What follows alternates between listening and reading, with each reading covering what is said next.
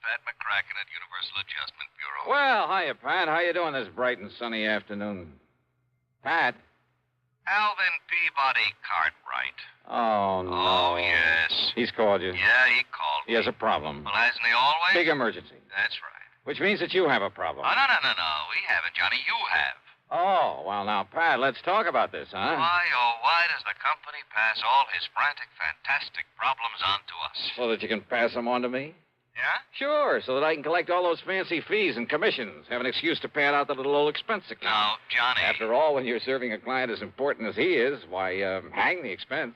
Oh, then you finally admit it. Huh? It's only because of the dough you collect that you put up with that wild, wacky old coot. No, wait, that isn't true. Oh, it isn't, huh? Well, I freely admit I've made a lot of money handling his problems over the years, a real sackful. Yeah? But more important, I've grown to like Alvin P., and I feel kind of sorry for him and all the messes he gets himself into. Uh-huh. So, if he's having trouble again, if I can give him a hand... The heck with the expense account. Right. Good. That'll save the company a lot of money. No, wait a minute. I didn't mean that. Oh, well, I wish you did. Cartwright's cost us plenty. More than any other client of any other company we act for. Would you rather he took his insurance somewhere else? Right. Maybe I can arrange it. No. Wait a minute. I didn't mean that. Now, listen, Johnny. Okay, I'm listening. Drive on up to Lakewood and see him, will you? Right away? He particularly asked for me? You know he did. He always does. So will you do it? Yeah, sure, Pat. Only what's his problem this time? Johnny, I don't know. Huh? But you said he called you. That's right.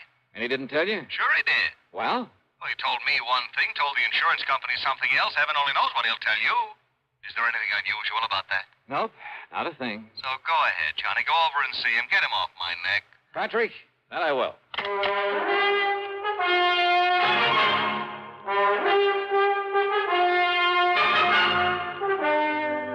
CBS Radio brings you Bob Bailey in the intriguing adventures of the man with the action-packed expense account, America's fabulous freelance insurance investigator. Yours truly, Johnny Dollar. Are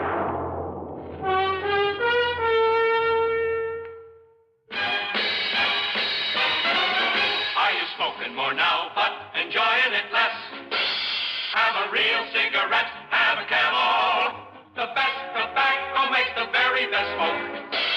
Have a real cigarette, have a Camel. Are you looking for flavor and mildness? Have a real cigarette, have a Camel. The best tobacco makes the very best smoke. Have a real cigarette, a real cigarette, a real cigarette, have a Camel. If you're smoking more today, but enjoying it less, try Camels. The Camel blend of costly Turkish and domestic tobaccos has never been equal for rich flavor, easygoing mildness, real smoking satisfaction every time you light up. The best tobacco makes the best smoke. Have a real cigarette, a real cigarette, a real cigarette, have a Camel. And now Act One of yours truly, Johnny Dollar.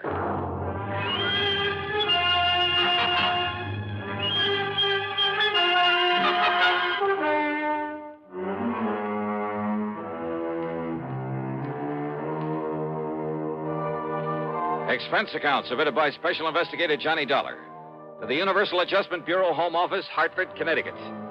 The following is an account of expenses incurred during my investigation of the merry-go-round matter. Doing a job for Alvin Peabody Cartwright was like riding a merry-go-round, a shoot-the-chutes, a roller coaster, and a razzle-dazzle all in one. Anyhow, expense account item 1, $4 for a tank full of gas, and hoping the snowplows had cleared off the highway, I headed north to Lakewood.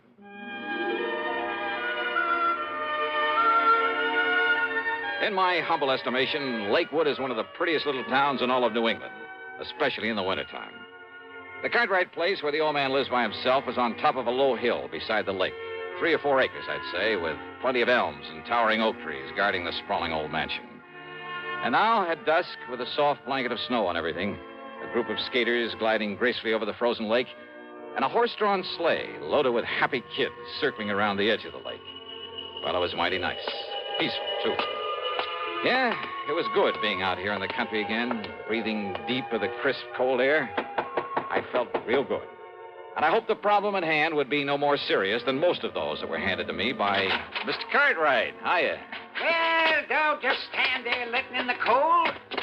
Don't you know it costs a lot of money to heat a place like this? Yeah, but it does. Well, how are you? And did you stomp the snow off your feet? Yeah, I think I Don't did. want you tracking up the house. Now, what can I do for you, Mister? What? What? Huh? Why, it's Johnny Dollar. Oh, and I know it's a little late, but Merry Christmas, Johnny. Merry Christmas to you. Well, thanks, Mr. Cartwright. The same to you. I knew you wouldn't let me down, boy. Just throw your things here in the hall rack, will you? Yeah. Yes, sir, I knew you'd come. And so I saved it for you. Right in here, Johnny. Yeah, save what, sir? Saved what? Saved what? Why, your Christmas present, of course. You mean to say that's why you... Here you are, Johnny. Oh, well, now, listen. Go ahead. Open it up and see if you like it. Oh, okay, but now you shouldn't... Holy smoke. Well, do you? These are diamonds on this Of thing? course they are. What do you think it is, a piece of junk? Oh, hell no, this is too much, Mr. I Cartwright. don't see why, Johnny. Everybody should carry his money in a bill clip. Everybody. You just think how it will impress the folks. But a bill clip studded with genuine diamonds. Well, you like it? Well, sure. Well, I don't know how to thank you, You don't need to, boy. You don't need to. If you like it, that's all that counts. So, Merry Christmas. Use it in good health. And before you go, yes, let me wish you a Happy New Year, too. Belatedly. Yeah, well, thanks. You mean this is the only reason you call me up here? Of course not, John. Can't you see I'm in trouble? Terrible problem. Terrible. Better tell me all about it, then. Come, Johnny, and I'll show you.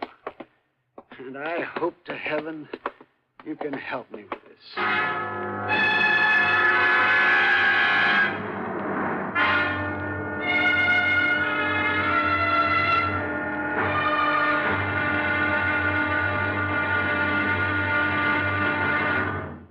Act two of yours truly, Johnny Dollar, in a moment. Welcome, recording star Mel Torme. It's terrible trying to sing with a bad cold. So I always take 4-way cold tablets to relieve cold miseries fast. Good idea. Tests of all the leading cold tablets proved 4-way fastest acting. 4-way starts in minutes to relieve muscular pains, headache, reduce fever, calm upset stomach, also overcomes irregularity. When you catch cold, try my way. Take 4-way cold tablets. Fast way to relieve cold distress and feel better quickly. 4-way, only 29 cents. Now, here's a word about another fine product of Grove Laboratories. Had dandruff for years? Now get rid of it in 3 minutes with Fitch Dandruff Remover Shampoo. 3 minutes with Fitch regularly is guaranteed to keep unsightly dandruff away forever. Apply Fitch before wetting hair. Rub in 1 minute. Add water, lather 1 minute. Then rinse 1 minute. Every trace of dandruff goes down the drain. 3 minutes with Fitch. Embarrassing dandruff's gone. Fitch can also leave hair up to 35% brighter. Get Fitch Dandruff Remover Shampoo today. And now, Act two of yours truly, Johnny Dollar, and the merry-go-round matter.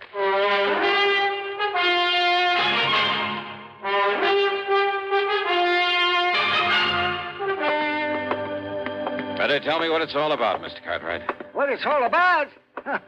My nice new art gallery. What else? Now, come along.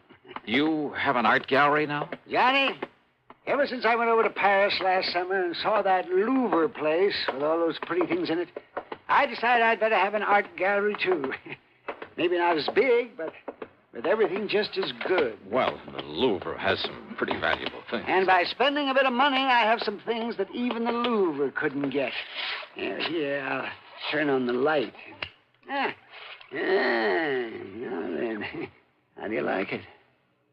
Wow. The gallery was 50 or 60 feet long, maybe 30 feet wide, with a high vaulted ceiling, a floor of solid marble. The tall, narrow windows were all of beautiful stained glass. Around the walls were some of the finest paintings I've ever seen. That's a Romney, Johnny. A genuine Romney. And you see this Matisse over here?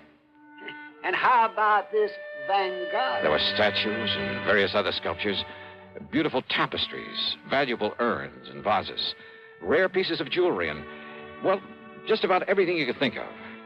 Cartwright must have poured millions into this place, and all within the space of only a few months. Isn't it nice, Johnny? Unbelievable. And when I get tired of it, it's showing it off to people. Then I'll give all these pretty things to that big museum over in Hartford. I think they'll like them, too. Don't you? Oh, sure. But I can see your problem, all right. Problem? What problem? The reason you asked me to come here. Well, of course I did. Because of the possibility of theft. Theft? It was robbery. And, Johnny, you've got to solve it for me. You mean it's already happened? Of course it has. Why do you think I sent for you? What's been taken? One of the most valuable things in my whole collection. A sacred painting, a holy picture. Only it was more than just a picture. It was an icon, Johnny. It was encrusted with emeralds and rubies. How big was it, Mr. Cartwright? It was 9 inches high and about 4 inches wide. Very heavy. It was hanging on the wall under that light, right there. Johnny, it was worth over $90,000. A thing as valuable as that hanging right out in the open? So that people could see it? Yeah, and small enough to be hidden away under an overcoat. Well, yes, that's why. So I hadn't thought of that. Oh, I'm afraid you had it coming, Mr. Cartwright. You're lucky that Moore isn't missing. Now, what do you mean by that? Well, I mean you alone in this place with all these valuable objects of art. Yeah, but and letting John, all sorts of people in to see them. Well, pretty things like these have to be seen to be appreciated. Well, did you ever screen any of the people you let in here? You think for 1 minute the kind of people who would come to admire these nice things would ever steal anything? Somebody did. Oh, yes, it did. Yes, I guess you're right, but you were wrong about my being in here alone when it happened. What do you mean? Every day, Johnny, during the hours people were allowed to come in and look at my things, I had a guard on duty all the time. Oh, a registered peace officer? Well, no, he just happened to be the first man who answered my ad. Oh, great. Where is he now? Well, after this happened yesterday, I suppose it was unkind of me, but I let him go. I telephoned him this morning, told him not to bother coming back, and I sent him a check for a couple of $100. Just severance pay. In other words, you paid him for robbing you. You know where he lives? Anything about him? Yeah, you see, now, I have his address in town. Okay, then you better give it to me. And he wasn't the only precaution I took, you know, sir. You see, I never let more than one person come here into the gallery at a time. And I always stayed with him. Always. So? Well, it was getting late. The guard was about to leave. But there was a knock on the door. And so I answered it. Uh-huh. And who do you think was there? I'll bite. Who? A sweet little old man. He was all dressed in rags. Oh. He said he'd heard about the icon and he'd like to see it. Yeah. So I showed him in here. And did you stay with him? Well, no, because just then there was another knock on the door. And who do you suppose it was? Okay, who this time? Johnny! It was Jonathan. Jonathan? Yes, Jonathan Peebles. Oh, yeah. My oldest and dearest friend. He lives down in New York. Oh, yes, I remember him now. Yes, he's the oldest, most loyal friend I have. Yeah, sure. He was the one who gave me a hand that time we all thought you were lost at sea. A bit of an eccentric, though. Aren't we all? Well... Yes, well, anyhow, it was Jonathan. And, of course, he gave me the usual lecture. Lecture? Oh, you know, the sort of thing that you would. I'm afraid I don't understand. You know, about it being wrong for me to have all these valuable things here in my home and being alone at night and maybe somebody might break in, try to kill me and get at them and, that sort of nonsense. Nonsense, huh? Now, you listen to me, Mr. Cartwright. Anyhow, as we were about to come in here to the gallery, I saw that the old man was leaving. So naturally, I stayed out there at the front door to say goodbye to him. And to have the guard look him over, kind of, and pat his clothes and so forth. But then, Johnny, Johnny, that poor old man. What happened? He tripped over the door sill and had a terrible fall. Well, the guard helped him up and made sure he wasn't badly hurt. And, well, I just gave him a few dollars just in case. And I had the guard drive him back to town. Uh-huh. And then you found the icon was gone. It was Jonathan who came out and asked me what I'd done with it. And, Johnny, when I looked and it wasn't there, and I was so upset, well, the first thing this morning, I put in that call for you. Well, it's probably too late to do any good, but give me the address of that guard you had on here and tell me what he and the old man look like. Yeah, right. Well, the guard's name is Gummy. Is what? Well, that's right. It's Gummy O'Banion. Gummy O'Banion? What's the matter with you, anyhow? Well, why Don't you remember? Gummy O'Banion was mixed up in more rackets down in New York in the old days. Of course, I remember Then that. why under the but sun he would you... assured me that he's through with all that he's gone straight and he's retired. And he's the one you picked for a guard? Oh, But brother. surely you don't think that Gummy... No. You want to bet? You know something? I'm glad that Mr. Cartwright didn't want to bet. As I said before, any case where he's involved, well, you can bank on just one thing. The solution isn't going to come from any logical process of deduction or series of sensible clues. It's going to come from way out in left field. And believe me, that's exactly what happened on this one.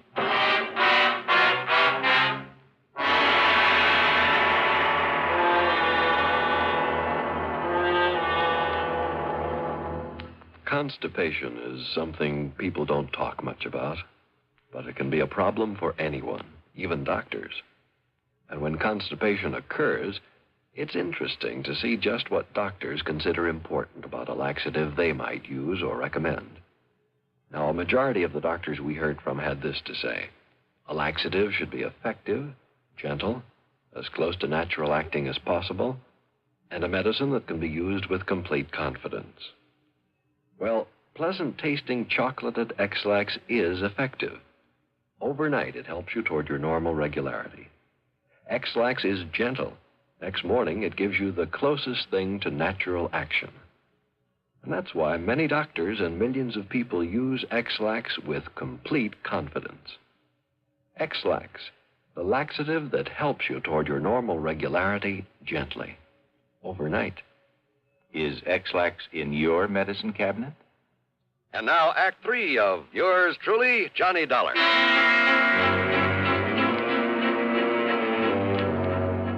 The address of Gummy O'Banion turned out to be little more than a shack at the south end of town.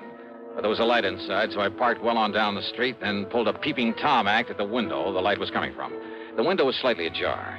Inside, sitting at a bare wooden table, guzzling beer, were O'Banion and a ragged-looking little old man. On the table between them was a stack of bills. Not only 10s and 20s, but I spotted several 50s among them as they poured them over. I didn't know they could have picked up easy money like this. I would have went legit long before I did. Yeah, Gummy? And you know what? What, Gummy? Old Cartwright says he's sending me 200 severance, too. What do you think of that, Doc? 200? That's right. So, with that and all this dough the other guy gives us for that act we pulled at the front door... Other guy?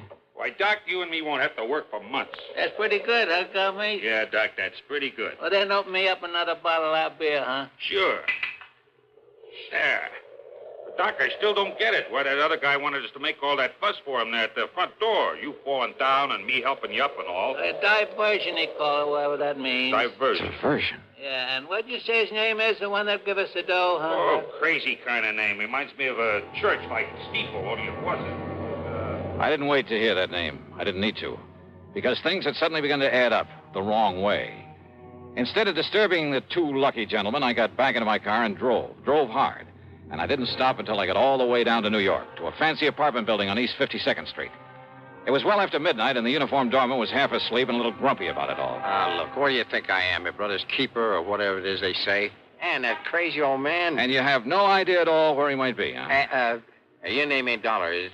What'd you say? I asked, is your name Dollar's all? Yeah, that's right, Johnny Dollar. Why? Well, why don't you say so? Here, old Coot left this note for you. He what? Here you are. Dear Johnny, I have tried all day to reach you by phone. But with no success. Knowing you, I'm sure that sooner or later you will come to look for me here at my apartment. I can only ask your indulgence. My indulgence? And beg that when you return to Alvin Cartwright's home, you speak with me before you talk further with him. What? The icon, incidentally, is safely ensconced in the bottom of one of the large Roman urns there in the gallery. Sincerely, Jonathan W. Peoples. But now, will somebody please tell me? Huh? What's the matter, mister? Here's a 5-spot for your trouble. Well, thanks, Johnny. You're okay.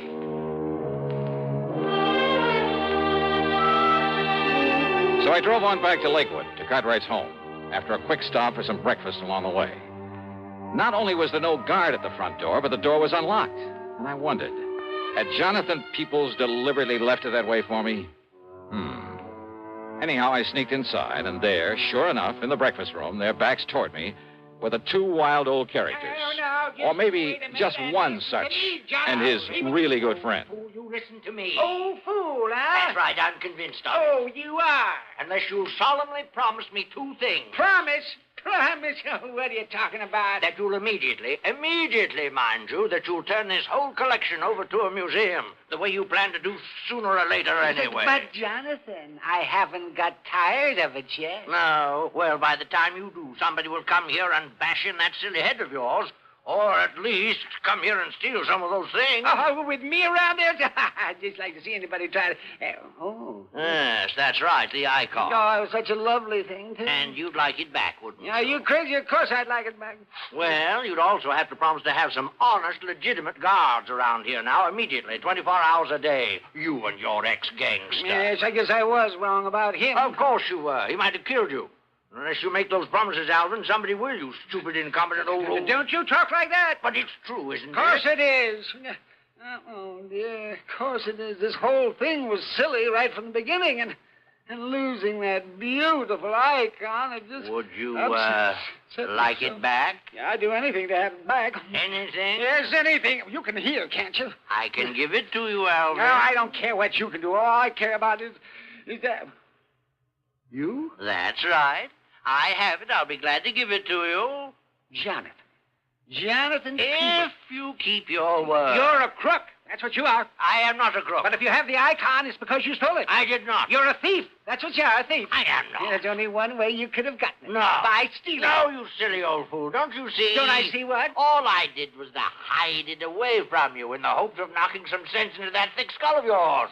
Well, has it? Has it made you realize that you have no business keeping a valuable thing like that around here? All right, Jonathan. I'll admit you did the right thing. You brought me to my senses. But now, give it to me. Oh, come on, give it to me. Only on condition you make those promises to me. Didn't I say I would? Then do so. I do. Cross your heart? Yes, I cross my heart and I hope to die from there now. Now, give me back the icon. Well, I said I would, didn't I? Well, then do so. Well, I will. Well, now. All right. And if you think for a minute that was the end of it, you're wrong. Those two wild old men sat there for the better part of an hour, squabbling, shaking their fists at each other, and a half dozen times they almost came to blows. But finally they ran out of breath, put their arms around each other, shed some tears of repentance, and then, as they've done so many times before, quietly, solemnly swore undying friendship for each other. What a pair. The expense account? Why bother?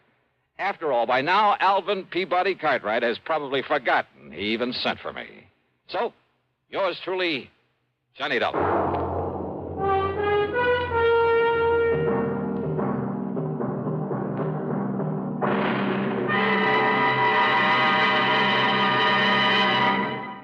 And now our star has a few words for you about the case he'll investigate on next week's program. It's called the Sidewinder matter, and the whole thing happens out in the middle of the Great Mojave Desert.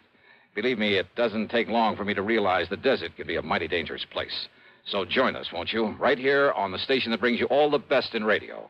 Yours truly, Johnny Dollar. Yours truly, Johnny Dollar, starring Bob Bailey, originates in Hollywood and is written, produced, and directed by Jack Johnstone. Heard in our story were Lawrence Dobkin, Howard McNear, Frank Gerstle, Will Wright, Forrest Lewis, and Joseph Kearns. Be sure to join us next week, same time and station, for another exciting story of yours truly, Johnny Dollar.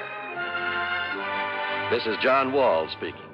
A terrorized model races for the end of the road. Shocking drama of suspense next on the CBS Radio Network. Better buys are your reward at Orange Motors for a Ford.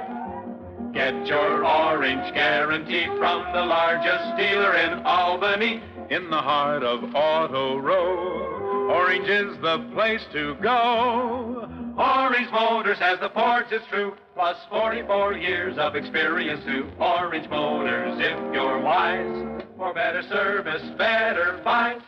Want a new Ford right now? Come to Orange Motors and choose from a large selection of new 1960 Fords. Orange has new Fords and new Falcons, lots of them. For a better deal, buy Ford. Buy at Orange Motors, 799 Central Avenue, Albany. Want a new Ford right now? Go to Orange Motors right now. Better Ford buys, used or new, at $7.99 Central Avenue. Orange Motors, if you're wise. For better service, better buys. Radio 59, WROW, first on the dial, serving Albany, Troy, and Schenectady. Johnny Dollar. This is Jack Price, Johnny. Corpus Christi, Texas? That's right. Try Western Life Insurance Company. No. No? No, Johnny. I've just taken over the office of Providential Property Insurance down here. Oh, that's a good company, Jack. Only I'm beginning to wish I had. Oh, what's the matter? Less than a week heading up this operation, and I get presented with a claim for $465,000. Wowee. But maybe, I hope, you could keep us from having to pay it. Well, I don't know about So, that. Johnny, if you'd like to earn yourself a nice big commission in addition to your expense account, of course. Now, let me see. My commission on $465,000. Tell me all, Jackson. You fly on down here, and I'll be glad to. Right. I'll grab the first plane I can.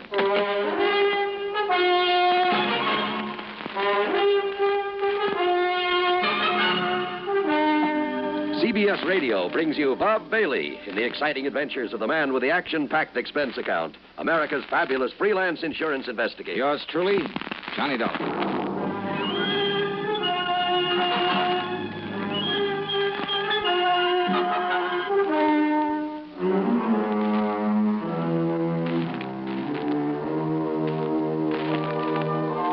Expense account submitted by Special Investigator Johnny Dollar to the Providential Property Insurance Company, Corpus Christi, Texas office. Following is an account of expenses incurred during my investigation of the canned canary matter. After hanging up on him, I realized that Jack Price hadn't told me a single thing about the case he wanted me to handle. But who cares when it means a commission on nearly $500,000? So item one on the expense account is $128, plain fare and incidentals, Hartford to Corpus Christi, Texas. Price met me at the Cliff Mouse Airport. We piled into his car and headed for town. Johnny, I've made a reservation for you at the Driscoll Hotel on North Broadway. Oh? You'll get yourself a good night's sleep, and you can start on this matter first thing in the morning. Well, what's the matter with right now? At least you can tell me what it's all about. Well? The Canary Diamonds. Canary? Yeah. You mean they're for the bird? Oh, now, wait. I'm sorry. Matter of fact, Johnny, they happen to be the most perfectly matched set of yellow diamonds in the world. A necklace, a brooch, and a solitaire and a ring. Called the Canary Diamonds because of their color. No. They were stolen from Mrs. Clara Barnes Smithwick Tyson Brownfield. Oh, brother, that's a mouthful. Now, who is she?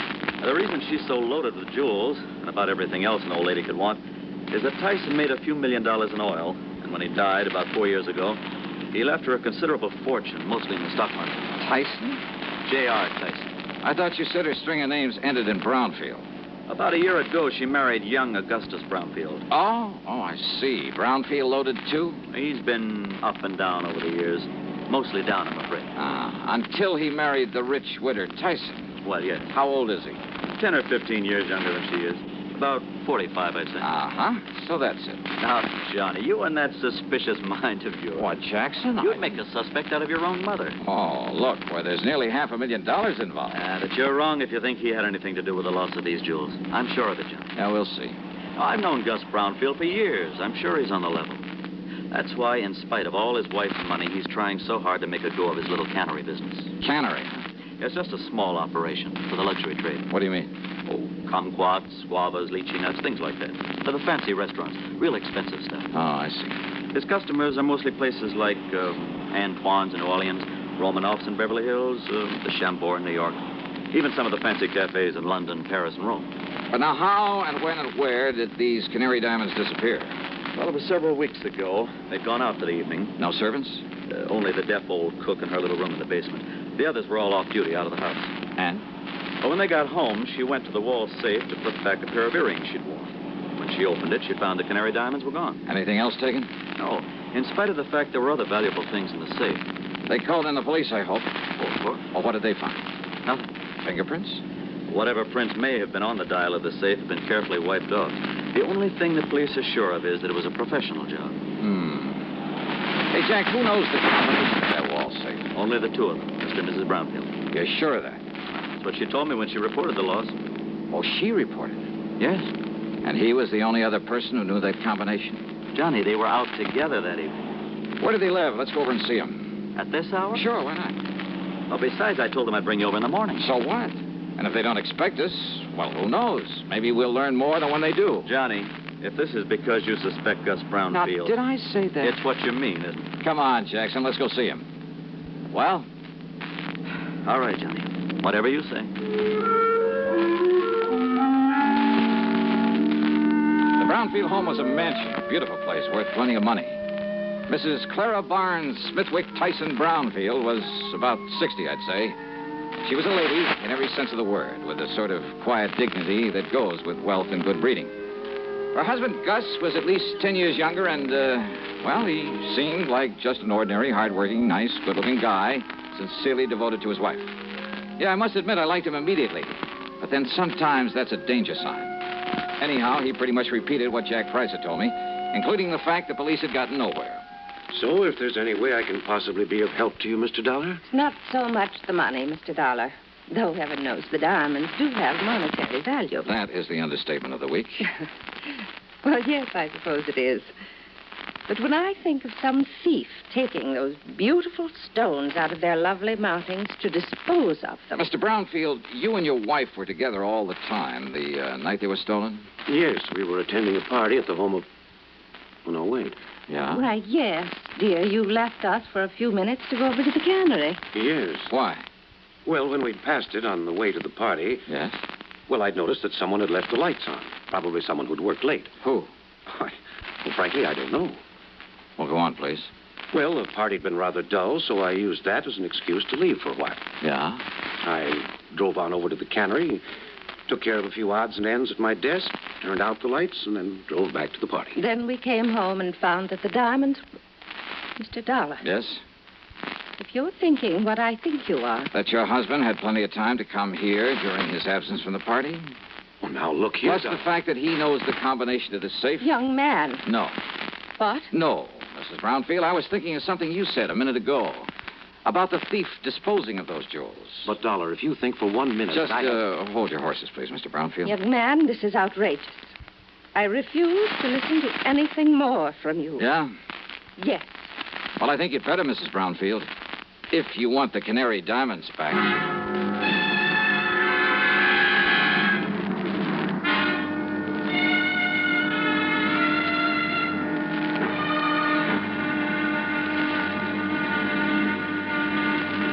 Next time you refresh, enjoy a frosty, ice-cold Pepsi-Cola. Sociability, Charlie. All right, Kay, how's this? Pepsi is light, refreshes without filling. You like to refresh? Have a Pepsi right now. Well, offer it to everybody, Charlie. I will. Enjoy Pepsi at the fountain. It's delicious at home, too. Have one at lunch or with a snack. Charlie. At the beach or at dinner. Wherever you go, wherever you're thirsty, Pepsi is there. It's here, too, in our Be Sociable song. Be sociable, look smart, keep up to date with Pepsi. Drink light, refreshing Pepsi. Stay young and fair and debonair. Be sociable, have a Pepsi. For the weekend, have plenty of Pepsi around. Pick up an extra carton today. CK, I'm sociable. With Pepsi, everyone is. And now, Act Two of yours truly, Johnny Dollar.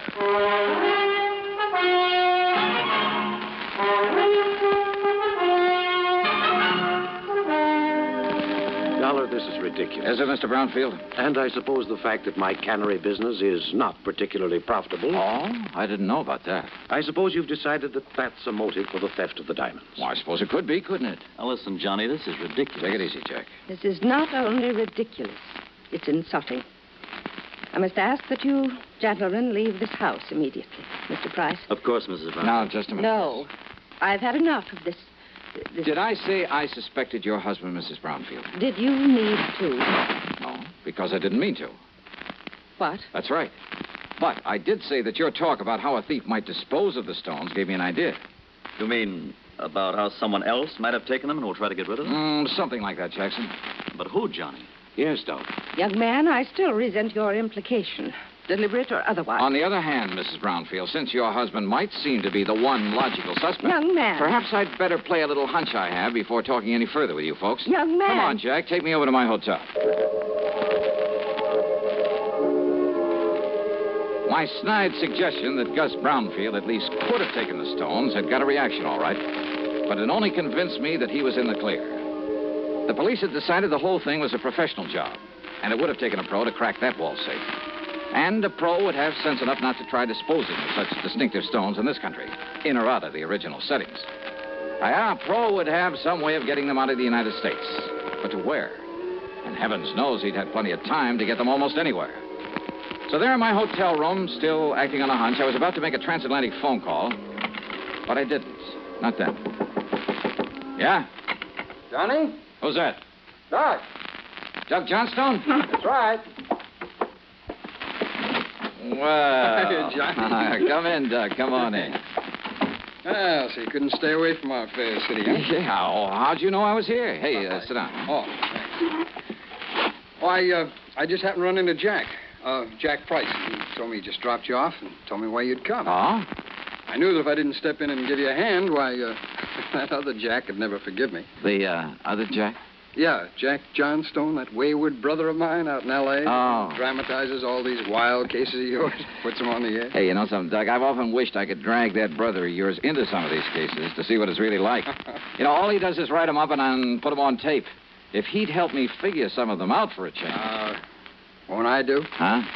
Matter of fact, I have figured this one out. Oh, so now I have competition. Hey, you're serious? That's right, Johnny. The man who stole the Canary Diamonds is now resting comfortably in the local Who Scout. You're kidding. Then I'll keep this clean. Oh, sure.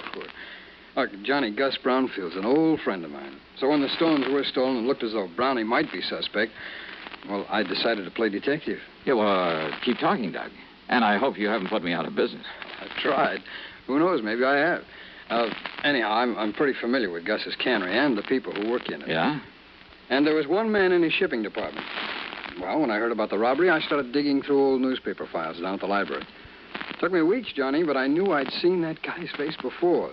And sure enough, I found his picture alongside the story of a jewel heist that took place 15 years ago. Who is he? Les Murdoch. That means something to you, huh? Oh, Fingers Murdoch. Sure. Safe man for that International Gems gang back in 45. That's the guy. Yeah, but I thought he got 20 years. Well, good behavior got him off nearly 2 years ago. And he was working in Brownfield's cannery? In the shipping department. Oh, well, I told the police about it. We descended on him a couple of hours ago, gave him a cock and bull story about having found some of his fingerprints around, and he confessed. Well, good. Good work. Well, now that I've solved the case for you, you can buy me a drink and be on your merry way back to Hartford. Sure. And the jewels? The jewels. Well? Well, Johnny, the police have tried every trick in the book on him. Now, he won't say what he's done with them. In other words, my end of this case is only beginning. What do you mean? Bring the dirty criminal to justice? That's for the police, not me. What I'm hired to do is get those diamonds back. Johnny, if Murdoch won't say what he's done with them, and believe me, there's nothing in the world that's going to make him. You got any bright ideas?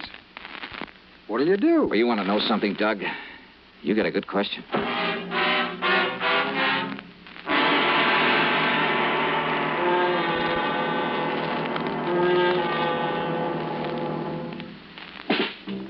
Smoking more now, but enjoying it less.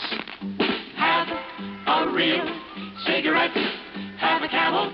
So good. Have a Camel cigarette. So rich. Have a real cigarette. Have a Camel. So mild. Have a Camel cigarette. And here's the reason why. Best tobacco makes the best smoke. Have a Camel cigarette. You can say that again. Best tobacco makes the best smoke.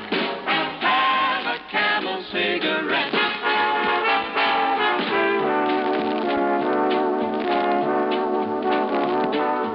If you're smoking more these days, but enjoying it less, then change to Camels, the best-tasting cigarette of all. Start to really enjoy smoking again.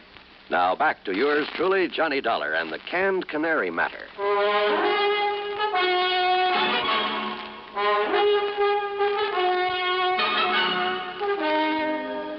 I went down to the Corpus Christi Central Jail and wasted an hour trying to get something out of Fingers Murdoch.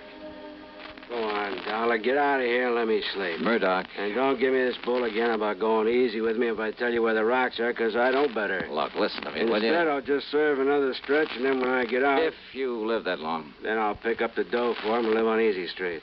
Then you passed them onto a fence, huh? Did I say that, Dollar? Now, go on. Get out of here. You bother me.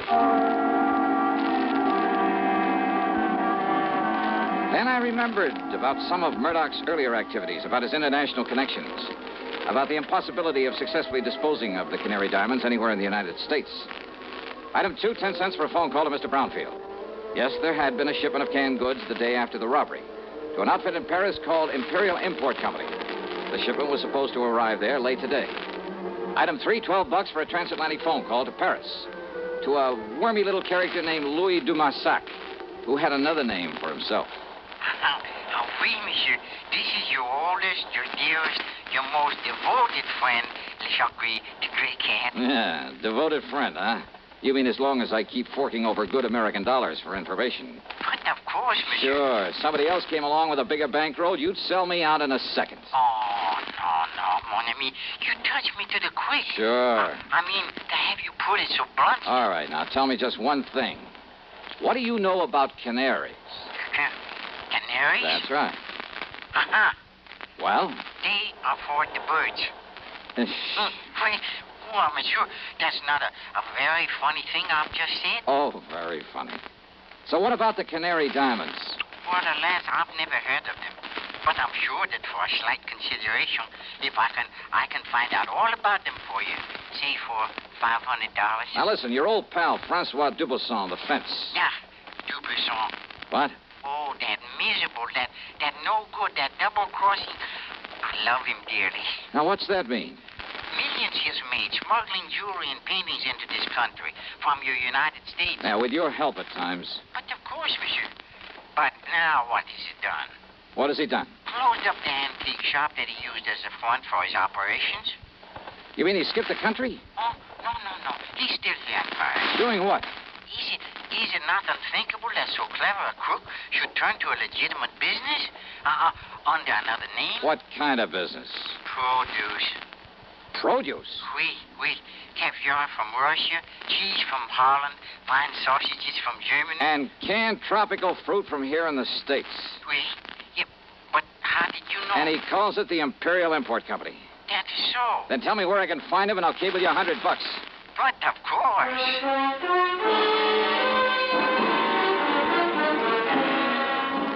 Item 4, a real wild one. $488, transportation to the airport, to Chicago, to Paris, France. Then a cab to the little warehouse called the Imperial Import Company.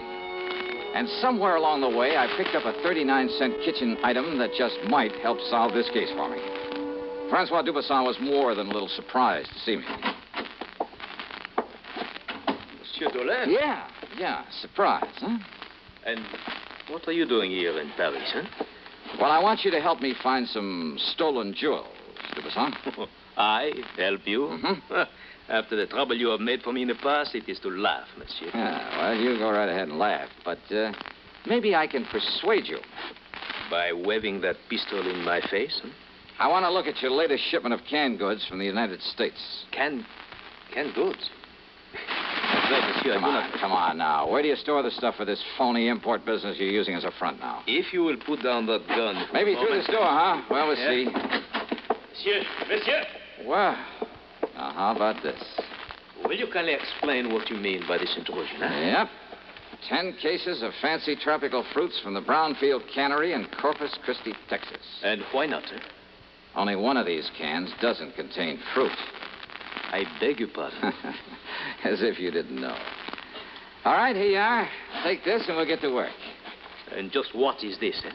Well, now, Dubuisson, that's a fine old American institution. It's called a can opener. Yeah, I'll pry open the cases and you open the cans. Monsieur. Uh-huh. Until we find the Canary diamonds. All right, here now. We'll start with this case right here. But I know nothing of the Canary diamonds. You are going to wield that can opener until you do. Monsieur Dollar. 24 cans to a case, 10 cases. That shouldn't take you too long, though you might raise a handful of blisters. There you are. Get started, brother. Have you forgotten? You have no authority here in Paris. Oh, have you forgotten this 38 might give me all I need? And, of course, I can always call in the police. Police? But I won't unless you make me, Dubuisson. I would not like the police. Oh, I know. And if you want the truth, when it happens, I'll kind of hate to see them catch up with you. Huh? Sure, with you and the clink, I wouldn't know where to turn when I'm over here looking for something smuggled in from the States. Then, but all I'm interested in at the moment is watching you get to work with that can opener. Well, go ahead, Dubuisson. No. No? What do you mean by that? It will not be necessary. I shall show you the case, the very can that contains the Canary diamonds. That easy, huh? Oui, monsieur. Each of them bears a mark known only to me. And, of course, to the unfortunate Fingers murderer who stole them. Too bad, Dubuisson. Eh? Well, I'm really kind of sorry to hear that. You are sorry? Yeah. I'd kind of hoped to stand here and watch you sweat some of the rottenness out of your system.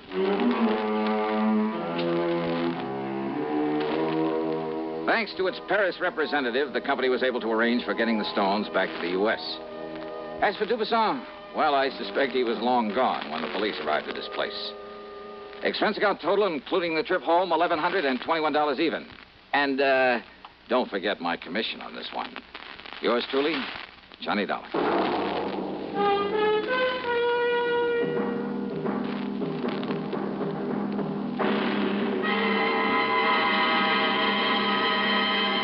Hi.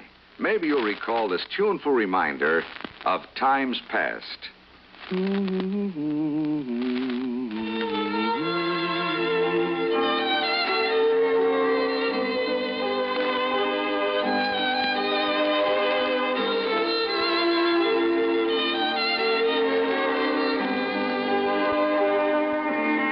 This is Dennis James with something else worth remembering. It's this. You're so right to stay regular with Kellogg's All Brand. See, it's the normal, natural way to youthful regularity. The whole brand content of Kellogg's All Brand supplies your system with all the bulk-forming food that you need every day. There's only one All Brand. It's Kellogg's All Brand. So relieve irregularity from lack of bulk, as millions do, with a bowl full of Kellogg's All Brand each morning. ALL-BRAN. It's Kellogg's All Brand. Now, here's our star to tell us about next week's story. Next week, a wild flight across the country after a beautiful girl, and possibly a murder. Join us, won't you? Yours truly, Johnny Dollar.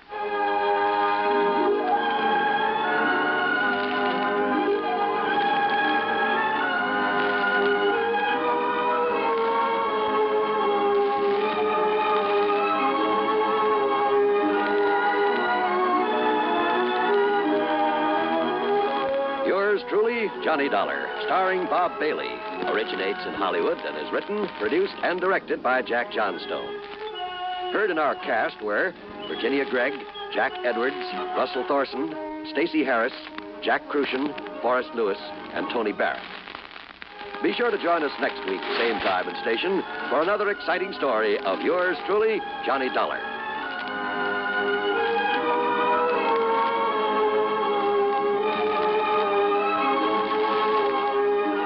This is John Wall speaking. Greed for gold promises doom from suspense on the CBS radio network.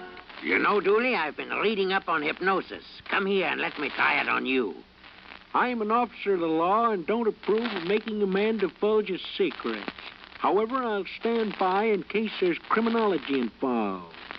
I just want to clear up some of his problems, Officer Suggs. But I haven't got any problems.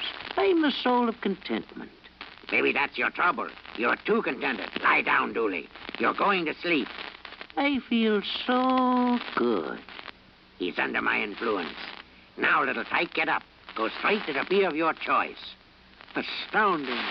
He's heading for Utica Club.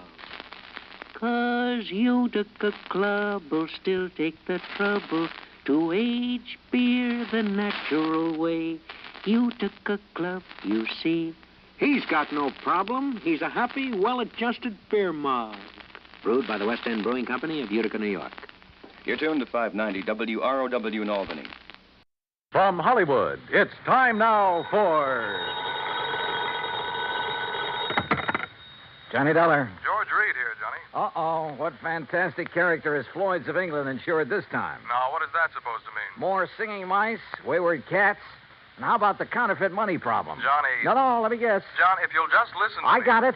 You're in trouble because you've done a switch. You've insured somebody against living instead of the other way around, that it? Of course not. Though I must admit we do have one policy of that sort in effect. There, I knew it. However, that is not the one I called you about. Okay, George, what is? We've issued a policy. Well, I guess it is a little unusual at that. I fear the worst, but go on. Well, it's on a small brewery over near... Brewery? You mean a beer factory? That's right. It's over near the town of Tamaqua, Pennsylvania. Oh, yeah, I know that country pretty well. Good. We've insured the Dortmund Brewery against possible damage from a nearby construction project. Well, you said unusual. What's so unusual about that? Perhaps you'd better come over here and let me tell you. Yeah. When you say it that way, I guess I'd better.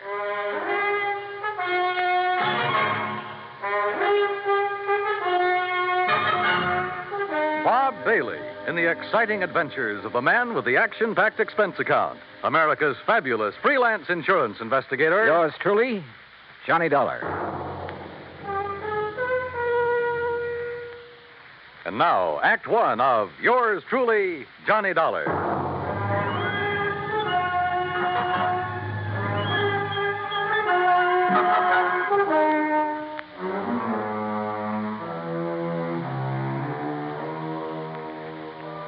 Expense account submitted by Special Investigator Johnny Dollar to Floyd's of England, North American Office, Hartford, Connecticut. Following is an account of expenses incurred during my investigation of the JPD matter.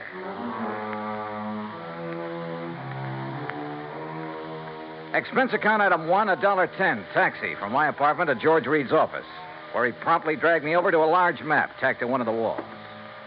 Here it is, Johnny, between the towns of Tamaqua and Frackville, Pennsylvania. On a little river that's called Pinxatawney Creek. Old Indian name, I believe. Uh-huh. The Dortmund Brewery is just about here. Yeah. Well, okay. I'll rent a car in New York and drive over there. Now, wait. By making a couple of train changes, you can get most of the way over there by rail. Anything to save the company a buck, is that it? Why not? When that freewheeling expense account of yours gets into operation. Okay. What's the face value of the policy? Coverage for the whole plant, $820,000. Wow-wee. So I'll rent a car in New York. All right. Now, as I told you, we've insured the Dortmund Brewery against possible damage from the building of a plant right next to it. What kind of a plant? Competition. Another brewery. Oh, I see. Possible malicious damage. Is that what they're thinking of? That's what JP seems to be worried about. JP? JP Dortmund. Owner, manager, president, brewmeister, and anything else you can think of. Has anything happened yet? No, but I want you to go there and be sure that nothing does. Is this JP my contact? Yes. Okay, George, I'm on my way.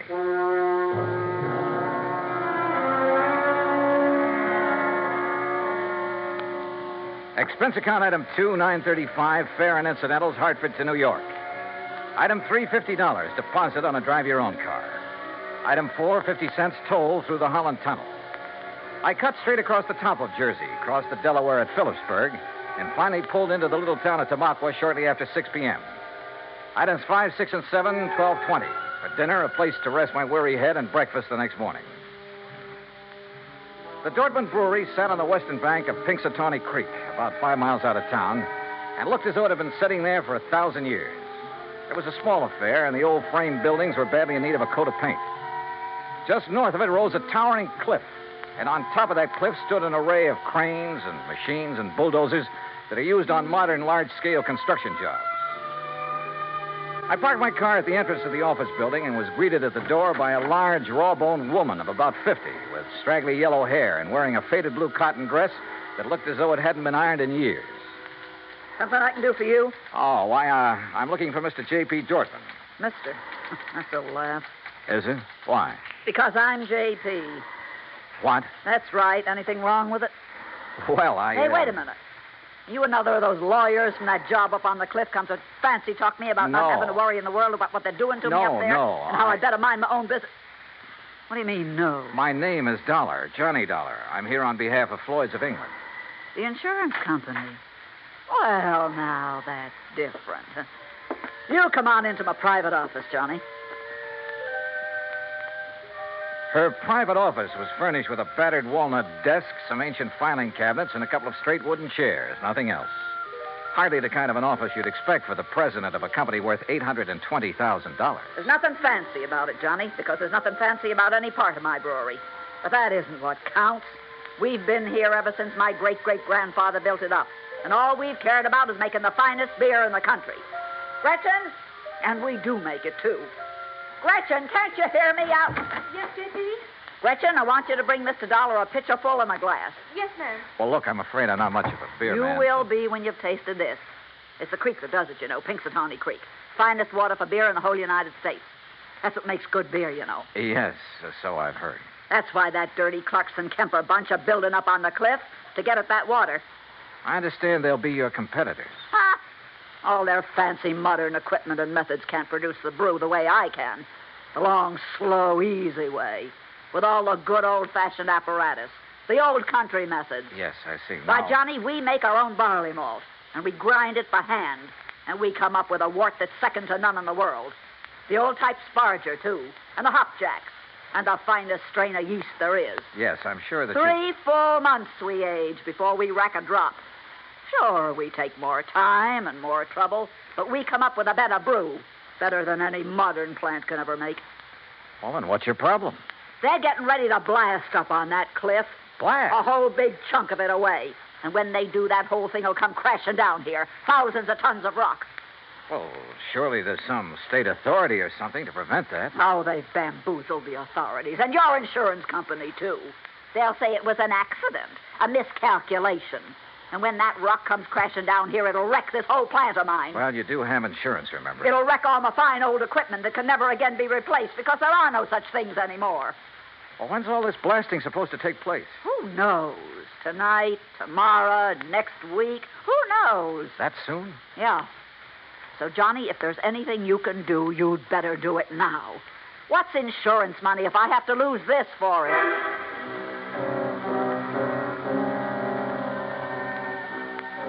Who knows? Maybe she was right suspecting her rivals might try a stunt like that to put her out of business. But it all seemed a little too far-fetched.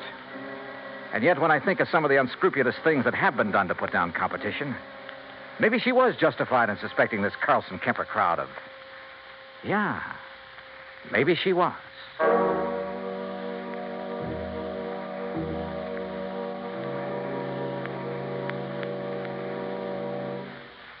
Act two of yours truly, Johnny Dollar, in a moment. Our flag now numbers 50 stars, and behind each star there stands yet another flag representing one of the 50 states. Massachusetts state flag, bearing a green pine tree, is the descendant of the famous Liberty Tree flag that came out of Boston to serve all the original 13 colonies. It was under the Liberty Tree flag that the Sons of Liberty met and planned the Boston Tea Party, that our floating batteries on the Delaware River defended Philadelphia, and on the Charles River defied Howe's cannons. Beneath the tree is inscribed the state motto, Ensu petit placidum sub libertate quietum. By the sword we seek peace, but peace only under liberty. These words were originally written by the famous English patriot Algernon Sidney about 1659. This was a message intended for King George III. Unhappily, it went unheeded. Massachusetts state flag, the flag of the sixth state to enter the Union, was adopted on March 18th, 1904. And now, Act two of yours truly, Johnny Dollar, and the JPD matter. If J.P. Dorfman was right, if there was the least possibility she was right in her suspicion that Carlson Kemper would blast thousands of tons of rock down on a little plant in order to put her out of business, well, there was only one thing to do. I got back into my car and drove by a roundabout way up to the top of the cliff overlooking the Dorfman Brewery. There in the middle of the vast array of heavy construction equipment, giant cranes, trucks, huge cement mixers, and so on, I found the main construction shack. And by a stroke of luck, one of the partners in the proposed new brewery, Mr. James Carlson. That crazy old lady's being absurd, Mr. Dollar. If you really want the truth, well, I think she'd welcome our smashing that antiquated brewery of hers out of existence.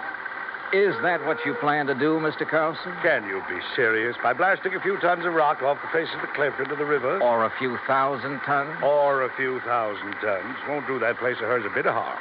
You're sure? Of course I'm sure. Only thing I'm not sure of is why she stays in business.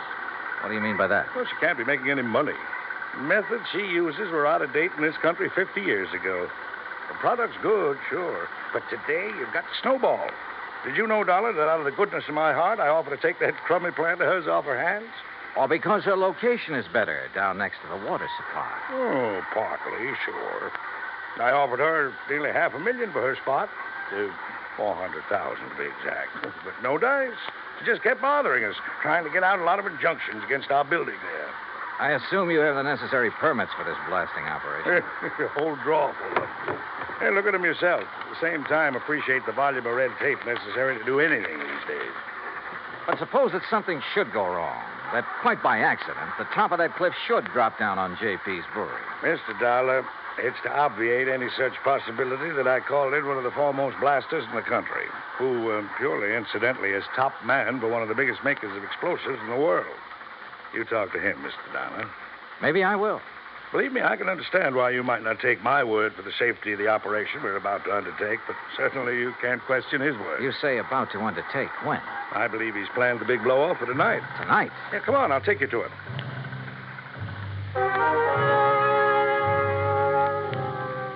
We found this expert, Mr. Sidney Crutchfield, in a small, tidy shack set out near the edge of the cliff, working over a series of complicated diagrams with a busy slide rule in his hand. And I must confess, he turned out to be one of the most interesting men I've ever met. Tall, slim, and gray-haired, he had a quiet, easy, yet confident manner that completely belied his hazardous occupation. This was the man who had done the dynamiting for some of the biggest jobs in this country, had moved mountains and rivers in the construction of huge dams, had blasted the way for some of our vast highway networks. As you can see by the dates on these sheets, I finished planning this blast over 2 weeks ago. But I find that constant checking and rechecking never does any harm. Mr. Carlson tells me you plan to set off this blast tonight. Yes. Actually, I shall push the plunger at exactly 2 o'clock tomorrow morning. If Mr. Carlson is ready. Don't you worry about it, Mr. Crutchfield. We're moving the equipment and the shack's away right now. Excellent. And at the time of the blast, no one is to be here but me. That's what your contract says. And that's the way it must be. For safety, Mr. Crutchfield? Well, call it a fetish of mine. Uh-huh. And there'll be no damage to the brewery plant down below? I'll stake my reputation on it. Come, Mr. Dollar. If you like, I'll show you how I've made the sets for this blast. We spent the rest of the day inspecting every tunnel, shaft, and drill hole into which the explosives had been packed and fused. And the artistry of this man was evident from the word go. By 6 p.m., all the machines and shacks and equipment had been moved back from the edge of the cliff that was to be blown off. The place was deserted, except for Mr. Crutchfield and me. And now, you must get into your car and leave, Mr. Dollar. But if there's no danger... Please. I prefer it this way. Surely you're not still concerned about the blast? To be honest about it, no. Not one bit. And I wasn't at the moment. Yeah, this amazing man simply couldn't do anything wrong. I would have staked my life on it. But by the time I'd driven the long, curving road to the Dortmund Brewery below, had found the place not only deserted, but completely shut down, a funny little hunch began to grow in the back of my head. Even the office building was dark as far as I could see. With the help of a business card, I slipped the lock on the front door. And then I saw the thin streak of light under the door of JP's private office. I thought I heard something in there. The office was a shambles. Account books and papers scattered all over the place. A couple of cartons. The drawers of the crusty old files were open and, for the most part, empty. Somebody had been hastily packing and removing all the important papers. But why? I'm sorry, Johnny. Oh, what? Sorry. Oh. And you seemed like such a nice boy.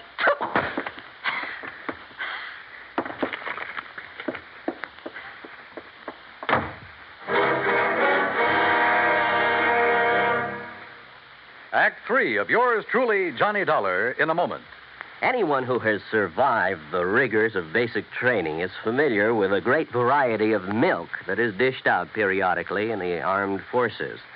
Now, there's frozen milk, concentrated milk, frozen concentrate, and good old powdered milk. But sometimes supplying wholesome fresh, real milk has been a problem when servicemen have been stationed in out-of-the-way places. The United States Air Force came across that problem some time ago in the island of Terceira in the Azores, those Portuguese islands that dot an eastern portion of the Atlantic Ocean. The air base there was considered powdered milk country for a long time. Although cattle have played an important role in the economy of the island of Terceira, the herd was badly inbred and milk production was very low. Modern milk processing was not a part of the picture. And with the help of Portuguese veterinarians, the men in the United States Air Force unit worked out a free breeding service by using a small herd of milk cows acquired in England, and the cattle there at Terceira improved. Then, a complete pasteurizing, homogenizing, sterilizing, bottling, refrigeration plant was flown in from the United States. As soon as this activity got underway, milk production began to climb steadily, and thirsty Air Force men and civilians were soon buying and drinking the new fresh milk. When economy of the island began to rise rapidly, the people were happy and grateful. You might say that a little milk of human kindness increased understanding on an island of freedom, the right of all men everywhere. And now, Act 3 of yours truly, Johnny Dollar, and the JPD matter.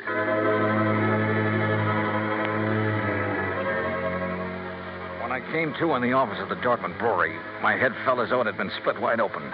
The sash weight that had been used on it lay beside me. But why had J.P. struck me down from behind the door where she'd been waiting for me? And why, before that, had she been hastily packing a lot of business papers, bills, and so on to take away? A couple of them still lay under me where I'd fallen. It was several minutes before I found strength enough to roll over and try to push myself to my feet. As I did so, I saw two things. One was a bill she'd overlooked in her haste to get away. A bill from Frankline Powder Company addressed to her personally. A bill for 21 cases of dynamite and some other explosives. The other was my watch. I'd been out for hours, too many hours.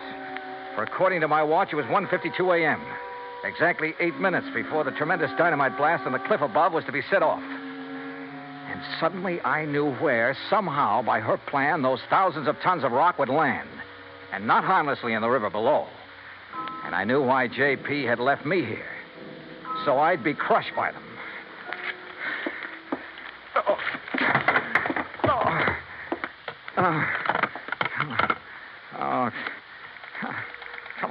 Come on.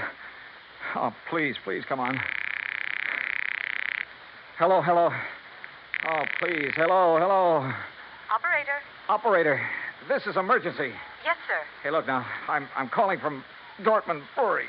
It's between... Yes, I know where it is, sir. There's a big construction. Carlson Kemper, that's the name. Well, sir, Up on the cliff above this sir, brewery here. I'm sorry, but those lines were disconnected late this afternoon. What?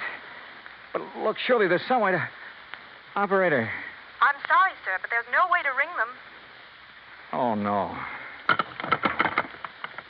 Oh, I've got to get out. I just got to get out of here. Somehow I got to get out there and get it. Oh, no. Oh, please. I got to get in. I got to get in.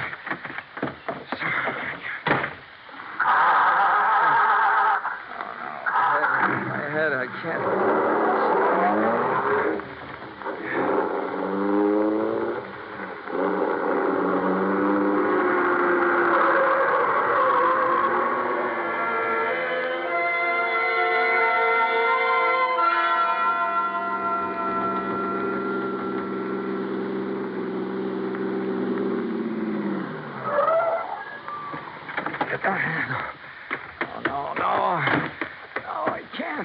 Hey, stop! Who's that? What are you Crutchfield! Stop! Dollar, Don't! what are you doing here? Don't do it! I thought I told you. I Don't was push feeling- that plunger! I'm sorry, Don't set Mr. off that Dollar. blast! That's No! exactly what I'm going to do right now. No, you're not. No. I'm sorry, Mr. Dollar. You have no right to interfere. You now stand back. hear what I said. Dollar, put down that gun. You touch that plunger, and so help me, I'll pull this trigger. Now, wait a minute. Dollar, what's the matter with you? Oh, What's happened to you, man? Oh. Good heavens.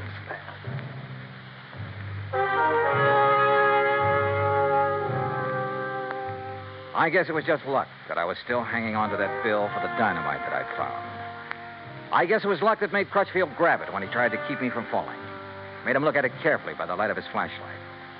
But it was his good sense that kept him from going ahead and setting off that charge.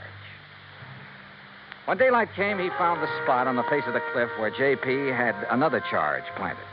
It was set to go off by concussion from the blast that Crutchfield had set. It would have diverted the rock from Crutchfield's blast to smack dab on top of her little beer factory. Nobody would ever have known who'd really done it. And J.P. would have collected $820,000 insurance for it.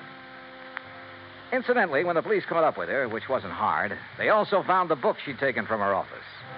Yeah, J.P. Dortmund was broke. Stony. Expense account total, including a handful of doctor bills for my aching head and all the incidentals I could think of, $204.80. Yours truly, Johnny Dollar.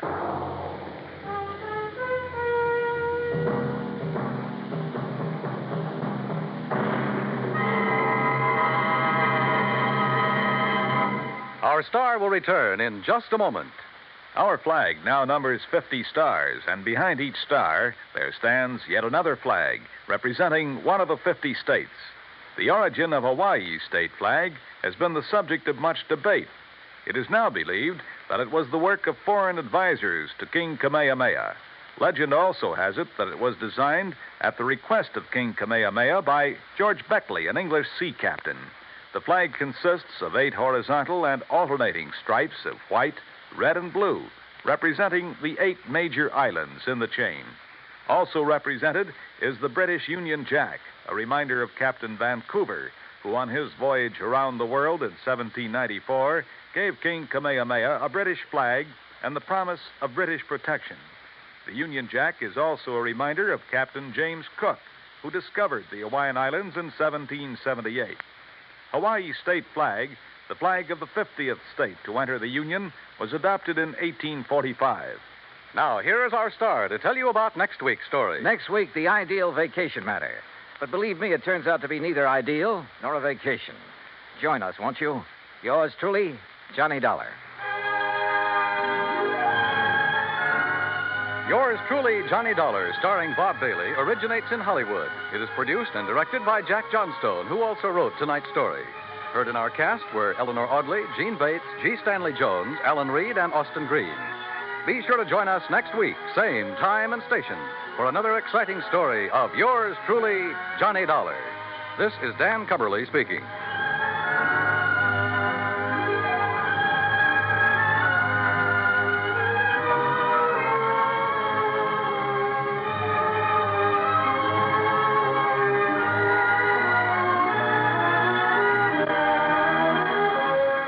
This is the United States Armed Forces Radio and Television Service.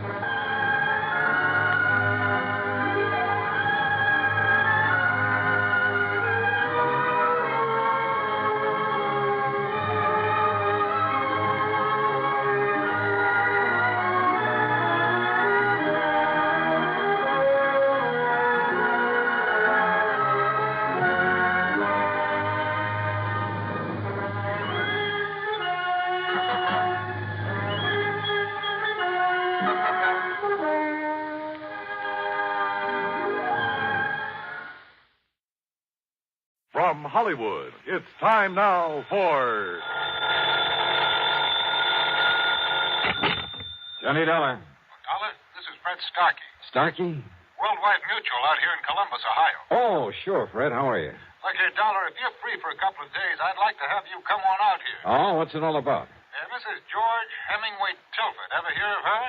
Tilford? No, I don't think so. Pretty wealthy, especially since a fire a few months ago. It destroyed a big lumber yard that her husband left to her. And Dollar, she wants to see you right away. Did she tell you why? No, she's being very mysterious about it. Something to do with that lumberyard fire, I suppose. Well, she simply wouldn't say, but she insists on having you come out to see her. Well, as long as your company won't quibble over the expense account. Yes, I guess we're stuck for it. Plus my usual fee, of course. Well, now, that depends on what you mean by usual. Let's talk about it when I get there.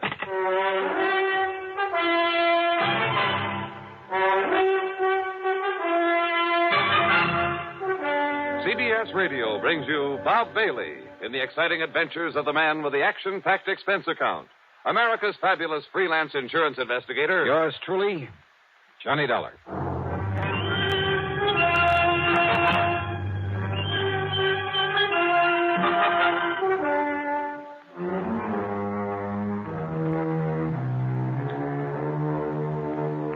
Expense account submitted by Special Investigator Johnny Dollar to the Worldwide Mutual Insurance Company, Columbus, Ohio office. Following is an account of expenses incurred during my investigation of the loss by a hair matter. Expense account item 1, $41.75, plane fare from Hartford to New York to Columbus, Ohio. It was after 2 a.m. when the big Silver Bird dropped me off at Port Columbus Airport. Item 2, $2.50 for a taxi into the Deschler Hilton. There was no time to rouse Fred Starkey out of bed, so item 3, $14.20 for a nightcap, a comfortable room there in the hotel, and a kind of brunch late the next morning. So late, as a matter of fact, that I had to wait for Starkey to come back from his lunch before I could see him at the office of Worldwide Mutual. See him and ask him questions. Sorry, Dollar, but she just won't say. Yeah, well, now look, Fred, I like to know something about a case I've come this far to handle. I'm not even sure there's a case here. Well, you told me that she owned a big lumber yard that had burned down some months ago. Exactly 9 weeks ago. All right, how much insurance? Dollar, it was a total loss. It cost the company $330,000. Wow, wait. Fortunately, it was underinsured. Underinsured? Well, these days, the ground alone out there is worth that much. Out where? It's near Minerva Park. Arson by any chance? No. No sign of it whatsoever. She, possibly need the money? Hardly. Her husband left her over $250,000 in securities when he died a couple of years ago. No. Nothing suspicious at all, huh? Except that suspicious mind of yours. Now, listen, Johnny, I didn't say her wanting to see you has anything to do with that fire. That was your idea. Maybe she just wants a look at you. A great admirer of yours, I understand. Oh, sure. Well, do you always expect to find arson, fraud, or murder, some sort of crime whenever somebody calls on you? No, not always. Well, that's the way it usually turns out. But don't you see, if this had something to do with her insurance, she would have said as much. But if it hasn't, why did she ask for me? Well, I told you. You told me what? Oh, I don't know. I don't know why she wants to see you, but I'm willing to bet that it has nothing to do with that fire. $500? $500. Huh. Fred, how do I get there? Item 4, a $50 deposit on a rental car, and I drove north on Cleveland Avenue, that's Route 3, to the pleasant little town of Minerva Park. The Tilford home, while not a mansion, was a large stone and stucco affair with plenty of trees and well-kept lawns. All in all, a real nice place in good condition. Yes? Oh. The surprise was the widow Tilford. In her middle 60s, I guess, but with a sparkle in her eye that made you feel she ought to be 25 years younger. She was dressed in well-tailored sport clothes. Her hair was gray, but cut in a short bob. And her subtle use of makeup made her look like a million. Johnny Dollar. Mrs. Tilford? That's right. And, Johnny, I'm such a fan of yours and that radio program that I hear every Sunday on WBNS that, well, I'll break down and confess that about a year ago I wrote and asked for your picture. Oh? And you wrote me the nicest letter when you sent it. Oh, of course. Grace Tilford. That's right. And when you started off the letter with Dear Grace, why, it made me feel almost young again. Oh, you know something? I think you are pretty young, Mrs. Tilford. Oh, one look at you, Johnny, and I wish I was. But with this old heart of mine hitting on only about one cylinder. Come in. Yeah, sure. And now listen. We're going to bypass the living room and sneak into the library. Sneak in? Yes. so that we can talk alone for a little while. You see, your 3 suspects are there in the living room. You see? Just, what do you mean by suspects? Right in here, Johnny, and they won't disturb us. Okay. Now, sit down and be comfortable. Thanks. Now, Johnny, I suppose you're curious about why I sent for you. Yeah, well, according to Fred Starkey, it's all a big mystery. Oh, mystery's right. Was right. But, Johnny, I've solved it. Oh? Yes. The mystery of why my lumberyard burned down a few weeks ago. You mean it was set? That's exactly what I mean. I had no proof in the beginning, no reason to think it was set, but I have now. By whom, Mrs. Tilford? Oh, I wish you'd call me Grace, Johnny, just to flatter me a bit. Okay, sure. But who set the fire? All right. You said 3 suspects out there in the living room. That's right. Would you like to go in and meet them? And then pick out the one it is?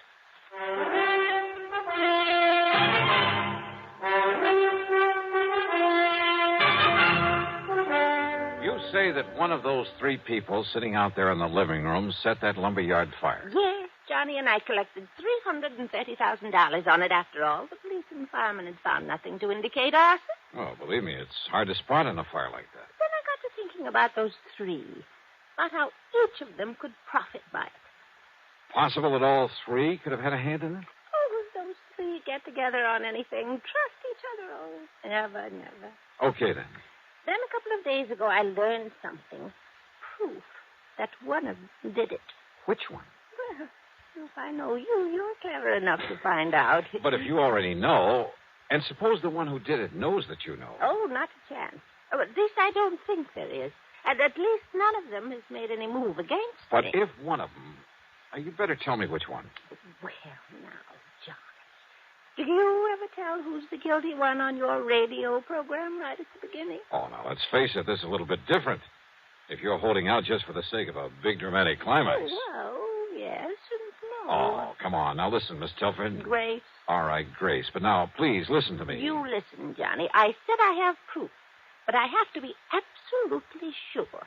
And there's where you can not only help me, but you'll know exactly how to proceed, how to take him in, or her, without danger to the rest of us. Well, listen, will you? If the guilty one knows that you know, you might be in pretty serious danger. Even with you around? Yes, even with me around. Well, I'm simply not going to tell you until you've met them and drawn your own conclusions.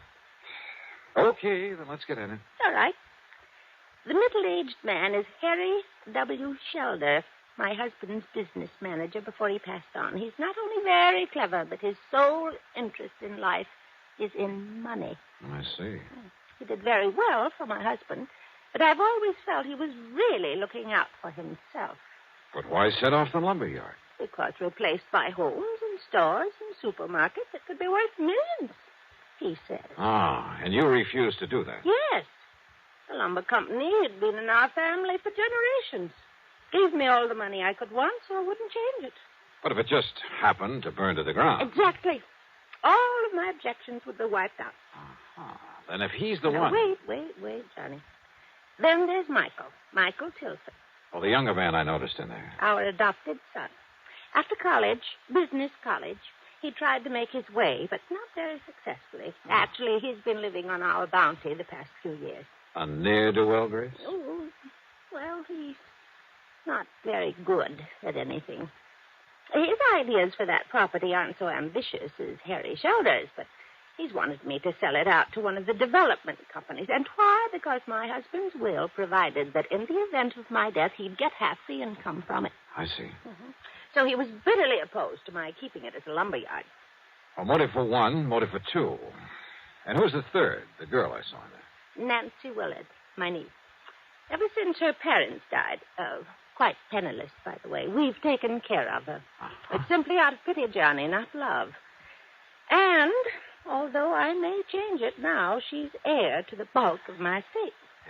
Well, offhand, I'd say that Michael is the least suspect of the 3. Let's go talk to them. But I'll leave you alone with them. I want to clean up before dinner and wash my hair. It's a mess. Looks great to me. What? Like this? Okay. You gals have to have something to fuss about, I suppose. Now, let's go in and see those folks.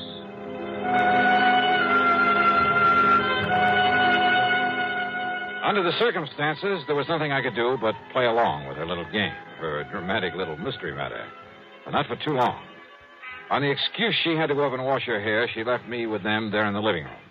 And what a trio. As I've told you half a dozen times now, Dollar, Mrs. Tilford hasn't long to live. According to her doctor, not more than 5 or 6 years at the most. Don't you see what I mean? Maybe, Mr. Shelter. Go on. As long as she's alive and lets me handle things, she can make millions with that property. And you? Well, of course, I get a percentage of the capital gains I achieve for her. And I say those fancy plans of yours are too much of a gamble, Harry. Just wait, I Michael. say play it safe. Let somebody else take the risk. That's all. Then all we have to do is... all Mother has to do is sit by and share in the profit. A small share instead of all the profit. With you running things, I'd want a pretty good accounting, Harry. You think you could handle a project like I have in mind? One like I have in mind. Nothing to it. I wouldn't trust your judgment or you, as a matter of fact. Oh, now stop it, kids. What kind of people will Johnny Dollar think we are?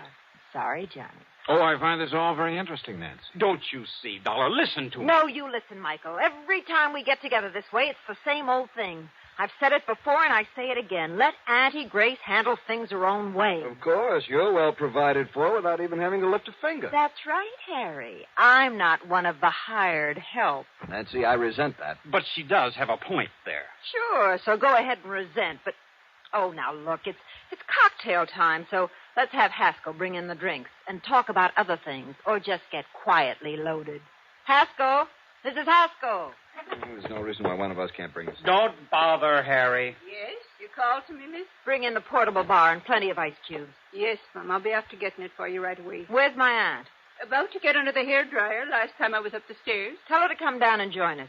Yes, Mum, that'll work. And while we're waiting, let's try to be civil to each other. To say I didn't particularly like these three would be an understatement. And I could picture any one of them having set that fire. For the next few minutes, they simply sat and glared at each other until we heard Mrs. Haskell come running clumsily down the stairs. Miss Nancy, Mr. Shelder, Mr. Michael. Haskell, I thought you were going to bring... Haskell, what's the matter? It's Mrs. Tilford up there in her room. Well? She's dead.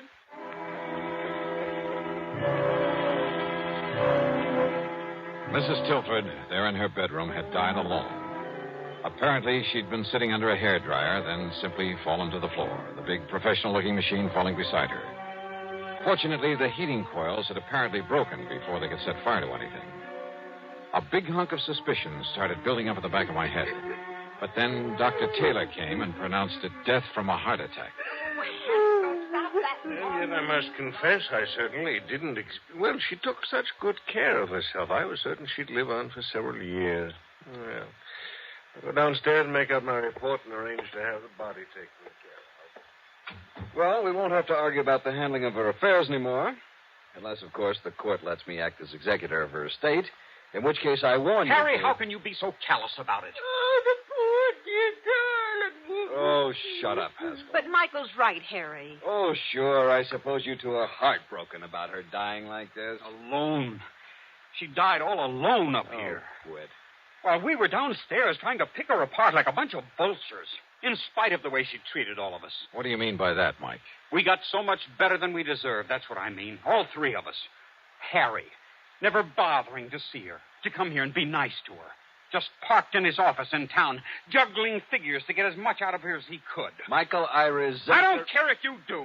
Heaven only knows how much you've cheated her since Father died. Only your foster father, remember? And Nancy, sitting around here, sponging off her, sweet-talking her, waiting for her to die. Look who's talking. With all the things she's done for you, Michael, you haven't even had the decency to come and visit her now and then. Yes, I know. When was the last time you were here? A month ago, 6 weeks ago, the last time that Harry was here. Is that true, Mike?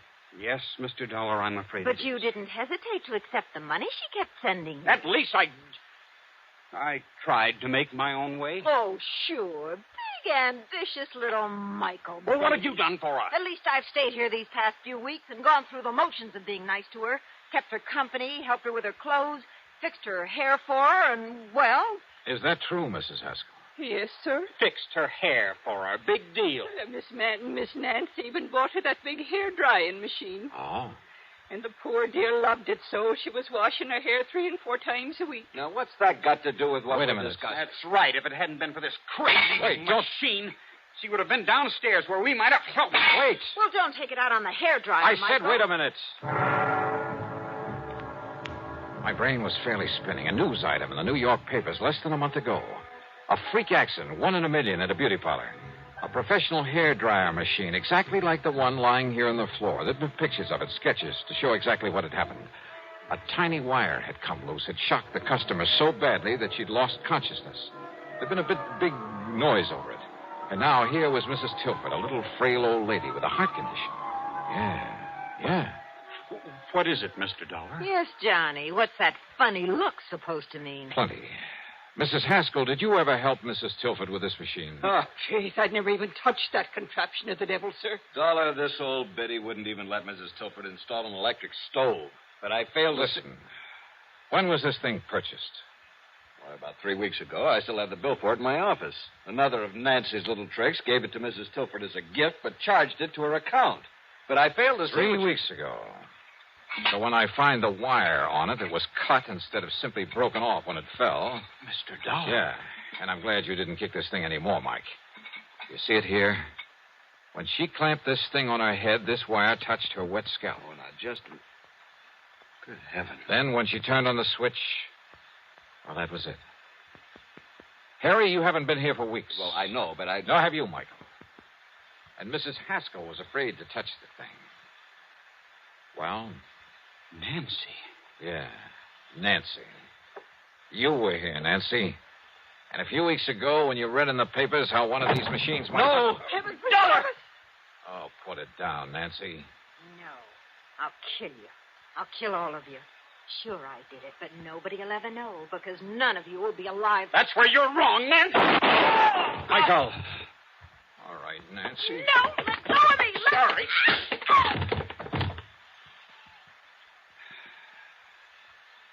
Learned a little lesson in clean living from this, Harry? Yes. Yes, Dollar. I'll call the police.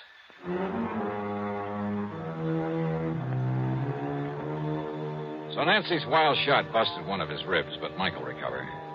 Nancy, I don't know what the penalty for murder is in Ohio, but believe me, she'll find out the hard way. As for the estate, well, that's up to the courts, too. No doubt much of what might have been Nancy's share will go to the company for that payment on the fire. Expense account total, including the trip back to Hartford, $162.70. Yours truly, Johnny Dollar.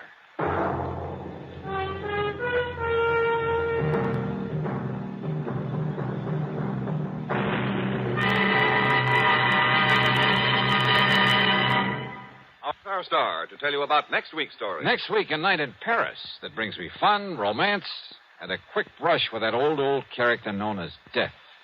Join us, won't you? Yours truly, Johnny Dollar.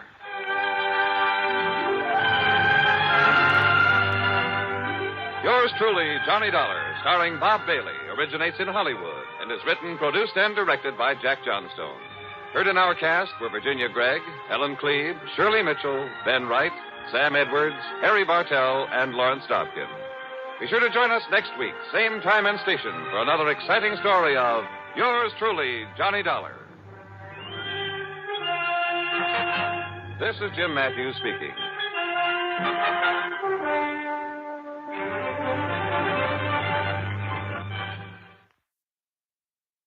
From Hollywood, it's time now for Johnny Dollar. This is Peter Hardy at Tri-Western Property and Casualty Insurance. Hi, how are things in the Golden West? You still in Reno? Sure am. Good boy. What goes, Pete? A little trouble with a big dairy farm out here, Johnny. Armenian Dairies. Okay, Pete, tell me all. A year and a half ago in a fire, Armenian lost one of his silos. You know, one of those big towers where they store and cure a lot of chopped up corn and stuff. Yeah, I know. Cost us $21,000. $21,000 for a silo? This time it's a compound silo, and the claim is for $56,000. Oh. But I don't want to pay it. I don't blame you. Sure, because, Johnny, I think it was arson.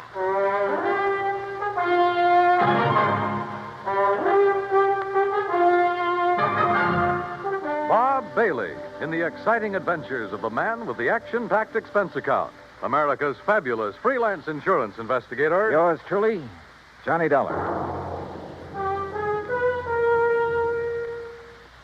And now, Act One of yours truly, Johnny Dollar.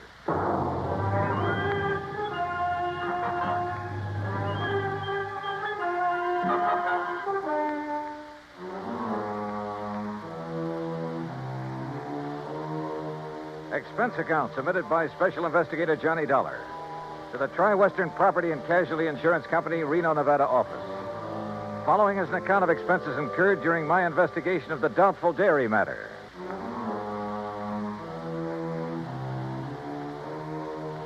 Expense account item 1, $141.20. Transportation and incidentals, Hartford to Reno, Nevada. It was about 9 a.m. when I arrived, so I checked into the Mapes Hotel, then walked over to Pete Hardy's office. Armenian Dairies is just north of here, Johnny, in Warm Springs Valley off Route 33. Well, then I'd better rent me a car. Or you can use mine. Now, Pete. How can I run up my expense account unless I have something to run it up with? Johnny, for once... Anyhow, the reason why these silos Armenian has are so expensive... Is that the owner's name, by the way? Yes, Aram Armenian. And I take it he's Armenian? Strangely enough, no. Now, he's had all his silos very specially built. Oh, how specially can you build a silo? Just a concrete base, a lot of long wooden staves to get the circular shape, and a good roof on top. Well, he has some trick with them inside. Like what? That's his deep, dark secret. But he claims it makes better silage for his cattle than is possible anywhere else in the world. And one of these things burned up a year and a half ago. The word exploded best describes it. Yeah. And as I said, cost us $21,000. And now the replacement has gone up in flames. Yes, day before yesterday. He filed the claim the same day. Well, why do you suspect arson? Did the local authorities find anything suspicious? No. But you go out and talk with Armenian, Johnny. And if you don't end up with the same kind of feeling I have, well, I'll leave my shirt. Expense account item 2, $50. Deposit on a drive-your-own car. Finding the Armenian Dairy and Ranch some 20 miles north of the city was easy. It was spread out all over the countryside. Hundreds of acres of well-irrigated, lush green pastures. Square in the middle of the ranch sat one of the cleanest, most modern dairies I ever saw. Aram Armenian gave me the grand tour, and I must say I was impressed. There was close to 200 well-kept Guernseys in the main barn, which was clean as a whistle. The milking machines, coolers, separators, clarifiers, and so on were the same. Yep, a prosperous-looking setup. Finally, Mr. Armenian took me out to where a small group of workmen were cleaning up what was left of his compound silo. As you can see, Mr. Dollar, only the concrete base is left. That must have been a pretty big silo, Mr. Armenian. Yes, the largest and most efficient in the entire West. Still, $56,000. Oh, the size had nothing to do with that. It was the inner construction, known only to Barnwell, the man who built it for me, and to myself, of course. Well, what was so special about it? Principally a method of venting. Venting? Yes. It increases the phosphorus and lactic acid content. Well, I thought the point in a silo was to keep it pretty well sealed up. Venting within, Mr. Dollar. But that's all I'll tell you about it. It cost me $56,000 to have Barnwell build it. And I wish the company to pay my claim as quickly as possible, because I'm starting construction on a new one immediately. Of the same type? Oh, vastly improved type. Oh, then it was to your advantage to lose the old one. Just what do you mean by that? Your loss came at just the right time, didn't it? Now, just a minute, Dollar. With the insurance money, you can build a new and better one. And when it gets out of date, I suppose you'll have another fire. Oh, I see. You think perhaps these last two were deliberately set? Were they? Ridiculous. Is it? But if they were... Yeah? If they were, I certainly wouldn't know it. Oh, come on now. After what you've just said. And what's more, Mr. Dollar, I'm sure you'll never be able to prove it.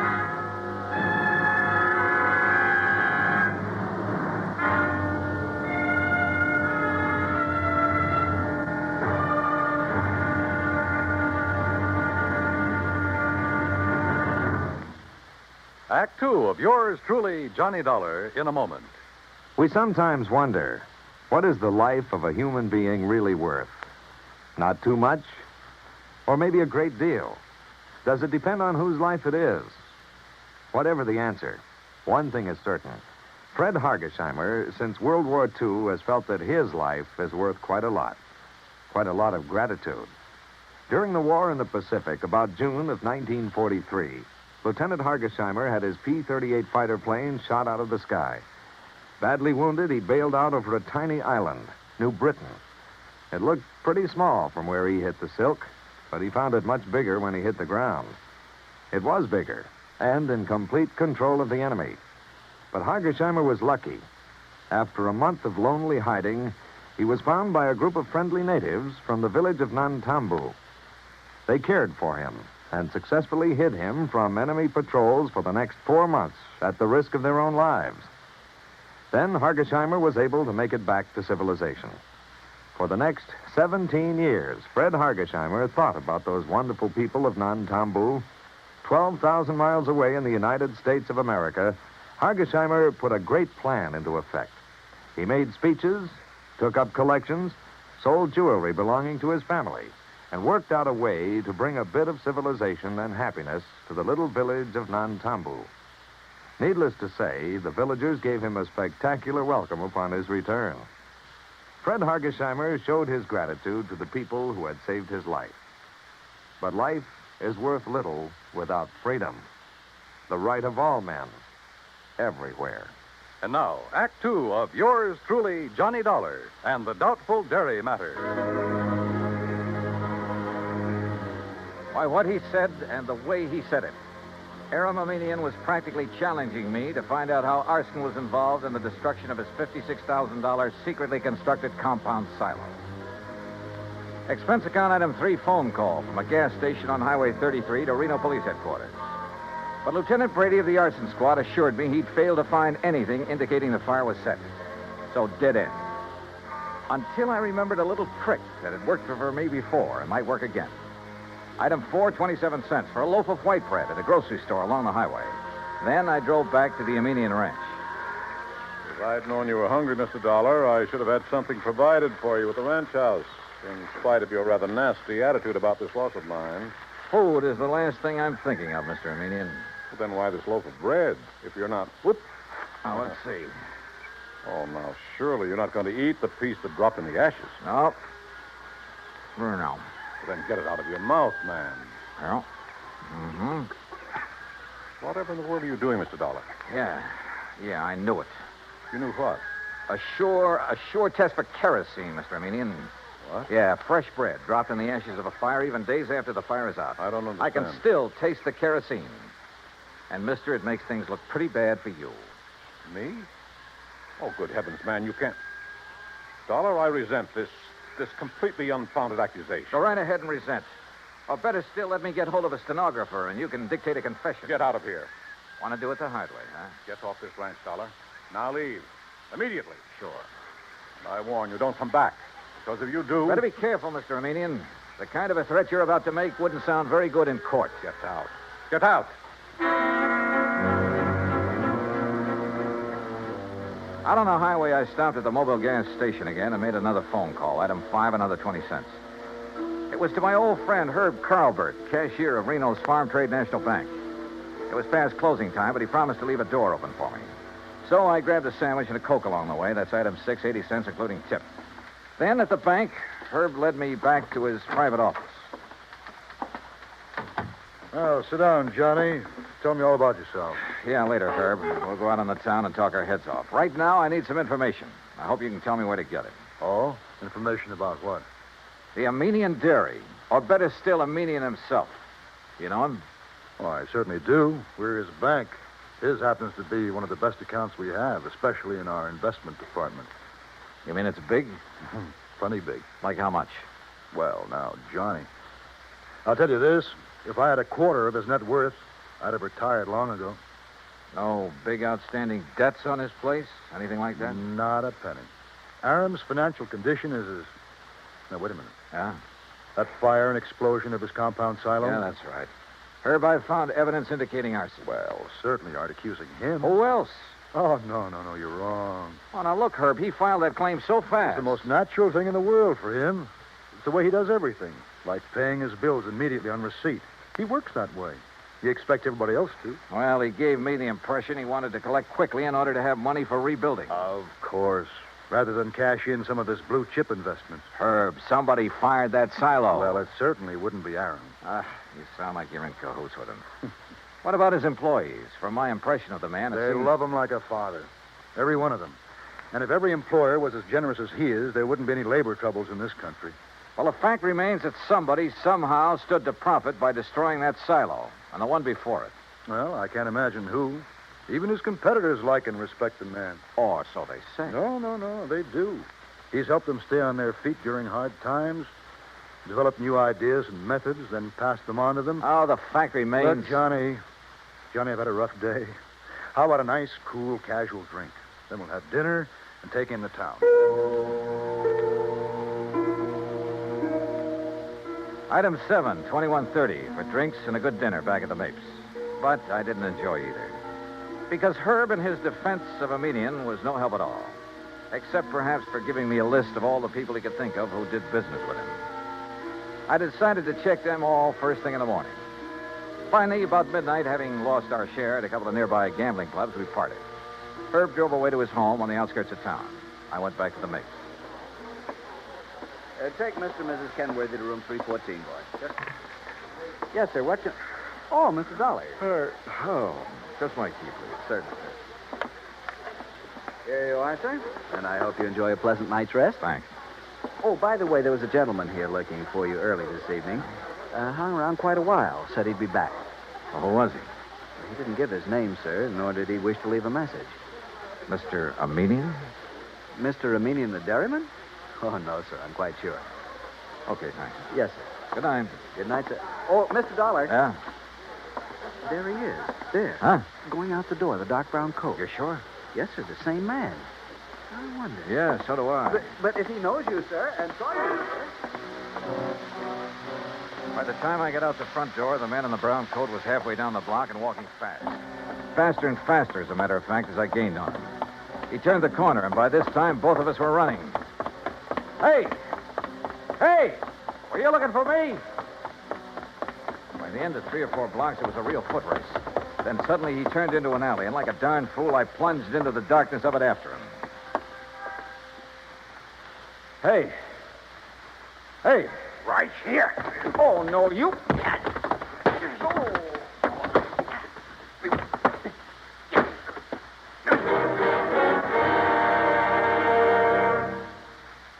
Act 3 of yours truly, Johnny Dollar, in a moment. Our flag now numbers 50 stars, and behind each star there stands yet another flag representing one of the 50 states. New Hampshire state flag carries its state seal on a field of dark blue. The seal is surrounded by a wreath of laurel leaves, the symbol of peace, interspersed with 9 stars because New Hampshire was the 9th state to join the Union. The heart of the state seal is a representation of the frigate Raleigh, recalling the glory of the early days of sail. New Hampshire state flag, the flag of the 9th state to enter the Union, was adopted on April 29, 1931. And now, Act 3 of yours truly, Johnny Dollar, and the Doubtful Dairy Matters.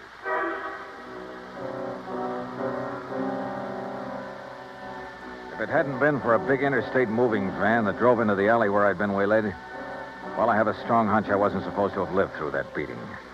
The truck driver, who absolutely refused a tip, incidentally, half walked, half carried me back to the Mapes. And the desk clerk had a doctor in my room within a few minutes. Terrible thing, Mr. Dollar. You're being attacked like this. And, of course, I'll have to make a report over to the police. Oh, do anything you like, Doctor. Just get me patched up, will you? And you, easy now. You have no idea who could have done this to you. Believe me, I intend to find out. Judging by this swollen hand of yours, you got in some good licks, though, and whoever... What's the matter? Well, this is a very unusual ring you're wearing. Oh, some kids in the YMCA gave it to me a couple of years ago. I helped them with a softball team. Oh, yes, of course. That's the Y insignia. Yeah, one of them made it. And the 3 raised points stand for spirit, body, and mind. Yeah, that's right. Well, now, if you just... Oh, wait, what's that for? To make sure you get plenty of rest. Oh, no, now, wait, Doc. I'm the doctor. Roll up your sleeve, please. Here, I'll do it. Look, if this shot leaves me groggy in the morning... You'll wake up feeling fine. There you are. Incidentally, that ring... Listen, before you notify the police... Ooh, hey, this shot works pretty fast. Yep. As I started to say, if that ring of yours didn't leave a mark on whomever you defended yourself against out there in the alley, I'll be very much surprised. In a few seconds, I was out like a light. But then a whole set of weird dreams began to plague my somewhat battered mind. And questions about who had attacked me and why. Only the why was only too obvious to keep me from finding an arsonist who, who probably bore the mark of my ring on his kisser. I thought of the names Herb had given me and his insistence that none of them could be guilty. Wait a minute. There was one name he hadn't mentioned, but a median had, of one man who stood to gain a lot by the destruction of the silos. Or maybe it was just a crazy hunch, part of the wild dreams that came from the beating I'd taken. In any event, in the morning, as soon as the bank was open, I was in Herb Carlbert's office again. Well, yes, he has an account here, too, Johnny.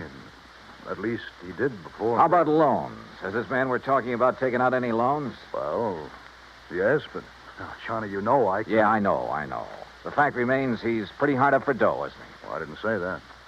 Although, of course, if that's the conclusion you choose to draw... Tell me this. He owes the bank money now, doesn't he? Yeah. All right. Did he also owe the bank a lot of money about a year and a half ago? Johnny. Yeah. Well? Johnny, you're right. But who would have suspected? And when you consider that Aram Aminian is the one man who has given him money for all the work he's... I can't believe it. Herb, it started out as a pure hunch, but right now I'd bet my... Where can I find him? Well, if Aram plans to go ahead with new construction, he's probably... Sure, out there at the dairy. You want to come along? Well, maybe I'd better after the way Aram threatened you. I guess I owe him an apology for the way I tore into him. Let's go. Johnny. Yeah? What if we're wrong? What if this man we think is the arsonist... Will you agree that the firebug is the same man who attacked me in the alley? Well, I suppose so. Then we'll soon know. Because believe me, he's a marked man.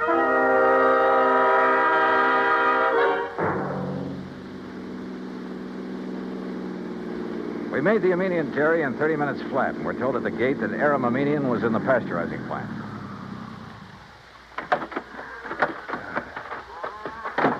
Maybe you better let me talk to Aram first, Johnny. It's not Aram that I'm interested in, Herb, and you know it. Hold just a minute. Huh? What's the matter? Hold it a second, will you, while I tie my shoelace? Yeah, sure. And I've been thinking, Johnny, on the way out, you know, we could really be terribly, terribly wrong. Herbert, old man. Aram, we're just looking for you. Well, when I heard the car pull up, I thought it was Joe Barnwell. He's due here to show me final plans for the new silo he's going to. Well, Mr. Dollar. That's right, Mr. Aminian. I want to apologize for... Well, what's the matter? That dressing on your cheek. What about it? Just what is that little bandage hiding? Johnny. Well, Aminian? As a matter of fact, I cut myself shaving this morning. Well, I'm sorry, mister, but that bandage is going to have to come off. Look, Johnny. Now, just a minute, Dollar. Here you are, Aram. Here's the final blueprint for it. Why, what's wrong, Joe? Oh, gentlemen, this is Mr. Joseph Barnwell, Herb Carlbert. We know each other. And Mr. Johnny Dollar. Yeah. I think we know each other, too, Barnwell. Oh, do we? Joe, did you have an accident of some sort? Your face.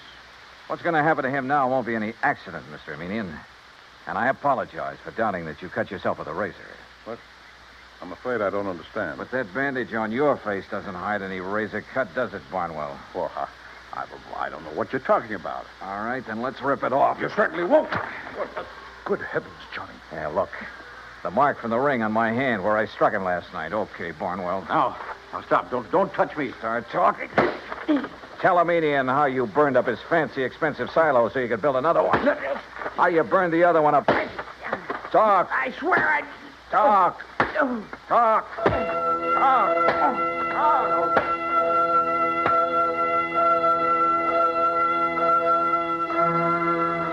Yeah, he talked all right, plenty. About a racket so old I hadn't heard of it in years.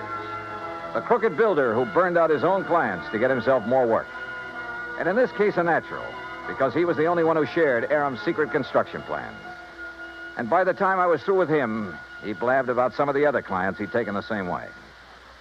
Expense account total, including incidentals and the trip back to Hartford, $418 even. Yours truly, Johnny Dollar.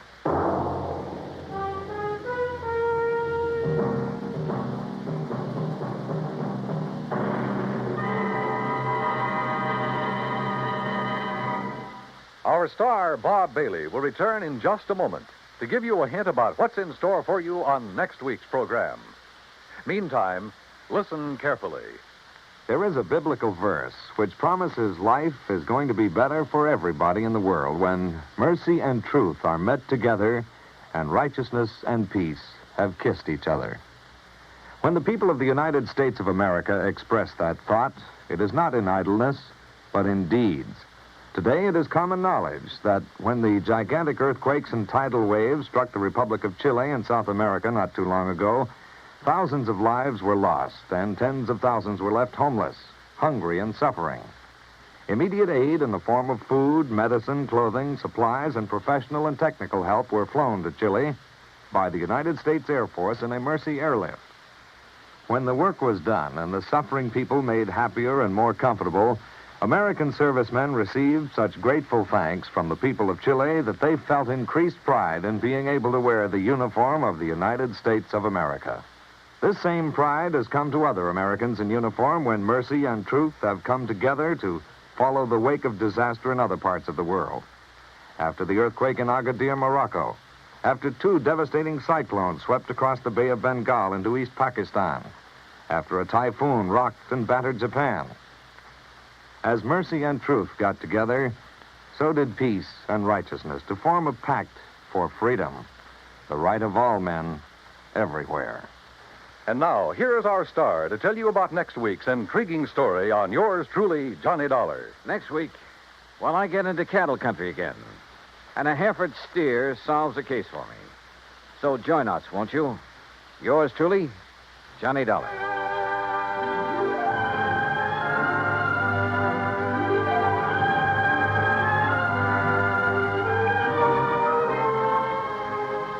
Yours truly, Johnny Dollar, starring Bob Bailey, originates in Hollywood. It is produced and directed by Jack Johnstone, who also wrote tonight's story. Heard in our cast were Paul Duboff, Will Wright, John Daner, Harry Bartell, Parley Bear, and Forrest Lewis. Be sure to join us next week, same time and station, for another exciting story of yours truly, Johnny Dollar.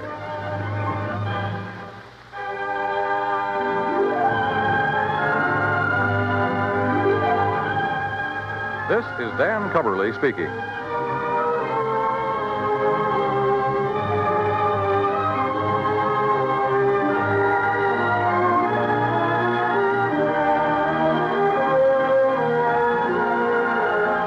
This is the United States Armed Forces Radio and Television Service.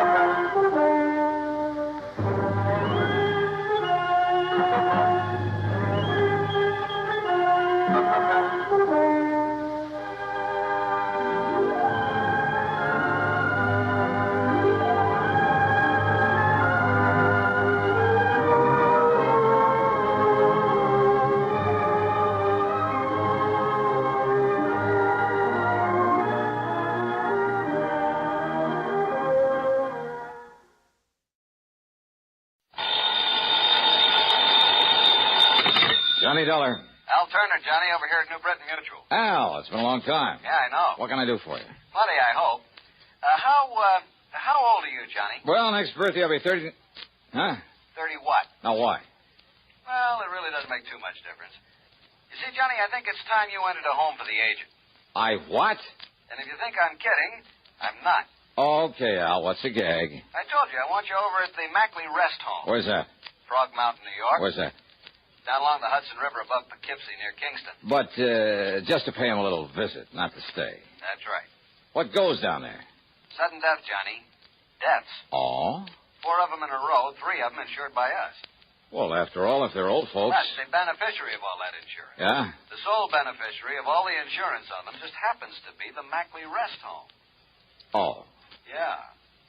Okay, well, I'll kind of drop in on them.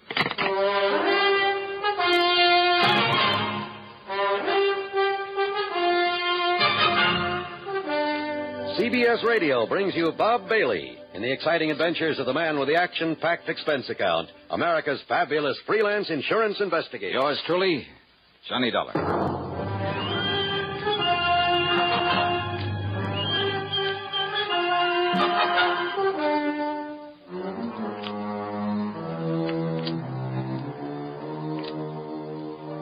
Expense account submitted by Special Investigator Johnny Dollar to the New Britain Mutual Insurance Company, Home Office, Hartford, Connecticut. Following is an account of expenses incurred during my investigation of the Paradise Lost matter. I decided my own car would be handy to have along. As usual, the gauge said nearly empty. So, expense account item 1 is $5.20 for a tank full of gas. I drove west on 44, then cut across to Rhinebeck, then Rhine Cliff, where I took the ferry over the Hudson to the town of Kingston, New York. On Route 28, I passed through Stony Hollow, and a few miles further on, I found a sign indicating Frog Mountain. It was on a side road to the left.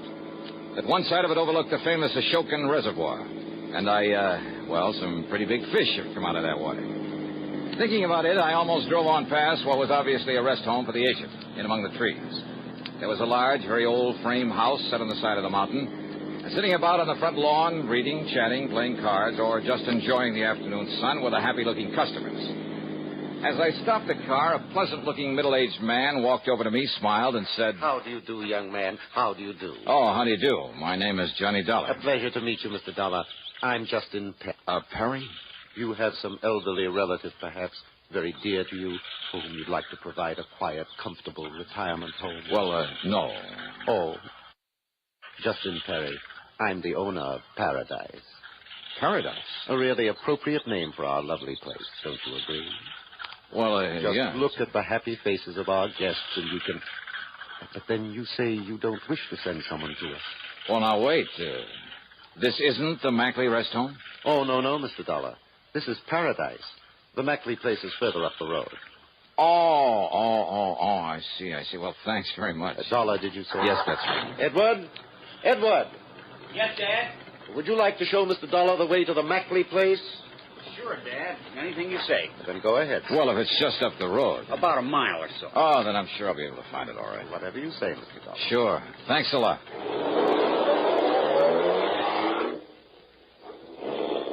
A very nice spot. And some of the folks on the lawn waved cheerily as I drove on back up the road toward the mountain. I wondered if the Mackley place would be the same. It wasn't. At least, well, it was brand new, a modern ranch type of thing, built on a single level. A lot of native stone and glass, all very pretty and smart and practical, but lacking in warmth.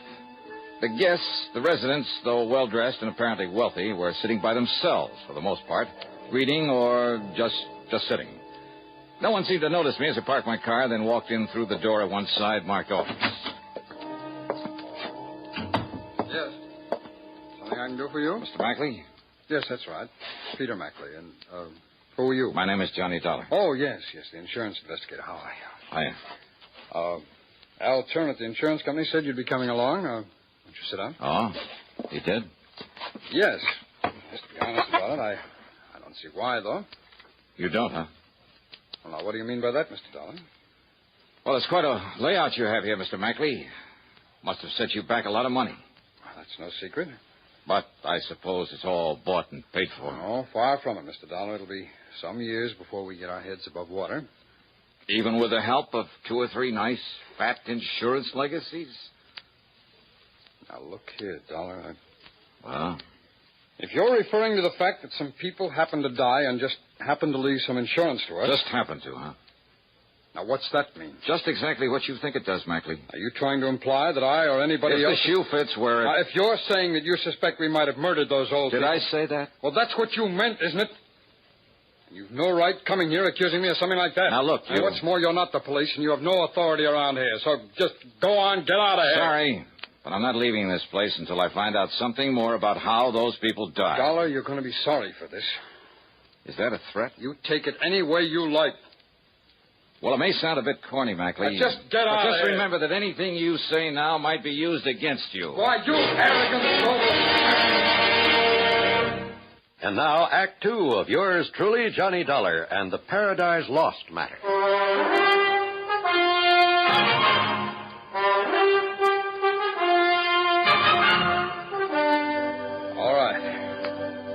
All right, Mr. Dollar. I freely admit it was too bad that 4 of the old people died here within a month and a half. It's most pathetic, most unexpected. What's more important to me is that it gives our place a black eye. Unexpected by whom, Mr. Mackley? By everyone, including the doctor who comes up here from Kingston to attend them and who is always on call in case of emergency. Who is this doctor? He's Dr. Nathan Way. He's from over in Kingston. Just how did these 4 people die? Well, according to their death certificates, the first one was an accident. Old Mr. Bartley slipped and fell off the corner of the porch one night while he was walking in his sleep. Slipped or was pushed? Now, look here, Dollar. Okay. What about the other 3? They were natural causes. That is, their hearts gave out. According to the death certificates. That's right. But what really happened? Poison, perhaps? Something like that? Dollar, you don't know what you're talking about. We'll see, Mr. Mackley. Now, where'll I find this Dr. Way? Someone mentioned my name. Hello, Doctor. Hello, Peter. Doctor, this is Johnny Dollar. He's an investigator from the insurance company. How do you do, Mr. Dollar? Doctor? Dollar seems to have the absurd, the fantastic idea that the recent deaths here were deliberate. Yes, What? yes. In order that we could benefit from the insurance, those fine old people were kind enough to leave us. Well, now, that is rather absurd, Mr. Dollar. Is it, Doctor? This place is up to its neck in debt. I told you that, Dollar. Isn't that to be expected when you consider the cost of building a fine new establishment like this? All right. After all, it's less than 2 years old. And what did you do before this, Mackley? In some business where you could go around making contacts that would assure you plenty of wealthy, gullible customers for this racket? Dollar. Well? Dollar, my wife and I have been in this business of taking care of old people ever since my parents died. That's over 15 years ago. Yeah, where? In Pennsylvania. I can check on that, you know. I know that. Why did you pack up and come here to New York? Tell him, Peter. Well, for one thing, the air, the climate is much better here than it was in the coal region. Yes. And? Tell him, Peter. Well, we had to close down over there. Why? Because our building, our facilities were considered substandard according to some new regulation. And suddenly a lot of your patients started dying off? No, nothing of the sort. Peter is telling you the truth, Mr. Dollar. You investigated, Dr. Way? Well, no, not exactly. I see. But I have talked with many of these fine old people who moved from there to here, and they are intelligent, wealthy people. Wealthy? Yes.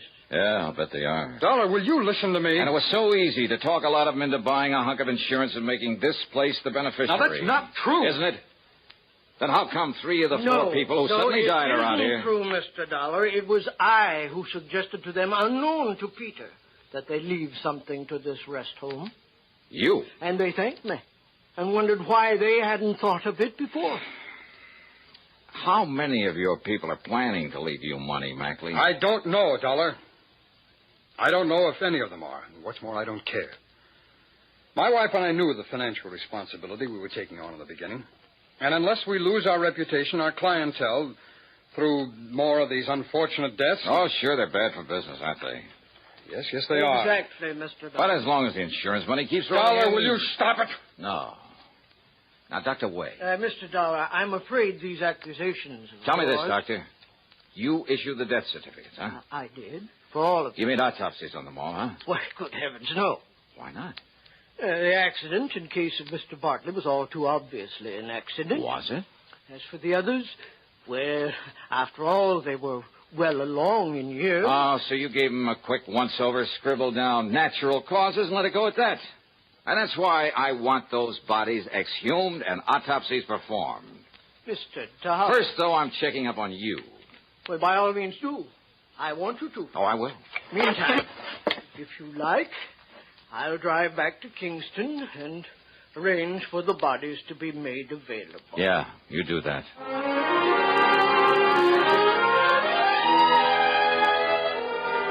I followed the doctor into Kingston, parked my stuff at a hotel, and dropped in at police headquarters where I talked with Lieutenant Art Conley.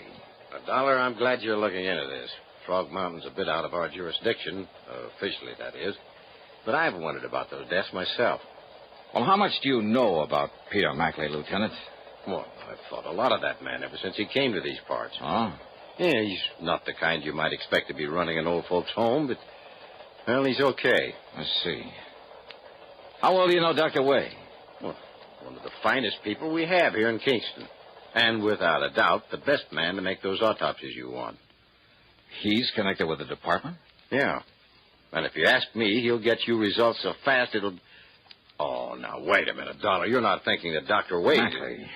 Mackley, huh? And I'll tell you this about Pete Mackley, Dollar. It took a lot of guts for him to go to that place of his. What do you mean by that? I mean against some of the folks around town who were partial to Justin Perry, who runs the Paradise Home, who were afraid it might put him out of business. Mackley's place being so much nicer and modern and all. That still doesn't mean anything, Lieutenant. And you know, those old folks like things new and modern. And if Perry doesn't improve that place of his... Oh, yeah? Oh, hello, Doc. Lieutenant, Mr. Dollar, I'll be able to make those autopsies tonight. When I'm finished, I'll call you at your hotel. Sure, Doctor. You do that. I talked further with the lieutenant, but I'm afraid I didn't get much help from him. He was convinced, a little too convinced, that Peter Mackley was all right, and he spent all his time defending him. A late dinner at the hotel was item 2, $4.25. Item 3 was 35 cents for a magazine. I went up to my room, sprawled out in a big overstuffed chair, put my feet on the windowsill, and promptly went to sleep. Yeah, the combination of a big dinner and the quiet night had really got to me. Too much for my own good. He must have used a calling card to slip the lock on the door, because the first thing I remember was hearing the door close. And when the light switch went off... Huh? Who's that? What's the idea of turning off the... Oh, no, you...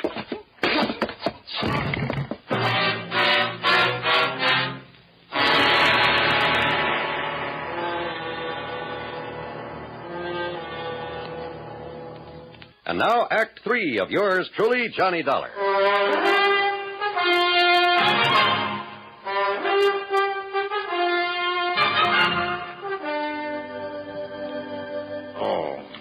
Easy now, easy. Another piece of tape to hold this bandage on your head. You'll be... Doctor. Yeah, there you are. That's Dr. right. Way. Now, don't tell me you fell asleep and fell out of your chair and did this. Oh, no. Listen, listen. And here. Perhaps a drop of this medicinal brandy? No, yeah. Oh, yeah, thanks. Hey. Hey, look, it's morning. Yes, and I've done the autopsies. Oh? I knocked on your door and didn't get any answer. Doc, listen. But it wasn't locked, so I came on in and, what happened? Oh, somebody sneaked in and slugged me. Who? Are you kidding? But come on, what about the autopsies? Yes. Well, no question about it. Mr. Bartley's death was an accident. But the others? Poison. A poison that made it look like heart failure. Okay, then. Hello. Your order, please? Lieutenant Art Conley at police headquarters. I'll call you right back, sir. Emergency, operator. This isn't... Okay. And now, Mr. Dollar. So, Doctor, somebody at Mackley's rest home gave them poison. So that's it. But the only medicines those people get are the ones that I myself prescribe. And I have never prescribed even the most minute dose of sodium Lieutenant Johnny Dollar. I'm glad you called, Dollar. Doc told me the result of his autopsy is on his way over to see you. Then you know. But I still refuse to believe that Peter Mackley... No? Then why did he come here and try to put me out of the picture? What? I don't know what scared him off before he could finish the job, but I'm thankful something did. When? Last night I was asleep. Oh, well, then you're wrong. It wasn't Peter Mackley. No? Knowing that sometimes you have to suspect even your best friend on a case like this, I had Mackley here at headquarters all night. So, Dollar... Doctor. My prescriptions? Yes. I've been thinking about that. They're always made up at Pearson's drugstore by Mrs. Pearson herself. Then she is going to have some visitors. What? Come along, Doc.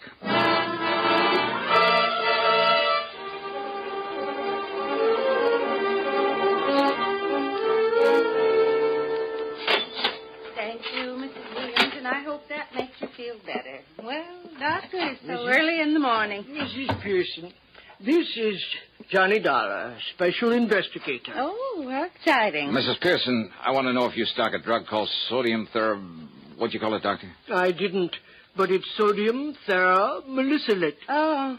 But I doubt very much. Yes, I do. You do? Old Dr. Morley, the veterinarian, used it now and then to take care of hopeless animal cases. And you have it here now? Yes. In one of these back shelves, I have a single bottle that I... Hey, wait a minute. Yes? On that motorcycle out there with a sidecar. He pulled away from in back of this place. Yes. He helps in the store and makes all the deliveries for me. And he must have seen us in here. Must have seen me. What? He makes all the deliveries, including prescriptions for the Mackley rest home? That's right. Doc. He's taking some of Dr. Wade's prescriptions up there now. Good. No, listen. Now, let me find that bottle of... Doctor, listen. That may be the answer. That he's the delivery boy for Mrs. Pearson? Yes. Well, I'm afraid I Dr. don't... Wade, look here. No, Doc, we've got to go after that kid. Here's the bottle, Doctor. But I don't understand. Doctor, will you listen to me? So many of them are missing. Unless we could... What was that, Mrs. Pearson? Well, a lot of these sodium theramolysilate tablets are missing. Then that's the answer, Doc. He's the answer. Come on.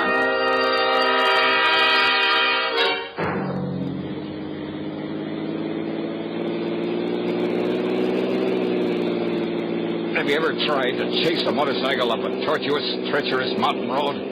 Well, I did. We did. And the sidecar was the only thing that kept him from running away from us. And the fact that he kept looking back, knowing we were chasing him. No, he'll kill himself. Looking back at us. That was his big mistake. He'll never make that turn. That was young Edward Perry's fatal mistake.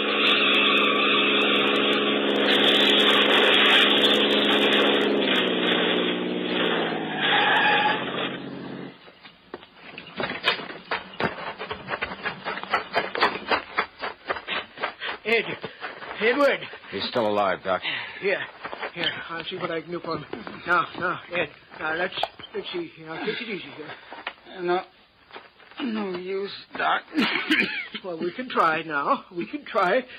But why, Eddie? Saw you there in the store. Saw Dollar there. All right, just take it easy. Knew you'd got wise that I was putting that poison in Doc's prescription. Give him something to knock him out, Doctor. I'm afraid there's no use. I'm afraid... But it was Dad who... Justin Perry. Dad made me. Said if enough people at Mackley's died off, they'd... Now, easy, lad, easy. They'd leave Mackley's, come to Dad's place. Eddie, why? To the paradise. We'd put Mackley out of business. Bear his arm, Dollar. Right, Doc. Put Mackley out of...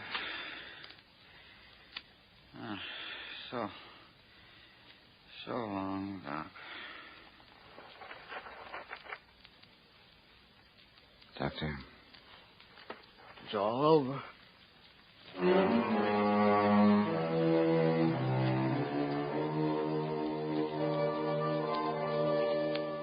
Oh, I don't know.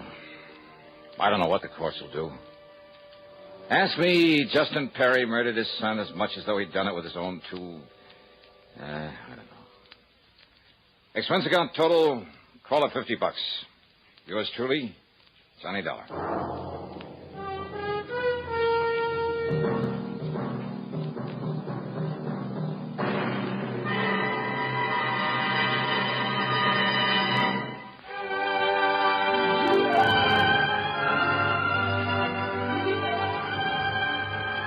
Yours truly, Johnny Dollar, starring Bob Bailey, originates in Hollywood and is written, produced, and directed by Jack Johnstone. Heard in our cast were Virginia Gregg, Harry Bartell, Edgar Barrier, Sam Edwards, Stacey Harris, Junius Matthews, and Forrest Lewis. Be sure to join us next week, same time and station, for another exciting story of yours truly, Johnny Dollar. This is John Wall speaking. Johnny Dollar has come to you through the worldwide facilities of the United States Armed Forces Radio and Television Service.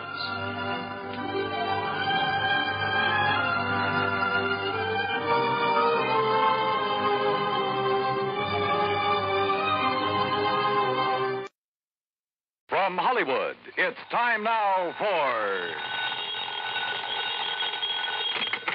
Johnny Dollar. Pat McCracken, Universal Adjustment Bureau, Johnny. Hi, Pat. What's new? At the moment, Edward J. Rollins III. Oh, what about him? One of our companies has a hefty policy on his life, and he sent word he wanted to change his beneficiary, then he disappeared. And you want me to go looking for him? That's the general idea. Oh, look, Pat, you could be wasting dough sending me. Chances are he'll pop up again by himself. Oh, yes, I know. Of course, it involves a little trip to the Caribbean, but if you're not interested... The Caribbean? I'll be right over.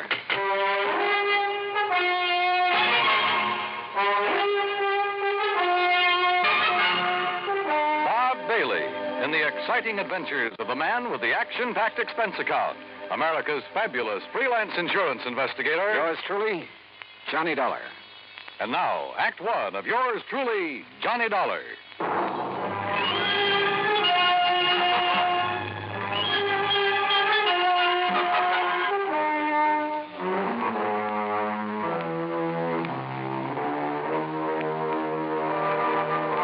Expense account submitted by Special Investigator Johnny Dollar to the Universal Adjustment Bureau, Hartford, Connecticut.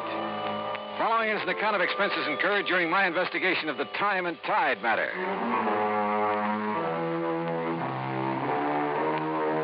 Expense account item 1, $1.20 cab fare from my apartment to the offices of Universal Adjustment Bureau and Pat McCracken. Now, the mention of the Caribbean did the trick. Sit down. Yeah, thanks. Now, what's the deal? Well, about 6 months ago, Johnny, Ed Rollins decided to marry a girl named Virginia Blake. And he took out a large policy on himself from one of our companies, naming her as beneficiary. Last week, he apparently changed his mind. Oh? Called from Nassau, said he wanted to remove Virginia Blake as beneficiary, and he was supposed to come to Miami to sign the papers. We had an agent waiting there for him. But he didn't show. What was he doing in Nassau? He had his cabin cruiser down there with 3 of his friends. Among them, Virginia Blake. Did you check Nassau to see if he's still there? Oh, we checked. His boat is gone. Now, the trail just starts in Nassau, Johnny. Where it'll lead is anybody's guess. Expense account item 2, $140 even, air transportation and incidentals to Nassau in the Bahamas. There, I found a man who remembered fueling up Rollins' boat a few days before. He'd heard them talking about working their way down through the Bahamas, skin diving, and then cutting over to Jamaica. They'd mentioned one place in particular, Crooked Island. Item 3, $50, transportation via chartered seaplane to Crooked Island. I spotted Rollins' cruiser in one of the coves, and the pilot set me down nearby. A dinghy with an outboard motor came over from the boat. It was Ed Rollins. You say you're an insurance investigator, Dollar? Yeah, that's right, Mr. Rollins. Well, what are you doing here? Well, I came to see if you were okay. Me? Well, why shouldn't I be? You were supposed to meet an agent from the company in Miami last week. You didn't show up. Oh, well, I changed my mind. You mean you came all the way down here because I didn't show up in Miami? Well, when a man with a hefty policy in his life disappears, the insurance company starts worrying. Yes, so it seems.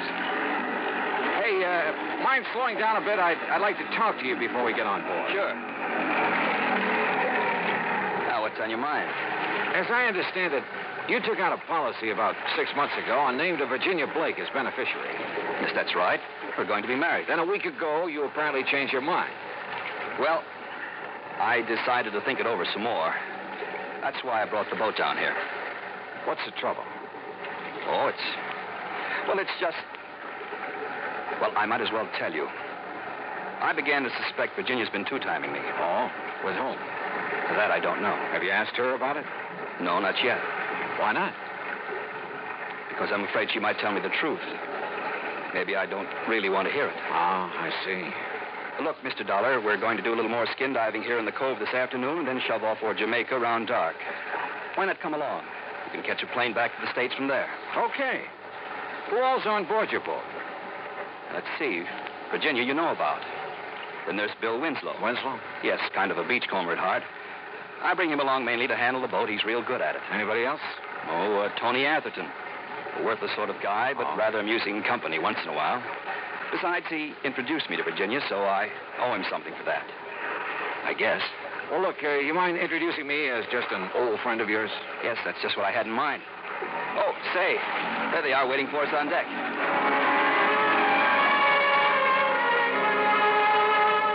Bill Winslow was tall, lanky, blonde crew cut, deep tan. The kind who looked at home on a boat. Tony Atherton, on the other hand, was the kind who was at home nowhere, or maybe anywhere, as long as he had a drink in his hand. And Virginia, well, one look at her and you forgot where home was. Rollins and Bill Winslow strapped on aqualongs and went over the side to do some skin diving. Tony Atherton, Virginia, and I sat around on deck for a while. I noticed that Virginia didn't seem to be at ease. Atherton noticed it, too. Use a drink, Virginia? No, thanks. What's the matter, darling? You bored? No. You see, darling, Virginia didn't really want to come on this trip, did you, dear? Just skip it, Tony, will you? Seems like Ed and Bill have been underwater a long while. Yeah, I was wondering about that. How long do they usually... don't worry. Ed likes to live dangerously. Besides, he's got Bill Winslow, all-American boy, to take care of. Will you lay off it, Tony? Hey, there they are. Hey, wait a minute. Looks like Rollins is in trouble. Get him on board! Here. Hey, quick. Get on. Watch his face, please. Easy. All right, that face plate. Get it off. You okay, Rollins? Yes. Yes, I guess. What happened, Ed? Oh, something went wrong with his air supply. Yeah. Sprang a leak. Thanks, Bill. If it hadn't been for you... Oh, skip it. Just lucky I was close to you. Look at this rubber tubing. It's frayed through. Yeah, I guess I must have scraped it against some coral. Sure. Yeah. Yeah, that's probably it.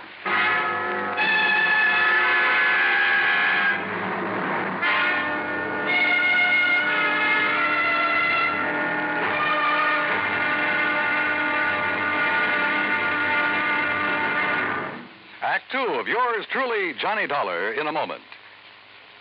And now for another episode in the life of Sergeant Donald Bellwether, my husband.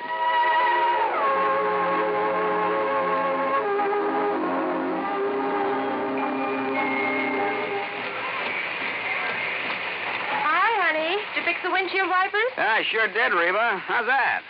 Oh, you fixed them. Good for you, Donald. Thank you, my dear. Well, that's that. Now, if it rains, we're prepared for it, huh? I feel better now. Oh, me too. A driver has to see the danger if he expects to avoid it. That's right. And also keep the back and side windows clear in rain and snowy weather. That's right. Oh, how about the horn? The horn? The horn doesn't work, Sergeant. Aren't you going to fix it? No, I don't think so. Frankly, Reba, I hate horns. Whenever there's a traffic jam, the first thing some guys do is blow their horn. Which does absolutely no good. Of course not. All it does is jar everyone's nerves. No, I don't think I'll fix the horn. Oh, but now wait a minute, Don. Look, supposing we're driving along and suddenly we see a youngster on his bicycle headed right out into the street. Sounding that horn will warn him and possibly avoid a tragic accident. Yes, that's true, but... Or supposing we're driving on the highway, and just as we're about to pass a car, that car decides to pull out into our lane and pass the car ahead of him. He obviously doesn't see us, and he won't hear us shout. But one little beep on that horn, and he'll automatically scoot back and avoid a collision.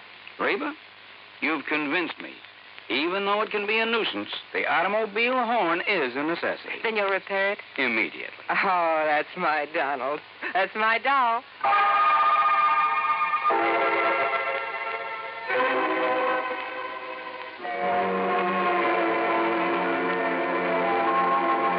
And now, Act 2 of yours truly, Johnny Dollar, and the Time and Tide Matter. Ed Rollins seemed to regard his close shave underwater as an accident, so I decided to play it that way. But I wasn't convinced. Somebody could have tampered with his air hose. We got underway around dark and headed for Jamaica. About 10, I went up on deck for a cigarette. It was a dark night, but from the stern I could see two figures up in the cockpit. One was Virginia. The other at the wheel, I figured, was Ed Rollins. There was a long kiss. Then they lit cigarettes. In the light from the match, I could see it wasn't Ed Rollins at all. It was Bill Winslow. Dollar? That you? Ed Rollins. I guess he'd just come topside. But I didn't know if he'd seen what I'd just seen. If he had, he gave no sign of it. Johnny. You know that stuff I was telling you about? Maybe cutting Virginia out as beneficiary? Yeah, what about it, Ed? I think you better forget it. I've decided to go ahead and marry her. Well, I don't think I could get along without her. Oh, I see. Look, Rollins, it's probably none of my business, but There's something. Oh, feels. There's Virginia now up in the cockpit with Bill. Yeah, that's right. I thought she was below. Well, she must be doing some navigating. Yeah. Virginia, honey, come on back. Oh, okay. Watch your footing. We're rolling a little. Yeah, pretty heavy swell. How's Bill getting along up there? Okay, why? It's about time I relieved him at the wheel. I'll take over if you like. Oh, thanks, Johnny. But I enjoy handling the boat at night. Virginia, honey, you look sort of tired. Maybe you ought to turn in. I will as soon as I finish my cigarette. Well, I'll take over now. Enjoying the cruise, Mr. Dollar? Sure. How about you? Why not? According to Tony Atherton, you didn't want to make this trip. Tony's very good at remarks like that. Oh, I thought you and he were old friends. Let's just say I've known him a long time. How you doing, Dollar? Fine, Winslow. How's the boat doing? On course. We should reach Jamaica tomorrow night. Virginia. I think I'll go below now. I'll see you in the morning. Good night. Night, Virginia. Well, you seem pretty much at home aboard a boat, Winslow. It's where I belong. You and Rollins seem to do all the boat handling. How about Atherton? He ever give you a hand? No, he's just the passenger type. Well, how about Virginia? Does she handle a boat? She can handle anything. Oh. She's a nice girl, Mr. Dollar. She deserves the best. Maybe that's what Rollins can give her. Maybe. You don't sound convinced. Good night, Dollar. When we reached Jamaica the next night, I decided to do some checking. I went ashore and called Pat McCracken back in the States, asked him to find out what he could about any of them. He was to call me at a restaurant where we were having dinner. Winslow went back to the boat right after the meal, and Atherton drifted out to inspect a few bars. Rollins, Virginia, and I stayed at the table over coffee, but Virginia was restless and edgy. Finally, she told Rollins she wanted to talk to him. They went out on the terrace. And just then, my call from the States came through.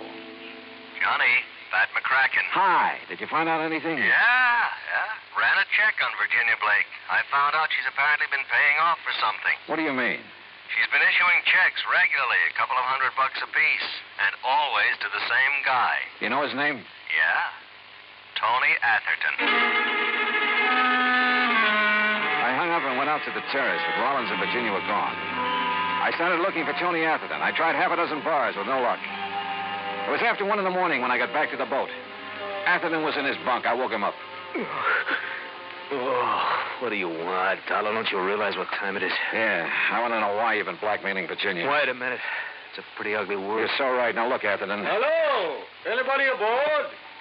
Yeah. Who is it? Inspector Hastings, Jamaica Police. Is this Mr. Edwin Rollins' boat? Yes, that's right. I'm afraid I have some bad news for you. Mr. Rollins has been slugged and robbed. What? Good Lord. Was he hurt bad? I'm afraid so. Touch and go whether or not he'll live. Act 3 of yours truly, Johnny Dollar, in a moment. And now for another episode in the life of Sergeant Donald Bellwether, my husband.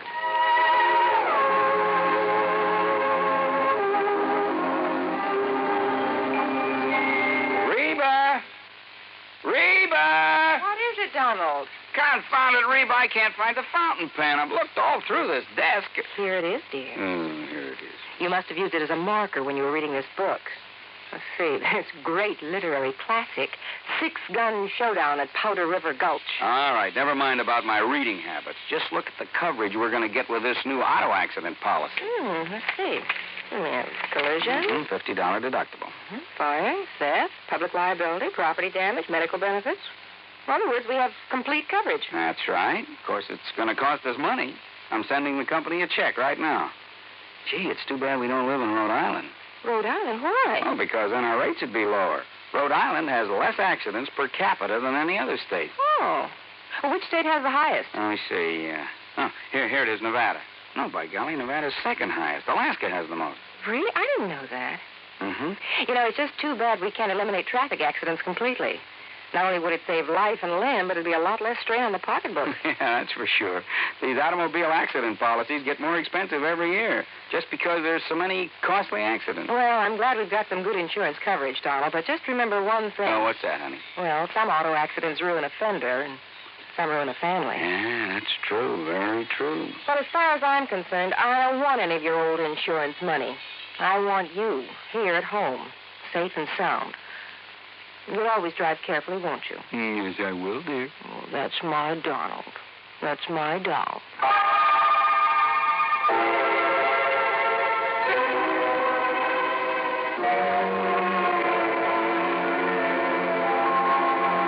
And now, Act 3 of yours truly, Johnny Dollar, and the time and tide matter.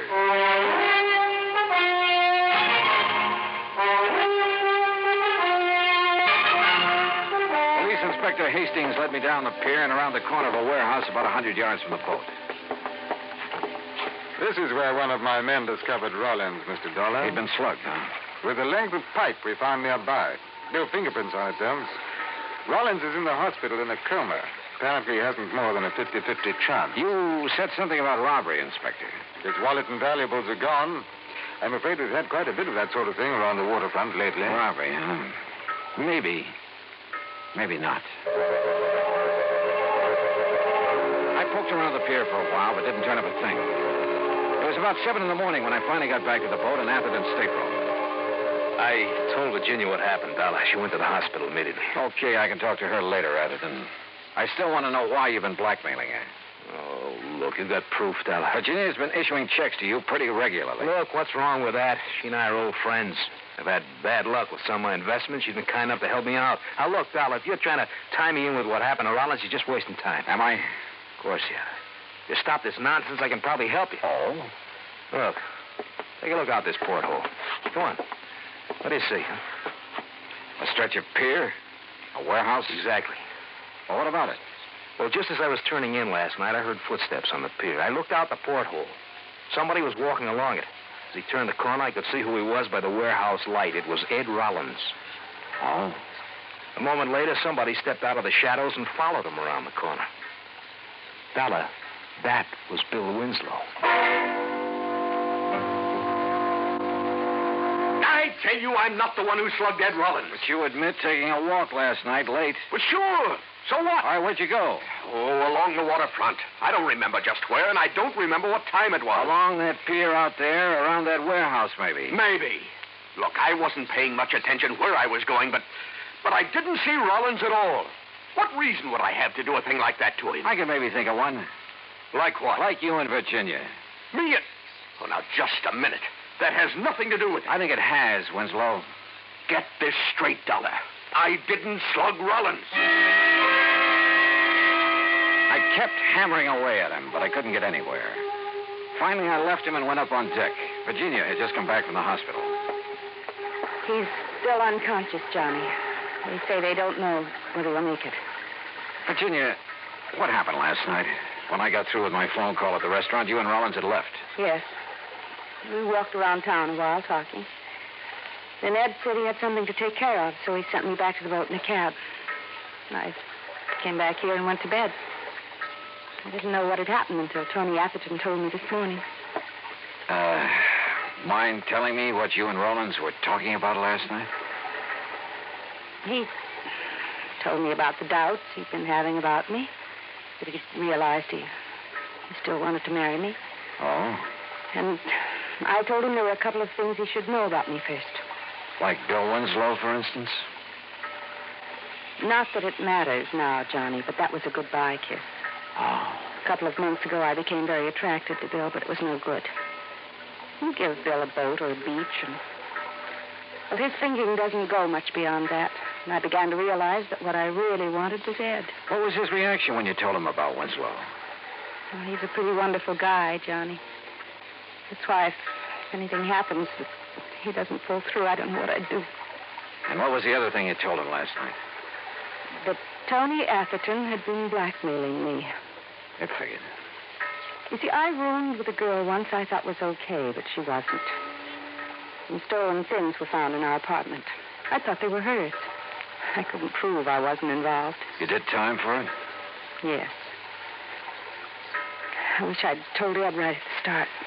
Well, at least you did tell him last night. Johnny, who could have done this to Ed? You don't think it could have been Bill Winslow? Oh, what I think doesn't matter, Virginia. It's what I can prove that counts. And right now, that's nothing. I walked off the boat and along the waterfront. There was a swirl in the channel. The tide was going out. It was almost low.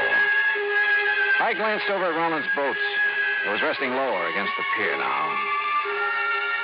Suddenly, a couple of ideas started pecking away at me. I went back aboard the boat and found a tide table. According to my watch and the table, it was low tide.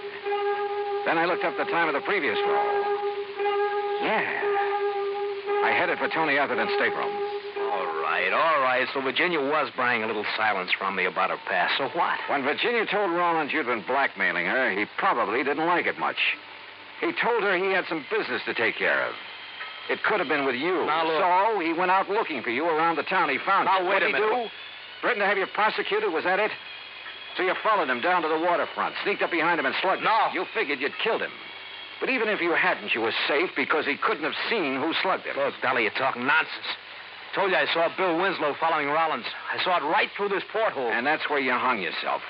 What? Take a look out that porthole. What do you see? Why, yeah.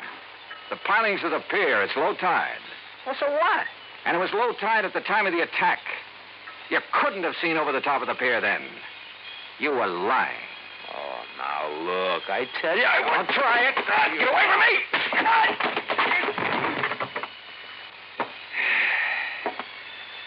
You know, it's funny, Atherton. Shakespeare was more right than he knew. There is a tide in the affairs of men, which sometimes leads to fortune. In your case, brother, you missed.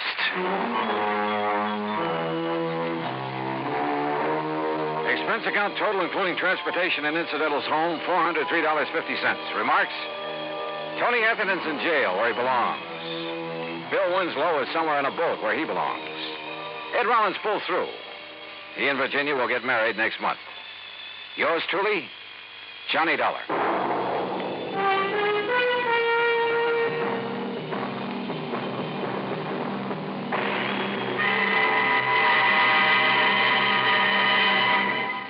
Now, here's our star to tell you about next week's story. Next week, the plot revolves around Ong's hat.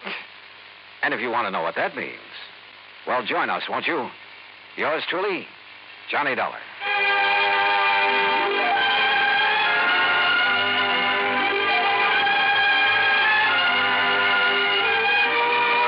Yours truly, Johnny Dollar, starring Bob Bailey, originates in Hollywood and is produced and directed by Jack Johnstone. Today's story was written by Robert Wright. Heard in our cast were Virginia Gregg, Larry Dobkin, Herb Ellis, Tony Barrett, Frank Nelson, and Ben Wright. Be sure to join us next week, same time and station, for another exciting story of yours truly, Johnny Dollar. This is Dan Cubberly speaking.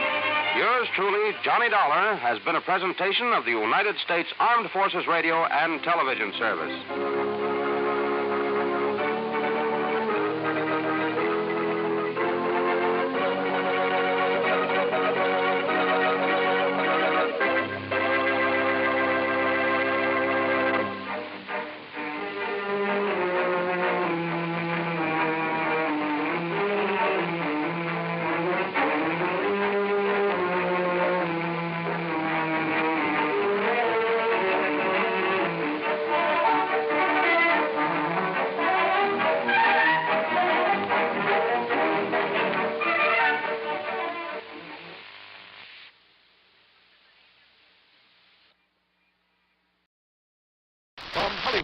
It's time now for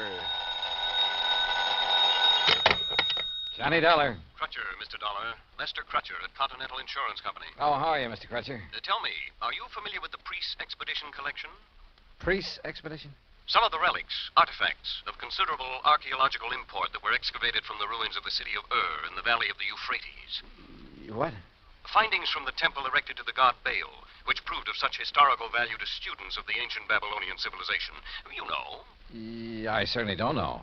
But what about it? We carry some special insurance on that collection. And what's happened to it? Nothing yet. but I think you'd better come over and see me. Right away. Okay, Mr. Crutcher. Why not?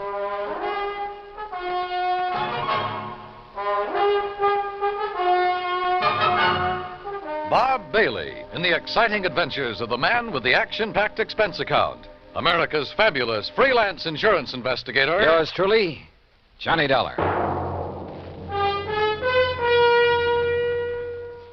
And now, Act One of yours truly, Johnny Dollar.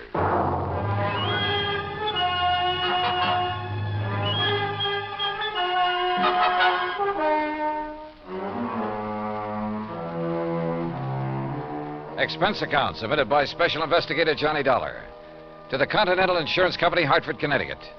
Following is an account of expenses incurred during my investigation of the loss of memory matter.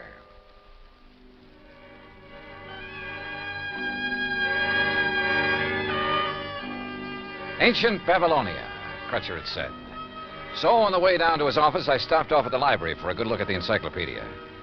And I learned that what was once Babylonia is now a part of the country of Iraq, one of the hot spots in the Middle East. Good. There might be some action, even international intrigue.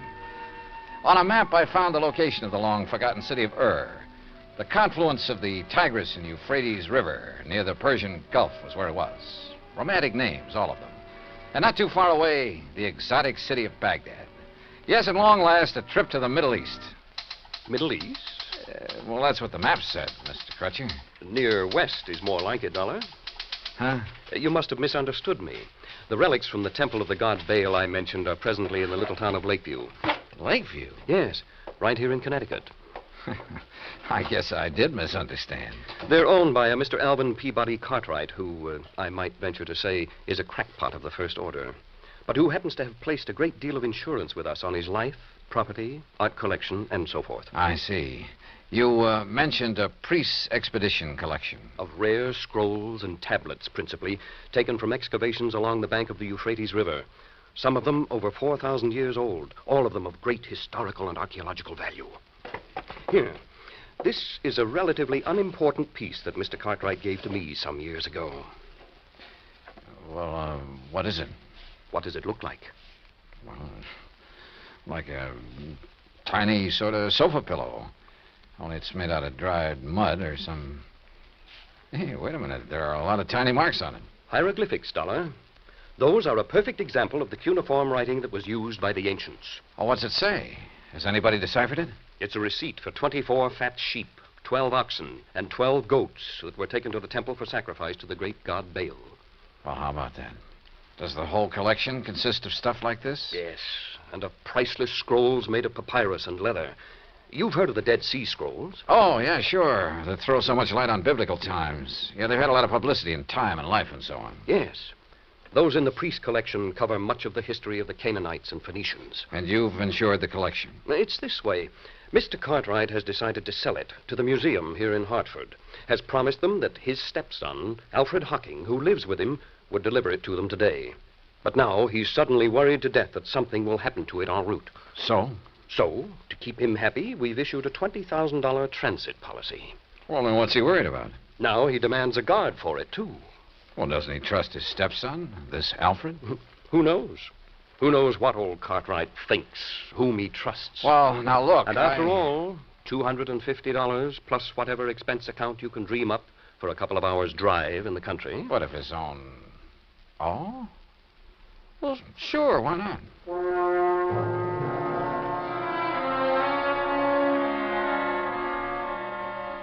Expense account item 2, $50 deposit on a rental car in which I promptly headed north and west on Highway 44.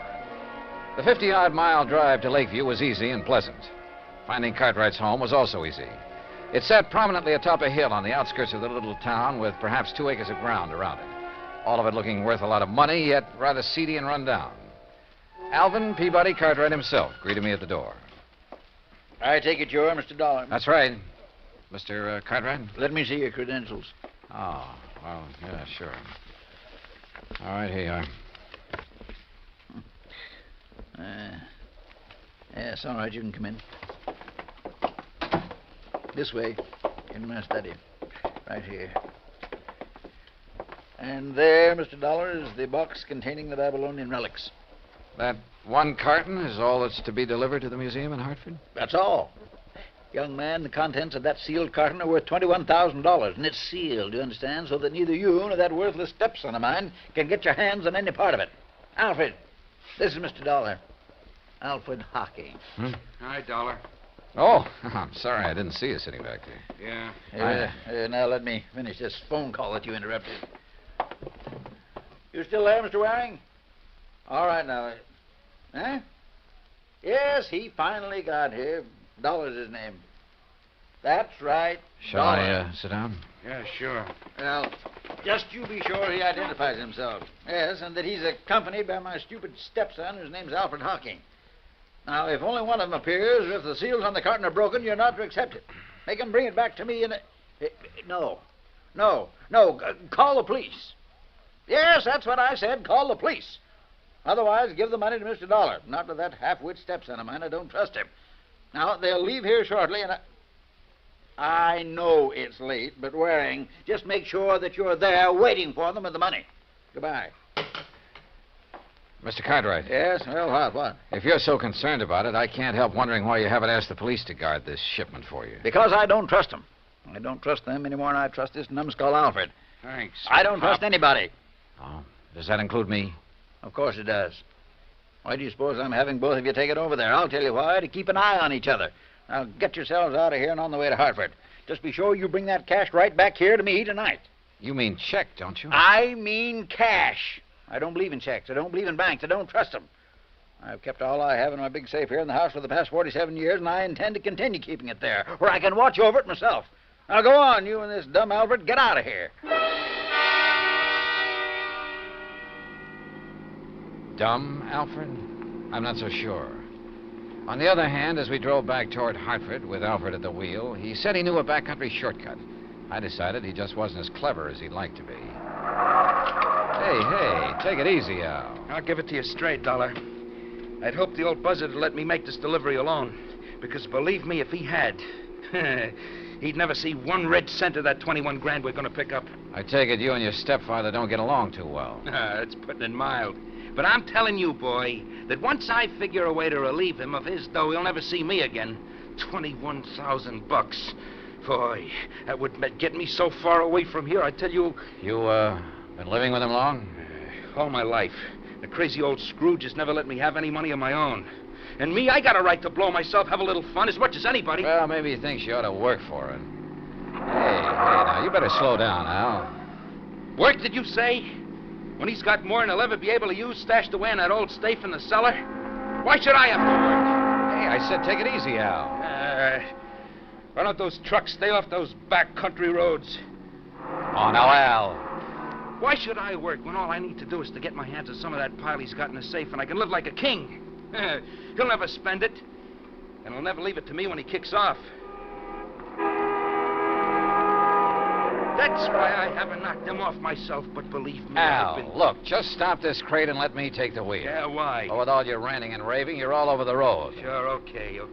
Sure, you can drive. Well, stop. Sure, I'll stop. Look out, we'll skid. Let us skid. Look out!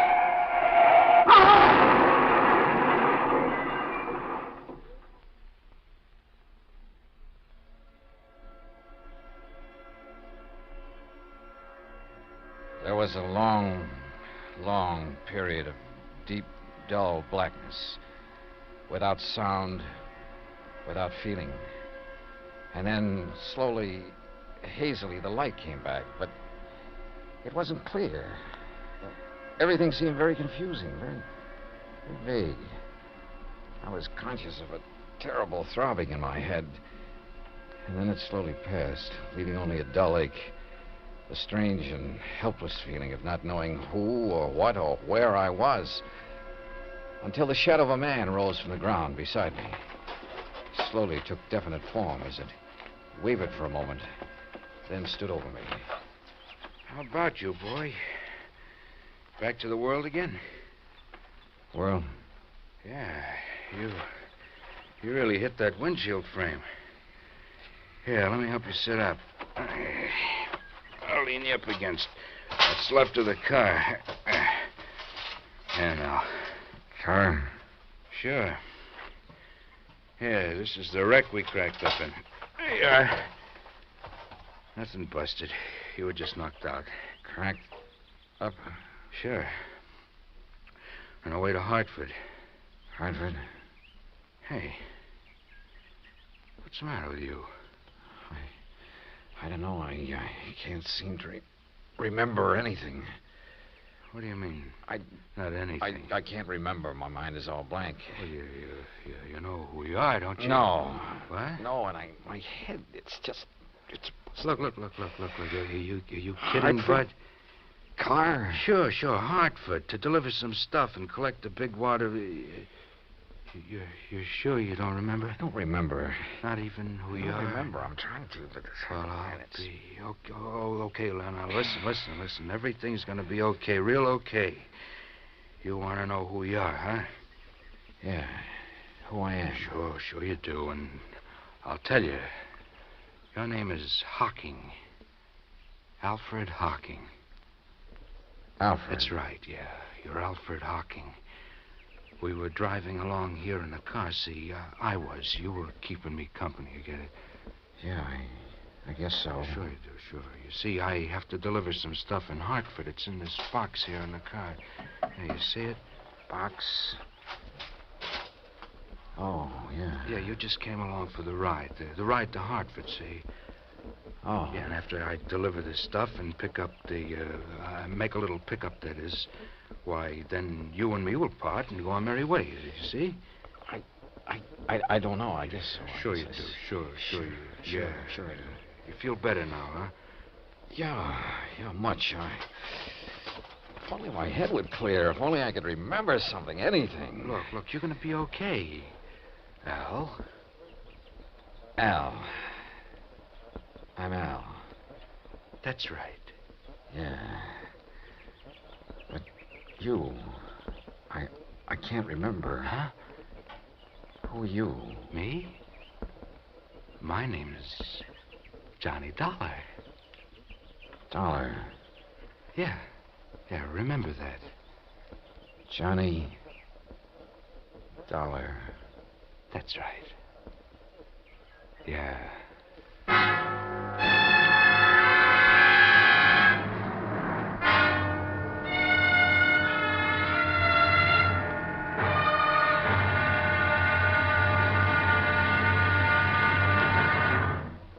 Act two of yours truly, Johnny Dollar, in a moment. We sometimes wonder, what is the life of a human being really worth? Not too much? Or maybe a great deal? Does it depend on whose life it is? Whatever the answer, one thing is certain. Fred Hargesheimer, since World War II, has felt that his life is worth quite a lot of gratitude. During the war in the Pacific, about June of 1943, Lieutenant Hargesheimer had his P-38 fighter plane shot out of the sky. Badly wounded, he bailed out over a tiny island, New Britain. It looked pretty small from where he hit the silk, but he found it much bigger when he hit the ground. It was bigger, and in complete control of the enemy. But Hargesheimer was lucky. After a month of lonely hiding, he was found by a group of friendly natives from the village of Nantambu. They cared for him and successfully hid him from enemy patrols for the next 4 months at the risk of their own lives. Then Hargesheimer was able to make it back to civilization. For the next 17 years, Fred Hargesheimer thought about those wonderful people of Nantambu. 12,000 miles away in the United States of America, Hargesheimer put a great plan into effect. He made speeches, took up collections, sold jewelry belonging to his family, and worked out a way to bring a bit of civilization and happiness to the little village of Nantambu. Needless to say, the villagers gave him a spectacular welcome upon his return. Fred Hargesheimer showed his gratitude to the people who had saved his life. But life is worth little without freedom, the right of all men, everywhere. Now, Act two of yours truly, Johnny Dollar, and the Loss of Memory Matter.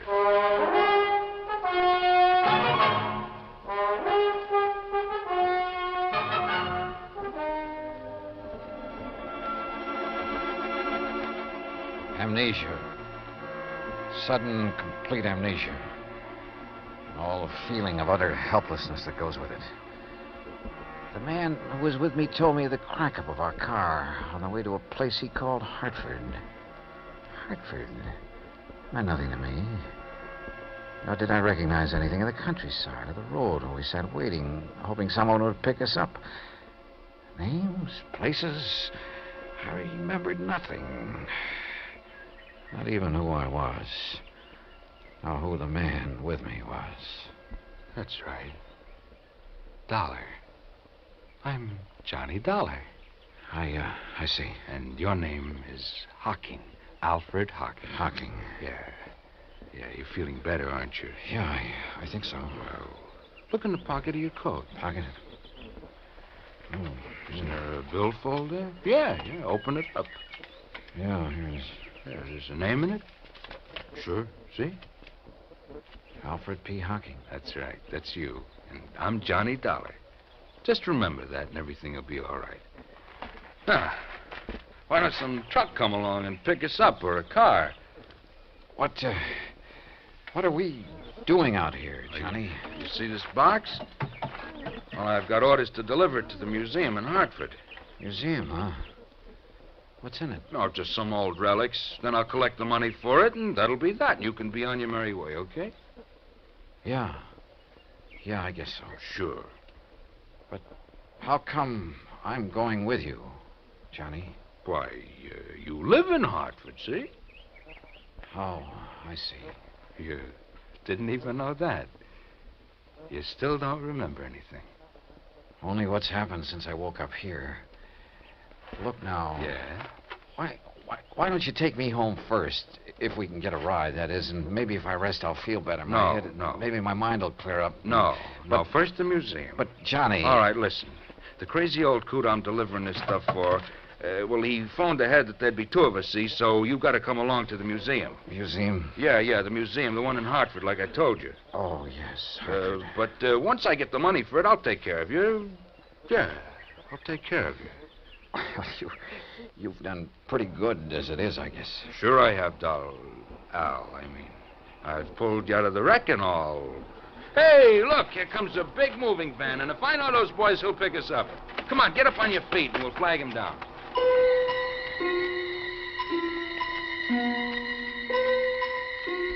The helpful driver of the big cross-country truck picked us up and was all for getting me to a hospital before anything else. But my companion, who called himself Johnny Dollar, assured him he'd do it as soon as our mission was accomplished. So the driver agreed to take us directly to the museum Johnny had mentioned. Johnny Dollar. The name had a strangely familiar sound, but I couldn't remember. Finally, in the city, they told me it was Hartford. We pulled up in front of a large, rather imposing granite building. You sure somebody will still be there waiting to meet you, mister? It's getting pretty late. Don't worry, driver. There'll be somebody, all right. Okay, but you sure you don't want me to wait and take your friend Al to a hospital? Like I told you, the minute we're through here, I'll take care of him. Come on, Al. Sure. Thanks, driver. Yeah, thanks. It's okay, boys. If I couldn't give somebody in trouble a hand, I'd have no business driving this rig. Come on, here's your package. Oh, thanks again. Now, come on, Al. Okay, Johnny. I'll do all the talking, and you just remember who you are. Sure. Let me help you carry that. You just push the bell button there beside... Well, it's about time. Which of you is Mr. Dollar? That's me. Hi, Mr. Waring. Here's my credentials. Yes. Then you... Al Hocking. Oh, yes. Just as Mr. Cartwright said on the phone. But what happened to you? I had a little car accident on the way. Oh, yes. Are you feeling all right, Mr. Hocking? Well, Oh, sure. I'm going to take care of him as soon as we leave here. So, if you don't mind, you've got something for me, haven't you? Of course. Seals are still intact. Sure are, in spite of the accident. Oh, very well. If you'll step inside, I'll give you the money. Good. Come on. Al. I must confess my bewildered mind was somewhat puzzled by what happened next. Mr. Waring opened a small wall safe and handed my companion a package. From it, he extracted and counted almost greedily $21,000. He signed a receipt, accepted a receipt for the packet of bills, Then we left the museum and hailed a taxi. Hey, buddy, you know a drive-your-own-car place that's still open? Sure do. Then take us there, and there's an extra fin for you if you step on it. Right you are. Johnny, can't the cabbie take me home first? I said I'd take care of you, didn't I? All right, now, don't ask any questions. We haven't got time. Maybe I had lost all memory. Maybe my mind was befuddled, confused. The pain in my head nearly driving me out of whatever sanity I'd retained. Nonetheless, I had a strange feeling that things weren't what they should be. Still, my friend, this Johnny Dollar who'd saved me from the wrecked car... If only I could remember things from before we cracked up. There was something strange, too, in the way he slowly, painstakingly signed the application for the drive-your-own-car, looking carefully all the while at the license he pulled out of his pocket. Then a few minutes later, we were on the road again, and we were heading, according to the highway signs, out of town and toward a place called Danbury on Route 6. These rental cars could stand a little souping up. Look, Johnny, I thought you were going to take me home. I am. But you said I live in Hartford. Listen, if I know that stepfather of yours, the sooner we get out of the state... What? What were you going to say? Nothing. Now, listen. I got to get you to a hospital, see, and the best one I know is over the line in New York. You want to get your memory back, don't you? Yeah, sure, but now look, Al. Huh? What'd you say? It's funny. I called you Al. What's funny about it? Sure you aren't beginning to remember things, huh? How about it? I wish to heaven I could. But now, look, Johnny, there's something funny about all this. I may be a bit muddled after that crack-up we were in, but it seems... You are muddled. That's the reason you're getting crazy ideas, but don't. See? Just quit thinking and relax so you might do something you'd be sorry for. Yeah. Real sorry. This determination of his to get across the state line. Things were wrong, and I knew it. But I didn't know why. A man's judgment is based on his experience, so are his reasoning powers, based on things he's done or that have happened to him, or at the very least on things he's known about in the past. And all of my knowledge of the past was gone from me. Anything I might do or say at this point would probably be wrong. So how could I argue with this Johnny Dollar? What's more, he had a gun. I'd felt it in his pocket when he bumped against me. Perhaps if I had a gun, I could stop him, demand an explanation. I felt that I should. Why? I didn't know why, but somehow. Johnny? Yeah? Why are you so anxious to get into another state? I told you to get you to a hospital. Now shut up. Oh, listen to me. Don't ask questions. Just leave everything to me. Well, why is driving all this distance, 50 or 60 miles now, better than if you'd taken me to a hospital or doctor back in Hartford? I told you to stop asking questions. Yeah. Johnny, why do you carry a gun? Why shouldn't I? Don't worry about it. Are you supposed to? Sure. I got a permit, so forget it. Let me see it. Hey, what is this? Later. Now. Later, I said. Then I don't believe you. All right, then here. Look in this card case. I looked in Johnny Dollar's card case. His driver's license, business cards that said he was a freelance insurance investigator. And again, something vaguely familiar stirred in my cloudy mind. You find it yet? And then an identification card with thumbprint and snapshot. And the picture was not of the man beside me.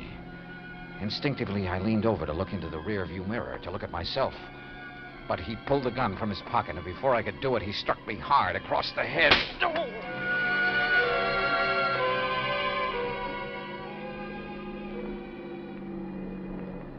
All right now, Al. We're gonna stop. You hear me, Al? Yeah.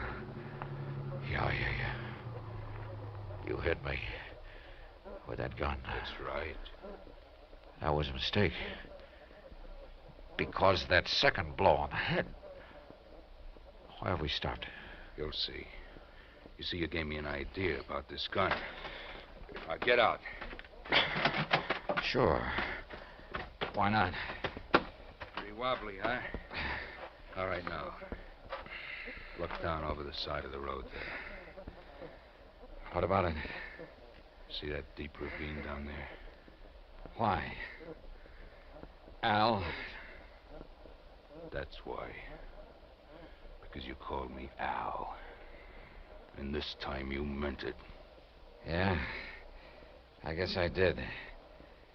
Thanks to that poke on the head. So, you got some of your memory back, huh? But not your strength. No. So before you do... No, put that away.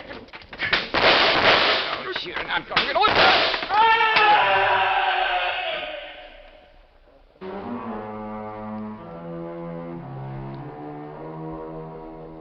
Expense account total so far, $95 even, including doctor bills.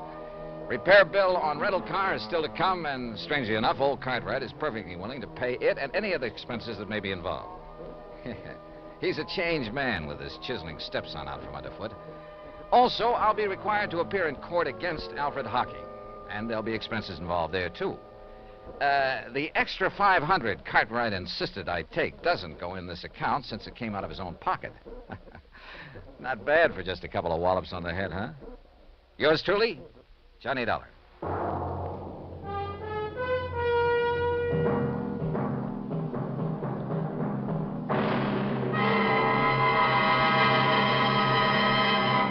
Now, here is our star to tell you about next week's story. Next week?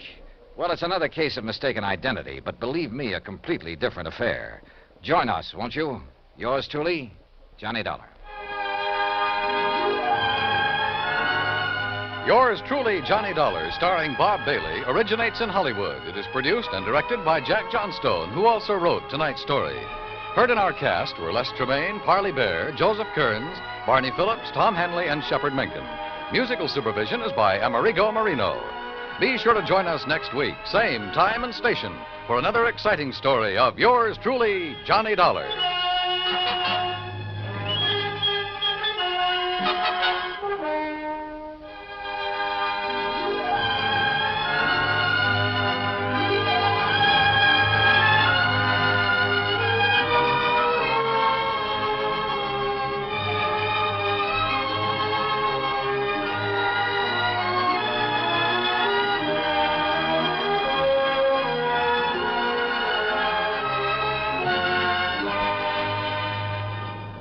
This is the United States Armed Forces Radio and Television Service.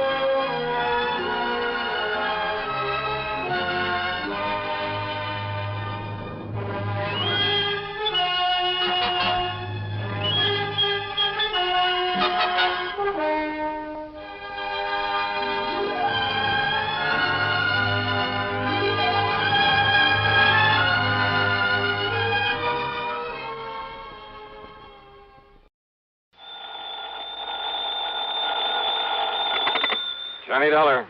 Earl Poorman, Johnny, down here in Sarasota. Earl, you're a dog. What? A couple of weeks ago, when you dragged me down there to Florida, I thought you were going to take me out in the Gulf for some of those kingfish. Well, now, Johnny, Instead, we ended up fishing a body out of the bayou. What, now, you don't think I planned that? Oh, no, I was only kidding. But if you're calling me about going down there for some fishing this time, well, are you? Well, maybe we can get out in the Gulf while you're down here. While I'm down there for what? To find out what's happened to a policyholder of ours. Uh-oh. Another one of those mysterious disappearance things? No. I want you to find out, if you can, whether it was suicide or murder. Oh. I'll grab the first plane I can.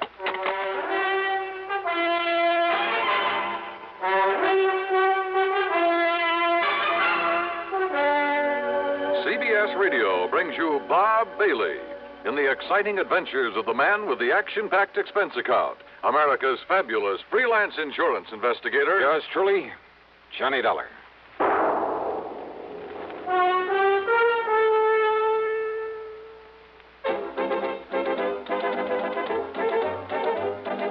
Winston tastes good like a cigarette should. Winston tastes good like a cigarette should. Winston gives you real flavorful, rich tobacco flavor. Winston's easy drawing too. The flavor comes right through to you. Winston tastes good like a cigarette should. A modern filter? Sure, Winston has it. But that's only the beginning of a Winston. Up front, up where it really counts, Winston packs exclusive filter blend. Light, flavorful tobaccos, specially selected and specially processed for filter smoking. Filter blend. That's why it's fun to smoke Winston, America's best-selling filter cigarette. Winston tastes good like a cigarette should. And now, Act One of yours truly, Johnny Dollar.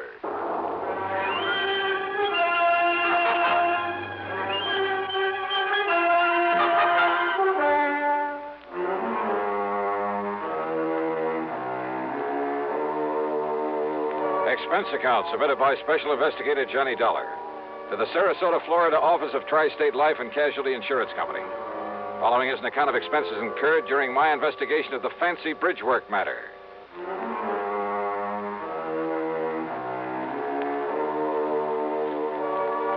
Expense account item 1, $79 even, plane fare and incidentals, Hartford to the International Airport at Tampa. Then a ferry plane to Sarasota, where I was met by Earl Porman, as usual, in a brand new air-conditioned car.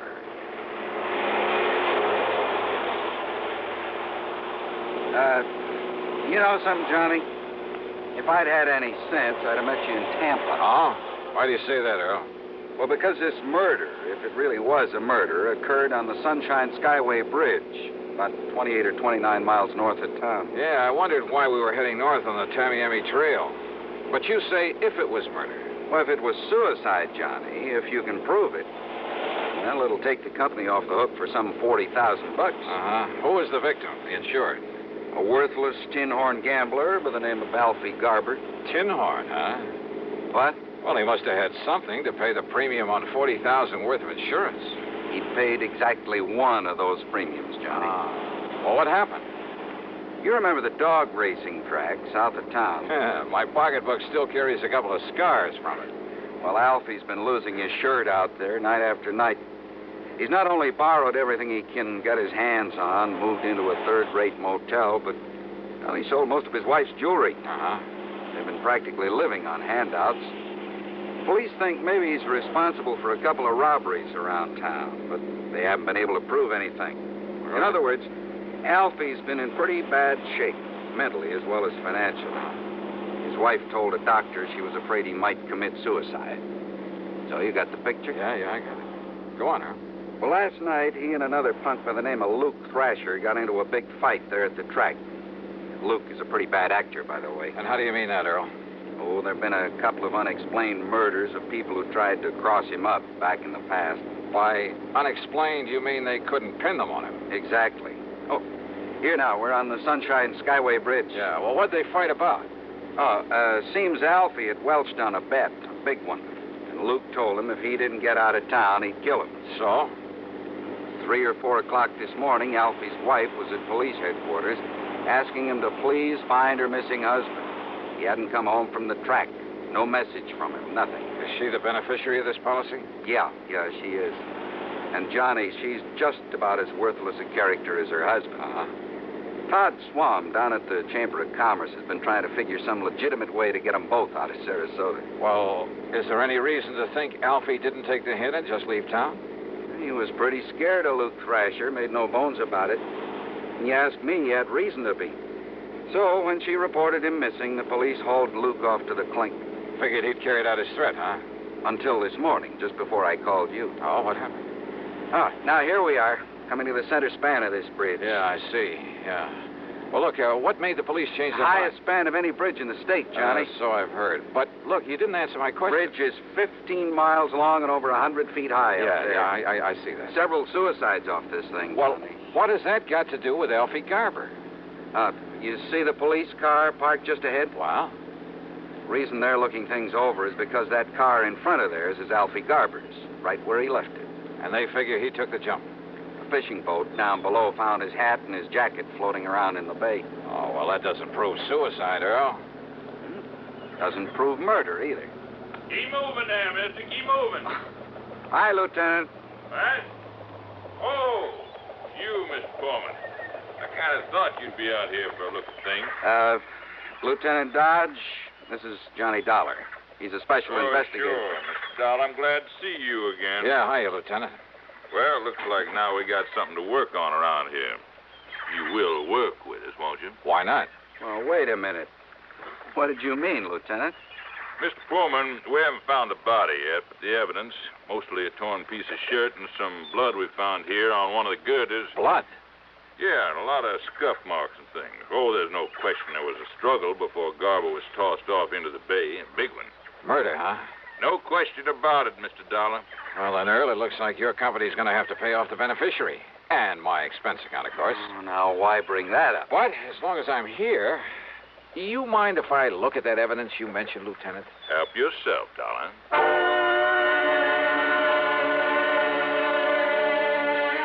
So I did. The marks of a struggle, the patches of blood on the girder, even the hat and the coat that had been recovered from the body. And I was inclined to agree with Lieutenant Dodge. That is until... Huh? What is it? Wait a minute. Let me see this jacket again. It's just an ordinary old tweed jacket, Dollar, and it's his all right. I checked it out with his wife. Yeah? Is she all broken up about him? Oh, not particularly. Luke Thrasher died, she might have been. I see. No bullet holes or tears in this thing. Well, so he must have taken it off before the struggle. But, what about this? What? Oh, why, that's just a feather from one of those seagulls that are flying around here all the time. Is it? Well, isn't it? Or is it a clue that Alfie Garber wasn't murdered after all? Huh? Yeah. Give a thought to that, Lieutenant. Now, just a minute, Dollar. How can this little feather prove that Alfie Garber wasn't murdered? Why, I didn't say a thing about proof, Lieutenant. Okay, you said clue. From a seagull, huh? What else? Well, what's the difference? Yes, what are you getting at, Johnny? Hey, Earl, does old Doc Crutcher still live up the street from you? Still does. Why? Now, wait a minute, Dollar. Yes, Lieutenant. You're going to work with me on this, huh? Absolutely. Then do you mind telling me why this feather's got you all excited? Well, I'm not exactly sure yet. You mind if I scrape a little of the blood off this girder? I sure do. That blood will be wanted for identification, for comparison. You mean if you find Garber's body? We'll find it, all right. We have to drag the whole bay. Good luck. Now, Dollar... Hey, swing us around, Earl, and head us back to Sarasota. Come on, swing us around. A, U-turn in the middle of this bridge? Mr. Pullman's right, Dollar. Go right ahead, Earl. I'm sure the lieutenant will be glad to hold back the traffic for us. Whatever you say, John. Okay, make a U-turn. I'll hold things up for you. But, Dollar... Attaboy. But if I didn't like you, I didn't think you could help me. Holy...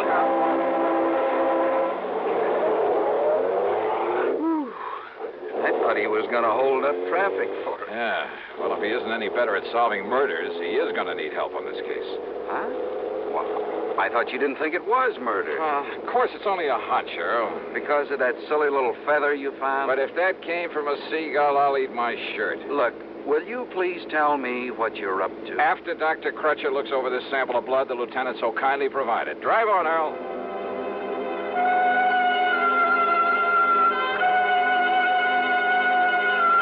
Dr. Les Crutcher, there on St. Armand's Key, is one of the most able men with a microscope I've ever known. He poured us a couple of drinks, took the blood sample, and retired to the tiny laboratory there at the back of his house. Then, after about 15 minutes...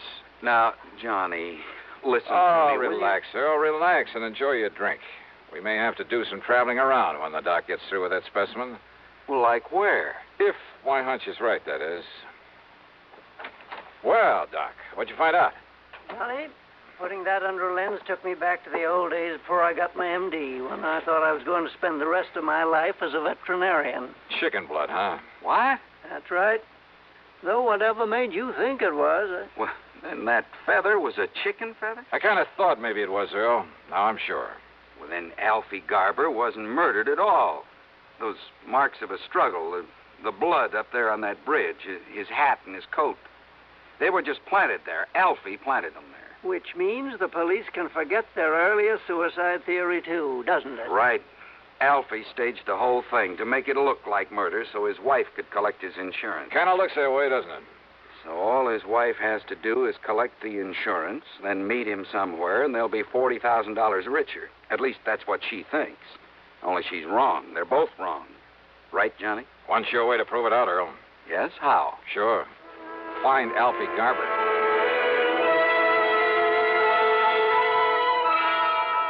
Sure. Easy, Lieutenant. Just find Alfie Garber. So we're right back where we started from. Yep. Only trouble is that by now he could be 1,000 miles away. Well, at least it takes that insurance company of yours off the hook. Yeah, I guess so. Kind of lets Luke Thrasher off the hook, too. Means his alibi really was airtight. His alibi? Yeah, Luke had witnesses to prove he was here in town at the time Alfie's car was left up on that bridge. Oh, I see. So I'd better arrange for Luke's release, I guess. Only hope he doesn't make trouble over being locked up. Well, now, those kinds seldom do, Lieutenant. They're usually smart enough to try to keep peace with you boys. He is a smart one, all right. Maybe if I butter him up a bit. Hey, look. I borrowed one of Earl Pullman's cars. When you let Luke Thrasher out, tell him there's a car and chauffeur waiting to take him anywhere he wants to go. Okay, Johnny. Thanks. As I drove Luke to his little motel outside the town near the track, I hoped he might come up with some kind of a lead on Alfie Garber. After all, he followed the same route year after year, made the same contacts. But I didn't get much help from him. Quite the contrary. Dollar, if I knew where to look for that punk, I might go after him myself. Oh? Why, Luke? I could kill that cheap little Welcher. Only, what's your interest in him? His attempt to defraud an insurance company? Oh. Slow down. Sure. What are you, anyway?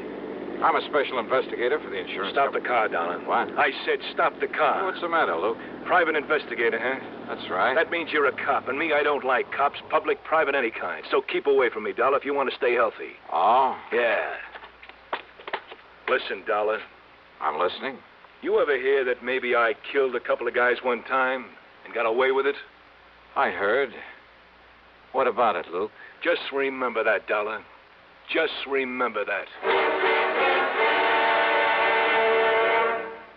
Act two of yours truly, Johnny Dollar, in a moment. Meet star Stuart Irwin. Nothing's worse for an actor than a nasty cold. To feel better quickly, I take wonderful four-way cold tablets, the fast way to relieve cold distress. Right. Tests of all the leading cold tablets proved four-way fastest acting. Four-way starts in minutes to relieve muscular pains, headache, reduce fever, calm upset stomach, also overcomes irregularity. Take my advice. For your next cold, take four-way cold tablets, the fast way to relieve those cold miseries.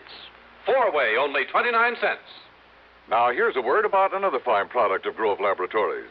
To get rid of embarrassing dandruff in 3 minutes, change to Fitch Dandruff Remover Shampoo. 3 minutes with Fitch regularly is guaranteed to keep unsightly dandruff away forever. Apply Fitch before wetting hair, rub in 1 minute. Add water, lather 1 minute. Then rinse 1 minute. Every trace of dandruff goes down the drain. 3 minutes with Fitch and embarrassing dandruff's gone. At the same time, Fitch can brighten hair up to 35%. Get Fitch Dandruff Remover Shampoo today. And now, Act two of yours truly, Johnny Dollar, and the fancy bridgework matter.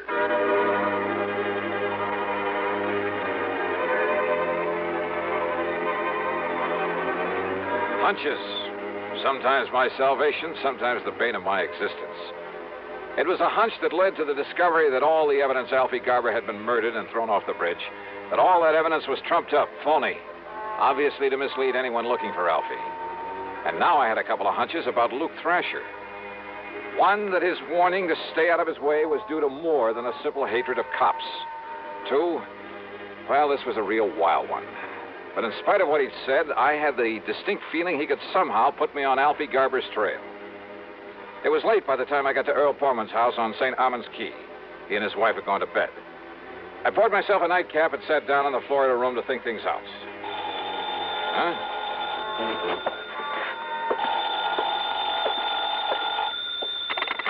Hello? Earl, is Johnny Dollar there with you? Who's that? Oh, Johnny? Yeah. Well, this is Doc Crutcher. Oh. Listen, there was something about that blood specimen you brought me, that chicken blood. Yeah? I wasn't sure at the time, so I put it back under the microscope.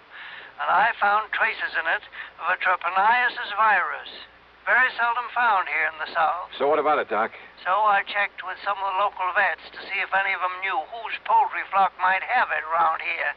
I thought such information might be of help to you. You were so right. And, Johnny, that chicken could only have come from the farm of Andrew Palucci out on Bee Ridge Road. Good for you, Doc. Mr. Palucci is about to have a late visitor.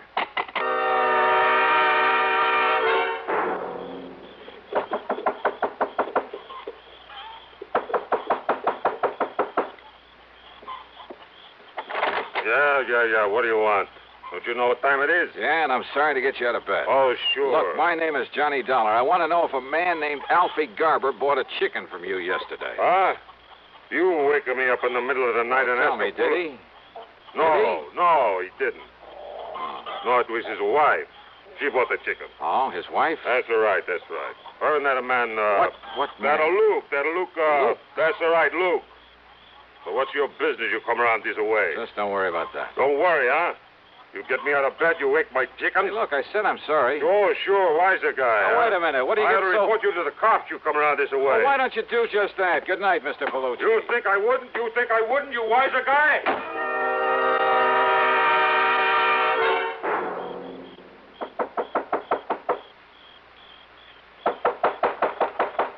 Yeah, I'm coming.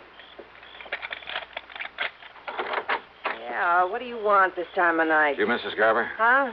You mind if I come in? Now, just a minute, mister. I want you as an accessory to the murder of your husband. Me? What are you talking about? Real smart, you and Luke Thrasher. Real palsy-walsy with him, weren't you? How long had you and Luke been planning this? What do you mean, mister? You crazy? Who are you? Racetrack bums, all three of you. Oh, now, wait a Alfie minute. was losing his shirt, but Luke was doing all right. He was loaded. So what to do about Alfie, who was giving you nothing but grief? Get rid of him. You're crazy. I asked you, who are you?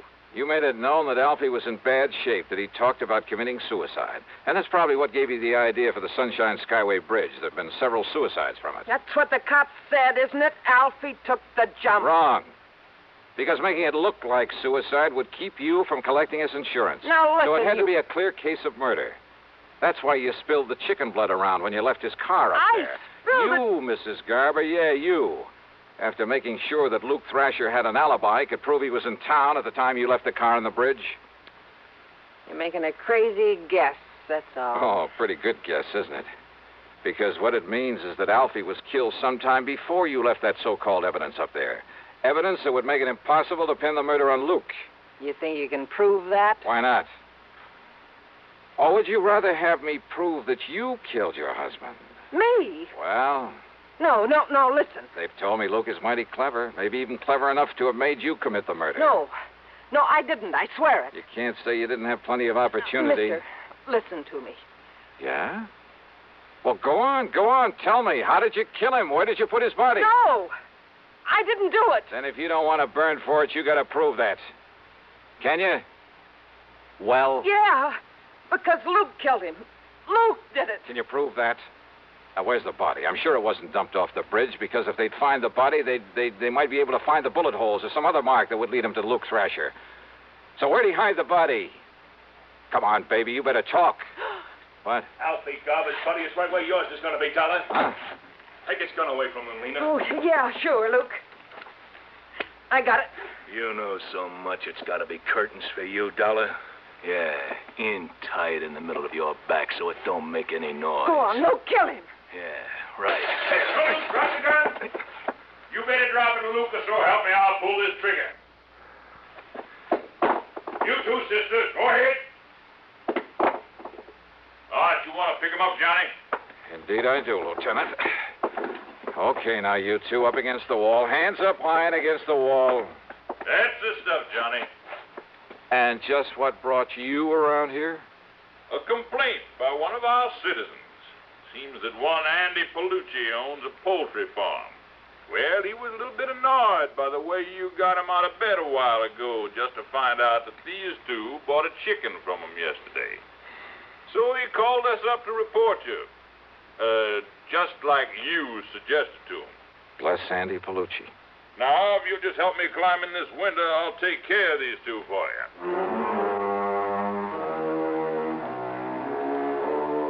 Luke Thrasher, in spite of all the pressure they put on him, still refused to talk. So it was Lena Garber who finally broke down and told the police where they could dig up Alfie's body. And yeah, the bullets in him came from the gun that Luke had held on me. So it's up to the courts. Expense account total, including the trip back to Hartford? Well, call it $200. And you know something? I finally managed to get in some of that real great fishing in the Gulf with Earl Portman. Really great. Yours truly, Johnny Dollar.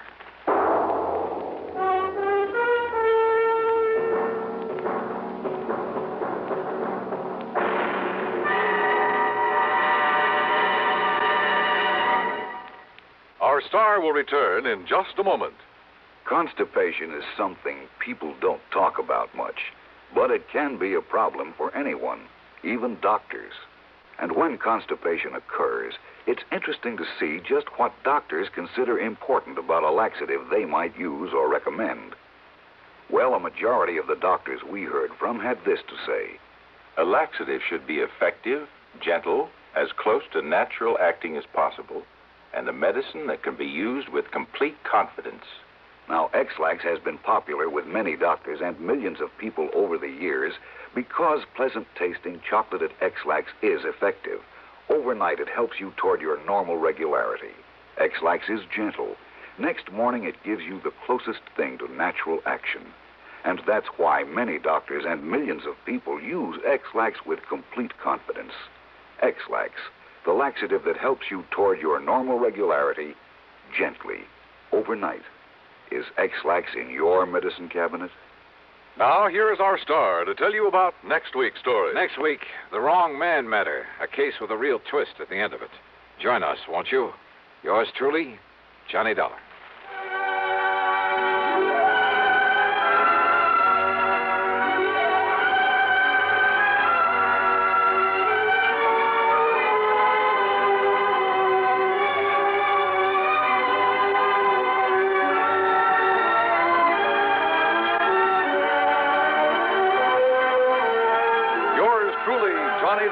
Starring Bob Bailey, originates in Hollywood and is written, produced, and directed by Jack Johnstone. Heard in our cast were Virginia Gregg, Vic Perrin, Barney Phillips, Edgar Staley, Peter Leeds, and Frank Gerstle. Be sure to join us next week, same time and station, for another exciting story of yours truly, Johnny Dollar.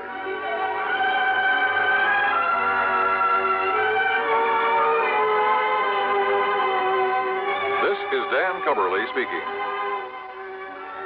Suspense follows on the CBS Radio Network. As you smoke a Duke, you get a sense of ease and comfort that grows with every puff. Because new king-size Duke is king-size in the filter, where it matters most. Radio 59, WROW. You know, we're all not experts on suits or stoves or automobiles, so before spending any money, we find out what makes one good. Aren't schools much more important? Shouldn't we know what a good school is really like? A free new booklet helps you to do this important job. It's called Yardsticks for Public Schools, published by the National Citizens Council for Better Schools. It suggests ways of sizing up a school and of ensuring a better education for your children.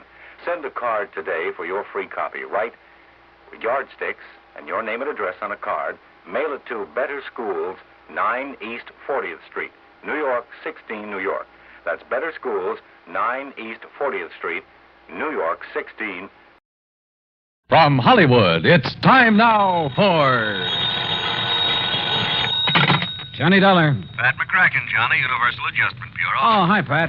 Johnny, you've handled a lot of difficult cases for the companies we represent. You've done a magnificent job. Saved some of them a lot of money. Huh? Sometimes nipped things in the bud even before they've happened. Pat. And there have been times when you've given up personal plans to take them on at a moment's notice and without question. Listen, that bush you're beating around is getting pretty big. All right, then I'll get to the point. Johnny, why don't you take yourself a holiday at company expense? What? Lake Mojave Resort, maybe, where I understand you love to fish. At company expense, huh? That's right. Okay, Pat, I'll grab the first plane. Good boy. But, brother, just wait till you see the expense account I pile up for you. Why, Johnny... Because if I ever smelled a rat, believe me, it's now.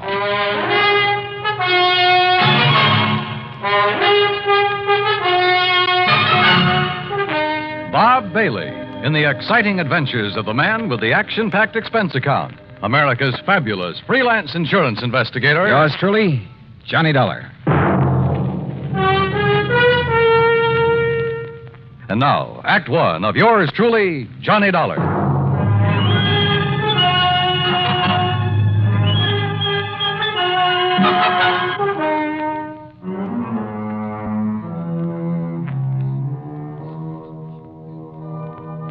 Expense account submitted by Special Investigator Johnny Dollar to the Universal Adjustment Bureau, Home Office, Hartford, Connecticut. Following is an account of expenses incurred during my investigation of the Wayward Trout matter.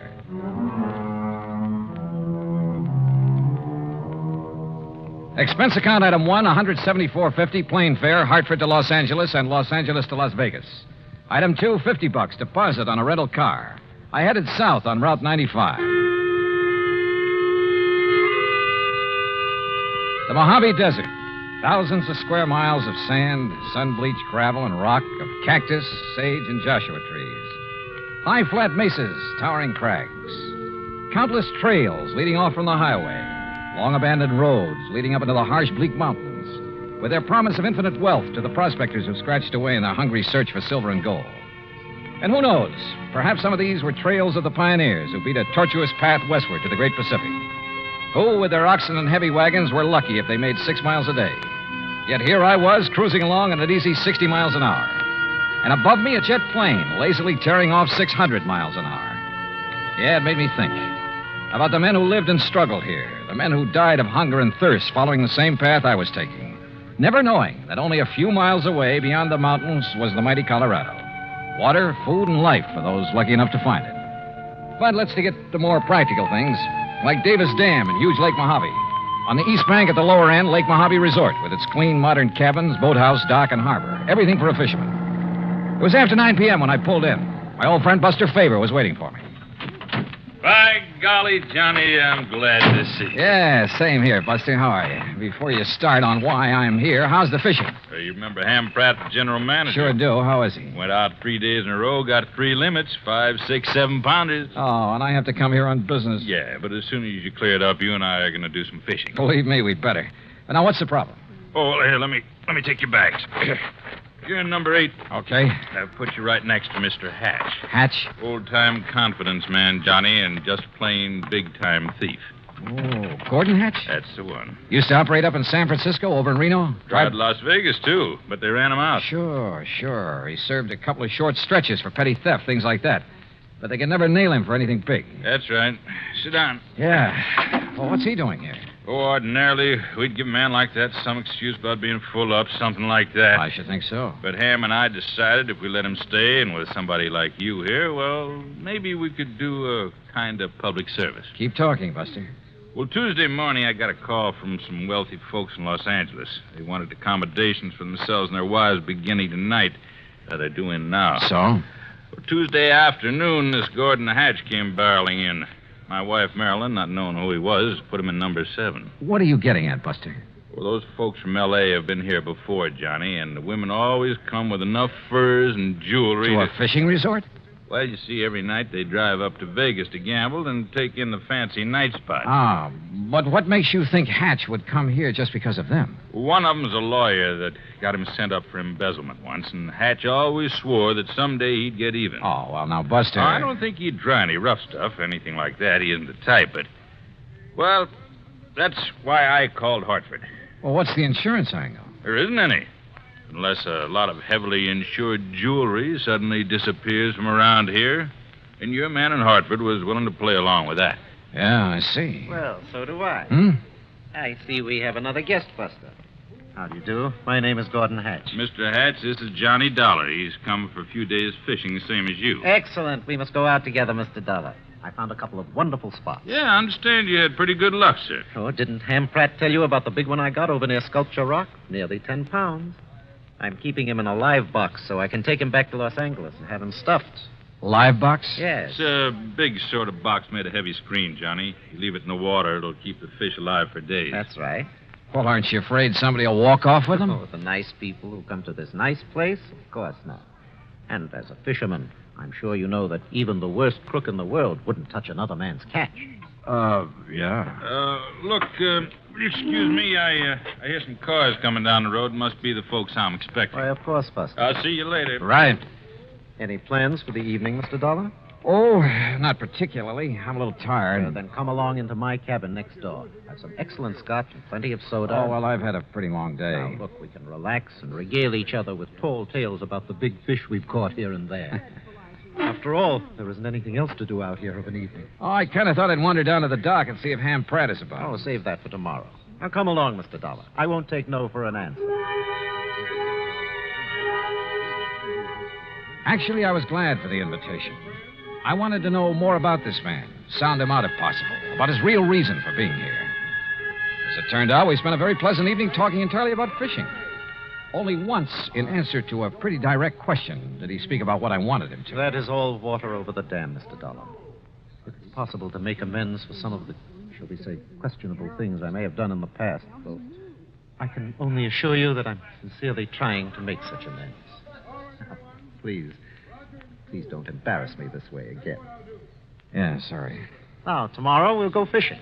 Well, I'll not only take you to one of the hottest spots on the lake, but I'll show you the beauties I have in the live box. You'll turn green with envy. Right, Cap? Well, it's been a pretty long day, and I really should hit the sack. So should I. So, here we go. Bottoms up, and may tomorrow bring us each a limit. That I will drink to.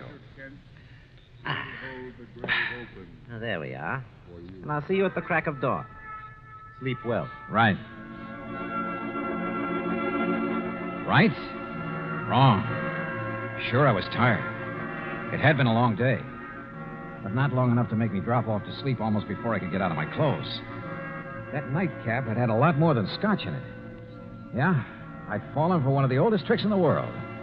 And until I woke up, anything could happen.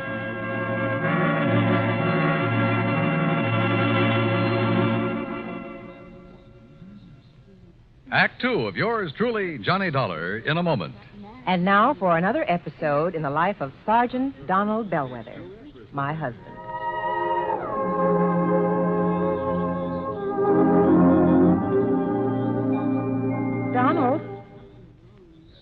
Donald. Sergeant Donald Bellwether. Please, Reba, can't you see I'm absorbed in the sports section? So I see. Who's the girl in the bikini? A shot putter? Look, what's the difference if she's an athlete or a Hollywood celebrity? Why do you insist on disturbing me while I'm reading? Did you drop off the laundry this morning? Yes, dear. Did you mail my letters? Yes, I mailed the letter. Did you know that angry, brooding, and impatient drivers are the major cause of many accidents? Yes, I know. What? I said angry or impatient drivers behind the wheel cause many serious accidents.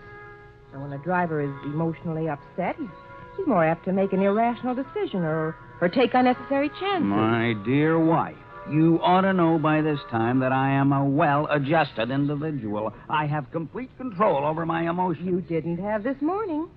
Now, just because I burned the toast, you stormed out of the house in a fit of rage.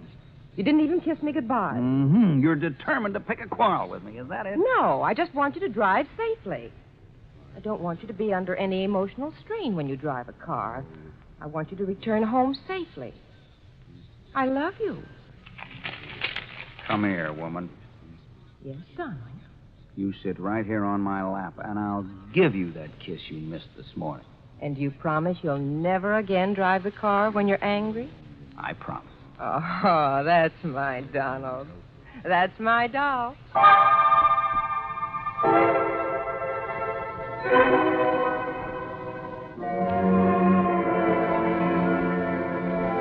And now, Act Two of yours truly, Johnny Dollar and the Wayward Trout Matter.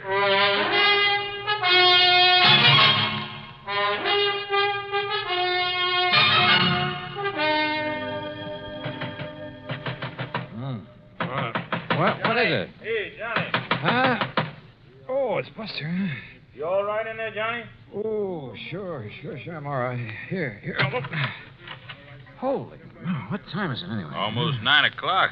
Oh, look at those big red eyes. You weren't kidding. I feel as though I... Where's Gordon Hatch? Went out fishing at the crack of dawn. Said you'd promised to go with him, but he pounded on your door and finally gave up. Johnny, you look like you... Hey, Buster, the folks you were expecting in from Los Angeles. Yeah, they came right after I left you and Mr. Hatch last night. 6 of them. I figured you wanted to be alone with Hatch to sort of feel him out. Yeah, I did. But is everything all right? Yes, so far as I know. And the point is, did you learn anything from Mr. Hatch last night? Only that he claims to have turned over a new leaf, is now the soul of integrity. Yeah? Well, I wonder. You say he's out fishing, huh? That's right. You know where he went? Well, one of his favorite holes, the one I told him about, is in the big basin about 10 miles up the lake. What about the folks from L.A.? They're still asleep in their cabins. Look, Johnny, like I told you, Hatch isn't the kind of trying any rough stuff, even against Mr. Fellows, the lawyer who sent him up one time. And he's here with that party? He's the one that organized it, made the reservations. Now, listen, Johnny, I may be all wrong about Hatch. In spite of his threat to get even with Fellows? Well, I mean, maybe he's gone straight. He certainly acts like a nice enough guy. Yeah. Well, the only thing I can do is keep an eye on him. If he makes a play, I'll nab him. If he doesn't, well, my trip out here will have been wasted. Wasted? I thought you and I were going to do some fishing. Oh, well, now that's different. Ooh. Hey, I better get some breakfast in me. Yeah, sure. I'll tell Mary over at the cafe to have it ready for you. Yeah, okay, Buster. Sunny side up and with plenty of strong, dark black coffee.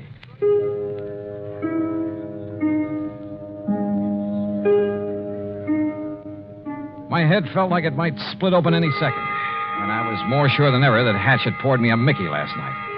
Yet he had expected me to go out on the lake with him this morning. Must have been nearly 10 a.m. by the time I'd showered, shaved, dressed, and joined Buster at the little cafe.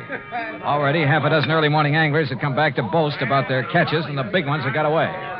Now, don't you tell us all, Buster, but that big one, Buster, he must have been 8.5 pounds. Yeah, I'm sure it was, Mr. Hector. Well, the place I lost him was in the second cove this side of the dam by the big square rock. Second cove this side of the dam, did you say? That's right next to the big square rock. Hey, Jim, I know a great spot for us to try this afternoon. Yeah, I heard that, too. Now, don't you tell us all about that spot, Buster. Cross my heart, Mr. Hector. Good. Say, Henry, I want to tell you about a place I found this morning. You feeling any better, Johnny? Yeah, much. Now, listen. If Gordon Hatch is up here after the money and jewelry of Mr. Fellows and his party, or for any reason at all connected with them, yeah? I think you and I had better hop into a boat and get... Mr. Fellows. Oh, yes, Miss Fellows. Good morning. Please come outside quickly. Come on, Johnny. Right. Miss Fellows, this is Johnny Dollar, a friend of mine, a special investigator. Oh, thank goodness you're here, Mr. Dollar. Buster, we'd been robbed. What? When, Mrs. Fellows? Sometime during the night. All our jewelry, Mrs. Harkins and Mrs. Peterson's and mine. Why, it must be hundreds of thousands of dollars worth. My diamond brooch alone I is see worth... you found him, Martha. Yes, Ralph. Oh, this is Mr. Dollar, and he's some kind of an investigator. Good. I've heard of you, Dollar. I've told them, Ralph, about the jewelry. Yeah, well, whoever did it got our money, too. With all we brought along to gamble in Vegas, must be over $20,000. And how he managed to sneak into our cabins... And without waking us, too. Of course, we were pretty tired last night. Well, good morning. Oh, Mr. Pratt. Oh, what seems to be... Johnny, glad to see you. How are you, Ham? I got some bad news for you. Yeah, Ham, it looks like he's done it. Oh? Gordon Hatch? Yeah. Better make a thorough search of his cabin. Gordon Hatch? Oh, no. I'm afraid so. Great Scott. So, Ham, look in his luggage, under the mattresses, anywhere else you can think of. Right, Johnny. Mr. Dollar, do you mean to say that Gordon Hatch is here at this point? Better look in his car, too, Ham. Under the car and the upholstery. Look here now, Mr. Dollar. Sorry, Mr. Fellows. I'll have to talk to you later. Come on, Buster. You and I are going for a boat ride.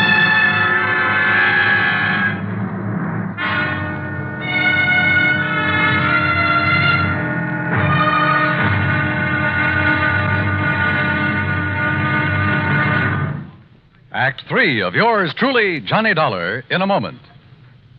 Do you know who Uncle Sam's lawyer is? If your answer is the Attorney General, you're absolutely right. But being legal advisor to the President and other governmental agencies is only part of his job.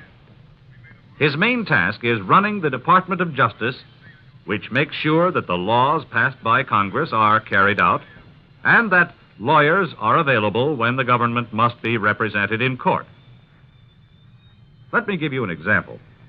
Suppose there is some question concerning the amount or kind of tax you should pay, or suppose you and the government don't agree as to which of you owns certain land. That's when the Department of Justice steps in to represent the government side of the case.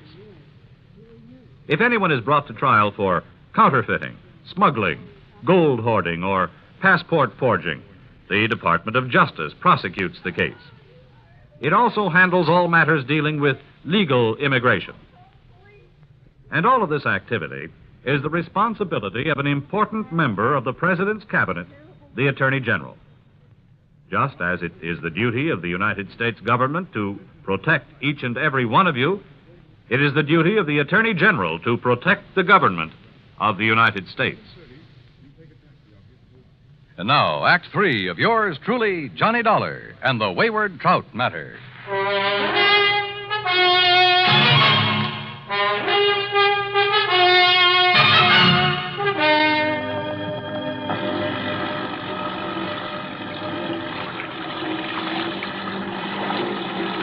Lake Mojave was calm as a mill pond, and Buster made the spray fly as we headed almost due north up toward the big basin.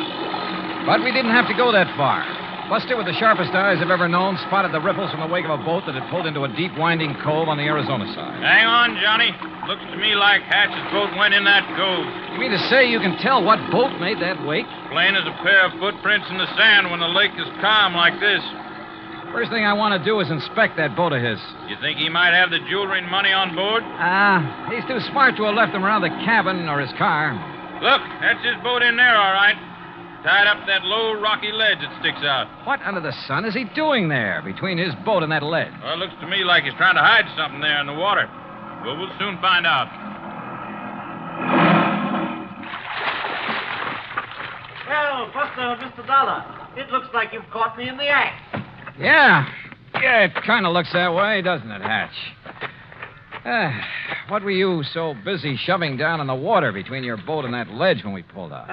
Well, I figured no one would find it here, Mr. Dollar. Yeah, I'll bet. But I decided to move the live box into this hidden cove when I first came out this morning. The live box? Well, after all, it was you who warned me someone might try to steal some of these beautiful fish I've caught and I'm keeping alive in it. But as long as you found me out, well, here, take a look at them. Now, listen here on his boat, Johnny. Here, look at them. Ever see such a nice mess of bass in your life? Yeah, they're beauties. And that trout on the bottom. I got him way up the lake yesterday morning. Must be 10 pounds. That's the one you plan to have stuffed? That's the one. Well, you better have it done pretty soon. He looks dead to me. Yes, he was this way when I came out this morning. So, when I'm through fishing today, I'll head back to L.A. with him to a taxidermist. Hatch, there's something I want to talk to you about. I know, Dollar.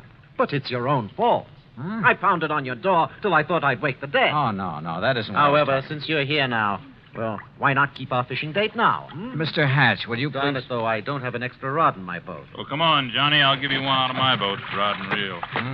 Oh, yeah, sure, okay. Dollar, I'll take you to fishing spots even Buster doesn't know about. Not a sign of the jewels and stuff on his boat, Johnny. He even went through his tackle box. Well, maybe he's hidden the stuff somewhere along the shore. If he's the one who took it. He looks and talks as innocent as a baby. So the only thing I can do is keep an eye on him, try to feel him out. Come on, boys. Time's a wasting. Oh, here, Johnny, you try this rod on for size. Well, that looks good to me. And here, take along a couple of these fast strike minnow hooks. If anything, they'll get you big bass. They sure will. Yeah, or maybe a trout like the one that Mr... What's the matter, Johnny? Come on, Buster. What? What's the matter? Well, it's about time. What were you two gabbing about over there? Say, Hatch, I want another look in the live box at that big trout. I don't blame you a bit. Step into the boat, and I'll raise the top so you can really see it. No, I think I'll pull the whole contraption up here on the ledge. That'll take the fish out of the water. Well, you said that trout was dead early this morning. Well, that's right. Then why is he on the bottom of this thing? Why isn't he floating belly up? Here now. I don't know, but I don't see... Now, wait, what are you doing? Oh, those beautiful fish in there will die like the trout. Oh, I just want a real close look at that trout. Oh, just a minute. These live ones will hold still long enough for me to... Dollar, put them back in the water. Here we are. Ooh, 10 pounds? Look here now. Why, this fish weighs 20 pounds if he weighs an ounce. Dollar? And no wonder the way you've got him stuffed full of... Oh, how about this? A beautiful diamond brooch. No wonder you decided to get back to L.A. And not to stuff this trout, but to unstuff him. And how about this bracelet? Emeralds, aren't they? And look at these nice new $100 bills. A bit wet, perhaps? You're holding more than money and jewels in your hand, Dollar. Oh, now, put that thing away. I'm talking about your life. And I won't hesitate to pull this trigger unless you toss that money and those jewels into this boat. While I toss this over at you, Mr. Hatch? Put it down, Buster, or I'll shoot you, too. Toss me the jewels, Dollar. Toss them. And, Buster, stay where you are. How about the whole trout, Mr. Hatch? All right, drop that. Boy, Johnny. Johnny, you really clobbered him. Yeah, but... Oh, Buster, if you hadn't thrown that oar... And if you hadn't hit him in the face with that wet fish, Johnny, he would have plugged you. Yeah, Buster. I always did like trout.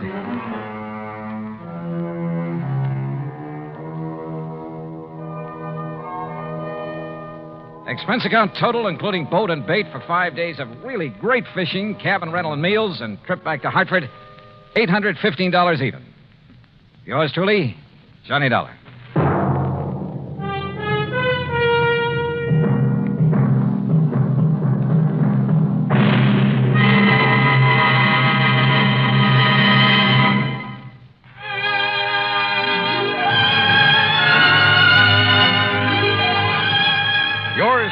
Johnny Dollar, starring Bob Bailey, originates in Hollywood and is produced and directed by Jack Johnstone, who also wrote today's story.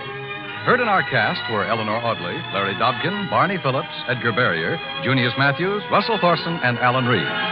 Be sure to join us next week, same time and station, for another exciting story of yours truly, Johnny Dollar. This is Dan Cumberly speaking.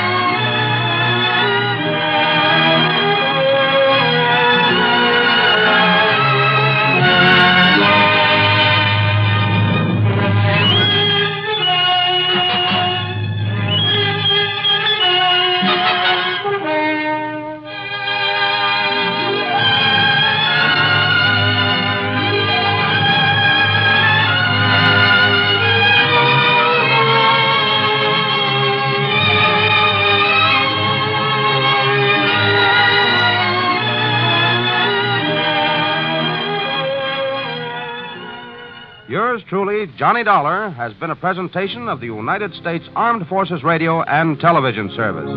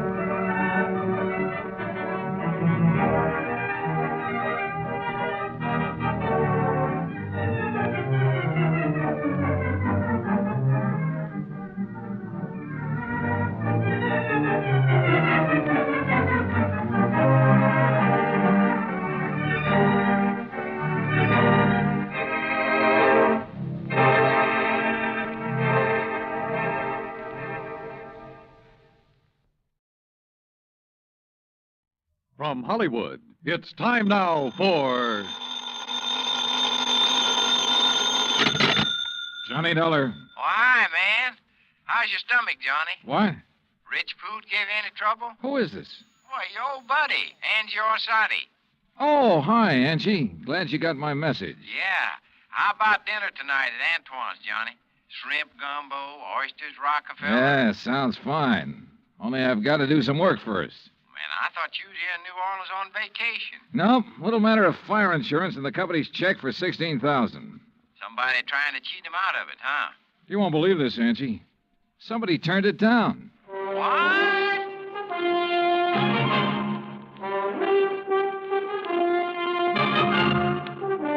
Bob Bailey in the exciting adventures of the man with the action-packed expense account.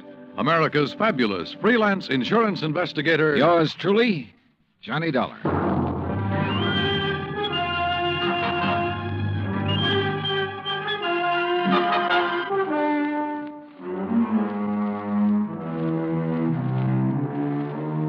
Expense account submitted by Special Investigator Johnny Dollar to Providential Fire and Marine, 787 Greenleaf Avenue, Hartford, Connecticut.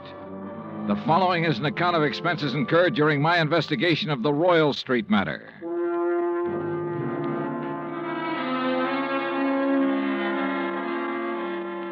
Expense account item 1, $103.82, transportation to New Orleans.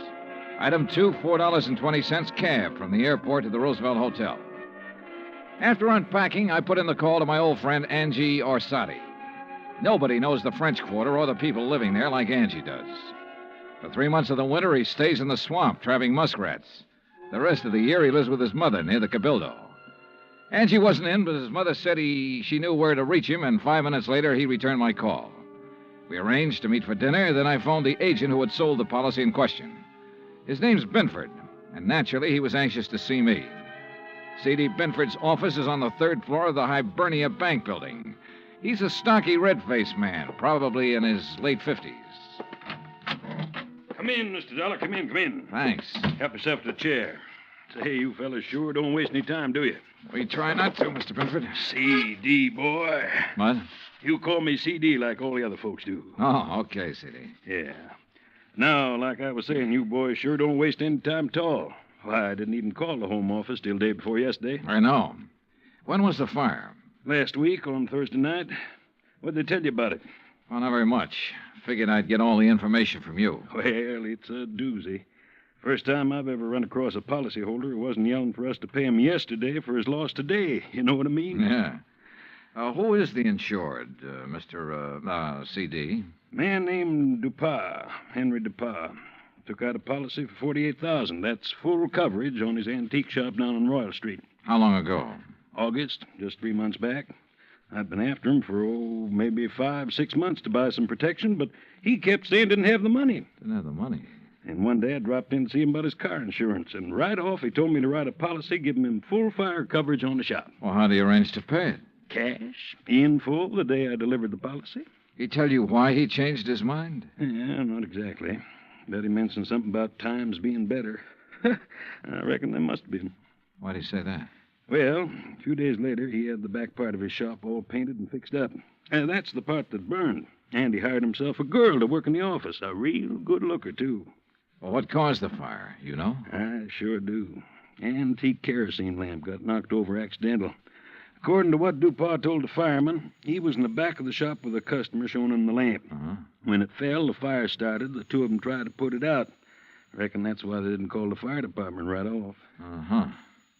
And did Dupas tell you the same thing? Dupas? He didn't tell me nothing. Well, he reported the fire to you, didn't he? He did not.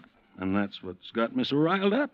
I wouldn't know about it now if I hadn't dropped in there the other day. Was Dupas there when you stopped in? Yes, sirree. And when I saw how the place looked, the whole back of the store gutted out and a slew of his antiques destroyed, I let him have both barrels, I tell you. Oh, what'd he say to that? Well, nothing too much. Just acted like he wasn't interested in whether we paid for it or not. Didn't even ask for a claim form. That's funny. Sure is. I thought maybe he was so upset over losing some of his valuable antiques, he didn't know what he was doing. So, after I checked with the fire department, got a copy of their report, I typed up a claim for him. You figured the damage at $16,000, right? Mm-hmm. I knew how much he spent fixing up the back. When I'd issued the policy, I'd gotten an estimate on most of the antiques. So what happened when you gave him the claim? He signed it? He did not. Said to forget about the fire. Huh? And when I kept after him, he called me a busybody and told me to get out of his shop and stay out. What do you think, C.D.? You have any idea why he didn't report it or sign that claim? If I had, boy, I wouldn't have sent for you.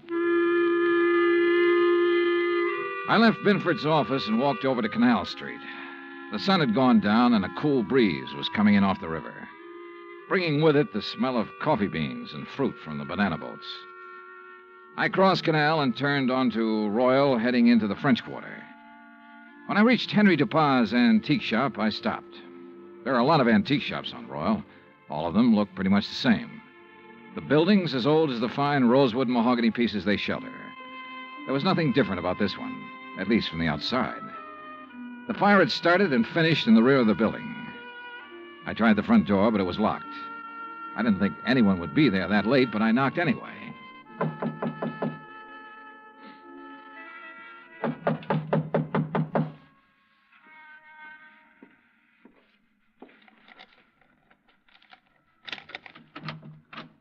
Yes, who is it?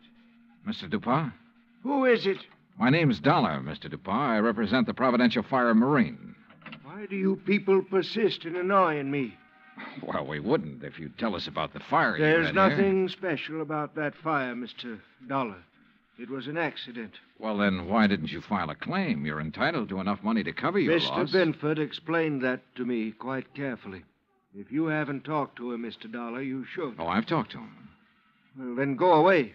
Well, not until you answer a few questions. No, leave me alone, please. I'd noticed an alley next to the shop that ended where the rear door had been. I started back along it, not quite sure what I was looking for or what I expected to find. But I was sure of one thing. Dupin was a frightened man. It was too dark to see anything at the end of the alley, so I returned to the street. Item 3, $30.50, phone call, taxi, and dinner for two at Antoine's. Oh, man. Kind of nice, ain't it, Johnny? Oh, the way it never changes. Same waiter, same chef, same clientele. Yeah. Like another Cafe Royale, Ashy? No, thanks. Well, Johnny? Yeah? Well, when you going to ask me? Ask you what? Oh, don't kid me, John. You had that old bloodhound look in your eye ever since we sat down. What's the question? Okay, Angie. What do you know about a man named Henry Dupin? Dupin's antique shop? That's right. Oh, not much. Seen him around some's all. Yeah, where? Oh, you know what kind of places I like, Johnny. Yeah, but I can't picture Dupin liking them. Well, maybe he don't, but maybe that little old blonde he's been carrying with him does. Blonde? Yeah, you know. Female, girl, bleached hair. I know. Yeah. How old? Oh, 24, 5. Yeah, real nice for an old coot like him. Real winter and spring, huh? Yeah. You seen them together often? Oh, a few times. Saw him about 2 weeks ago at Butz's place. Hey, you know something? I walked in there that night with a 5, and I walked out with 200. How about that? Great. You know who the blonde is? No, but I might be able to find out. You want? Yeah, I want. I left Angie and started back toward Royal Street. On the way, I ran up item 4, $1.85 for one flashlight and batteries. The shades on Dupin's shop were drawn, but I could tell there were lights on inside. In the alley, a small pickup truck was parked near the side entrance to the shop. In the back of the truck, looking like they'd just been taken off the boat, were several stalks of bananas. There wasn't much else to see except the charred wood and refuse left in the alley after the fire. I started back toward the street when a man, a much larger man than Dupin, came out the side door and got into the truck. He turned over the engine and switched on the lights before I could get clear. Hey, what are you doing there? Hold it, mister, right there. Here, buddy, you just hold it. What were you doing back there, huh? Well, right now, mister, I'm wondering what this load of bananas is doing in an antique shop. What is it, Carl? Well, I just caught this guy snooping around in the back. What? It's Mr. Dollar. Yeah, that's right. You know him, Dupin? He's one of those insurance men I told you about. Oh, well, What are you here for, Dollar? Didn't DuPont tell you he doesn't want any money from you people? Now, why not? Because he's afraid we might have to take a good look around before paying No, off? son. Now, look, Dollar. Mr. DuPont has been okay with you people, so you got no reason to come snooping around. Especially after he's told you he don't want you around. So now maybe Mr. DuPont will have to do something to keep you away. Ain't that right, Mr. DuPont? You know what I mean. Yes. Yes, all right, I'll do it, Carl. And he'll never bother us again. Go on, Dollar. Get out of here. At the time, I had no idea what they meant to do, so it wasn't easy to turn my back on them. But I did. And nothing happened. I went back to my hotel and hit the sack, and I must confess I slept later than usual the next morning. I was still in bed when the phone rang.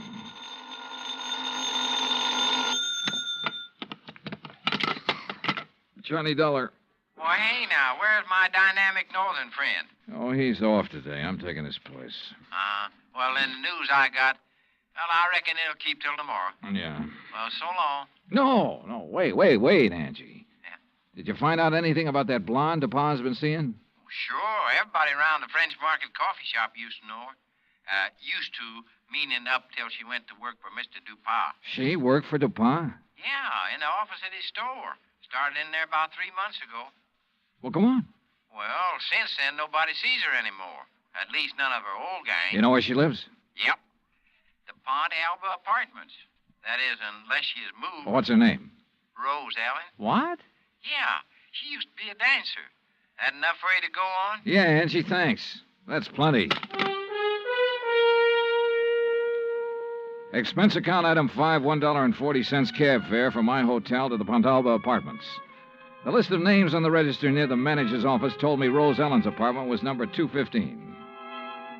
But when I got up there, the girl who opened the door wasn't a blonde. Yes? Oh, I'm looking for Miss Rose Ellen. She isn't in. Oh, she at work? Who are you? I mean, are you a friend of hers? My name's Dollar, Johnny Dollar. I'm an insurance investigator.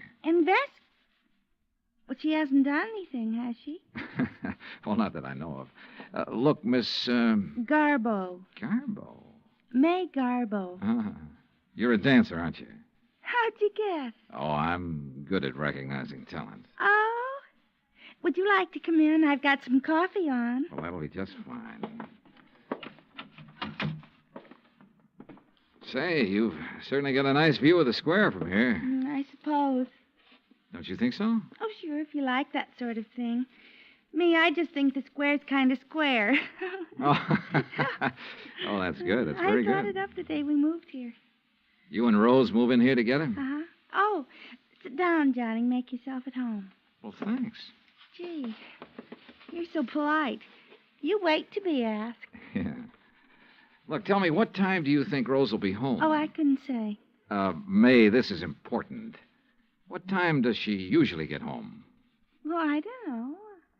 I mean, after all, she's got her own life to live, you know, and I'm not her keeper. Okay. Sometimes she doesn't get home for days. Oh, I better get the coffee. She ever say anything to you about the fire? Yeah?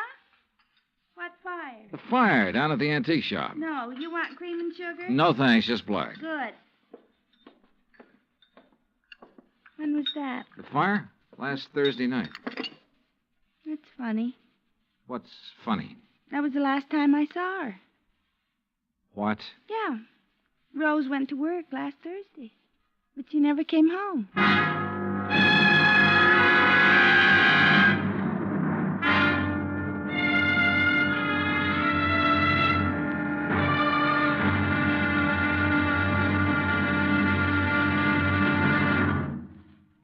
Act Two of yours truly, Johnny Dollar, in just a moment. You don't have to be a special investigator to know that Americans don't take their civic responsibilities lightly. The Election Day turnout proved that, beyond any shadow of doubt. So now it's time for you to face up to another responsibility to the nation in just as straightforward a way. Our Ground Observer Corps needs volunteers. We at CBS Radio urge you to write or telephone your nearest Civil Defense Center to learn how you can help in this vast program that patrols our skies. Now, Act Two of yours truly, Johnny Dollar, and the Royal Street Matter.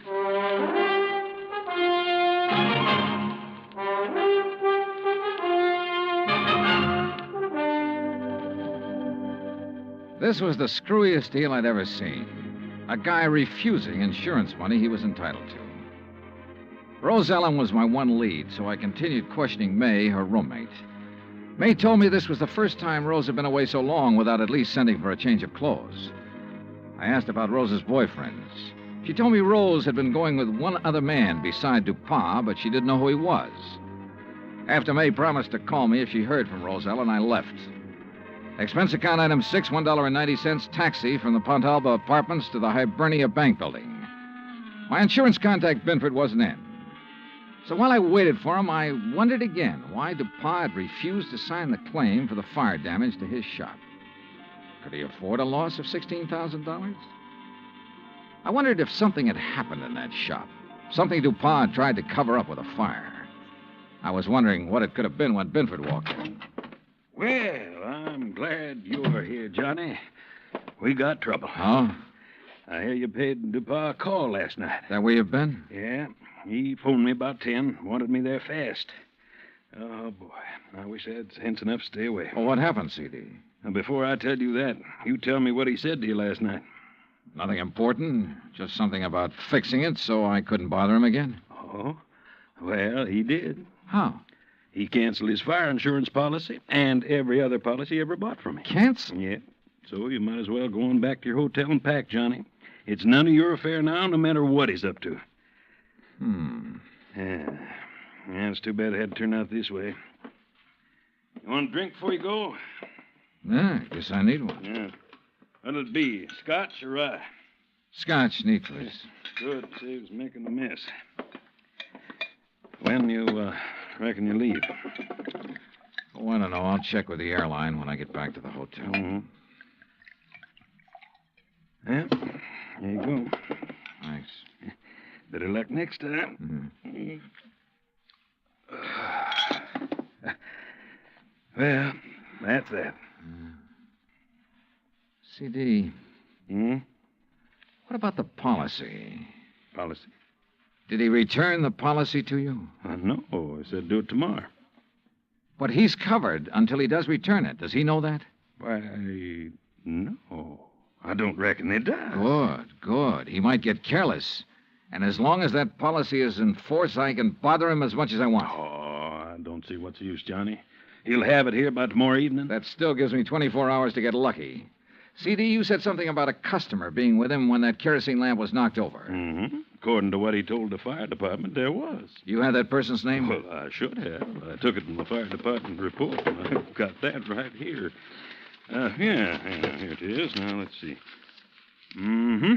The name was Andrew W. DeLong. Address 1515 West Claiborne.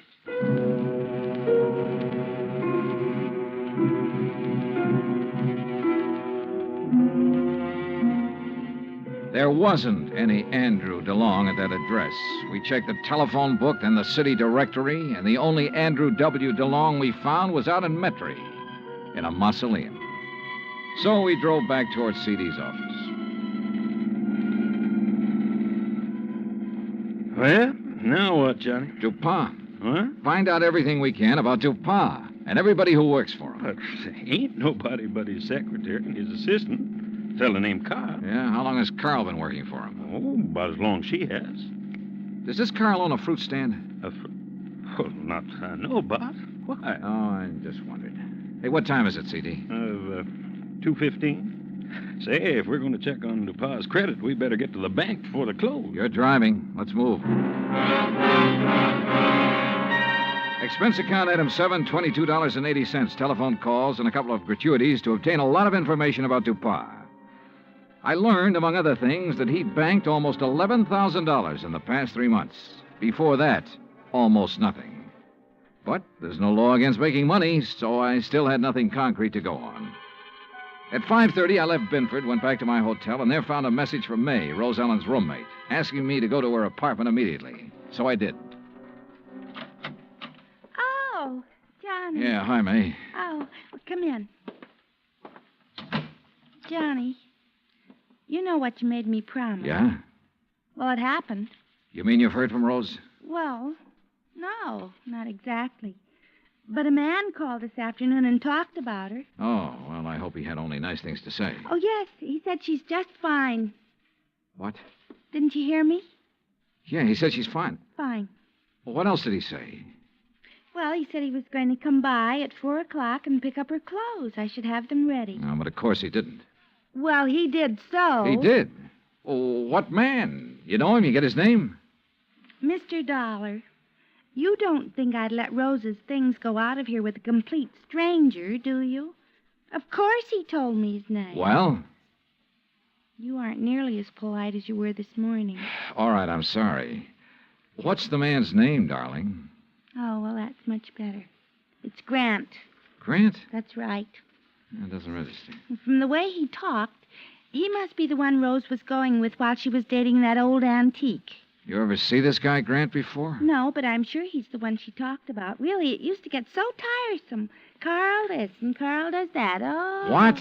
I said, oh. May, tell me, where did he say he was taking her clothes? Well, he didn't say. He just put them in that old truck. Thanks, sweetheart. See you later. I needed a fast car and a driver who could handle it, so I called Angelo Arsati. 20 minutes later, we parked in front of Dupas' antique shop. There was a dim light on inside. Now, look, brother, there's really no reason for you to get mixed up in this thing. Oh, you kidding, son? Looks like Dupas ain't gonna answer. All right, let's see what this hunk of stone will do to the glass. Here. Hey, that got it. I can reach through the lock.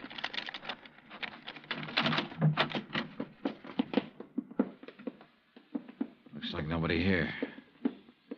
Well. Hey, wait a minute. Yeah, I see him. Carl, what happened to you? Dollar.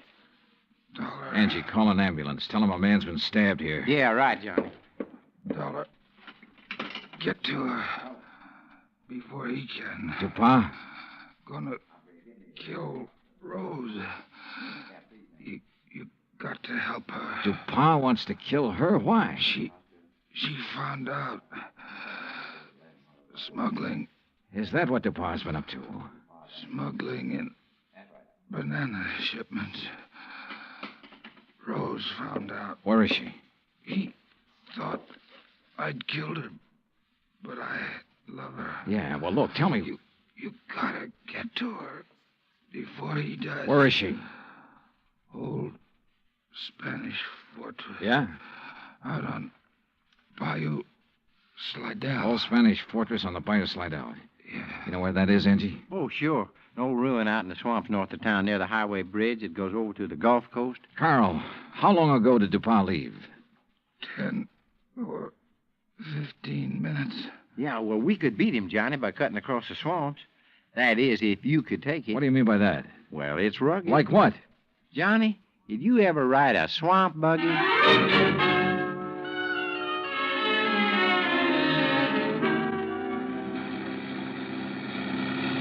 Oh, brother. How much farther, Angie? Well, should be right up ahead. How can you tell? All I can see is swamp and marsh grass. Yeah, well, I done a lot of trapping out here. I know the channel. Think we'll make the old ruins before Dupas? Well, we got to, don't we? Hey, there it is. That old wreck is called a fortress? Man, that's it. Well, get us up as close to it as you can. I don't see anybody parked. There's nobody approaching the bridge. There we are. Come on, let's go. Hey, look, John. There she is at the side entrance. Yeah, I see. Rose! Rose Ellen! She's scared. She ducked back inside. Rose! We're friends of Carl's. He sent us to help you. Well, come on, Johnny. We can get inside to her through this here doorway. Okay. This place looks like it's about ready to fall apart. Rose! Yeah, man. Dark in here, too. Yeah, don't step on the fallen bricks. Okay. Rose! Rose Ellen! Yes? Where's Carl? Dupas tried to kill him. Oh, no. Rose! Come on out here where we can see you. Rose!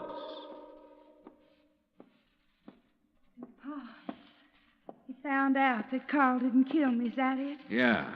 But Carl's all right now. Look, Rose, I want you to tell me all you know about the fire at DuPa's shop. Were you there? Yes. Well, what happened? Pa had me tied up. Told Carl I'd found out what they were doing. Smuggling, I mean. He told Carl to kill me. He didn't know Carl and I was going to be married. Go on. Carl argued with him. That's when the lamp got knocked over. They didn't stop arguing until DuPas said he'd kill us both. So finally, Carl told DuPas he'd take care of me. Well, he had to, or DuPas would have killed us. But instead, Carl brought you here. Yes. Oh, come on, Johnny. Let's get out of this dark hole. Wait a minute, Angie. Rose, do you know why DuPas was afraid to report his fire to the insurance company? Some of the things he smuggled in was lost in the fire. If anybody come poking around, they might have found out what he's doing. What was he smuggling, do you know? Little tiny boxes filled with white powder, hidden in the bananas. Johnny, narcotics. Yeah, sure. No wonder he banked so much money so fast. I'll bank much more after I get rid of you, Dollar. Look at that. There he is in the door. Yeah, watch it. See, I ain't fooling, Dollar. He can't see us. No, but what a target he makes in that doorway against the light. No gun, Johnny? No. We can try one of these bricks. Yeah, man, but if you miss... Dollar. Wish me luck. Dollar. Right here to pop. Come on. Oh, man, dear. You could qualify for the New York Yankees, Johnny. All right, DuPas. On your feet. Let's get out of here.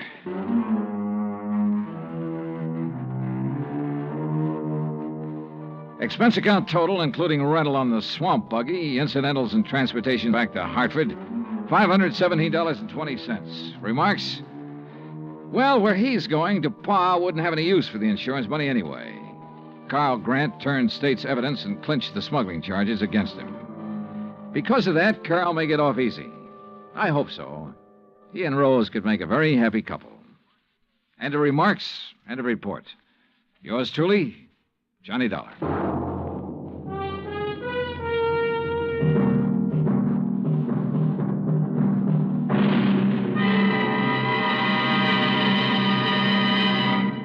Our star will return in just a moment. If we are to remain alert to possible acts of aggression, we need the continuous operation of the Ground Observer Corps. And if the Ground Observer Corps is to remain on the job around the clock, 7 days a week, your help is needed. Tomorrow, telephone your nearest Civil Defense Center and volunteer a few hours of your time each week to the Ground Observer Corps. Join our Ground Observer Corps at the Civil Defense Center nearest your home. Now, here is our star to tell you about next week's story. Next week, 3 sets of twins. 2 men, 2 girls, and 2 fires that hit the coast of Florida with the impact of a hurricane. Join us, won't you? Yours truly, Johnny Dollar. Yours truly, Johnny Dollar, starring Bob Bailey, originates in Hollywood. Written by Charles B. Smith, it is produced and directed by Jack Johnstone. Heard in tonight's cast were Virginia Gregg, Forrest Lewis, Lou Merrill, Lawrence Dobkin, and Frank Gersel. Musical supervision is by Amerigo Marino and Carl Fortina. Be sure to join us next week, same time and station, for another exciting story of yours truly, Johnny Dollar. Dan Cubberly speaking.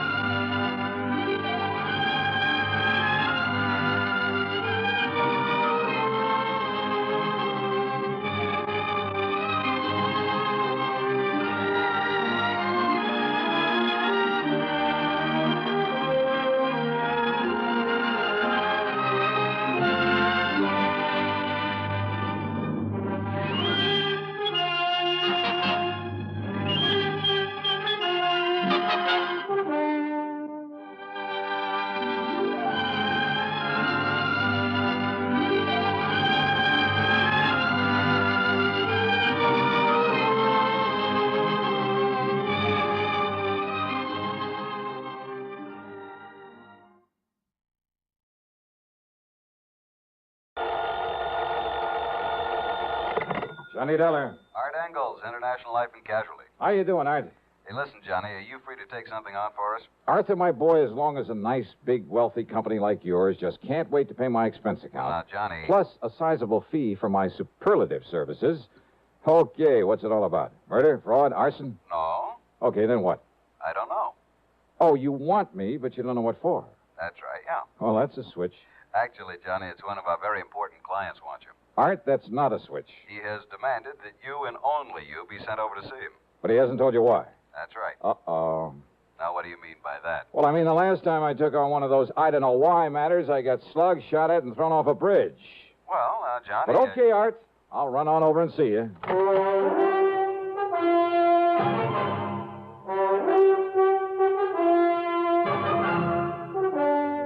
CBS Radio brings you Bob Bailey in the exciting adventures of the man with the action-packed expense account, America's fabulous freelance insurance investigator. Yours truly, Johnny Dollar.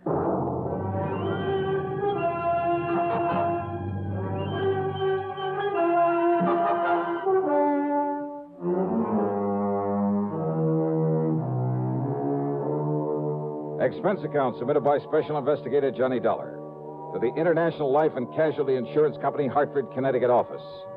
Following is an account of expenses incurred during my investigation of the phony phone matter.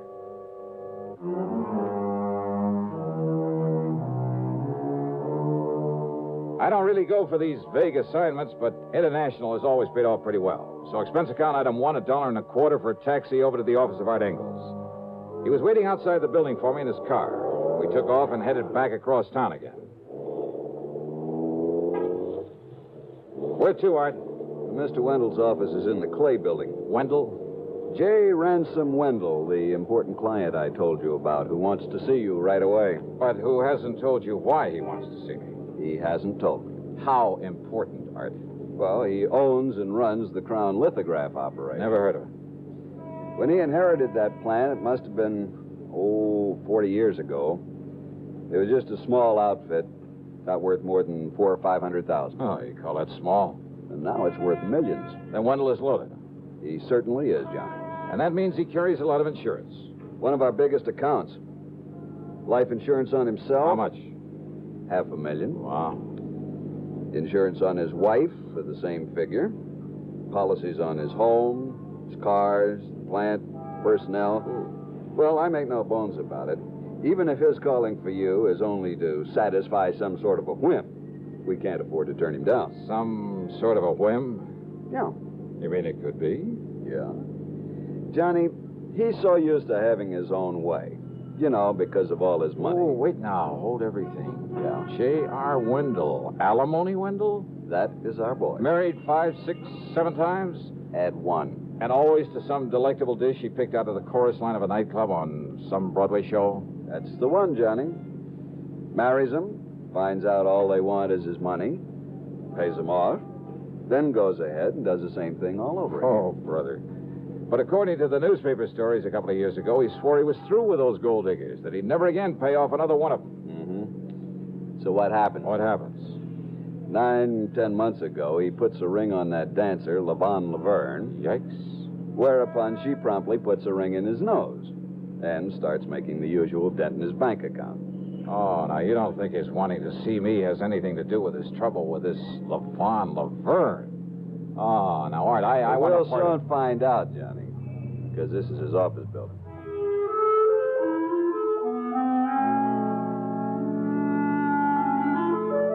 Wendell's office was huge. The walls were paneled in rich mahogany hung with fine oil paintings. Wall-to-wall carpeting so thick you sank into it almost up to your ankles. Fine antique furniture, including his tremendous desk. And the man himself really fooled me. He must have been, about 60. But instead of a snide, leering old wolf, he was tall, straight as a ramrod, with clear, frank blue eyes. Yeah, the smart, alert kind of man you'd expect to head up a multi-million-dollar operation. The kind you wouldn't expect to have fallen for a whole line of cheap chorus girls. But then, of course, you never can tell. Yes, Mr. Engels, Mr. Dollar. It's my wife, Lavon, that I'm concerned about. But since it has nothing whatsoever to do with her insurance at the moment. Well, now, Mr. Wendell... Engels, I'm much obliged to you for bringing Dollar to me. If I need you further, I'll let you know. Well, if I can be of any help in this No. matter... Dollar and I can handle this alone, so you just run along. Okay. Whatever you say. I'll be in touch. Yes, so I heard. All right, Johnny. You let me know just... Goodbye. All right, Dollar. Well, now, look, if there's no insurance involved. Oh, there isn't. I hope there won't be. I'm quite sure there won't be. Nonetheless... You say this concerns your wife? Yes. Yes, it does. Well, far be it from me, Mr. Wendell, but I had a notion you were through with marrying all these pretty young girls. I made some bad mistakes, Dollar. 7 of them, to be exact. Cost me a lot of money, a lot of heartache. Took a lot out of me. Well, let's face it, I pretty much made an old fool of myself. Instead of paying off those girls, those leeches, to get free of them, I should have... I at least profited by the mistakes I made. What do you mean, sir? I mean, Levon. Young, beautiful. Maybe she is no mental giant, but she's made me a good, a loving, a devoted wife. Well, I'm glad to hear that, Mr. Wendell. But now what's the problem? Fear. Fear? Yes, Levon's. But fear of what, sir? Fear, Mr. Dollar, of being murdered.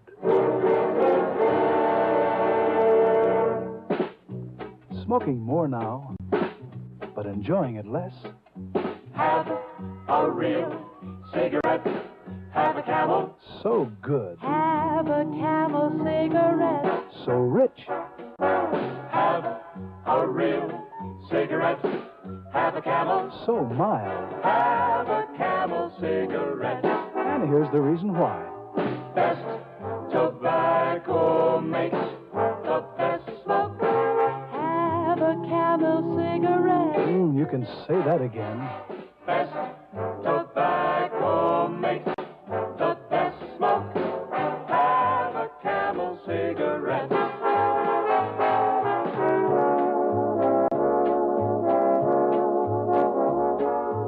If you're smoking more these days, but enjoying it less, then change to Camels, the best-tasting cigarette of all. Have a Camel. Start to really enjoy smoking again. And now, the second act of yours truly, Johnny Dollar.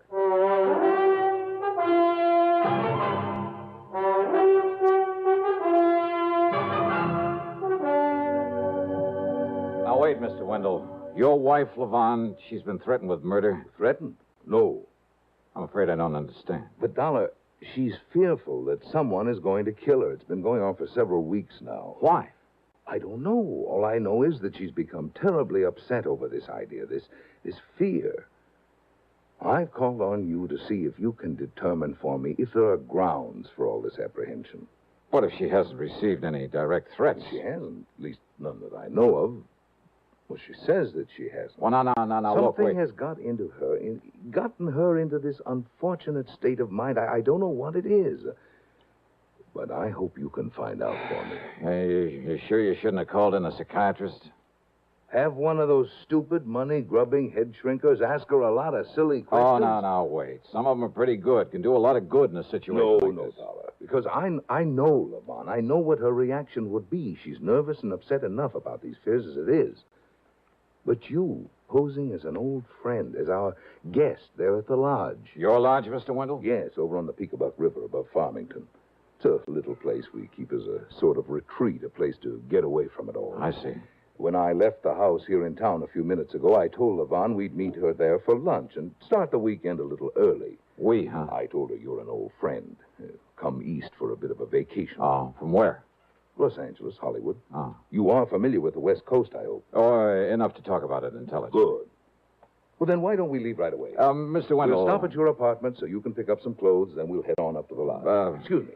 But now, look here, yes, sir. Mr. Wendell? Miss Barker, have my car brought around, please. Yes, sir. I'll be gone until Monday. Have a pleasant weekend, Mr. Wendell. Thank you. Well, I still don't quite understand what you expect me to do up there at your lodge. Dollar, I have known about you for years. I have great respect for your talents. Not only as a crime investigator, but because of your ability to deal with people. Get very close to them. Ah. People like your charming and beautiful wife, Mr. Wendell?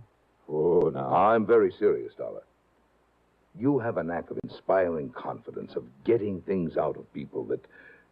Well, you see, I follow the reports of your cases on the radio very closely. Yeah, well, I'm convinced that you can be of more help than any psychiatrist could possibly. And also, and let's be frank about this. Yes? That is, if your wife's fears are justified. Well? You also think I might be handy to have around as a bodyguard, right? Yes, Dollar, that's right. We drove over to my place and I packed a couple of bags. I also picked up the old faithful 38 caliber limit squeezer.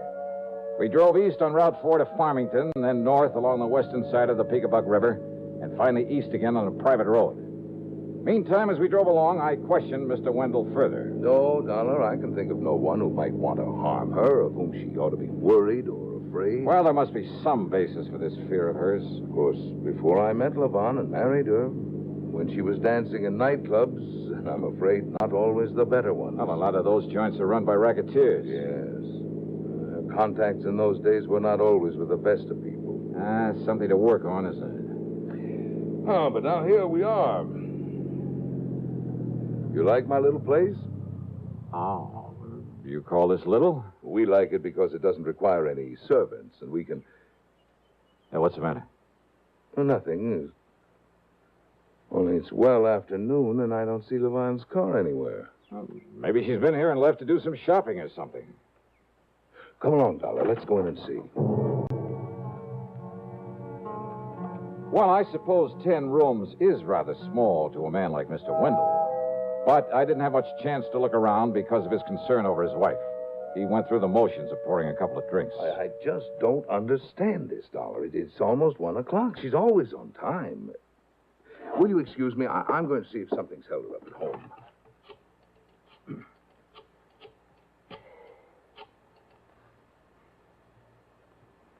Oh, Levon. I'm just silly, I suppose, but I'm here at the lodge with Mr. Dollar, and I was beginning to get worried about you. Why, you weren't here when we... Visitor? Anybody I know? Vonnie, you sound worried about something.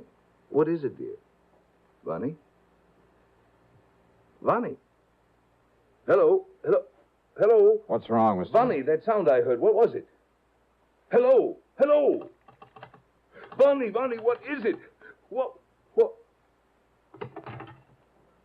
All right, now, Mr. Wendell, what happened? I don't know, Mr. Dollar. She gave a strange kind of a gas. Yeah? I believe she dropped the telephone. There was a thump, a heavy thump. Okay.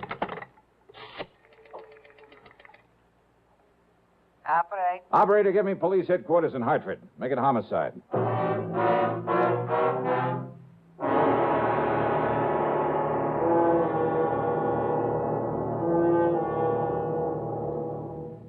We'll continue with yours truly, Johnny Dollar, in exactly 30 seconds.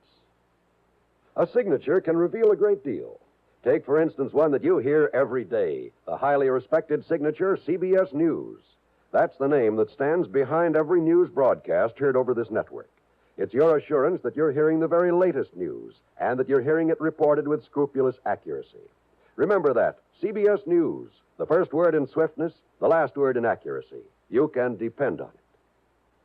Fight cancer with a checkup and a check. Today's reminder from the CBS Radio Network.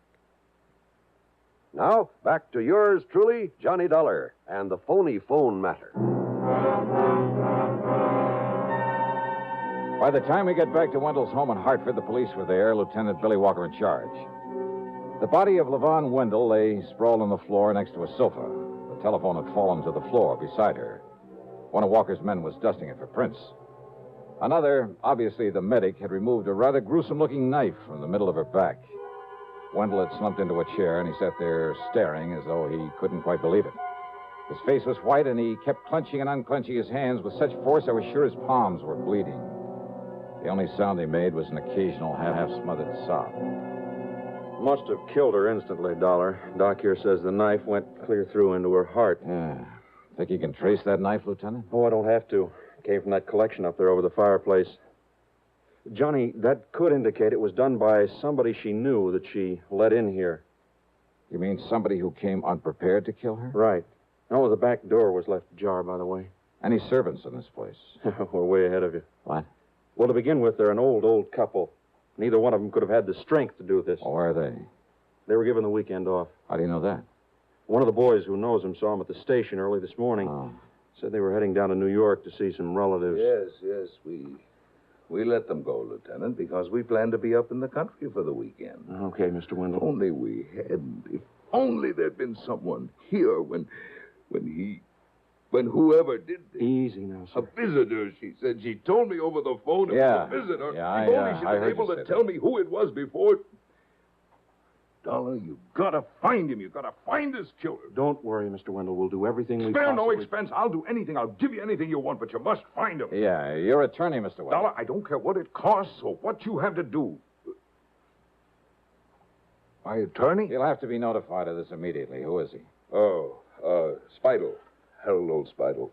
I'll take care of it as soon as I can pull myself together. Now, look, you can't be of any help at the moment, so why don't you just sit down and better still pour yourself a drink. A drink? Yeah, do you good. Go ahead.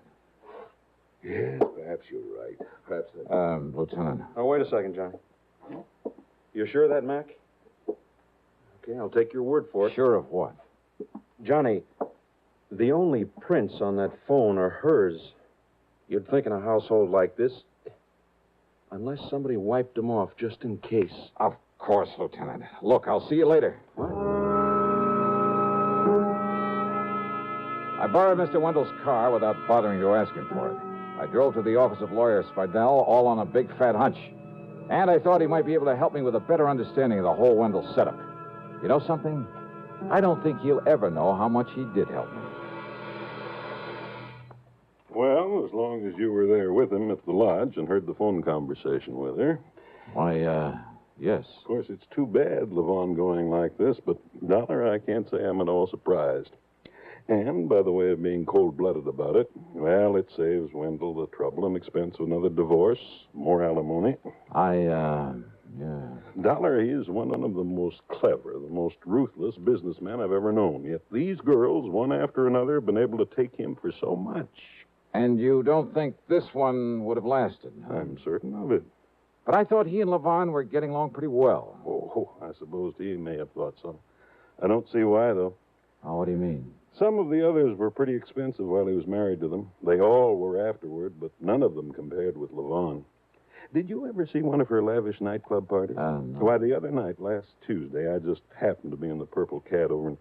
Now, mind you, I'm not a nightclub habitué. Mr. Spidell, I think I'd better be going. Oh? But I thought perhaps I could be of help to you. Oh, you've been plenty of help. After all, I know the names of many of the gangsters with whom this girl was formerly associated. Oh, I'm sure you do. Any one of whom might be a possible suspect. More so than Mr. Wendell himself? Wendell himself? Think that over. But you were with him there at the lodge. You heard him talking to her on the phone when it happened. That's so? Of course. You yourself are his perfect alibi.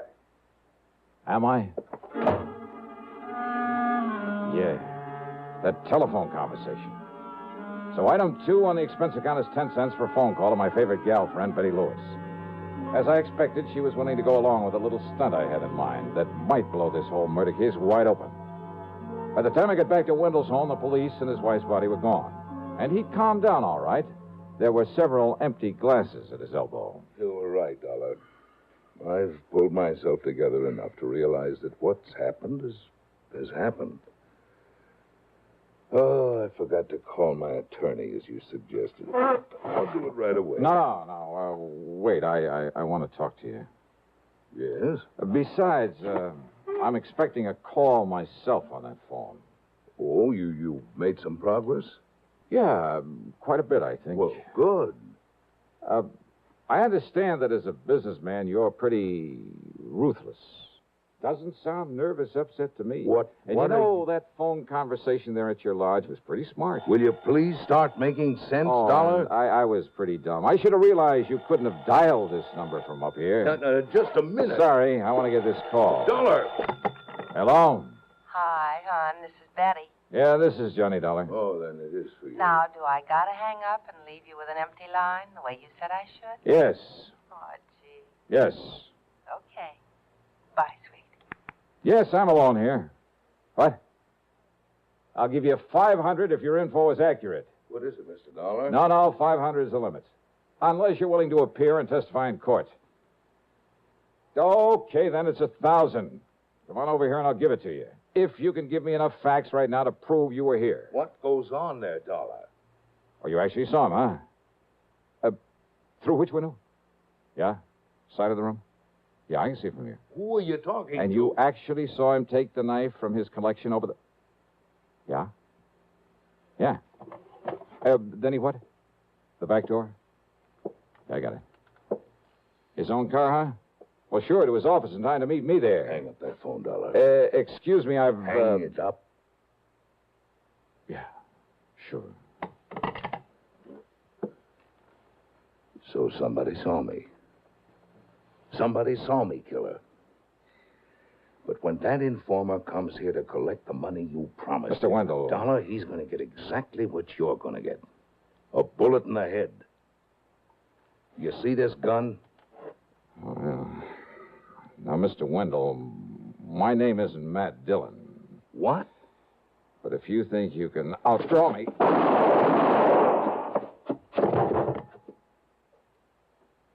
Wow.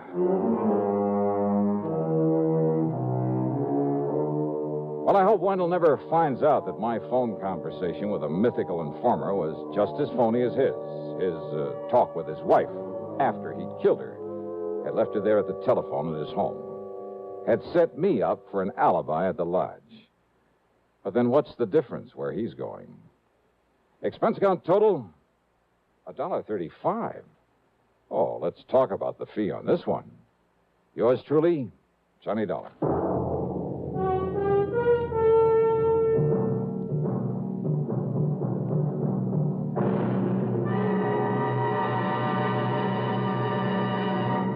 Constipation can be a problem for anyone, even doctors. And when constipation occurs, it's interesting to see just what doctors consider important about a laxative they might use or recommend. Well, a majority of the doctors we heard from had this to say. A laxative should be effective, gentle, close to natural acting. A medicine that can be used with complete confidence.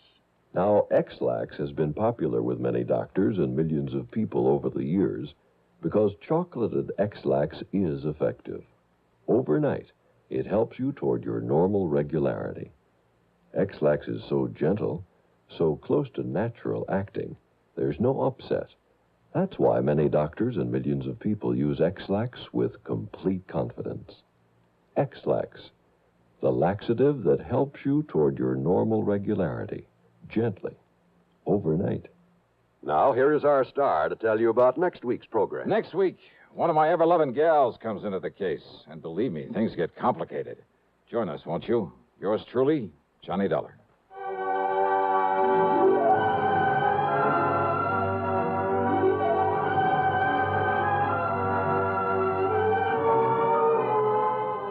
Yours truly, Johnny Dollar, starring Bob Bailey, originates in Hollywood and is written, produced, and directed by Jack Johnstone. Heard in our cast were Virginia Gregg, Harry Bartell, Marvin Miller, Dick Crenna, and Lou Merrill. Be sure to join us next week, same time and station, for another exciting story of yours truly, Johnny Dollar. This is John Wald speaking. Suspense, next on the CBS Radio Network. Radio 59, WROW, first on the dial, serving Albany, Tri, and Schenectady.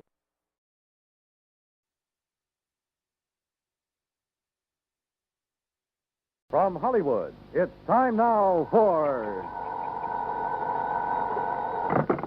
Johnny Dollar. Pat McCracken, Johnny, Universal Adjustment Bureau. Well, hi, Pat. What's new? I've got a problem. This is new? Pat, every time you call me up, you've got a problem. What is it this time? Johnny, did you ever have any trouble getting rid of money? Getting rid of... Look, Pat, this is the thing I do best. Well, not so here. What do you mean? I got $25,000. I've been trying to give it away for 2 weeks, but I can't. Just a minute. Let me shake the phone. Huh? For a minute, I thought you said you were trying to give away $25,000 and couldn't. You heard me correctly.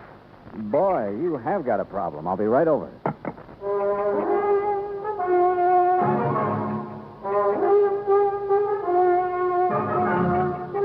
Bob Bailey in the exciting adventures of the man with the action-packed expense account.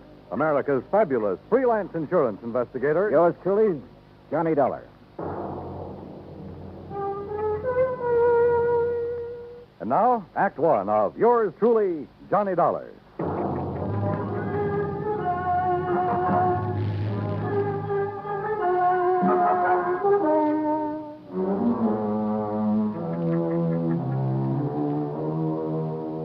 Expense account submitted by Special Investigator Johnny Dollar to the Home Office, Universal Adjustment Bureau, Hartford, Connecticut. Following is an account of expenses incurred during my investigation of the shy beneficiary matter.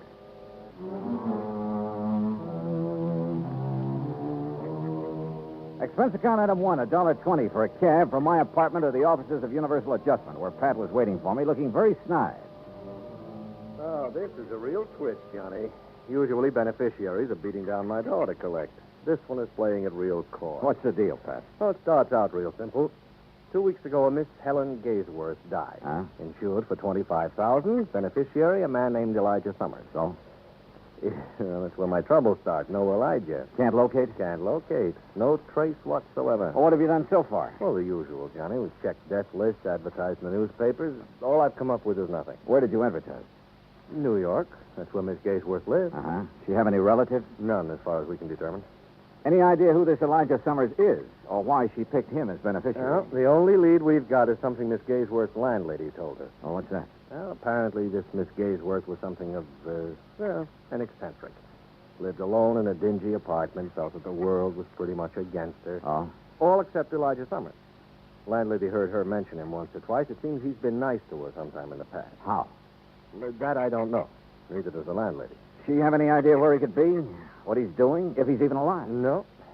But if he is, he's entitled to $25,000, so we got to find him. Hey, you don't have much to go on, Pat. Correction, Johnny? You mean you don't have anything to go on?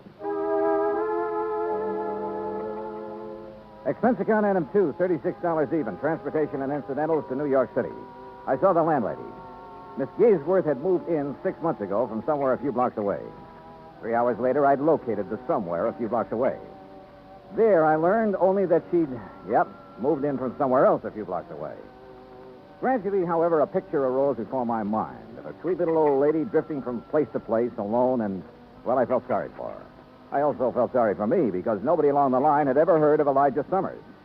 Finally, I turned up her first landlady in New York. She remembered Miss Gaysworth mentioning something about having come from San Francisco. She thought. Item 3, $167.20 plane fare and incidentals to San Francisco. Item 4, $9.50 newspaper ads in the San Francisco papers.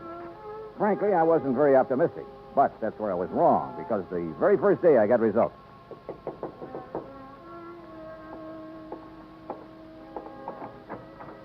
The results, incidentally, were blonde with brown eyes. Mr. Dollar? Yeah. I'm Janet Blake. May I come in?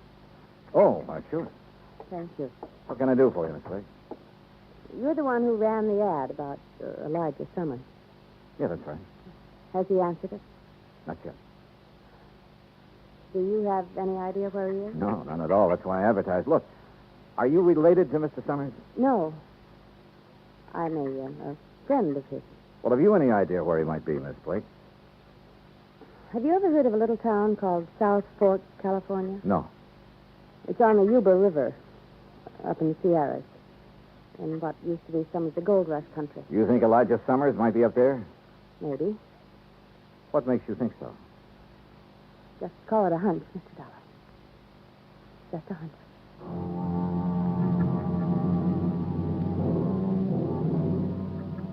Item 5, $27.50, a rented car to take me to the town of South Fork. There was just enough inhabitants to keep it from being called a ghost town, a collection of ramshackle buildings at a fork in the river hemmed in all around by the mountain ranges. I looked up the local law, a big, beefy, slow-talking deputy sheriff named Rollins. Elijah Summers? Yeah, that's right. I'm looking for him. Well, who's I? My name's Dollar, Johnny Dollar, insurance investigator. Looking for Elijah Summers, huh? That's the general idea, yeah. Well, good luck, Dollar. What do you mean? I'll tell you. You find Elijah, you let me know, huh? Okay. Why? He's wanted for murder. Act Two of yours truly, Johnny Dollar, in a moment. Our flag now numbers 50 stars, and behind each star there stands yet another flag, representing one of the 50 states. Rhode Island state flag is white with an anchor, first used as a colony symbol in 1647. The motto Hope was added in 1664 when the government was organized under a charter from King Charles II. A circle of 13 gold stars were added for the original 13 colonies. This is the flag of a unique colony and state which carried out a most noble experiment in freedom. The Royal Charter of 1663 reads, "To hold forth a lively experiment, that a most flourishing state may stand and best be maintained with full liberty in religious concernments." Rhode Island state flag, the flag of the 13th state to enter the Union, was adopted on May 19th, 1897. And now, Act Two of yours truly, Johnny Dollar, and the Shy Beneficiary Matter.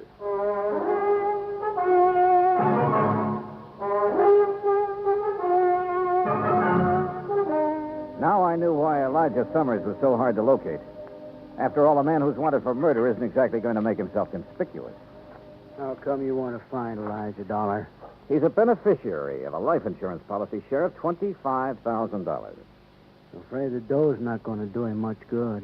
Maybe not. Oh, sure, he's got to be brought in, tried, and convicted, but I figure that's largely a question of time. When did this killing take place, Sheriff? Last year. Here in South Fork? A ranch about 3-4 miles east of here. At Jess Tyler's place. Is Tyler the one who was killed? Yeah. Well, what happened? Well, Sir Elijah always was a funny old duck. Jess Tyler kept him around the place a couple years, sort of a hired hand. I see. Now, from what we could piece together, Elijah and Jess got in an argument about some work Elijah wasn't doing very good. Elijah went plumb crazy, shot Jess, and took off in the hills. I see. Jess's widow took it pretty hard for the better part of a year. I guess it was Ben Watts finally pulled her out of it. They was married just a month ago. Oh? She and Ben are living on the ranch. Straight out of town to the east, up on a rise. Okay. Can't miss it. Figure on going out there. Yeah, I thought I might. You any idea where Elijah might have gone? Matter of fact, I got a pretty good idea. Yeah? Over the next range of mountains is a place called Tough Luck Canyon. A couple of hermits in there panning gold. Gold? Only get maybe $3-4 worth a day. Enough to live on. Now, I got me a hunch Elijah's holed up somewhere in there. Have you been up there after him? 2-3 times. Well? Well, someone's got to be careful. That Elijah's a mean shot with a .30-30. Jess Tyler found that out. Besides, there's lots of places up in there for a man to hide. Uh-huh. So you've given up on him? Dollar, I don't give up on no man. Elijah stays up there long enough, he's going to get careless. One of these times I go up there, I'll get him. I got into my car and drove out to the Tyler Ranch where his widow Clara and her new husband Ben Watts were living. They were expecting me. Sheriff Rollins phoned us you were coming, Mr. Dollar. I doubt if there's much we can add to what he's already told you about Elijah and the killing. Well, I'm sure you don't enjoy talking about it, Mrs. Watts, but I don't mind anymore, Mr. Dollar. Time has a way of taking care of most things. Of course, I still can't help feeling sort of bitter about Elijah. But I also can't help feeling sorry for him. Yeah, sure, I understand. I gather that Mr. Tyler always treated Elijah pretty well. Yes, he did.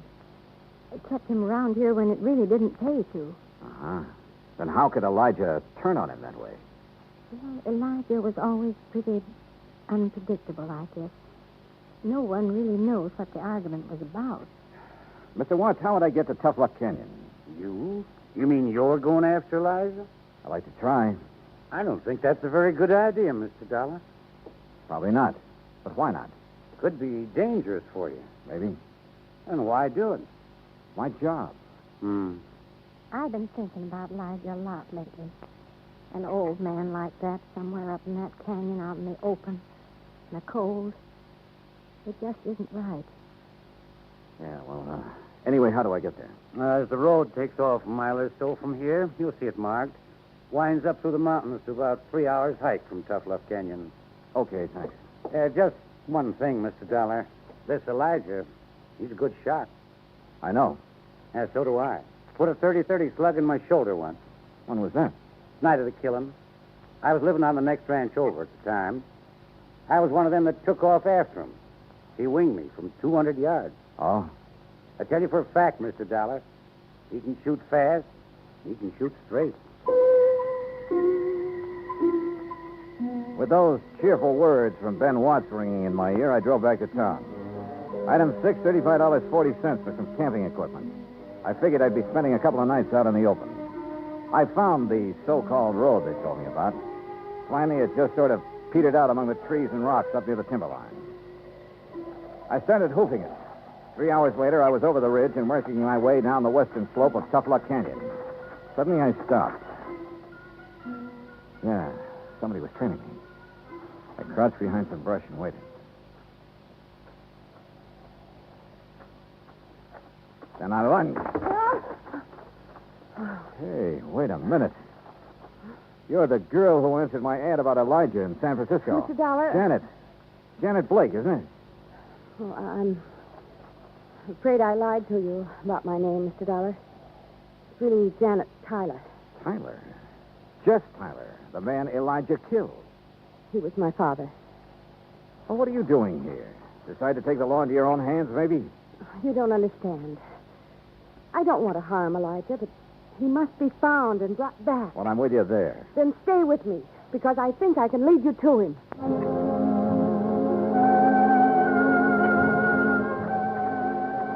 Look, Janet, we're nearly at the upper end of this canyon. Now, what makes you think Elijah's around this neck of the woods? Well, years ago, Elijah brought me up here. There's a little pocket in the rocks. It's almost a cave. Yeah? He liked it. Said it was his place. I recognized the landmarks. Get down. Well, Janet, looks like we finally located Elijah. The hard way.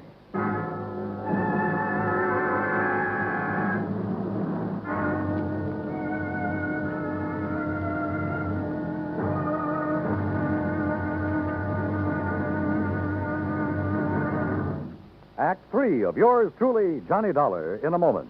It is a very well-known fact that symbols are important to men everywhere. Whether they be symbols of country, religion, or honor, they're a cherished part of the culture and tradition of all peoples. As in almost all countries of the world, the people of Spain are very religious. And in the Spanish town of Vendrell, the people were having difficulty with a symbol. A 300-pound angel sitting on top of a 150-foot church steeple.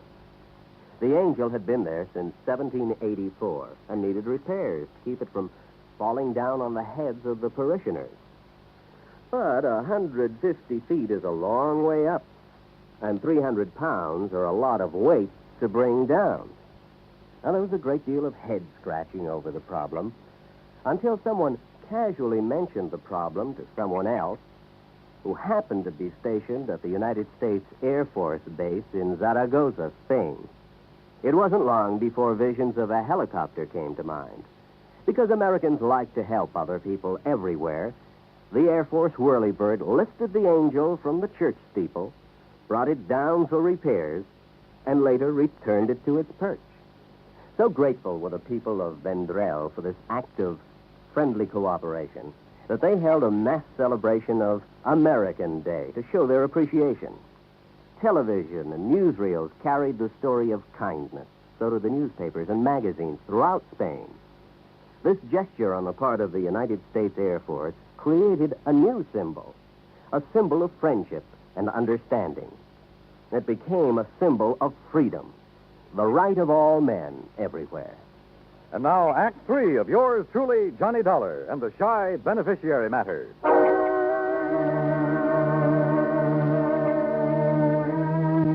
Yeah, we'd found Elijah Summers, all right. He was somewhere in the rocks above us there in Tough Luck Canyon.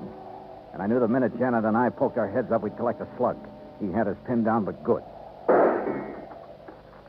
Johnny, you think maybe it's... Stay down. Now, look, Janet, I still don't understand why you were so anxious to find Elijah. Johnny, you've heard him shooting at us. Yeah, you're so right. What kind of shots do they sound like? Rifle. Matter of fact, a small caliber rifle. A 22, maybe? Like this? Where'd you get that 22 slug? This came from Elijah's gun the night my father was killed. But he was killed with... Hey, wait a minute. That's why I want to talk to Elijah. That's a good idea, and so do I, but how? I think you'll still remember my voice. Let me try. Okay, but be careful. Elijah? Elijah? Who's that? Janet. Yeah, go on. It's Janet, Elijah. Janet Tyler. Miss Janet? That's right. Who's that with? Dollar, Elijah. Johnny Dollar. I want to talk to you. I'm your friend. I know you don't. Please, Elijah, he's telling you the truth. We don't want to hurt you, but we must talk to you. That's the truth, Miss Janet? Yes, you know I've never lied to you. You there. Dollar. You got a gun? Yes. Toss it out in the open where I can see it. Well, if we've guessed wrong about Elijah, we're dead. I just know I'm not wrong about him. I sure hope not. Okay, here it is. Now stand up and come out into the open. Okay. Elijah. Hello, Miss Janet. Oh. Elijah, you look terrible. Have you been up here all this time living like an animal? Oh, don't you worry about me, Nana. I've been getting along pretty good up here. By the looks of you, you haven't been getting much food. Enough to keep my eyes sharp, mister. Oh, I see that deputy sheriff fella come poking around here time or two. He didn't even come close. And if he had have... I could have potted him easy with this. That's what I wanted to talk to you about, Elijah. That rifle of yours. It's a good one, Miss Janet. I remember when you gave me it 2-3 years ago for the grounds crew. Elijah, have you ever had any other rifle besides that 22? Nope. You're sure about that? Of course I'm sure. You see, yeah, I've took good care of it, too. I kept it clean and polished. Yeah. Look now, Elijah. Have you ever used any other rifle besides that one? Nope.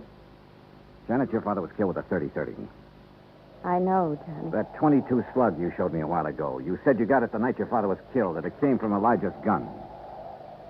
I saw someone pry this slug out of his own shoulder the night of the killing. He threw it away. He didn't notice I was watching. Later, I heard him tell it around he'd been hit with a 30-30 slug. You mean your stepfather, Ben Watts? I was confused at first. I didn't understand. Then it came to me. Ben Watts was the one who'd killed my father. Elijah was probably trying to protect Dad and shot Ben with his 22. Yes, there was a big fight, Miss Janet. I don't just remember what all happened, but except all of a sudden they was chasing me. I run. Sure.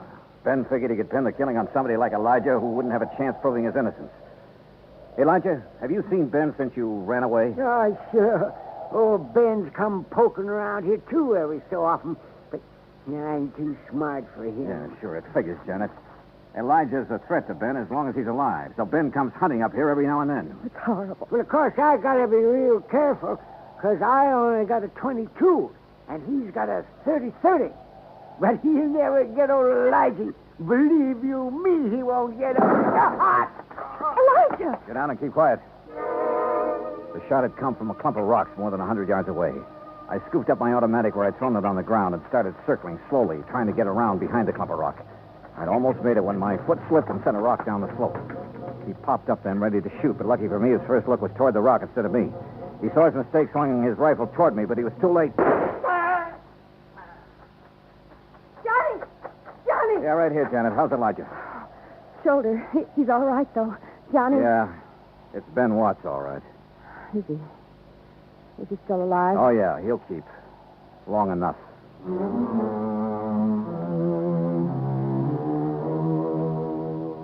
Expense account total, $410 even. Remarks? Well, I turned Ben Watts over to the local law. And I helped old Elijah fill out his claim for the $25,000 insurance money Miss Gaysworth had left him. It ought to keep him real comfortable for the rest of his life. You know, Pat, once in a while I get the feeling that this job of mine is worthwhile after all. Yours truly, Johnny Dollar.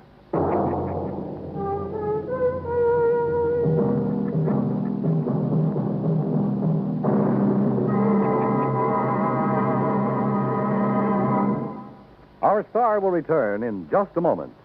Our flag now numbers 50 stars. And behind each star there stands yet another flag representing one of the 50 states. Alabama's state flag is white with a crimson cross of St. Andrew, the symbol of the Confederacy and the national flag of Scotland. Alabama's state capital, Montgomery, served as the first capital of the Confederacy, and it was on the steps of its Capitol building that Jefferson Davis took the oath of office as President of the Confederated States of America. The Scottish cross is in the form of an X, or saltire, and is also found on the state flags of Georgia and Mississippi. Perhaps it is the independent, rugged spirit of the Scots that recommended its national symbol to the Confederacy as a symbol of its rebellion. Alabama's state flag, the flag of the 22nd state to enter the Union, was adopted on February 16, 1895. Now, here is our star to tell you about next week's story. Next week, the most cockeyed case I ever worked on. Not one of life, but death insurance. Join us, won't you? Yours truly, Johnny Dollar.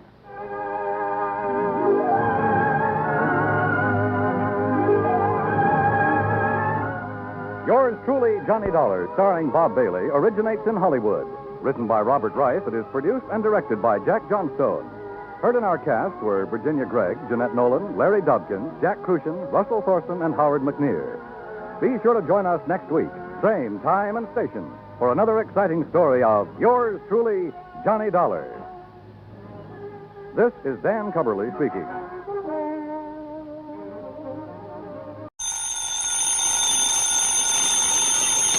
Johnny Dollar. Johnny, this is Don Boomhauer. Down in Sarasota, Florida? That's right. Don, how are you? How's the real estate business? Just fine, and business is booming. Yeah, I haven't seen you since I flew down there to do some fishing with our mutual pal, Earl Poorman.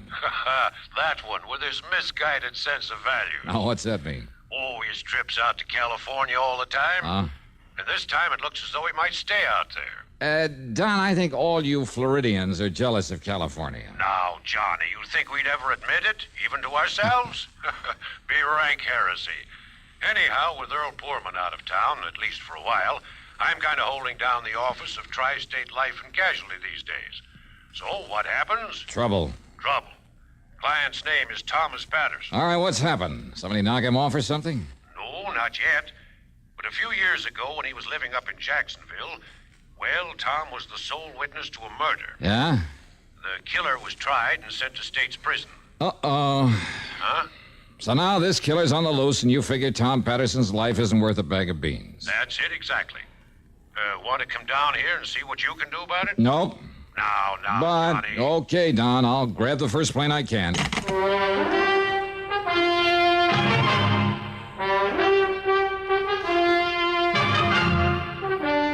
CBS Radio brings you Bob Bailey in the exciting adventures of the man with the action-packed expense account, America's fabulous freelance insurance investigator. Yours truly, Johnny Dollar.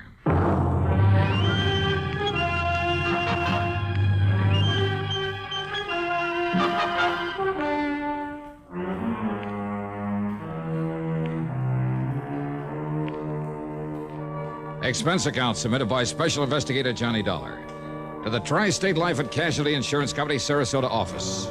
Following is an account of expenses incurred during my investigation of the deadly debt matter.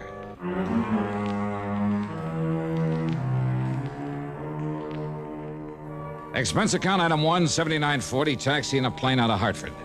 The flight was good, and by early afternoon, I was in Don Boomhauer's real estate office in Sarasota, Florida. After the usual amenities. Now, let me lay it all out for you, Johnny. Yeah, sure, Don. Go ahead. And to begin with, the life insurance policy involved has a face value of $70,000. Let's see then. My commission will come to, Don't you ever think of anything but money? Sure. Like what? Well, right now I'm thinking about the chances of staying alive. After all, with a killer on the loose, well, at least the thought of a few bucks coming to me could help me die happy. The insured's name you said is Thomas Patterson? It is now. Huh? Some years ago, Johnny, young Tommy lived up in Jacksonville, worked as a milkman. Uh-huh. Early one morning, that was in 1951, he pulled up in front of an alley just in time to see a man named Casey Carey shoot down a fellow named Harker, who just happened to be busy at the moment blasting away at Carey with a .38. Oh, So Carey pleaded self-defense, huh? Well, he tried to, but the jury wouldn't go for it. You see, there'd been a long-standing feud between the two of them. Uh-huh. Only reason they didn't give Carey the chair is because Harker had a record as long as your arm. I see. Instead, Carey was given 10 years to life. I see. The point is that Tommy Patterson's testimony was what really convicted him. So, of course, he made the usual melodramatic threat. Oh, yeah. That he'd get Patterson if it was the last thing he ever did. He didn't care when. He'd be in no hurry. But sooner or later, he'd track him down and kill him. Mm-hmm. So what's happened? Tom had just got married. Started a nice little family. 2 boys and a girl. So Carey's threat scared him as much because of the wife and kids as for himself. Yeah, but now, Don, you know as well as I do how little those courtroom threats usually mean. Now, wait. Yeah? About that time, some relative died and left Tom a considerable sum of money. So he changed his name, legally. Changed it to what? To what it is now, Thomas K. Patterson. What it was before doesn't matter. Okay, go on. Then he and his family moved on down to Venice, a few miles south of here. Yeah, I remember the town. Well, there in Venice, he set up the Excellent Dairy Products Company. Nobody down here has known him as anything but Tom Patterson, so he's felt perfectly safe. Until, that is, about 6 months ago. Yeah? He was up in Jacksonville on a business trip. He was just walking along the street one day, turned a corner and bumped into a man coming from the other way. Uh-oh. Yes, he took one look at the man's face and started running like a scared rabbit. Casey Carey. Well, what do you think? But now, wait, Don. If Carey got 10 years to life in 1951... I know. When he stopped to think about it, Tom couldn't believe it. But he went down to the public library and dug into the old newspaper files. Yeah? Sure enough, thanks to good behavior, model prisoner, and all that sort of stuff... Carey'd got out? Carey'd got out, legitimately. But to Tom Patterson, that would only mean one thing. Carey was out to get him. In the exciting history of great American inventions and inventors, there is no one who stands out with the eminence of Thomas A. Edison. Among his hundreds of great inventions, Edison gave us the phonograph, the microphone, a telephone system, various improvements for telegraphy and motion pictures, and most significantly, the electric light or incandescent lamp, originally referred to as bottled light. When Edison was still in his 20s, he set out to invent an electric lamp which could operate on low power and would be safe for use in homes and other buildings. He knew that resistance to electricity would make wires and other substances glow for an instant with white heat, but they would be instantly consumed. So he tried several types of fiber or wire sealed in a vacuum and succeeded in producing a glow which lasted for several hours. The next step was to find a filament that would give off a bright light and last for a longer time. In his search for the right substance, which he could seal in his vacuum bulb, he tried 6,000 different substances, ranging from human hair and tar to foodstuffs and vegetable fibers. Finally, he hit upon the idea of using the fibers of the bamboo tree. Carbonized, these threads provided the filament he sought, and thus the incandescent lamp became a reality. It was discovered not by accident nor by profound scientific knowledge. It was the result of tireless effort and endless trials. Edison, like so many geniuses before him, found success through determination and the philosophy which has blessed the work of most American inventors.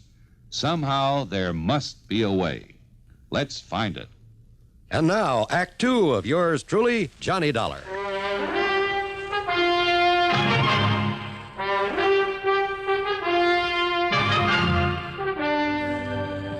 Now, wait a minute, Don. Yes, Johnny? Tom Patterson wasn't sure that Carey actually saw him, recognized him, huh? Well, at the time, no. After all, Tom had only had a very brief glimpse of the man, and the man had made no attempt to go after him. Uh-huh. But he's sure now that it was Carey. Yes. All right, so what did he do? He drove on back to Venice, quietly bought himself a Colt 32 and got a permit to carry it. Did he tell the police why he wanted the gun? No. Of course, all along, Johnny, Tom had hoped that Carey hadn't recognized him. That even if he had, he wouldn't know where to look for him. But, now, Don, unless this man Carey has made some move against him... Now, just wait, Johnny. Okay. Tell us your way. A couple of months ago, Casey Carey appeared and settled down in Venice. Oh? Yes, he rented a small house and got himself a job in charge of one of the filling stations on the trail. Well, that doesn't sound as though he moved in just to carry out his threat against Tom Patterson. Needless to say, Tom tried to avoid him. But now and then, when he'd see him on the street or forget and go past the gas station, it was Carey who'd avoid him. Pretend not to see him. Don. I know what you're thinking, Johnny. But just remember one thing. Yeah, what's that? Carey had made it plain right from the beginning that he was in no hurry to get back at Tom. Ah, I see. So you think he's kind of playing a cat and mouse game with him, huh? Just to build up the old fear in him, prolong the agony, maybe? What else? And believe me, he's succeeding. When Tom finally called and asked me to have you come here to protect him, he was almost a nervous wreck. All right, tell me this. Has Carey any brains, or is he just a typical dumb hood? He's in charge of a modern filling station for one of the big important companies. All right, then he must have too much sense to commit another murder. But if he can simply wear Patterson down with fright, maybe even drive him off his rocker... Johnny, Carey swore he'd kill Tom Patterson, and I'm convinced that he meant it. More important, Tom is. What do the police say? Well, Tom hasn't told him, in order to keep his wife and kids from finding out about it. That's a pretty small town, you know. If it weren't for his family, Tom would have just pulled up stakes and headed for Timbuktu. Don, if he's as scared as you seem to think... As I seem and to if think... there's no good reason for it... Well? Got an extra car I can use? Yeah, sure. The yellow one parked out front. Good. Here. There are the keys. All right, thanks. What are you going to do? Drive on down to Venice to see Tom Patterson and the police. Item 2, $4.25 for a tank full of gas. In Venice, I found Tom Patterson in his office at the Excellent Dairy Products Company, about to leave for the day. What Don Boomhauer had said about him was true. He was just about beside himself with fear. And somewhat against his wishes, I hauled him over to police headquarters. Brad Younger, the chief, was most cooperative. But... Okay, Billy, let me know when he comes in. That's it. And yes, Mr. Dollar, I know all about Casey Carey. Oh? Then why haven't you done something about him? No. Why do you let him settle down here in Venice? Now, just a minute, Mr. Tom. If you know who he is, that he's the man who's threatened to kill me... I said just a minute, Mr. Tom. Now, you just sit there and be quiet. Yeah, please. Go on with what you were saying, Chief. Mr. Johnny, I learned all about Carey from the big oil company he works for. All about him, including that foolish thing he said in court 9 years ago. All right, then. So I had a little talk with him, and we kind of kept an eye on him. Of course, only the boys on the force, and I know that. We weren't sure that Mr. Tom here knew about him being here or recognized him. Of course I did. There was no reason to scare him or that nice family of his. Very considerate, Chief. Considerate? What's considerate about letting a killer settle down here in the first place? Now, hold it, will you, Tom? But look here, Mr. If you Dollar. want help in this thing from me or the police or anybody else... Of course I do. Why else do you think I had Mr. Boomhauer send for All right, then let us handle it our own way. But don't you see... Otherwise, we'll be glad to back out. Just let you take care of it all yourself. But Well... All right, Mr. Dollar, I'm sorry. Okay. So anyhow, Mr. Johnny, I'm convinced that Casey Carey is all right. He's forgotten his threat. And I tell you that he... No, Chief. I've got to have protection against him. Somebody to watch over me night and day. Tom, suppose Carey hasn't forgotten his threat to kill you. I'm sure he hasn't. And suppose Chief Younger were to give you protection for a while, and the hope Carey might try to make a move. For a while, did you say? That's right. He said he'd be in no hurry to get me. I know and that. And he's waited 9 years so far. He'll wait longer if he has to, but sooner or later he's... And what about my family? Excuse me, Chief, but here's that report you asked. Oh, okay, Billy, okay. I'll be through here in a minute. Yes, sir. Now, you're a very upset man, Mr. Tom. Well, wouldn't you be? And I see there's a pistol permit listed in your name. You have that gun on you, Mr. Tom? It's at home in my bureau. What about it? Now, don't you think it might be real sensible if you turn it in before you get excited and do something foolish? No. No, I don't. Why not, Tom? Because if you won't help me, then maybe I'd better help myself.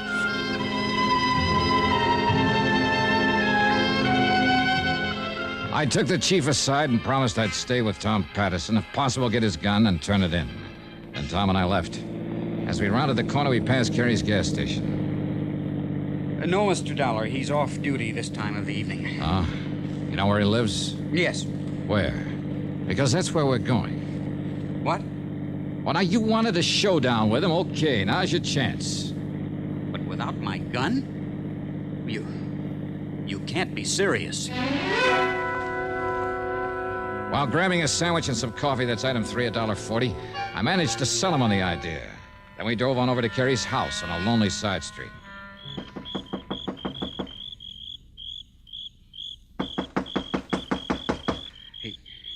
He must have seen me, Mr. Dollar, and he's probably waiting in there Ask in the dark. me. There's evil in there, mister. Huh?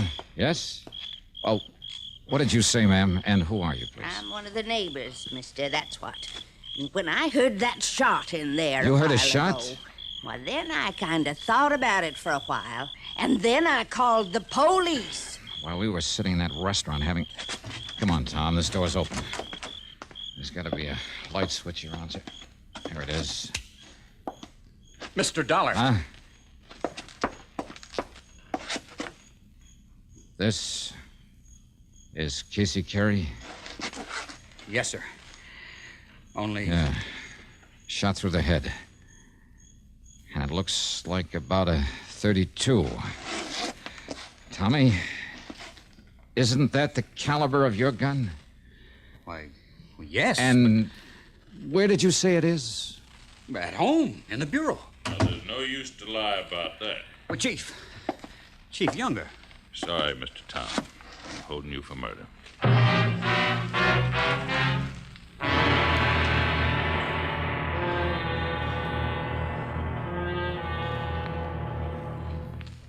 Gold is considered more precious than silver.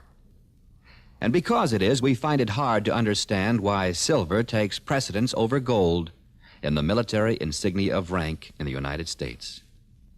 At one time, except for the silver stars of generals worn on epaulets of gold, the color of an officer's insignia of rank depended on his branch of Army service. Infantry officers wore epaulets of silver with insignia of gold. All other officers wore the opposite. In 1851, all epaulets were gold with silver insignia, but majors and second lieutenants had no insignia at all, except for a difference in size of the epaulet fringe. Between the Civil War and the Spanish-American War, most epaulets were abolished, and majors were given gold leaves to indicate their rank. But the poor second lieutenant had to wait for his gold bar until, and believe this or not, 1917. Regardless of the date of establishment, all military insignia have been a source of pride for members of the armed forces of the United States of America. And now, Act 3 of yours truly, Johnny Dollar and the Deadly Debt Matter.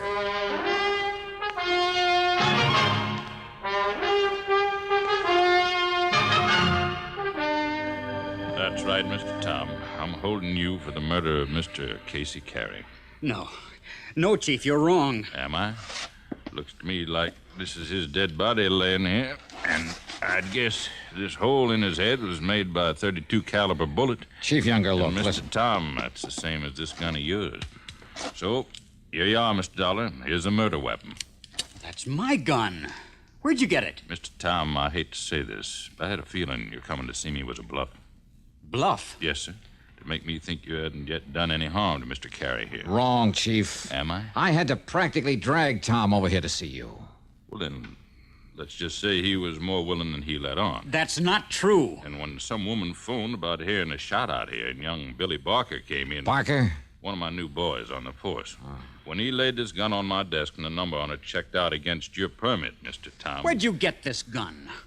Right where you throwed it off to the side of the road over toward Midnight Pass. What? That's right. If young Barker hadn't stopped to fix a tire on his squad car and stepped on it, it could have laid there forever, nobody the wiser. But I told you, I left it in my bureau at home. That just doesn't make sense now, Mr. Tom, and you know it. But it's true. So where were you after you and Mr. Johnny left me at headquarters? Well, I can answer that, I'll tell you where, Chief. Mr. Tom. You came over here and killed Mr. Carey and took the gun and throwed it off in the bushes. Wait, Chief Younger, listen. Yes, sir? Tom has been with me from the time we left you. Who? Yes. Well, then all that means is you killed him before you came to see me. No, Chief. And when the doc digs a bullet out of Carey's body, And I take it along with your gun up to the police lab in Sarasota. Mr. Dollar. And if they match up together... Tommy, it looks kind of bad for you, doesn't it? No, please. Listen. You better come along with me, Mr. Tom. Maybe Chief Younger was right. And when a report came back from ballistics that the bullet had come from Tom Patterson's gun, when Tom had no way of proving he'd left the gun at home. Well, I still couldn't believe Tom had done it. Another thing, the neighbor woman had heard the shot only a little while before we got there. What's more, Carrie's body had still been warm. But instead of putting up a defense for Tom, I decided to play a real wild hunch that just might turn up Carrie's killer. Item 3 from a phone booth, 30 cents for a call to Don Boomhauer. No, Johnny. The man Tom saw Carrie murder back in 51 was named Harker. Not Barker? Nope. Gerald Harker, with an H. Well, and I guess my hunch about this new man in the department. Hunch about what? Oh, it's nothing, Don. Forget it. And thanks. So maybe I was wrong. So maybe instead of always acting on these crazy hunches, and yet...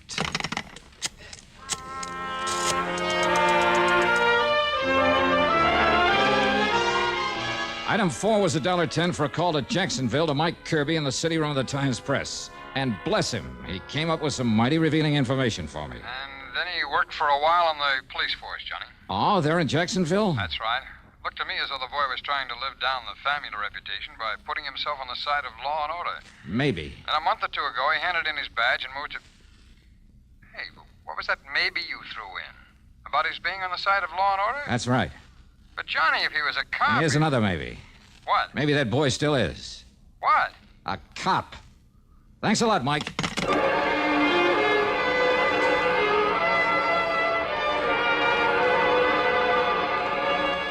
I went back to police headquarters where Chief Younger was half asleep at his desk. I told him I wanted to have a little talk with one of his men. No, Mr. Johnny, but it's after midnight, and he doesn't come on duty until late in the morning. But okay, if you insist, I'll call him, get him out of bed, and have him come down here. And then about half an hour later, they're in Chief Younger's office. Something special, Chief, getting me out of bed this way? Billy, I want you to meet Johnny Dollar. Mr. Johnny, this is Billy Barker. Hi, Billy. Mr. Dollar. Only, why did you change your name from Harker when you came down here to Venice? Huh? What's that, sir? I'm afraid it was a dead giveaway. I don't know what you mean, sir. I'm sure I do.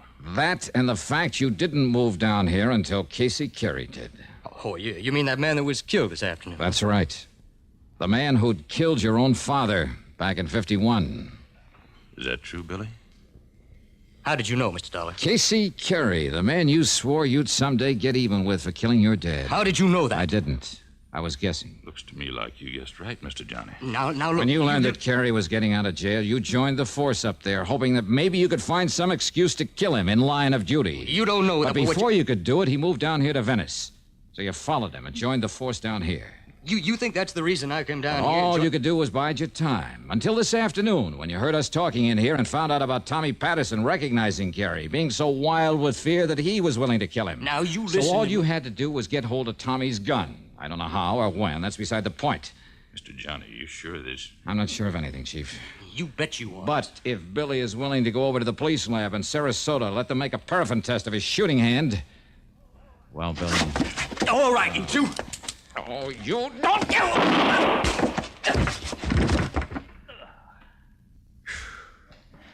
Chief, you want to let Tom Patterson out of that cell so he can go home to his family? Yes, sir. Right away. And thank you, Mr. Johnny.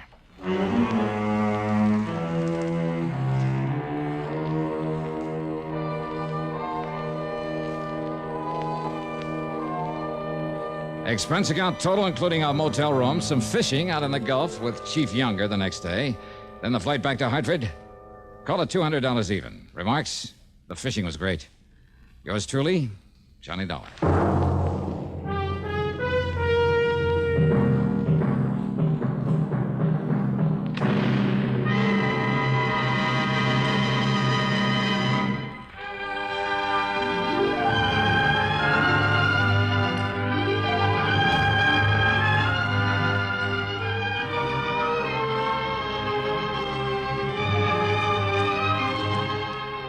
Yours truly, Johnny Dollar, starring Bob Bailey, originates in Hollywood and is written, produced, and directed by Jack Johnstone. Heard in our cast were Virginia Gregg, Russell Thorson, Barney Phillips, Sam Edwards, Bert Holland, and Stacey Harris. Be sure to join us next week, same time and station, for another exciting story of yours truly, Johnny Dollar. This is John Wald speaking. Johnny Dollar has come to you through the worldwide facilities of the United States Armed Forces Radio and Television Service.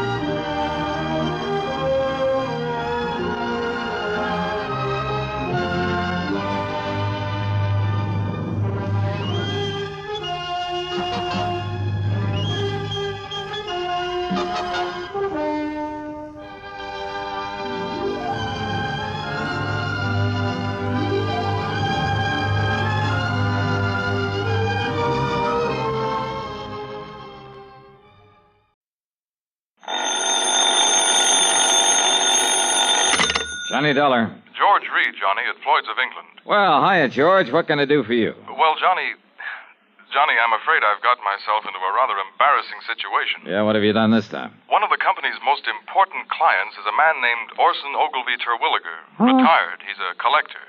He lives down near the little town of Bethel, New York. Where's that? Across the Hudson, east of Poughkeepsie, between Monticello and Coshocton in the Mongauk Valley. Yo, hold it. I better look it up on the map. Yes, I wish you would, Johnny. Then go on down there right away. Oh, why not? But what for? Terwilliger insists that someone from the company, preferably I, call on him immediately. Immediately, Johnny, regarding some change he wants to make in his life insurance policy. What kind of a change? Well, I haven't the least idea, but it's a really sizable policy. How sizable? Over $500,000. That's sizable. With a double indemnity clause. Wowee. You can see why it's important that we cater to this man. All right, so why don't you tear on down there? Well, you see, Johnny, oh, dear. Yeah? What's the matter, Georgie? I'm making this call from the city jail. You what? No, some fool traffic cop. I mean, one of our fine highway patrolmen. Yeah. Well, I'm afraid in my anxiety to get down to see Mr. Terwilliger, well, I may have been speeding a little, and, well, I made the mistake of arguing with this officer quite vehemently, Johnny. No. And, well, my hearing isn't until tomorrow morning. Well, look, why don't you send somebody else from the office to see this man? And have my own employees find out what's happened? All right, then telephone him. And have him find out? No, please, Johnny. Go down there and...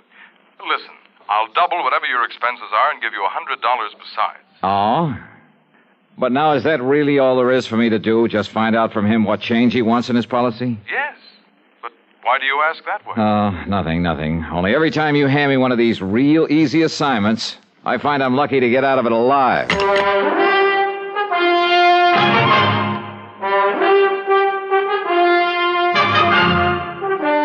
CBS Radio brings you Bob Bailey in the exciting adventures of the man with the action-packed expense account, America's fabulous freelance insurance investigator. Yours truly, Johnny Dollar.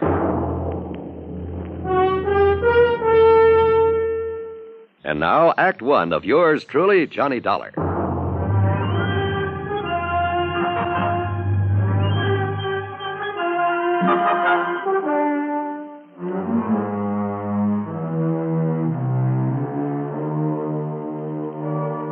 Expense account submitted by Special Investigator Johnny Dollar to Floyd's of England, North American Office, Hartford, Connecticut. Following is an account of expenses incurred during my investigation of the collector's matter.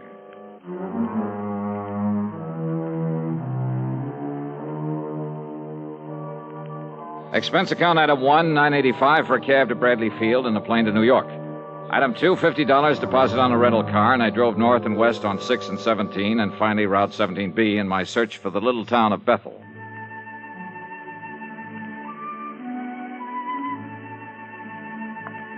The foot of the Catskills country is mighty beautiful this time of year.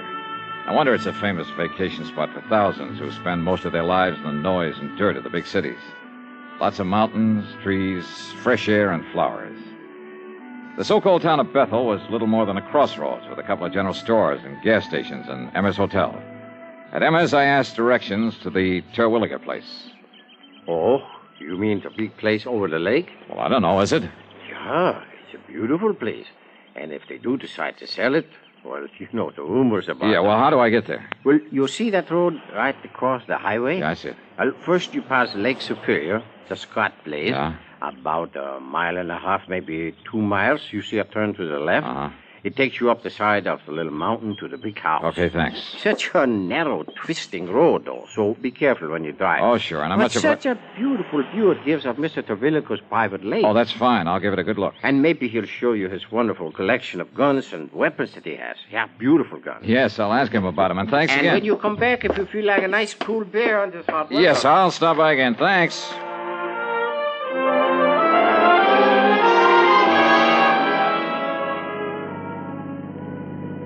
I passed the Lake Superior he'd mentioned. Then a couple of miles beyond, made a left turn that put me on the narrow, winding road up the side of a hill above another, a smaller lake. I wondered why Terwilliger, with all his money, hadn't improved this road, and thought of what might happen to someone trying to negotiate it too fast. Well, I didn't have time to think about it for long. Huh?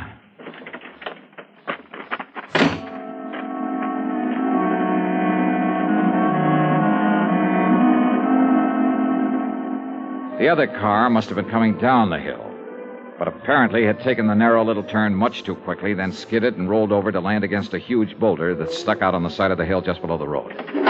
After a struggle with it, I managed to get one of the doors open to see if the man inside was still alive. He wasn't, though his body was still warm. I reached into his pocket, pulled out a billfold, looked at the driver's license in it. Yeah. Orson O. Terwilliger.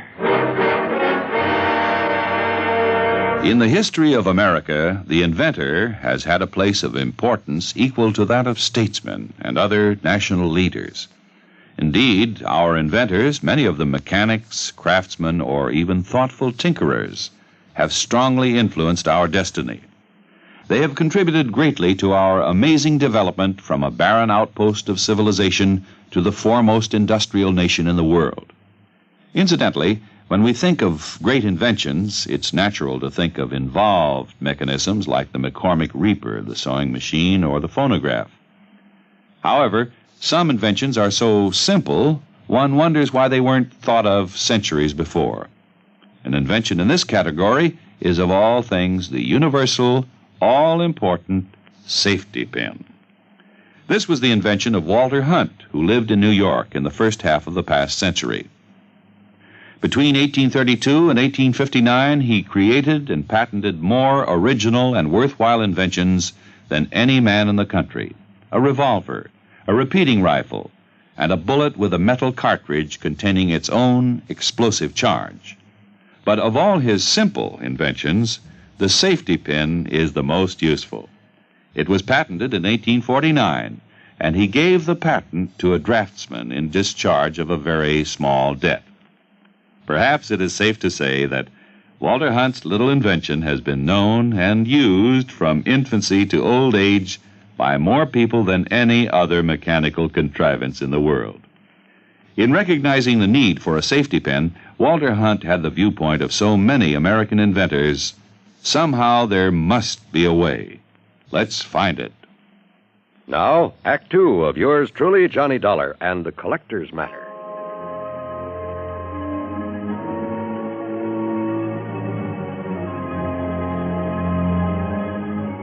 Yeah.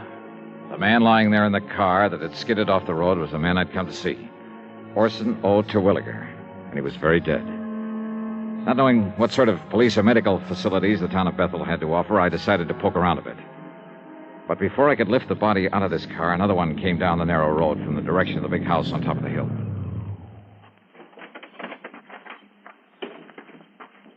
Well, stranger, did you have some trouble with your... Oh, no, that's Orsten's car. This gal was a doll, maybe 5'2", with blonde hair and, for a moment, sparkling blue eyes. And a figure inside her tight blue capris and yellow silk shirt that would have made any man turn his head. She stood there a moment, staring at the body, a look of utter disbelief on her lovely face. Then I caught her as she started to slump to the ground, hands covering her face, her whole body shuddering with her sobs. I'm sorry. I'm terribly sorry. Why did a thing like this have to happen? Just when Orson and I were... Easy now. Easy. Just take it easy. If it makes you feel better, go ahead and... No. What good is it to cry over him? It won't bring him back to life. No, I'm afraid nothing will now. Why does it have to happen to people like... I'm terribly sorry. I didn't mean to throw myself into your arms. That's perfectly all right. The shock of suddenly... I'm Blanche Terwilliger, his wife. Who are you? My name is Johnny Dollar. Johnny Dollar? The insurance investigator? Yes, that's right, Mrs. Terwilliger. Your husband had asked that someone for the office. Sounds like a terrible thing to say, Johnny. Yeah? But I'm glad it was you who found him there. Oh? After all the awful things that people... Only they aren't true at all. They never were. Well, we'd better... I suppose we'd better call Dr. Parker and the police and... Shall we go up to the house, Johnny? Yeah. Sure.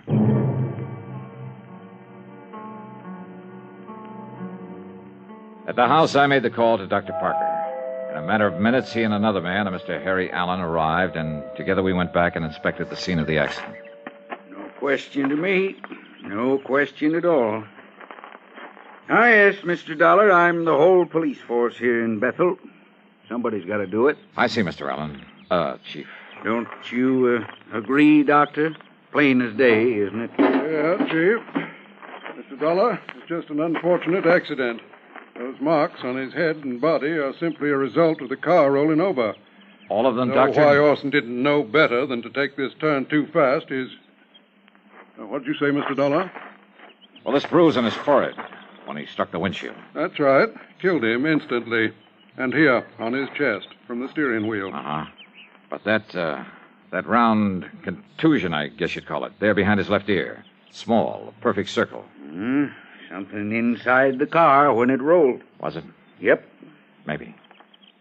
Suppose you show me one thing, anything, inside the car that could have made that clean, clear mark. Now, you look here, Dollar. Yes, Chief.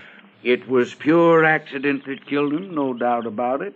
The doc knows it, I know it, and you know it. Just because you're one of these high-powered, big-city-type special investigators, just don't let your imagination run away with you. Chief is right, Mr. Dollar. Sure. Now, come on. Let's haul the body up to the house and help Mrs. Terwilliger make arrangements with that funeral home down to Monticello. Anything else we can do. Very good idea, Chief. And, say, Dollar, you're a healthy young buck with a sharp eye. Now, what's that supposed to mean? Well, now you tell me the truth. Don't you think Terwilliger's wife is one of the prettiest girls you ever did see? Yeah, she is. Such a shame that she and him never really... Rumor, Chief. That's just a lot of idle gossip. Yeah, Doc. I guess you're right. Is he, Chief? Huh? I wonder.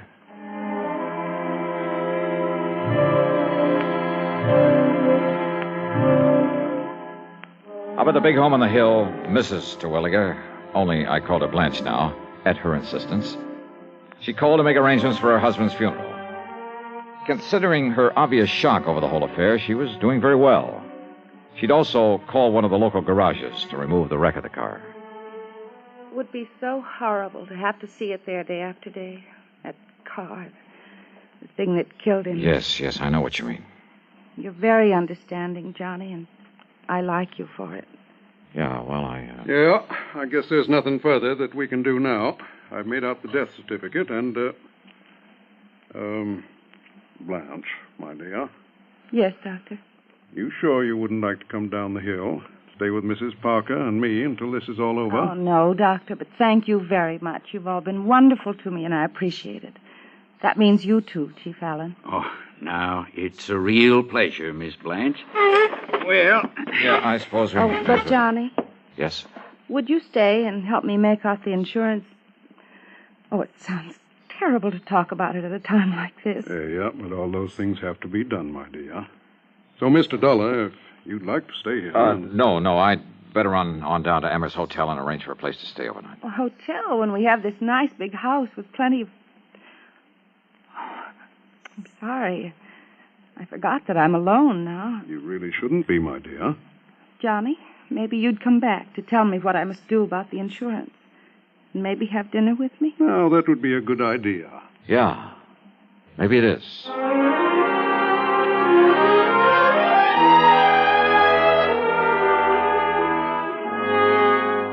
Expense account item 3, 90 cents for a phone call at Emmer's Hotel. Orson Terwilliger is dead. And, George, there's just one thing I want to know. Johnny, I simply can't... Yes, what is it? Who are the beneficiaries of Terwilliger's insurance? Why, there's only one. His wife, Blanche Terwilliger. Yes. I knew it. George, is that policy pretty much a standard form? Yes, it is. Double indemnity, as I think I told you. But he said he wanted some changes made. Well, to quote him exactly, he said he wanted to make a change in it. But frankly, I can't imagine what or why. 5 will get you 10. He wanted to change the beneficiary. Really? But the beautiful Blanche played it smart. She didn't give him a chance. Yes, I suppose that is a... What? Yeah. Now, Johnny, no, listen. If you mean what I think you do, what I mean is... Yeah, George. Give it some thought.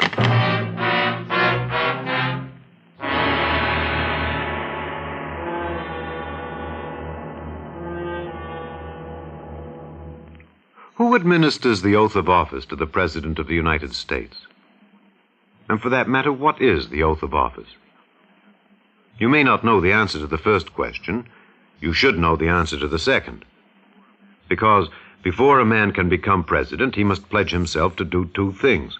First, he must pledge that he will in fact perform the duties of the president, and second, that he will perform them in accordance with our Constitution. This pledge is called the oath of office. It is very short and reads as follows. I do solemnly swear, or affirm, that I will faithfully execute the office of President of the United States and will, to the best of my ability, preserve, protect, and defend the Constitution of the United States. That is the oath of office. The President takes it. But who administers it? The answer is that the Constitution does not say. Washington was sworn in by an official of New York City. Calvin Coolidge took the oath of office before his own father in the family homestead in Vermont. Frequently, it's administered by the Chief Justice of the Supreme Court. But the important point is not who administers the oath, but that the President, before he becomes President, shall swear to preserve, protect, and defend the Constitution. Because it is the Constitution which ensures that your country and mine shall be our country under God. Now, Act 3 of yours truly, Johnny Dollar.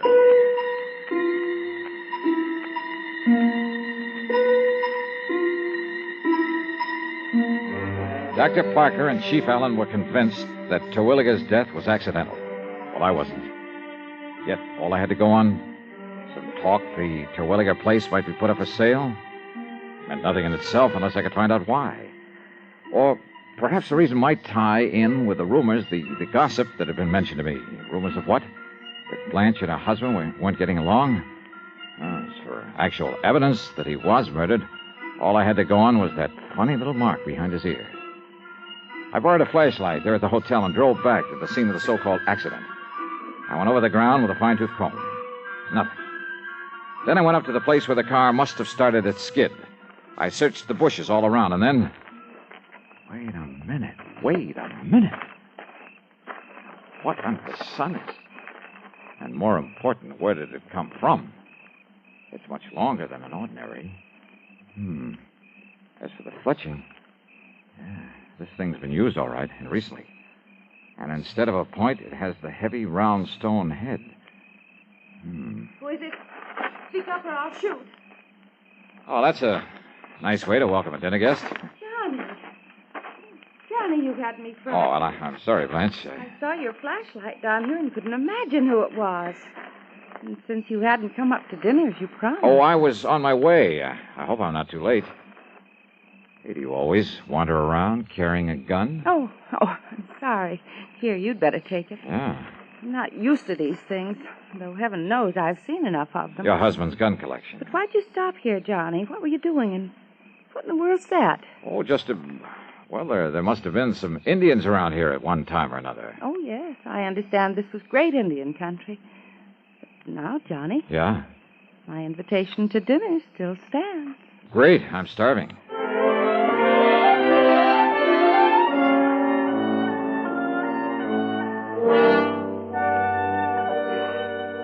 Oh, mighty fine dinner, Blanche.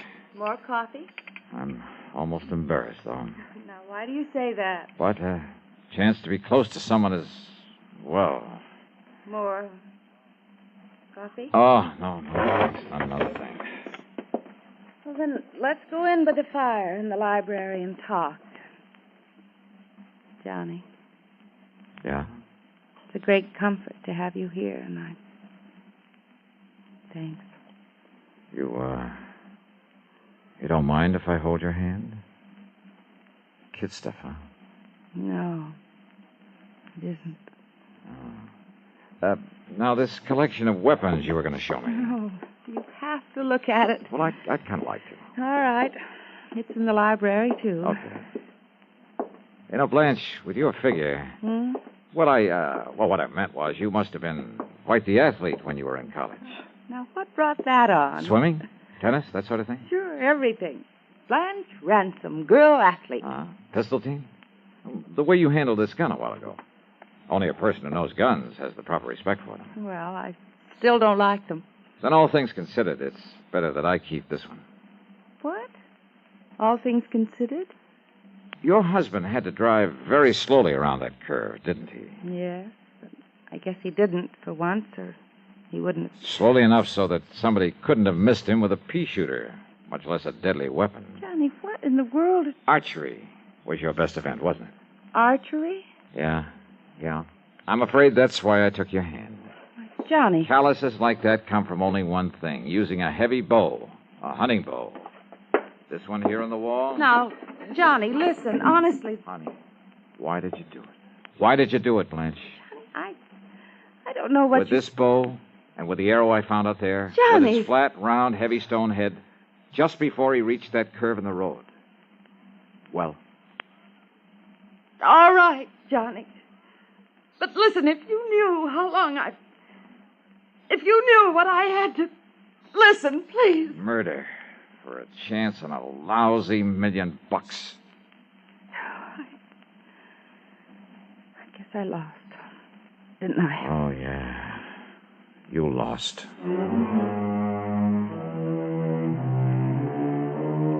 And according to the law, no person convicted of the murder of the decedent shall be entitled to any portion of the estate, including the insurance. But just don't forget my commission on that amount. Expense account total, including room and board at Emmers and the trip back to Hartford, $185.60. Doubled. Yours truly, Johnny Dollar.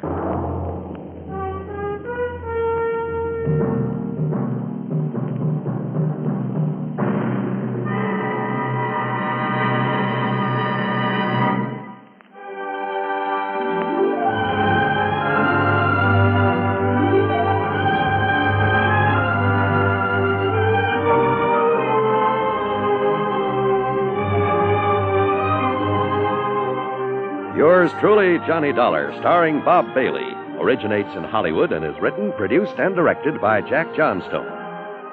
Heard in our cast were Virginia Gregg, G. Stanley Jones, Forrest Lewis, Vic Perrin, and Bart Robinson.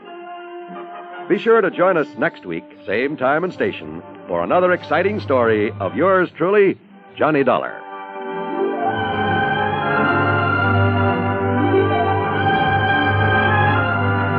This is John Wall speaking.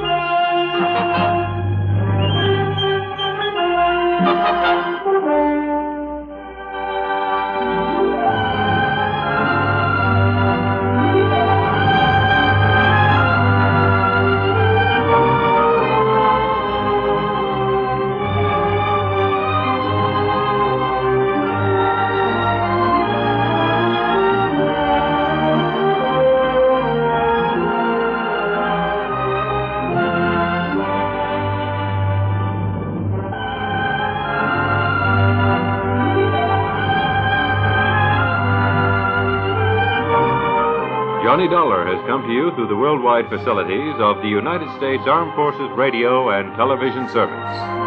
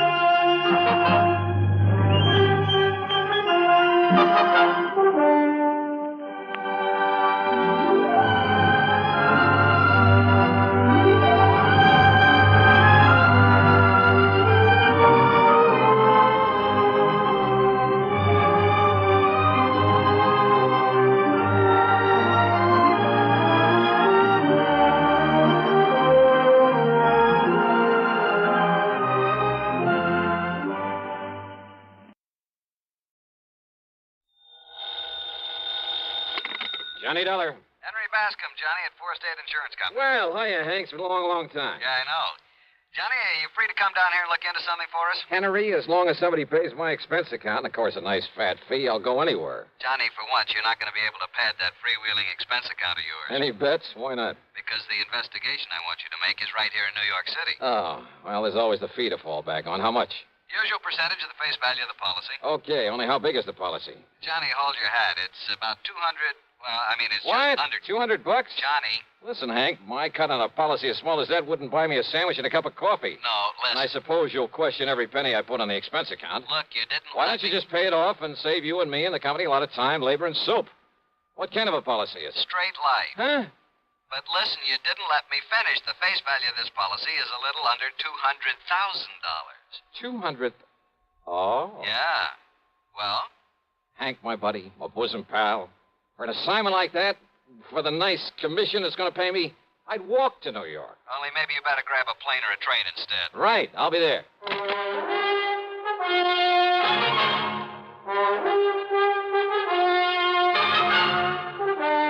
CBS Radio brings you Bob Bailey in the exciting adventures of the man with the action-packed expense account, America's fabulous freelance insurance investigator. Yours truly, Johnny Dollar.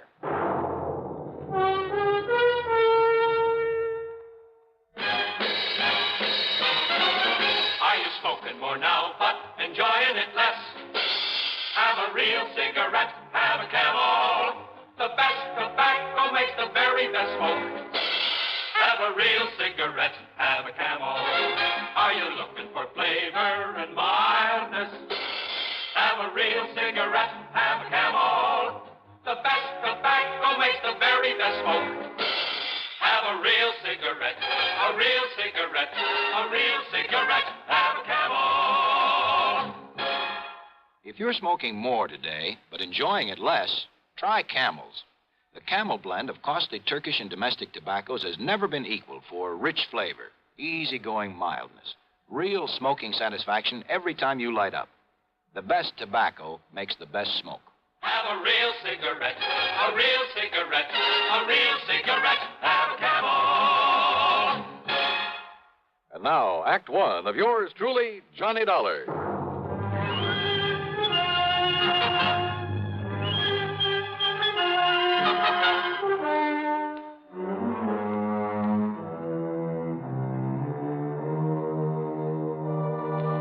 Expense account submitted by Special Investigator Johnny Dollar to the Four State Insurance Company, New York City office. The following is an account of expenses incurred during my investigation of the evaporated clue matter.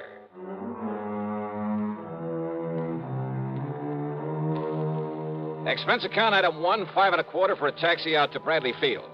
Item 2, $13 even for a plane to New York and a limousine to Grand Central Station. Then I walked over to Henry's office at 500 Fifth Avenue at the corner of 42nd Street. Johnny, you really made time. Sit down. Yeah, thanks. That's because of the tempting offer you made to me over the phone. A policy worth $200,000. $189,000 to be exact. Straight line. Mm-hmm. On whom? Mr. Jonathan R. Kenworthy. Kenworthy? Very, very wealthy. Retired some years ago after selling off the Kenworthy copper mills. Oh, yeah, sure. Been living here in New York for the past 20 years. Big fancy apartment overlooking the East River. 714 East 52nd Street. Expensive neighborhood. Oh, I told you he was loaded. So what happened to him? He was murdered, Johnny. Oh? Yeah. And who was the beneficiary of this nice, juicy hunk of insurance? His grandson, Carlton M. Kenworthy. And that's the answer to your next question, too. Now, what do you mean by that? I was going to ask you if you or the police have any idea who might have killed him. Yeah, that's right. And I told you, this young Carlton Kenworthy, his grandson, who is also the sole heir to all the rest of his estate. Oh, no, wait a minute. That's a pretty strong accusation, Hank. You have any proof? None whatsoever. Nor have the police. But I take it you figure that Carlton had the motive and the opportunity. And a perfect alibi. Oh? Yeah. Then what makes you think he did it? And the police, too? And the police, too. Well? Motive, Johnny. It's as simple as that. All right, keep talking. It's simply that nobody else in the world could possibly benefit by old Mr. Kenworthy's death. Well, now, Hank... Plus the fact that he had no enemies. None whatsoever, Johnny. You sound pretty sure of that. I am. I not only knew him, but I knew a great deal about him. Oh, but after all, a man who's been head of a company as big as Kenworthy Copper Mills, you know, some disgruntled employee with some imaginary grievances. Over 20 years ago? Well... But even if he'd only retired from that business last month, I'd still say no. Kenworthy was one of the best-loved men I've ever heard of. As for his employees, why, they're the ones he left the business to. He never had a strike, any other kind of labor troubles, despite the size of his plant, because he treated every one of his employees like one of his own kids. This sounds pretty unusual, Johnny, I know. But he was an unusual man. Oh, I see. But now about this grandson, Carlton Kenworthy. Well, about as useless a hunk of human being as I've ever seen. How old is he?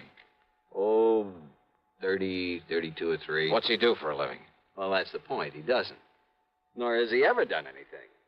Despite the fine education, all the world travel his grandfather lavished on him. Johnny, if you want a perfect definition of a playboy, I can give it to you in 3 words. Carlton Manson Kenworthy. And he gets the whole estate as well as the insurance. He's known in every nightclub on Manhattan Island. He and that leech Allen something or other who pals around with him. Allen? Yeah, Barker or Baxter or something. Theaters, nightclubs, expensive restaurants, all the racetracks when they're open, wherever they're open. And they toss money around like confetti. Where does Carlton get it? From his grandfather, who's always sponging off. What about this pal of his, this Allen, whatever his name is?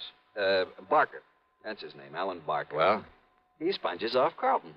Oh, they're quite a pair, Johnny. Well, did the grandfather approve of this kind of stuff? I don't think he really knew what was going on.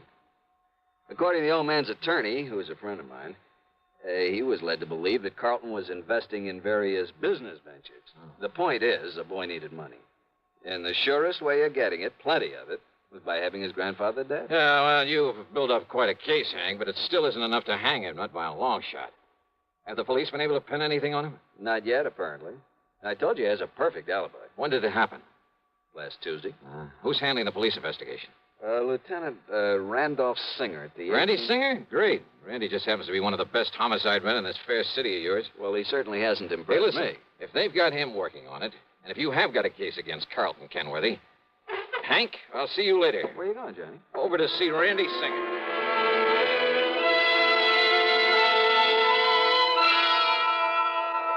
Sure, Johnny, I'm just as sure as your friend Hank at the insurance company. Why, Randy? Well, the way that boy played around. Cost him a fortune. Even more than his grandfather gave him. You're sure of that? What do you mean? Well, the way I get it, Grandpa gave him plenty. Yeah, but Carlton is up to his ears in debt. Every time the boys raid a plush gambling joint, there he is. He and that hanger-on of his, Alan Barker. Like peas in a pod, those two. Then he probably welcomed the raids. Sure. Probably kept him from having to pay off some of his losses. Yeah, he's still in up to his ears. And as long as he's the only one who could possibly benefit from Grandpappy's death, as long as we're sure that nobody else had any reason for killing him, and we are... How and when and where was he killed? Tuesday night in his apartment. He was struck on the back of the head with a heavy wrought iron poker from the fireplace. One good wallop, and he was done for. Hank says that Carlton has an alibi. Yeah, airtight. I checked it every way I can. From here, that is. And where's your case against him? But if you can break that alibi... But, Randy, if you've checked it I out... said from here.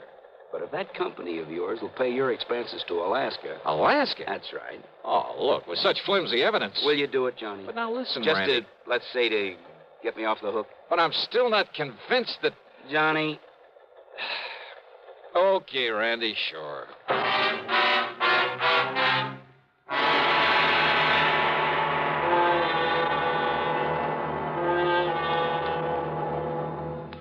Act two of yours truly, Johnny Dollar, in a moment. Meet star Stuart Irwin. Nothing's worse for an actor than a nasty cold. To feel better quickly, I take wonderful four-way cold tablets. A fast way to relieve cold distress. Right. Tests of all the leading cold tablets proved four-way fastest acting. Four-way starts in minutes to relieve muscular pains, headache, reduce fever, calm upset stomach, also overcomes irregularity. Take my advice. For your next cold, take four-way cold tablets. The fast way to relieve those cold miseries. Four-way, only 29 cents. And now here's a word about another fine product of Grove Laboratories. To get rid of embarrassing dandruff in 3 minutes, change to Fitch Dandruff Remover Shampoo. 3 minutes with Fitch regularly is guaranteed to keep unsightly dandruff away forever. Apply Fitch before wetting hair, rub in 1 minute. Add water, lather 1 minute. Then rinse 1 minute. Every trace of dandruff goes down the drain. 3 minutes with Fitch and embarrassing dandruff's gone. At the same time, Fitch can brighten hair up to 35%. Get Fitch Dandruff Remover Shampoo today. And now, Act Two of yours truly, Johnny Dollar, and the evaporated clue matter.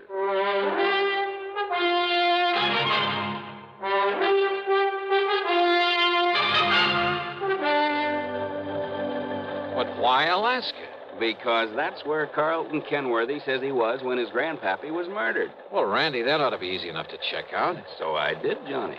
He made the airline reservation. He was aboard the plane. He got the Juneau on Monday afternoon. He got himself a room at the Baranoff Hotel. You checked that with the hotel? By telephone.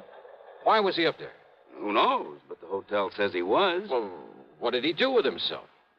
Apparently took in some of the night spots and flew on back here on Thursday morning. Checked him all the way through. And his grandfather died on Tuesday. Oh, Parker. There's a report on that poker, Lieutenant. Oh, good. The prints were pretty badly smudged, but they managed to nail down a couple of them. Oh? Whose? Yeah, look at this, Johnny. Yes, sir. One print from the deceased And a couple made by Carlton Kenworthy. Yes, sir. And why not, Lieutenant? What? Kenworthy. After all, as I told you several times, I've often made up the fire for my grandfather there in his apartment.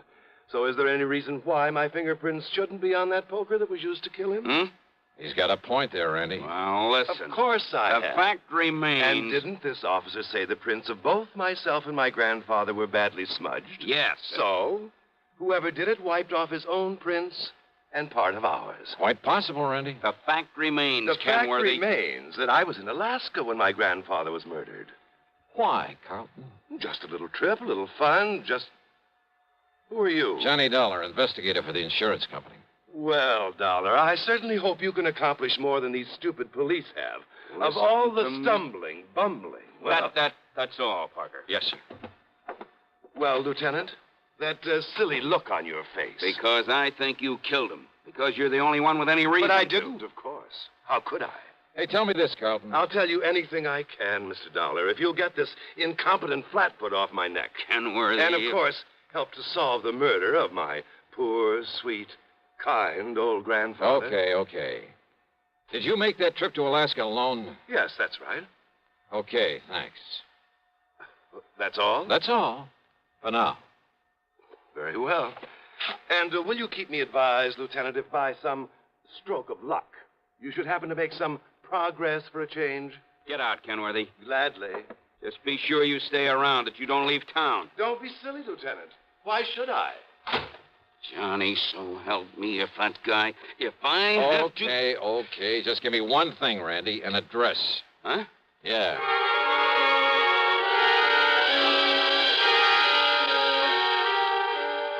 I could see why Randy'd harbor no love for Carlton Kenworthy. His attitude there at headquarters got under my skin, too. Expense account item 3, $1 even for a cab to Alan Barker's apartment. And I saw immediately why Randy had said they were like two peas in a pod, despite the fact Carlton was a good deal huskier. They were so much alike, I wondered if there was some blood relationship. Hardly, Mr. Dollar. We're simply good friends, that's all. Our tastes are alike in liquor and women. We like to do the same things, and... well, that's why we get along so well together, why we're known as the inseparables. Alan, did you know that Carlton was going to Alaska? I certainly did. I drove him to his plane on Monday, and on Thursday I met his return flight and drove him back to his flat. Missed him like the very devil, incidentally. You keep a car here in the city? In the garage down in the basement. What did you do while he was away? Felt terribly at loose ends, but then I had my car washed and greased and took a long trip. Oh, when? I left Monday evening. Where'd you go? Oh, I drove several hundred miles. Took little side roads and byways that probably aren't even on the map. Think perhaps you could retrace your route? Good heavens, no. Oh, I did end up somewhere near Albany before starting back Wednesday morning. Uh-huh. Did you stay in Albany? My memory's a bit vague, Mr. Dollar, but I'm quite sure I didn't. Well, where did you stay over? Well, this may sound fantastic to you. Where? But I haven't the least idea. I took a couple of bottles with me. And they, coupled with the fact I was in completely unfamiliar country and that at night one little roadside motel looked as good as any other, well, I just don't know. You know, you make things sound pretty bad for yourself, Alan. I beg your pardon? Considering the way you've been sponging off Carlton Kenworthy, well, offhand, I'd say you had as much reason to want his grandfather out of the way as he did. I beg your And without pardon. a very good explanation of your whereabouts at the time of the murder. Now, look here, Dollar. But you know something? I don't think you have enough guts to have made those lily white hands of yours wield that poker. Horrid thought. And yet, on the other hand... Well, yes, Dollar? As an accessory. Accessory? That's right. I'll see you later, Alan. Now, look here. Just don't leave town.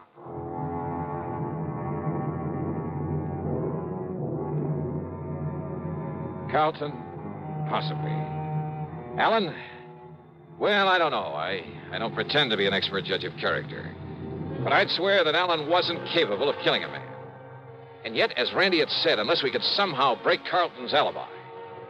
And then I got an idea. It would take time. It would be expensive. But with $189,000 of insurance involved, yeah, I decided to take a flyer.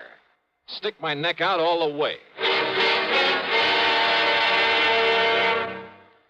We'll return to yours truly, Johnny Dollar, in exactly 1 minute. Constipation is something people don't talk about much, but it can be a problem for anyone, even doctors.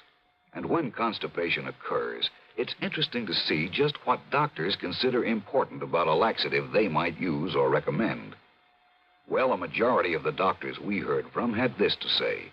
A laxative should be effective, gentle, as close to natural acting as possible, and a medicine that can be used with complete confidence. Now, X-Lax has been popular with many doctors and millions of people over the years because pleasant-tasting chocolated X-Lax is effective. Overnight, it helps you toward your normal regularity. X-Lax is gentle.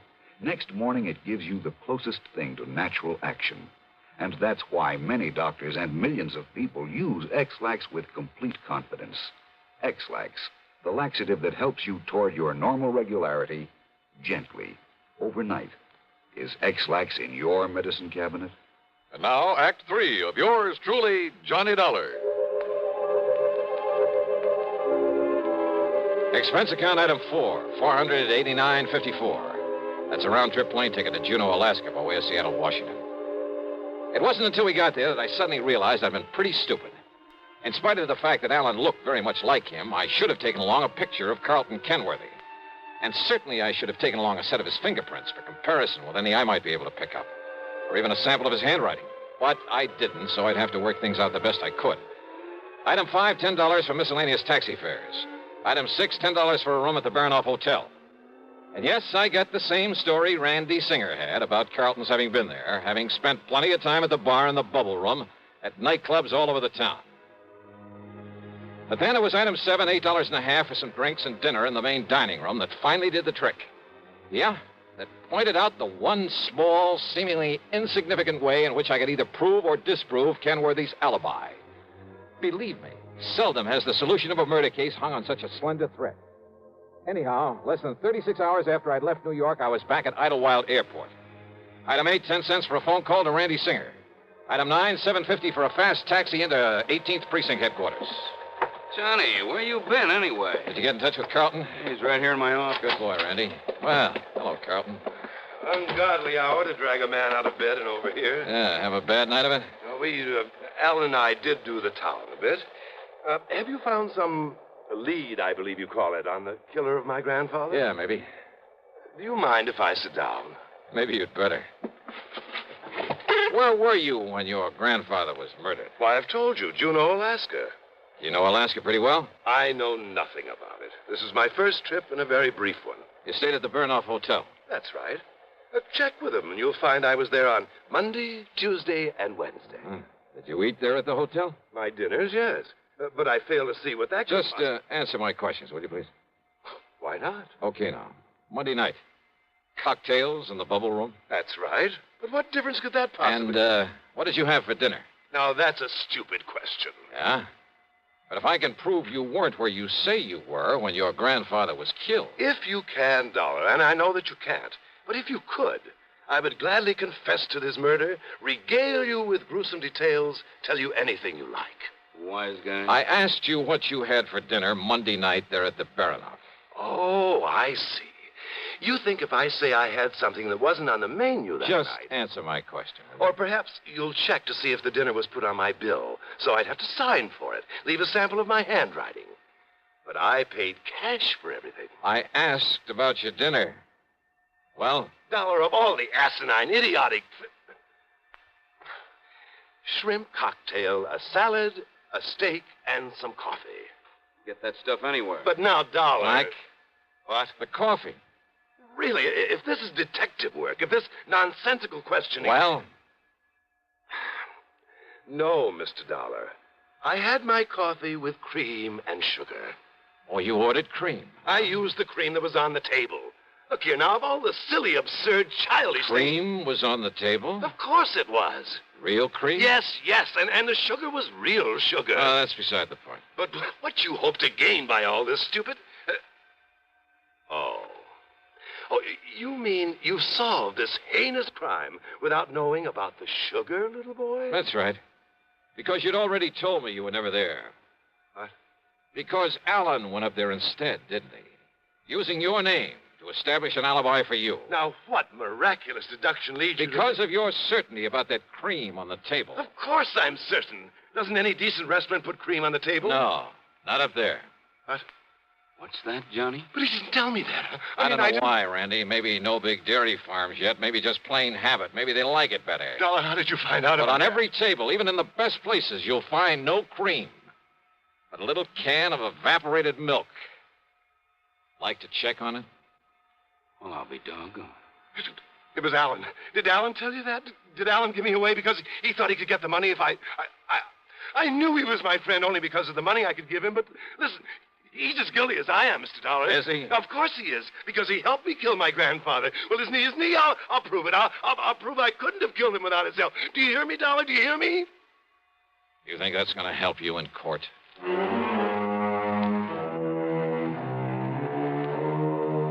Believe me, if I were to put down all I think about the Alan Barkers and Carlton Kenworthys and all the rest of that rotten... why bother? What's the use? Expense account total, including incidentals, the trip back to Hartford, $574 even. Yours truly, Johnny Dollar.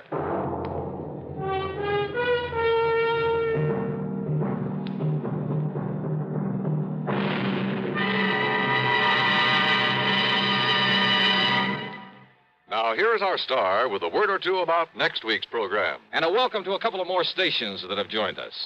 WBRK in Pittsfield, Massachusetts, and WKNY over in Kingston, New York. We're glad to have you with us. And, man, how this network grows and grows. As for next week, well, I wonder just how you'd feel sitting on top of a nuclear explosive device, knowing the darn thing may go off any second and blow you to kingdom come. I know how I feel. And I'll tell you all about it on my program next Sunday, as usual, right here on the CBS radio station that brings you all the best in programming. The story's a real cliffhanger, and I'm sure you'll like it. Join us, won't you? Yours truly, Johnny Dollar.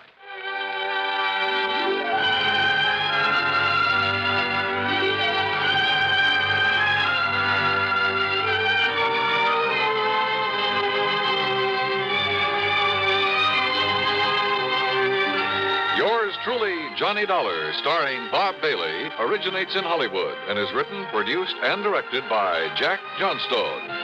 Heard in our cast were Harry Bartell, Herb Vigran, Carlton G. Young, Herb Ellis, and Jack Edwards. Be sure to join us next week, same time and station, for another exciting story of yours truly, Johnny Dollar.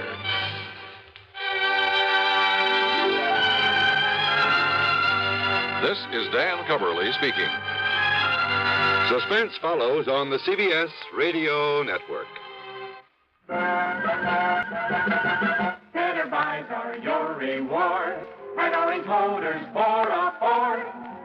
Get your orange guarantee from the largest dealer in Albany. In the heart of Auto Row, Orange is the place to go. Orange Motors has the parts it's true, plus 44 years of experience too. Orange Motors, if you're wise, for better service, better buys.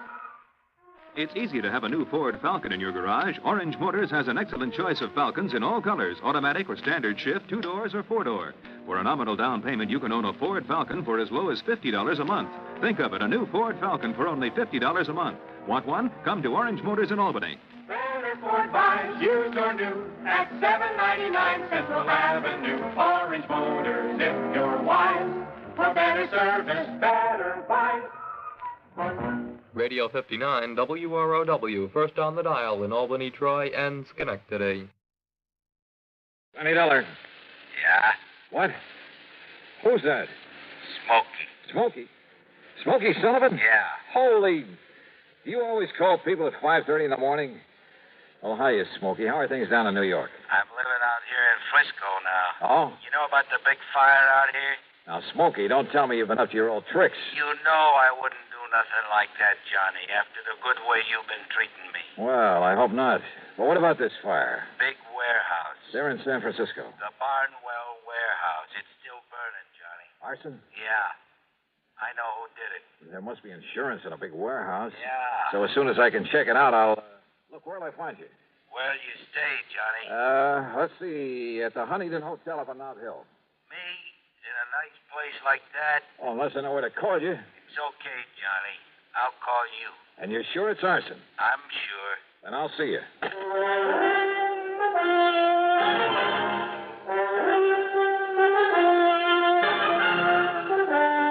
Bob Bailey in the exciting adventures of the man with the action-packed expense account.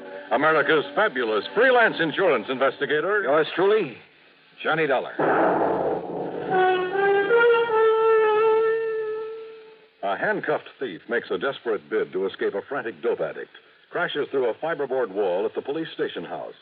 It's part of the daily routine in New York's 16th Police Precinct, Hell's Kitchen. In the new issue of Look magazine, you'll follow tough, dedicated cops as they track down the man who pulled the trigger, run down a burglar, subdue a drug addict. And you'll learn in Look the kind of guy it takes to make a detective, what he thinks about his job, what he thinks about the kinds of people he has to deal with. It's all here in Look's exciting picture story, Detectives at Work, an uphill fight in a tough city where the crime rate has risen almost 10% in the last year, where 40% of the nation's drug addicts fight, steal, or beg for a fix, where an entire neighborhood suddenly becomes silent when the police department tries to track the man behind the gun. You'll see it all in Look magazine's dramatic picture story, Detectives at Work. It's in the latest issue of Look, and it's on your newsstands now.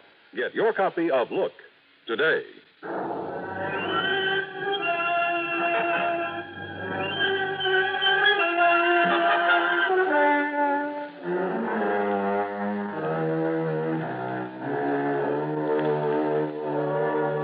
Expense account submitted by Special Investigator Johnny Dollar to the Greater Southwest Insurance Company, San Francisco office. Following is an account of expenses incurred during my investigation of the Frisco fire matter. First of all, I had to make sure my expenses to the West Coast wouldn't have to come out of my own pocket. So expense account item 1, 10 cents for a call that got Pat McCracken of Universal Adjustment Bureau out of his bed. I asked him to dig up some facts and figures for me in a hurry. Within 20 minutes, he called me back. Johnny Dollar. Well, Johnny, I've been on the phone to San Francisco ever since you called me. You were right. About the big fire. Yeah. How did you find out about it? Well, never mind that, Pat. Just keep talking. Well, it's a warehouse. It's owned and operated by Mr. Peter H. Barnwell. And he has an office at 1427 Camac Street. 1427 Camac. Got it. And the insurance? $340,000. Wow. Carried by Greater Southwest Insurance Company. Pat, if I hurry, I can just make plane connections. No, wait a minute, Thanks, Johnny. Pat. Thanks a lot. Item 2, 20188 plane fare, Hartford to New York to San Francisco. And believe me, those jet flights on American get you there in a hurry. I left New York at 8 a.m. and pulled into San Francisco before noon. Pacific time, of course.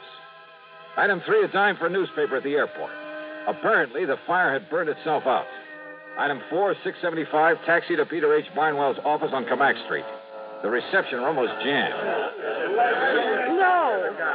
No, there's no point in sending anybody over here because he won't see them. No. Listen, chick, I'll get you tickets for any show in town if you just... No! I tell you, he won't see any of you. Not even me? No. Now, why don't you reporters just go back to your papers and wait until Mr. Barnwell's ready to talk to you? My card, miss. It's no use, mister. Will you read it, please? But he doesn't want to see any reporters, right? Oh. Yeah. Just a minute, Mr. Dollar. Now, how do you rate that, buddy? What paper you from? The Bingville Bugle. Huh? Yeah, that's out near Bum Spung, Oklahoma. Oh, now, look, wise guy. Look. Mr. Dollar. Mr. Dollar. Dollar? Will you come in, please, Mr. Dollar? Sure. Thanks. Now, wait a minute. You Johnny Dollar, the insurance stick? Right in here, sir. Thanks. Hey, wait a minute. Sit down, Mr. Dollar. Make yourself at home. Well, I must say you weren't at all upset about the loss of your warehouse. Should I be? Sit down. Sure. Mr. Dollar, that building's been a losing proposition for years. Because of its bad location, because of zoning restrictions, and the cost of tearing it down. I've done nothing but lose money on it. Oh. But I've been very careful to keep up the insurance. So, now that it's gone up in flames, I shall at long last collect on it. $340,000. That's right. And with whatever I can get from some other misguided investor for the land itself, I'll be sitting pretty. I see. Now, don't get any funny ideas, Mr. Investigator. The police have found nothing whatsoever to suggest arson. Nor will they. You sound pretty sure of that. I'm sure of it. Even if it were a job that you didn't have done? I'm sure of it. You know something, Mr. Barnwell? I'm not. So if you can be of any help in putting through my Did you hear what I said? I heard, Mr. Dollar. Doesn't worry me a bit.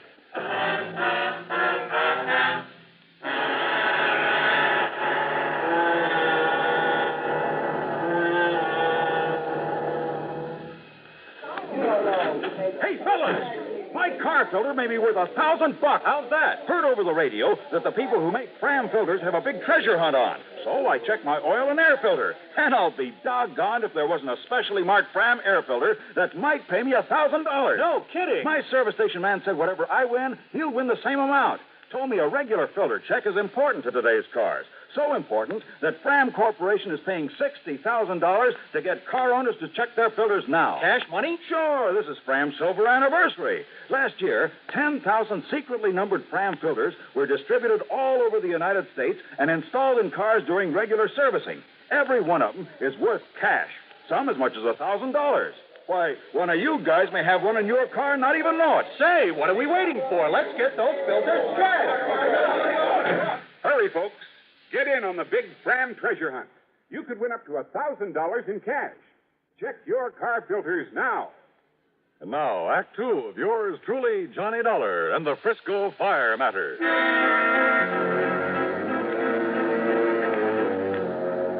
Expense account item 5, $2 for a taxi. In my opinion, Peter H. Barnwell had the warehouse fire set.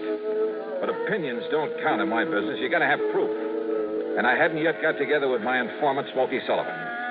Smoky, once a clever arsonist himself. Later, a counterfeiter, bootlegger, just about everything in the book. But from the time he helped me with a case a couple of years ago, he'd stayed on the straight and narrow. And of course, I've always paid him well for his help. Before going on to my hotel, I stopped in to see Bill Mullen of the arson squad. Yeah, the papers say you're in town, Johnny. Glad to see you. Yeah, how are you, Bill? But there's no reason for you to be here about that fire. Well, that's so? We've already found out how it started. How, Bill?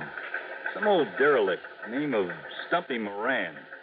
He used to sleep there every night. Had an old iron bed and a little sort of shack on one side of that warehouse. Yeah?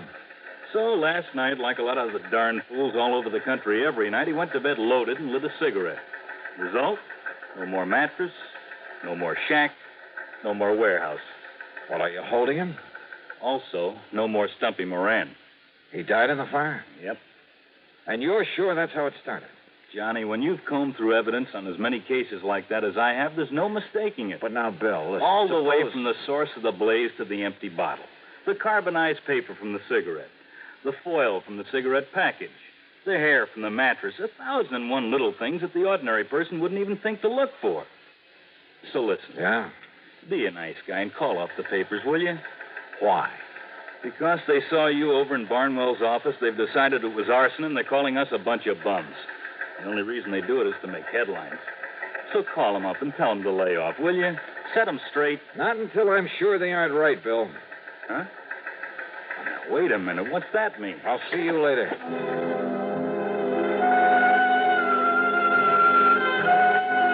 Item 6, another taxi to the Hotel Huntington up on Nob Hill.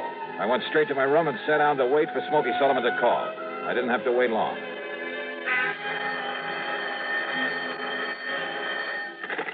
Smoky? Yeah. Well, I hear they found out how that fire started. Stumpy? That's right, Stumpy Moran. He was a friend of mine. Not much brains, Johnny, but a nice old guy. But, Johnny. Yeah? He didn't do it. But they found all the evidence. He'd been drinking and smoking in bed. He never touched a drop, Johnny. You sure? He didn't smoke, neither. I know. He was my pal. Where are you, Smoky? You know where the Hungry Angel is? The cocktail bar over on the... That's right. Take the alley and back. I'm in the phone booth at the end of it. I'll be waiting for you. Okay. Now, listen. Yeah? Do you know who did set that fire? Yeah. The only guy in the whole country who could leave no trace. Wait a minute. And they won't even question him because he's been living straight for so long. Touchy Thompson. Yeah. Lives in a nice house on Aldea Drive, 527. But he ain't there. How do you know? A note on his door says gone fishing. You're absolutely sure it was he? I'm the only one knew where to look for his sign around that fire, and I found it there. I'll show it to you. Proof, huh? Yes, sir, Johnny. I can prove that warehouse was set, but... Oh, no. Smoky. Smoky!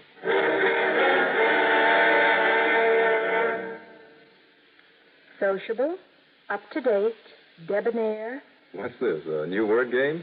No, I'm just mentioning the qualities that people admire in other people. Oh, I see. If you're sociable, up-to-date, and what was that other word, debonair? Yes, debonair. But listen to it this way.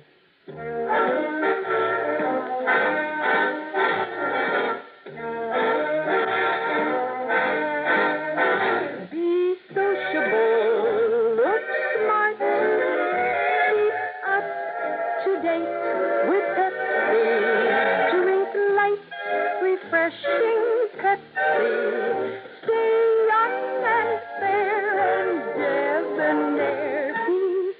sociable. Have a Pepsi. Notice how many of your friends are serving Pepsi-Cola these days. It's the up-to-date refreshment. Be sociable. Serve Pepsi. In the alley behind the Hungry Angel, I found a couple of policemen carefully going over every inch of the phone booth where Smokey called me. Yeah, that's right. Conroy heard the shots and came running back here. You get the angle of that bullet, old Conroy? Hey, listen. What about Smokey? City hospital, but he isn't going to live, Dollar. Not a chance. And you have no idea who shot him? No. But you're a smart dick. Why don't you find out for us? All right, now look. And let me tell you something else, too, Dollar. If that warehouse fire had been a torch job, which it wasn't, like you're blabbing it out to all the papers, your dear pal Smokey Sullivan is the only one who could have done it. So his being knocked off is good riddance. Why Smokey? Because we got every other firebug in this town nailed down. That's why. Want to bet?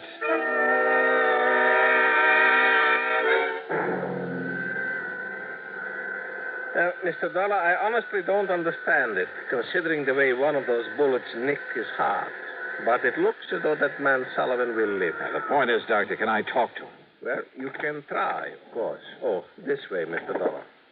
But he was not able to give anything to the police, who just left. And listen, Doctor, do everything you can for him, will you? I'll foot the bill. Oh, very well. Right in here. Okay. You, mind if I talk to him alone? If you like. And if you can. Thanks.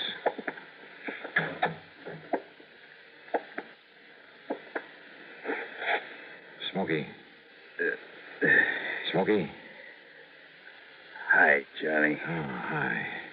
Yeah, the doc says you're going to be okay. Yeah. Can't get rid of me. Attaboy, Smokey. I didn't talk to the cops.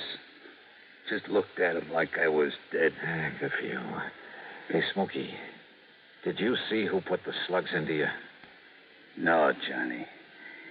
But it must have been Touchy. Touchy Thompson.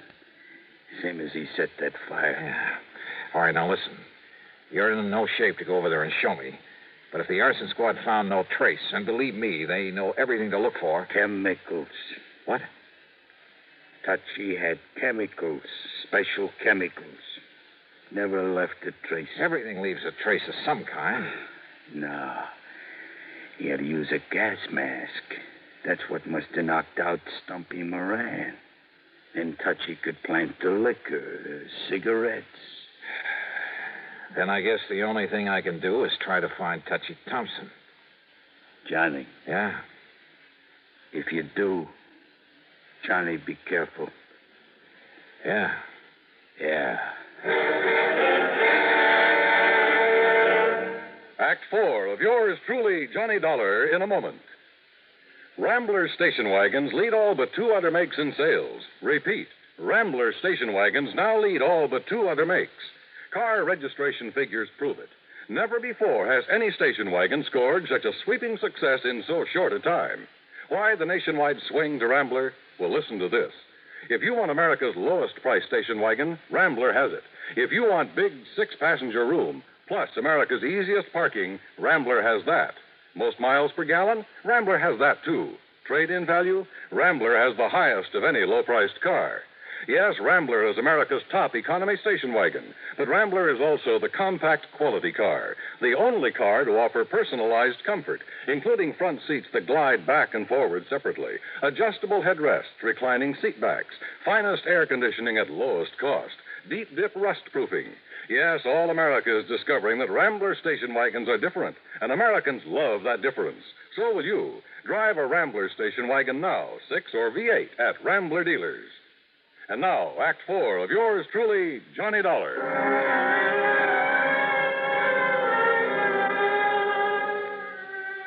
Expense account item 7520, more taxi fares. There was nobody home at Touchy Thompson's place.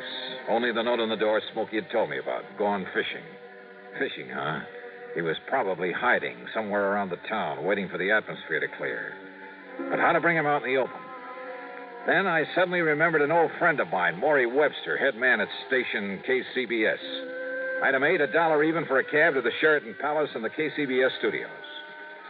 Johnny, this is a pleasant surprise, although I had heard you're in town. How are you, Maury? Up to my neck. We're in the midst of a big celebration. You know, our 50th anniversary. Oh? Yes, sir. We were the first broadcasting station in the country, and we're kind of proud of it. Well, I should think you would be. Let me add my congratulations. Well, thank you, Johnny. What brings you here? Maury, when is your next news broadcast? Well, let me see. Well, Don Mosley will hit the air in just about 7 minutes. That'll just give me time to knock out a news item for him to read on the air. Oh, what kind? Tell you while I'm scribbling it, if you don't mind. Well, yeah, go ahead. And Maury, I have a sneaking suspicion it'll flush out an arsonist. Oh? Yeah, and killer. As briefly as possible, I told Maury Webster my plan, the Violet. I handed him the news item I'd cooked up. He penciled in a couple of minor changes, then gave it to his top man on the news bureau, Don Mosley. A few minutes later, there in his office, we listened to it being broadcast over the powerful facilities of KCBS. The international situation. On the local scene, it took insurance investigator Johnny Dollar to clear up the matter of the Barnwell warehouse fire. Here it comes. Yeah. Dollar has proved conclusively that it was set by an old hand at that business named Smoky Sullivan. His reason? To kill another man by the name of Moran, whose body was later found buried in the embers. Incidentally, Sullivan himself has just died as a result of bullet wounds, no doubt inflicted by some friend of Moran's, who sought to avenge his murder. Well, as for the holdup that occurred early this morning on the Embarcadero... Well, I hope it does the trick, Johnny. What are you going to do now? Maury, there's going to be a stakeout at the home of one John R. Thompson, formerly known as Touchy Thompson, out on Aldea Drive. Oh, then you're turning this whole thing over to the police. That stakeout will be me. But if Thompson did set that fire and kill Moran... I still have to prove it. Well, don't you think it's a little dangerous, Johnny? Could be. Well, in just a minute. Thanks, Maury. Thanks a lot. So I went out to Aldea Drive again, and I parked myself rather uncomfortably behind a hedge across the street from Thompson's place. Finally, it must have been around 10 p.m., an expensive car pulled up and a man loaded with fishing gear went into the house. I waited a couple of minutes, and then I went over, knocked on the door, walked in, introduced myself, and laid a few cards right on the table. You're crazy, Dollar. Didn't even know about that fire until you told me just now. Why lie about it, Touchy? Look, I've been fishing. Yeah, for what? An alibi? Oh, give me that for trout. Look here. Here they are. Yeah, trout. Ever see a nicer mess of them? Pick them up at any market. Not me. All right, who was with you? I was alone. I was over there camping beside the lake all the time. My sleeping bag's still out in the car. What lake? Mono Lake. It's a little over 200 miles east of here. Yeah, I know it well. Well, that's why I caught him. I know it well enough to know that because of the high mineral content of that water, no trout could ever survive in it. What? Oh, look, wait a minute. It's no good, Touchy, and with the proof I have that only you could have set that fire with some of your fancy chemicals. What do you know about that? No, you got no proof. Look. Perhaps he has, Touchy. Well, I'm glad to see you two know each other. Very smart, weren't you, Touchy? What do you mean? I mean the way you fell for that phony news broadcast and came back here. Phony? And Dollar, thanks for setting the stage for me. Yeah? What does that mean? You came here because you suspected Touchy. You had a big argument. You both pulled your guns and killed each other. No, wait a minute. That's the only conclusion the police can possibly reach when they find your bodies lying here. Look. Nope. Don't make a single move, Dollar. Neither of you will do anything because 5 seconds from now you'll both be dead. Well, you're wrong. What? Pull that trigger, Barnwell, and it's the last thing you'll ever do. Bill. Climb in this window, boys, and take care of it. There isn't any need for violence, officer. That's right, Barnwell, there isn't. All right. You too, Tom. Well, Johnny? Now, just what under the sun ever led you to come out here, Bill? Your old friend Smoky Sullivan called me to the hospital. He was a little worried about you. You mind? Mind? You gotta be kidding.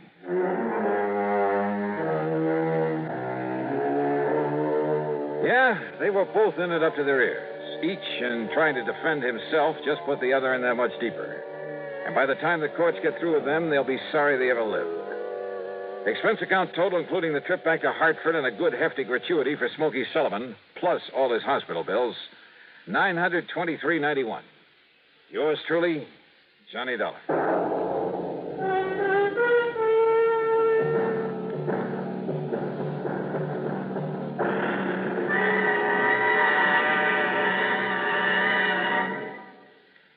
star will return in just a moment.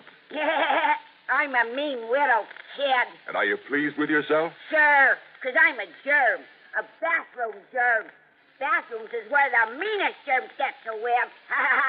Do I have fun causing odor and spreading disease? Well, you better watch out, son, or your landlady may find out about Lysol brand disinfectant. Lysol? Oh, Lysol. That's what I said. Lysol. Well, anyway, a lot of women are finding that a dash of Lysol in their cleaning suds every week wipes out nasty bathroom disease germs like you.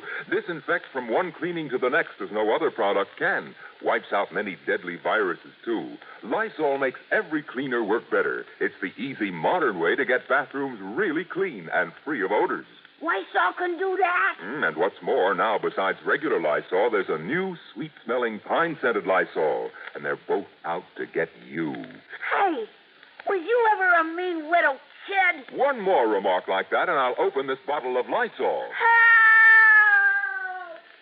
Now, here's our star to tell you about next week's story. Next week, a quiet little ranch in Oklahoma. Quiet, that is, until the shooting starts. Join us, won't you? Yours truly, Johnny Dollar.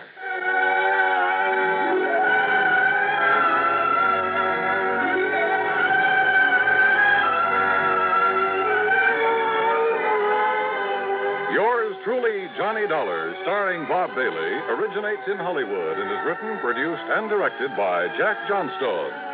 Heard in our cast were Virginia Gregg, Vic Perrin, Larry Dobkin, Alan Reed, Gil Stratton Jr., Paul Duboff, Bartlett Robinson, Don Mosley, and Tony Barrett.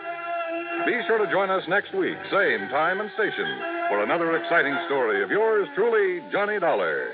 This is Dan Cumberly speaking. This is the CBS. From Hollywood, it's time now for Johnny Dollar. Pat McCracken, Johnny, Universal Adjustment Bureau. Hi, Pat. What's on your mind? $75,000. Yours or somebody else's? Johnny, ever hear of the Sabella diamond? Sabala. Yeah, matter of fact, I have. It's a pink diamond, isn't it? That's right. One of the companies we represent wrote a $75,000 policy on it. The owner of the stone, a jeweler named Joseph Wentworth, was trying to sell it. So? So last night, the Sabella diamond was stolen. I'll be right over.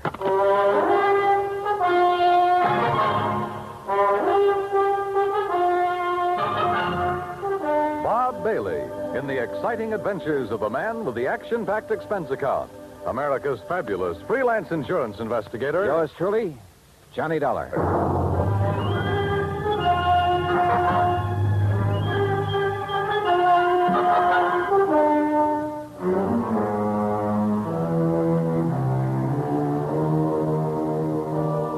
Expense account submitted by Special Investigator Johnny Dollar to the Universal Adjustment Bureau, Hartford, Connecticut. Following is an account of expenses incurred during my investigation of the Rolling Stone matter. Expense account item 1, $1.20 cab fare from my apartment to the office of Universal Adjustment Bureau. Pat McCracken gave me what additional dope he had, which wasn't much, and I headed for New York. That's item 2, $26.40, and the apartment of Joseph Wentworth. I was just released from the hospital an hour ago. They kept me overnight for observation. Nothing serious, I hope, Mr. Wentworth? No. I was hit on the back of the head. At first, they suspected a skull fracture, but it was only a slight concussion. Well, you're lucky. Practically my total assets stolen, and you call it lucky. You mean the Sabala diamond? I borrowed heavily to purchase that stone, Mr. Dollar. I'm afraid I'm just about ruined. Well, if I'm not mistaken, it was insured for $75,000. You don't understand. The insurance money will barely cover the loans. The diamond wasn't insured for its full value. Oh, I see. And what's worse, I had a customer for it. I was almost ready to close the deal. Could have gotten at least $100,000, maybe more. Try to tell me exactly what happened, Mr. Wentworth. Last evening, Eloise stopped by the shop at 6. We were going to have dinner together. Eloise? Eloise Barnes, my fiancée. I started to close up, and I remembered I'd forgotten to put some things in the safe. She went down the street a ways to hail a taxi, and I went back inside. And left the front door unlocked? I must have. I was in a hurry. I opened the safe, then I heard a sound behind me. I started to turn, but too late. That's the last I remember. The police figure out what you were hit with? Yes, a heavy brass candlestick in my shop. Then when Eloise brought me to, the Sabala diamond was gone. Just a minute. You say Eloise brought you to? Yes. You see, when I didn't come right back outside, she started wondering what had happened. She came in and found me lying on the floor. Uh-huh. How long have you known Eloise, Mr. Wentworth? About a year. Why? Mind giving me her address? I think I'd like to talk to her. Expense account item 3, $1.80 cab fare to Eloise Barnes' apartment. Eloise looked, if anything, more expensive than the Zavala diamond. And I had the feeling that underneath that lovely surface, she was almost as hard. Her gray eyes never left my face as we talked, and I got the impression she had neatly weighed me, cataloged me, and put a price tag on me. Afraid I can't help you much, Johnny. Joe Wentworth apparently told you all there is to tell about it. You were out looking for a taxi at the time Wentworth got slugged. That's right. I feel sorry for Joe. That was a lot of diamond to lose. Must be quite a stone. If you go for those things. I don't know. I guess some people really have a thing about diamonds. But not you, huh? They're all right. Just happens there are a couple of things I prefer. Like what? Like money and mink. Huh? But now, according to your fiancé, you were... Just a minute. According to my what? Your fiancé, Wentworth. Well, Johnny, that may be his idea, but it's not mine. Oh, you're not engaged. Joe's been very nice to me, and I like him. But we're just friends, so far as I'm concerned. Oh, yeah. I'm afraid I'm not the engaged type, Johnny. I've tried it once or twice, but it didn't work. Seems to interfere with my hobby. Your hobby? Yes. Having fun. What's your hobby, Johnny? Well, at the moment, trying to find the Zavala diamond. Then what? Well, I have been known to have fun now and then. Johnny. I hope you find the diamond real soon.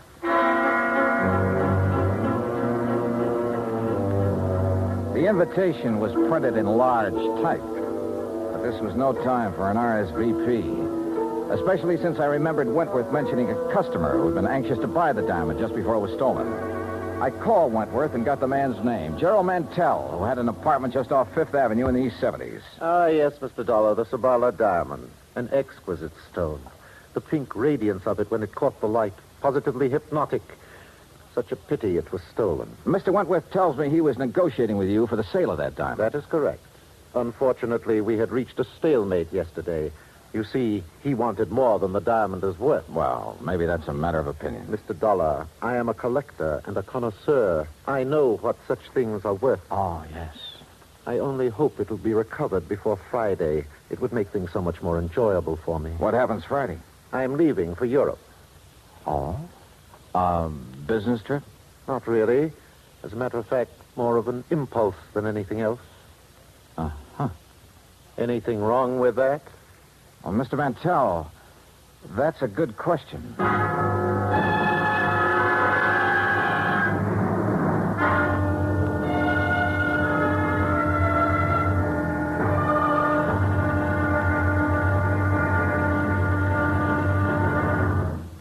Act two of yours truly, Johnny Dollar, in a moment. Our flag now numbers 50 stars. And behind each star there stands yet another flag representing one of the 50 states. Alabama's state flag is of St. Andrew, the symbol of the Confederacy and the national flag of Scotland. Alabama's state capital, Montgomery, served as the first capital of the Confederacy, and it was on the steps of its Capitol building that Jefferson Davis took the oath of office as President of the Confederated States of America. The Scottish cross is in the form of an X, or saltire, and is also found on the state flags of Georgia and Mississippi. Perhaps it is the independent, rugged spirit of the Scots that recommended its national symbol to the Confederacy as a symbol of its rebellion. Alabama's state flag, the flag of the 22nd state to enter the Union, was adopted on February 16th, 1895. And now, Act two of yours truly, Johnny Dollar and the Rolling Stone Matter.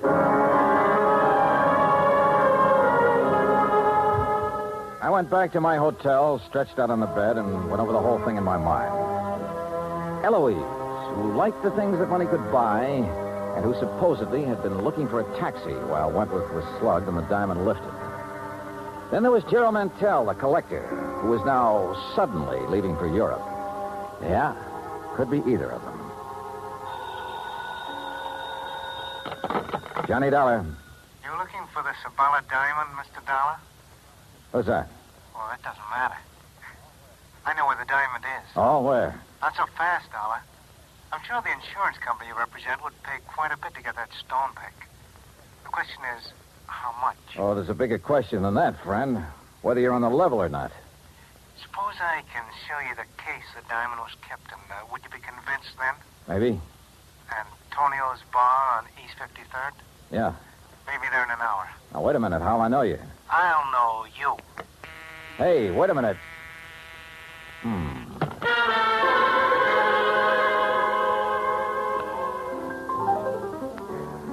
Item 4, $2 even drinks at Antonio's while I waited for my telephone buddy to contact me. A half hour went by, nothing happened. Then somebody came in and went to a corner booth.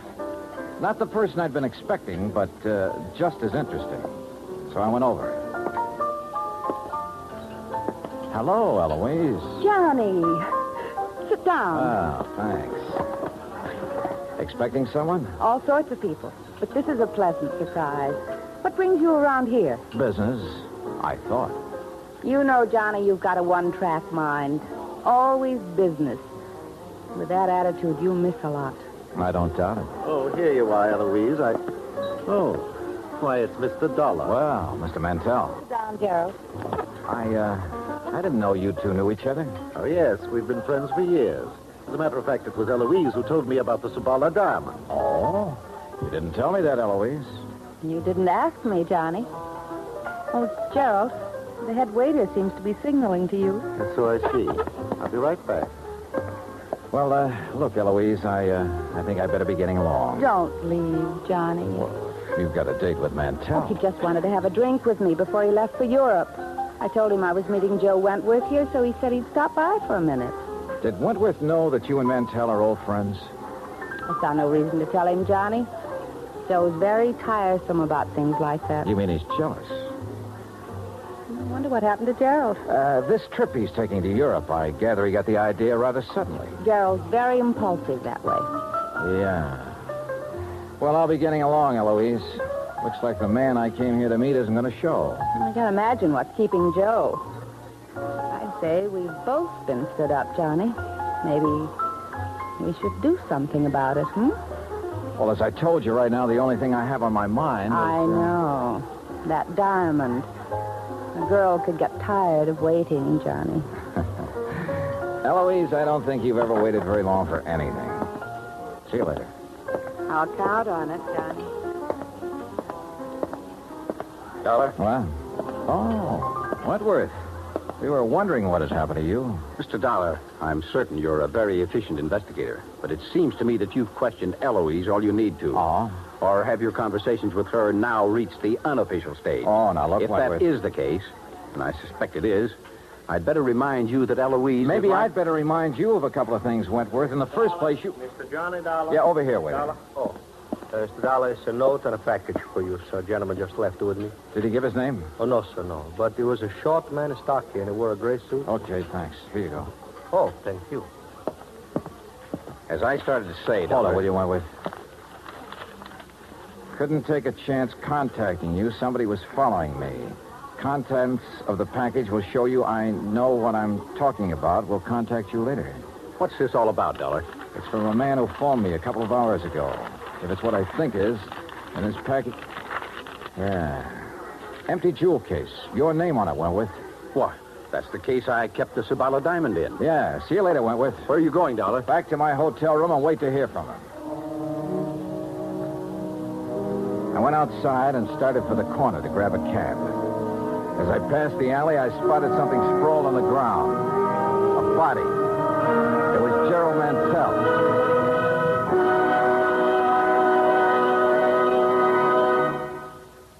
Act 3 of yours truly, Johnny Dollar, in a moment. The way a man conducts himself at ease or under stress shows what he's made of. It shows his character under the strongest light. This is particularly true when a man becomes a prisoner of war. One of the points of the Code of Conduct of the American Fighting Man says, if I become a prisoner of war, I will keep faith with my fellow prisoners. I will give no information nor take part in any action which might be harmful to my comrades. If I am senior, I will take command. If not, I will obey the lawful orders of those appointed over me and will back them up in every way. The very essence of the ideals set forth in those words were displayed by Commander, later Rear Admiral, Richard Antrim in April 1942, while a prisoner of war in Macassar, Dutch East Indies, during World War II. Acting instantly on behalf of a naval officer who was subjected to heavy punishment, Commander Antrim boldly tried to quiet the guard and to persuade him to discuss the charges against the officer. The guard refused. Tension increased. The entire enemy prison force was faced by 2,700 Allied prisoners. An order was given to continue the punishment. Suddenly, Commander Antrim, at the risk of his own life, stepped forward and volunteered to take the remainder of the punishment. This sudden move got a roar of acclaim from the inspired Allied troops and so amazed the enemy that both men were spared any further indignities or punishment. Commander Antrim's heroic and unselfish conduct brought about better conditions for the prisoners and earned new respect for American officers and men.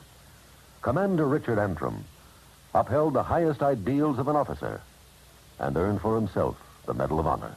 And now, Act 3 of yours truly, Johnny Dollar and the Rolling Stone Matter.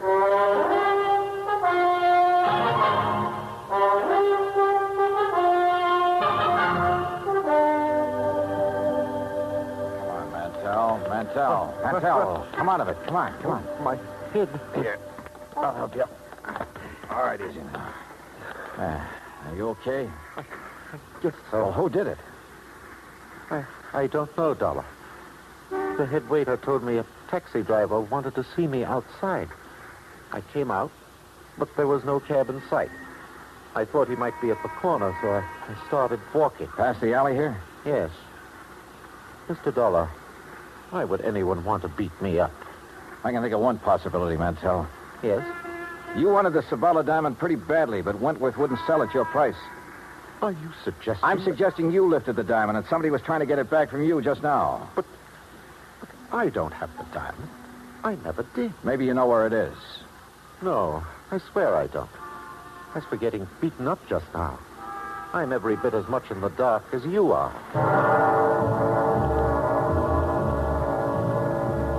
I didn't know whether he was telling the truth or not, but I had no proof he was lying. Item 5, $1 even, a pot of coffee in my hotel room when I tried to pull some threads together, but they didn't pull. If Mantell had the stone, who'd phoned me and sent the empty jewel case to convince me he had information? How did he fit? Yeah, coming. Oh, Wentworth, come in. Here, Mr. Dollar, I have some information that will interest you. Yeah? Yes, first, though, I owe you an apology for, flying off the handle when I saw you with Eloise at Antonio's. Okay, so you're touchy about Eloise. Now, what's the information? Well, just a few minutes ago, a man telephoned me at my apartment. Huh? Yes, I think he was the same one who phoned you and sent the empty jewel case. Well, what'd he say? That he knew where the diamond was, and for a price would furnish the information. Ah. Now, I wonder why he suddenly switched negotiations from me to you. Well, perhaps he thought it too dangerous to continue with you. Yeah, maybe. Speaking of danger, I wish I could locate this character before something happens to him. That's the point, Mr. Dollar. I think I know where he is. How? Well, he must have placed his call to me through a switchboard, because I heard an operator in the background saying, Hotel Maysfield. Hotel Maysfield, huh? Thanks for the lead, Wentworth. I'll check with you later. I headed for the Maysfield and described the man I was looking for to the desk clerk. The clerk said his name was Krause, that he'd checked out that morning. This I didn't get because he'd called Wentworth from the hotel shortly before. I had the clerk let me into Krause's room, hoping I could find some lead on where he'd gone. I did. A scratch pad with the imprint of a pencil still visible. A phone number and a name, Cathcart Hotel. I headed there fast and was referred to room 413. What? Hello, Krause. There must be a mistake. My name is Collins. Don't give me that. Your name's Krause, and you're the guy who phoned me and said he had information about that diamond. Oh, no. That's wrong. Oh, come on. Let's quit playing games. When you called Wentworth a while ago, he found out the name of the hotel. It's a lie. I haven't talked to him since... Yeah, that's what I thought. Wentworth lied about that phone call. Why? Because he hoped I'd find you for him. But you had talked to him earlier. Yeah, the theft of that diamond was rigged between you and Wentworth, wasn't it? And you slugged him to make it look legitimate. Well? Yeah. But now you're hiding from Wentworth. Why? What happened to your cozy little partnership? It was blackmail, Dollar. Wentworth, Don't move, either of you. Well, Wentworth, it looks as though I figured you right. You thought I might have better luck finding Krause than you had, so you gave me his last known address and followed me. Now, what's this about blackmail? I thought I could trust you, Krause. Look, I wasn't really going to blackmail you. You got to believe that. I think I get it now. Krause was supposed to turn the stone over to you after a decent time had elapsed. Instead, he held on to it and tried to blackmail you about your being involved in the fake robbery. That's why he pretended to open negotiations with me, to scare you into buying. Yes, but you made a big mistake, Krause, trying to blackmail a desperate man. I had no money to pay you. I needed every cent from the insurance and from what we'd get for the stone when it was cut and sold. Why, Wentworth? Why'd you need the money? For Eloise? For Eloise. Does she know about all this? No, she knows nothing about this. But she wants so many things, and I want to give them to her.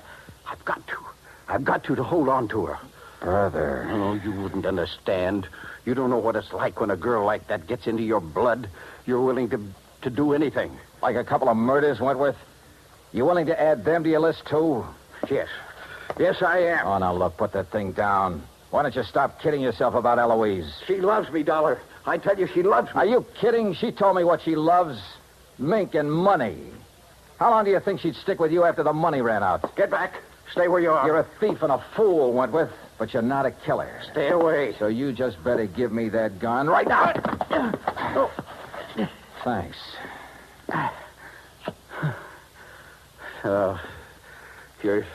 You're right about Eloise. I guess I always knew it, but I just couldn't face it. You just did. And you were right about me, Dollar. I'm no killer. You want to know something, Wentworth? I wasn't sure about that at all.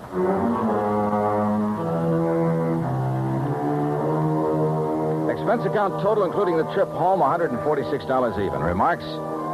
Krause handed over the diamond. He and Wentworth are both in custody. It was Wentworth who beat up Mantell for hanging around Eloise. And Eloise, last I heard, she was going her merry way, having fun, as she calls it. I never did accept her invitation to join her after the diamond had been recovered. And I'm not about to. Yours truly, Johnny Dollar.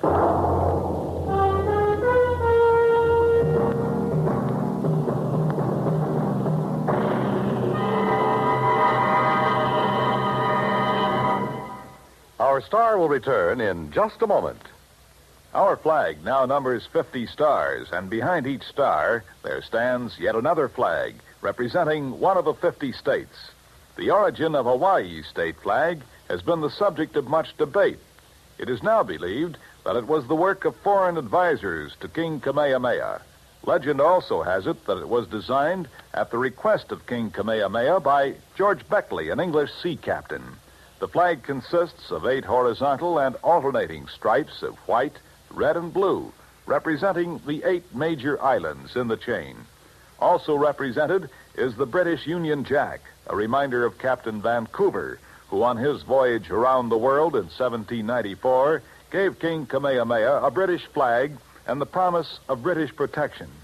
The Union Jack is also a reminder of Captain James Cook, who discovered the Hawaiian Islands in 1778. Hawaii's state flag, the flag of the 50th state to enter the Union, was adopted in 1845. Now, here is our star to tell you about next week's story. Next week, well, the title of the yarn is The Ghost-to-Ghost Matter, and the story lives up to it. So join us, won't you? Yours truly, Johnny Dollar.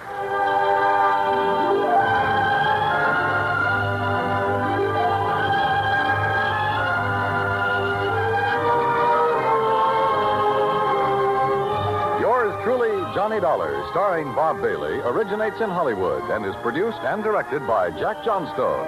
Today's story was written by Robert Stanley.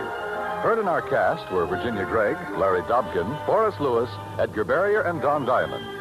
Be sure to join us next week, same time and station, for another exciting story of yours truly, Johnny Dollar. This is Dan Cubberly speaking.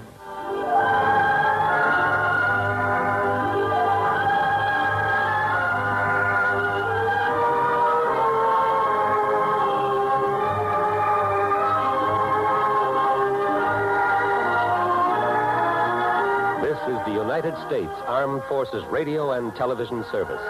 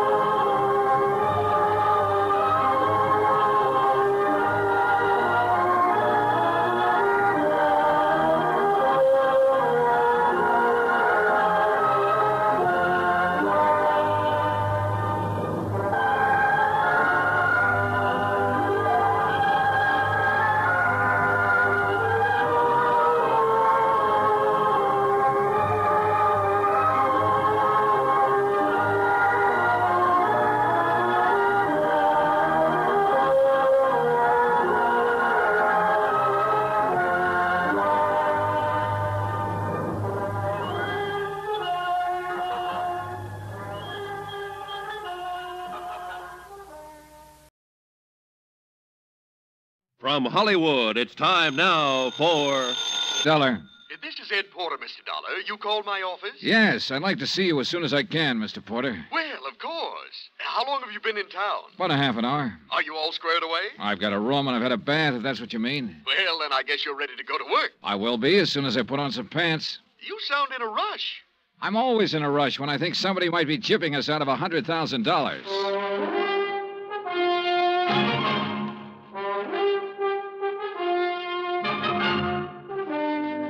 Bob Bailey in the transcribed adventures of the man with the action-packed expense account, America's fabulous freelance insurance investigator. Yours truly, Johnny Dollar.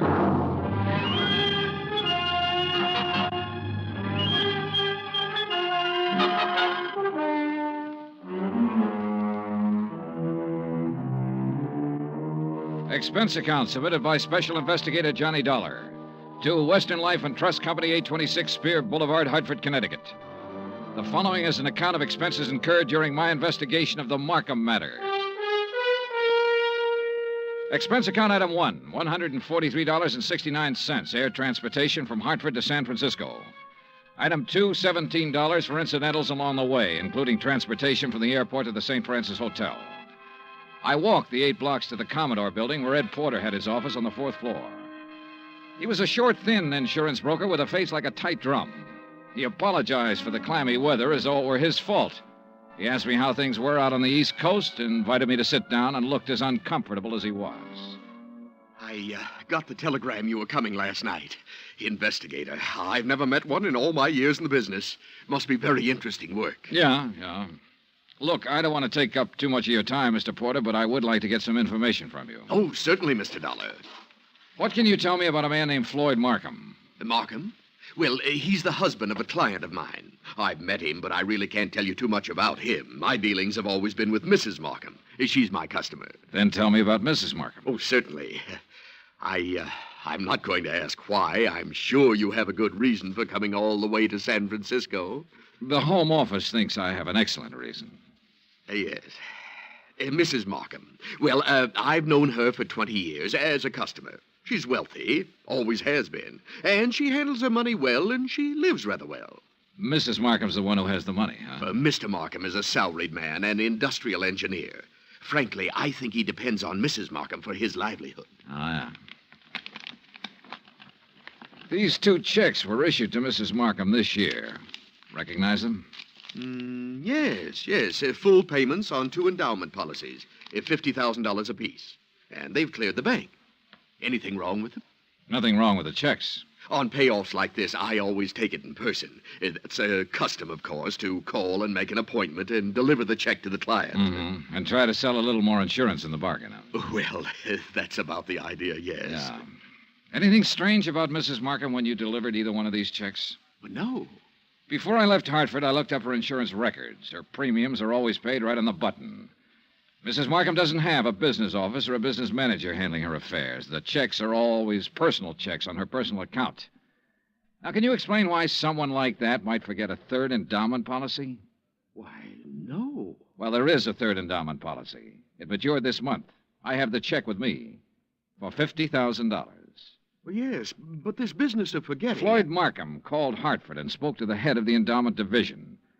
He explained that Mrs. Markham was ill and didn't know whether or not a third policy existed. He said he was checking for her. Uh-huh. Now, you say you've known Mrs. Markham over a period of 20 years. Well, is she the kind of person who'd forget $50,000? Oh, no one forgets $50,000.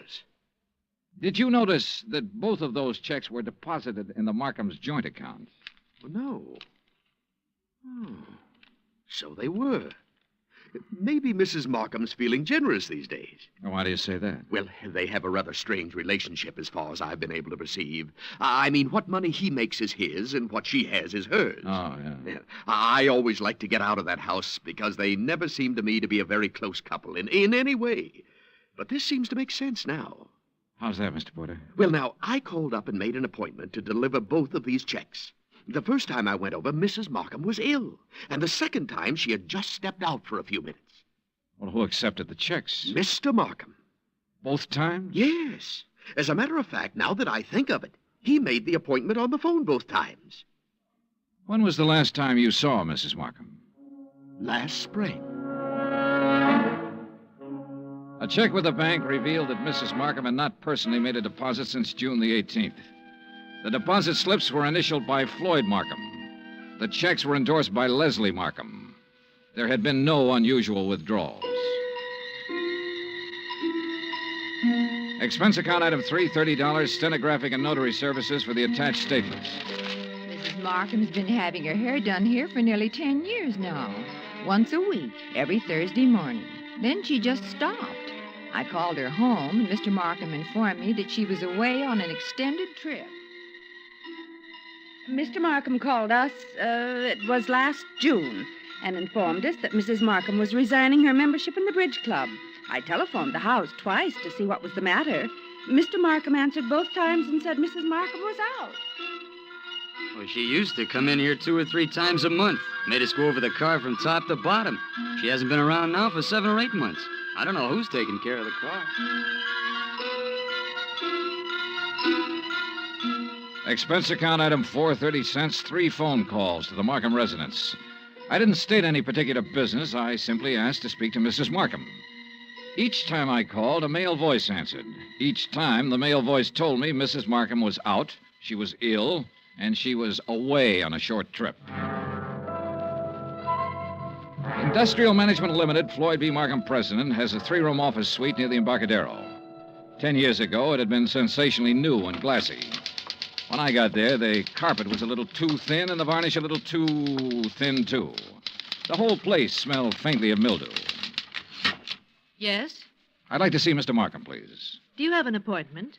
No, not exactly. My name is Harris. I'm with the Cleveland Pump Company. Pump Company? Yes, we're setting in 38 of our installations at the new plant in Valparaiso. Didn't you get my letter? Well, I'm sorry. I'm afraid... May I ask your name again? Harris, Stephen B. Harris, Cleveland Pump Company.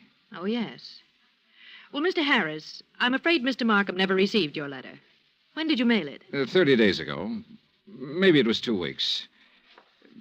Well, tell Mr. Markham I'm here and I'll... I'm sorry, Mr. Harris. Mr. Markham isn't in the office just now. Oh. Well, I'll wait. Well... Well? He won't be in today. As a matter of fact, he won't be in the rest of the week. Where can I call him? Well, I'm afraid that's impossible. Can't I call him at home? No.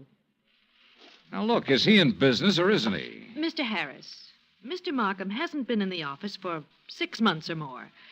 He's tied up on a rather long-range project. What's your name? I'm Miss Beidler. Why didn't you say that in the first place, Miss Beidler? Well, Who else can I talk to here? No one, I'm afraid. You mean that's all there is in this office? Just you and him when he feels like coming in? I'll tell Mr. Markham you were here. The Markham house was on Fiorella Street, about 6 blocks from the Fairmont Hotel. Stone walls, iron grillwork, tangling ivy. An old house that had been built by rich people for rich people to live in. The kind of shabby-looking place that only New Yorkers and San Franciscans can get by with and still be called wealthy. I used Ed Porter's car with the Western Life and Trust Company emblem on the door, parked it in the driveway as close as I could to the entrance. It was exactly 1 o'clock when the door opened. He was tall and pretty, with black hair and broad shoulders. Yes? What is it? I'd like to see Mrs. Markham, please. I'm Mr. Markham. Can I help you? My name's Dollar. I'm with Western Life and Trust Company. Mr. Porter called you? No, he didn't. Oh, well, I must have slipped his mind. He said he was going to call. What's it about? I brought a check from Mrs. Markham on her third endowment policy. Oh. Well, I'll give it to her. She isn't in right now. Well, I'm supposed to deliver it to her. I'll come back another time when she's in. No, you can give it to me. I'll see that she gets it. I'm sorry, Mr. Markham, but I have Look, to give I know you want to give her the check and try to sell her some more insurance. She's just not in the market. And you can save your little spiel where it'll do some good. Oh, you misunderstand me, Mr. Markham. I have to deliver this to her in person. What's your name again? Dollar. Johnny Dollar. Come in. I'll wait till she comes back and make an appointment. Mr. Porter told me he'd made it for 3 today. She's here. Just come in. Why the runaround, then? Mrs. Markham is desperately ill. I don't want to disturb her with things like this. Well, I'm sorry to hear that. What's the trouble? Very serious anemia. So if you'll just give me the I have check, a report to make out when I deliver this. I just Only take a minute to hand her the check. Then it'll be off my mind and off your mind. Now, look here, Mr. Didn't you call the company's home office about this check? I called because Mrs. Markham requested me to call. Oh, yes. Just wait here. In the little swirl of his exit, I smelled shaving lotion and guessed at the brand name. I also guessed that his suit cost $300, even if I didn't know what San Francisco tailor had made it. The shirt, the tie, the shoes were expensive, too. Yeah, Mr. Floyd Markham liked expensive things. I wondered if he dyed his hair to keep it all black. I wondered if he was 45 or 50. I also wondered why, in a house of that size, on that kind of street, a servant hadn't answered the door. This way, Mr. Dollar. He led me up a flight of stairs and finally into a high-ceilinged room with a fireplace at one end. A gray-haired woman with a sharp, angular face was seated near the window, looking out over the city and the bay. She didn't turn her head when we came into the room, but I could see that her eyes were watery and slightly glazed. Please, don't take too long and don't upset her. Leslie. Leslie, dear. Yes, Floyd. This is Mr. Dollar from the insurance company. He has something for you. Be a good girl, Leslie, and speak to Mr. Dollar. How do you do? And ask him... Yes. How is Mr. Porter? Oh, he's fine, Mrs. Markham, fine. He'll be sorry to hear that you've been ill. I really would rather that you didn't tell Mr. Porter. Oh. I'm satisfied to make my own slow recovery and not worry any of my friends. We'd like some sherry, Floyd. Now, you know what the doctor said, Leslie. Mr. Dollar, you'd like some sherry, wouldn't you? Why, yes, I'd like that very much. Floyd? No, I'm sorry, Mr. Dollar. It's absolutely forbidden, and you know that, dear. Do you have the check, Mr. Dollar? Yes, right here. Here you are, Mrs. Markham. Thank you. Is there anything else, Mr. Dollar? Well, Mr. Dollar, Now, Leslie... Yes? What is it, Mrs. Markham? I'm very tired. Excuse me if I seem impolite. Good day. Good day, Mrs. Markham. Expense account item 5, 10 cents. Phone call to Ed Porter at his office. Yes, Mr. Dollar? Look, Mrs. Markham's 5'5", about 120, black hair, gray streak to the right of the part, blue eyes, looks about 40 years old, a good 40. Why, yes, that sounds like her. You mean you've seen her? I've seen what's left of her, Mr. Porter. Oh, good Lord, she's not dead. Almost. What? He's killing her, Mr. Porter. My guess is he's been at it for about 6 months.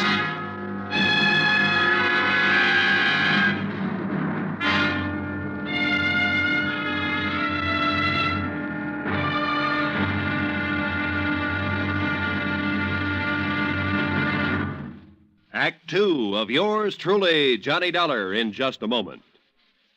Nobody will take a frown at face value anymore now that the word has gotten around about Jack Benny's return to the air.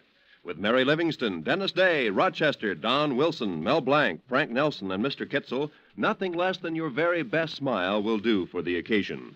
Tonight, and every Sunday night, hear CBS Radio's Jack Benny Show and give your sense of humor a real workout.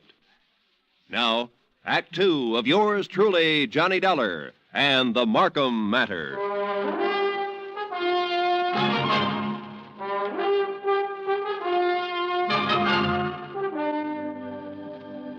Take a rich old house on a rich old street in San Francisco.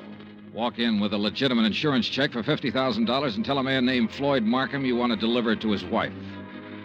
Tell him this when you know that no one has seen or heard from his wife in 6 months. Just tell him you want to see her. Insist that you see her. Then stand around and listen to him lie a couple of times. Then let him take you to her. Give her the check. Say goodbye. 20 minutes after I walked out of the Markham's house and picked up Ed Porter, we drove back to the house and parked 100 feet from the entrance. This is the darndest thing I ever heard of, Mr. Dollar. I'm not sure it's all clear to me. What's our position? Oh, I wouldn't know that, Mr. Porter. That's up to the legal department. This much I'm sure of right now. Markham's already deposited $100,000 of her insurance money into a joint account. If I'm not mistaken, this last check will go into that account, too.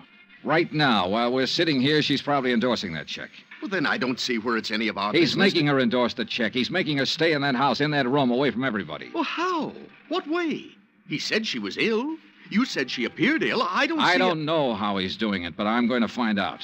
Are you sure this isn't all surmise on your part? You weren't in the room when she said, "Let's have some sherry. Please, let's have some sherry."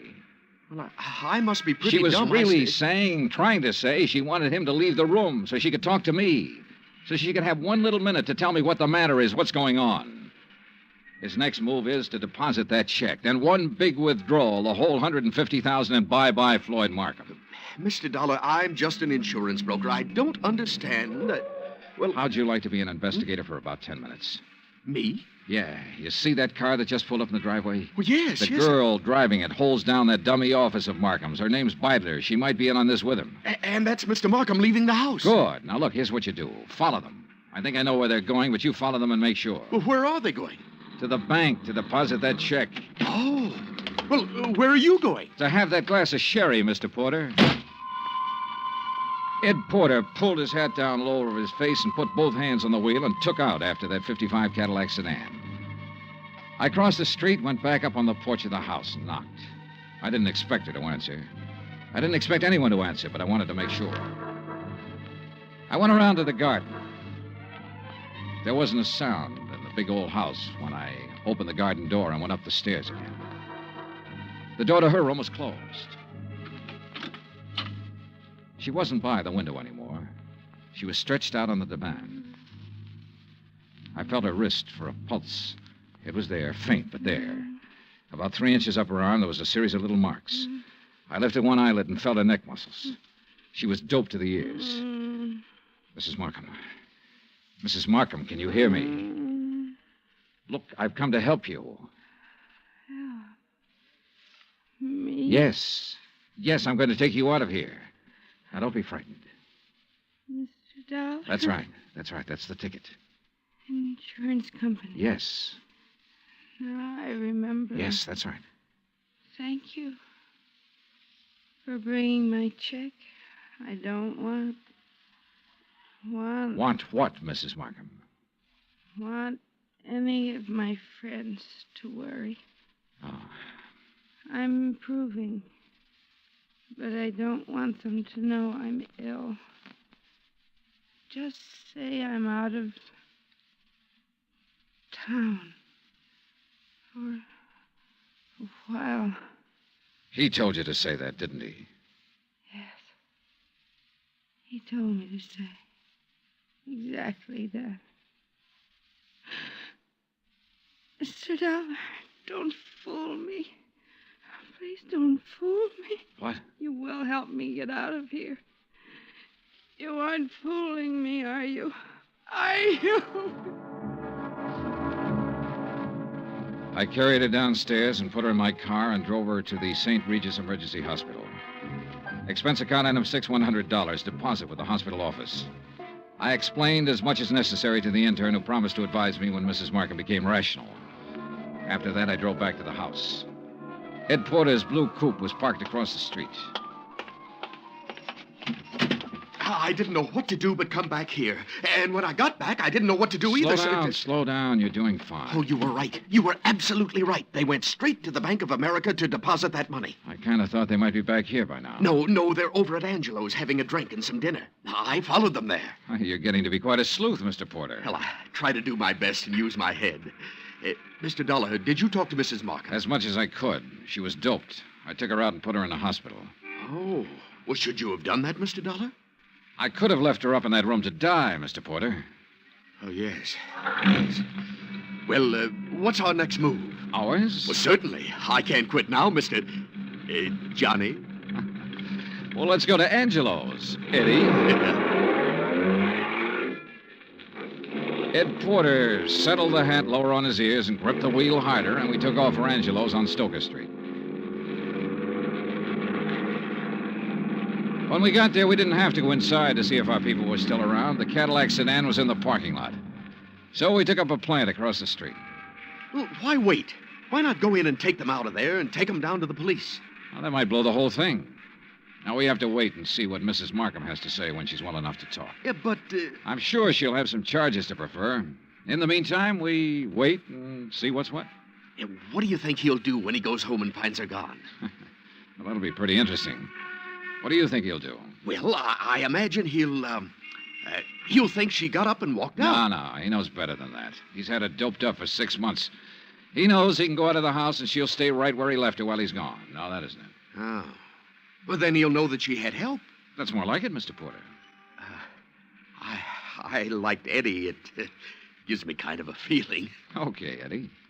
Now answer the question. Oh, what'll he do? Well, he'll try to get out of town. That's it. He'll try to leave town. He'll know that he's had it. Come on. Huh? They're pulling out.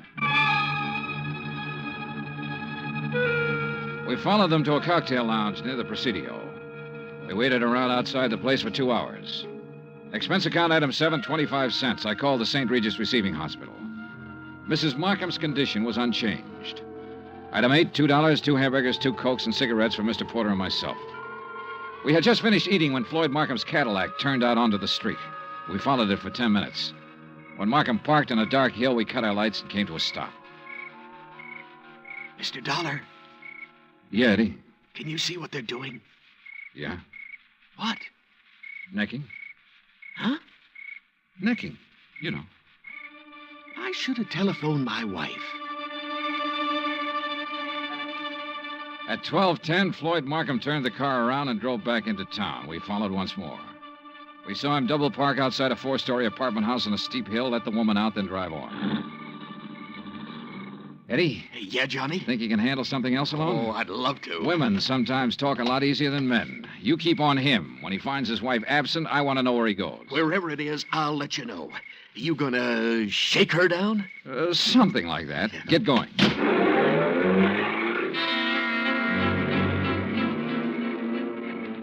I watched my new assistant investigator follow out after Markham's Cadillac. Then I went inside the apartment house.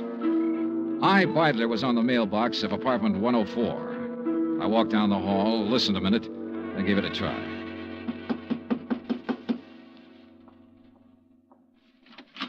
Yes? Well, what on earth are you doing? I'm here to see you, Miss Beidler. It's important. You're, Mr. Harris. I'm Mr. Dollar, Johnny Dollar. I'm an insurance investigator. Oh. There was something about you today. I wasn't sure. Now you're sure. Oh, what are you doing? Right now, I'm working for Western Life and Trust Company. You better sit down. Well, I don't know that I'd better do anything, Mr. Dollar. You're rather rude. Then you can stand. We've been checking into Floyd Markham. I don't think I have to tell you what we found out so far. I think you also know that by this time tomorrow he'll be in jail and you might be right along with him. Well, I'm sorry, Mr. Dollar. I simply Don't be under- sorry. Just use your head. I said you might be right along with him. On the other hand, if you have some useful information, the insurance company might be useful to you. What do you mean? Well, I figure he sold you on an island trip or an estate in the country bill of goods. It'll be harder getting it out of him, but we'll get it one way or another. We'll get it all right. Now, what do you want to do? I want a drink. You? Oh, thanks. I'm not bad. I'm not a criminal. I've never been in trouble. You are now. Why? Because I fell in love with him? Because you were helping him kill her. What are you talking about? Mrs. Markham. She's in a hospital right now. What? I took her there myself today. He's had her doped with I don't know what for months. Having her sign checks, endorse deposit slips. Funny. Is it? He told me that Mrs. Markham was out of town, divorcing him. I wondered how. You were right. It was a country estate. In England. A genteel life, he said. The London theater, walks in the country, little harmless things that most people can never do. He said we could do them as soon as he cleaned up his affairs. Why, tonight he said we could start packing.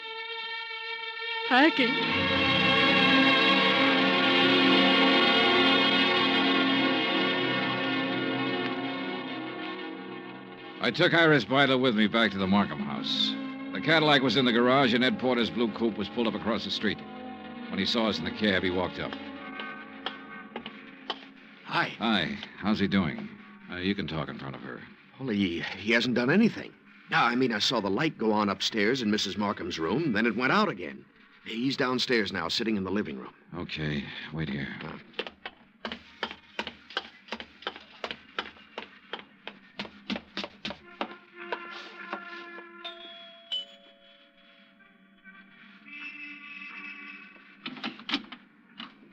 Hello, Markham. Hello. If you're worried about your wife, which I doubt, she's in a hospital. Are you a policeman? Insurance investigator. That's Miss Byler in the taxi over there. Oh. I want you to come with me now. Of course. Yes. You said your name was Dollar? That's right. Why couldn't you have come around, say, next week? She'd have been dead by then. That's the way she should have been for 16 years. Dead. Yeah. Come on, Markham.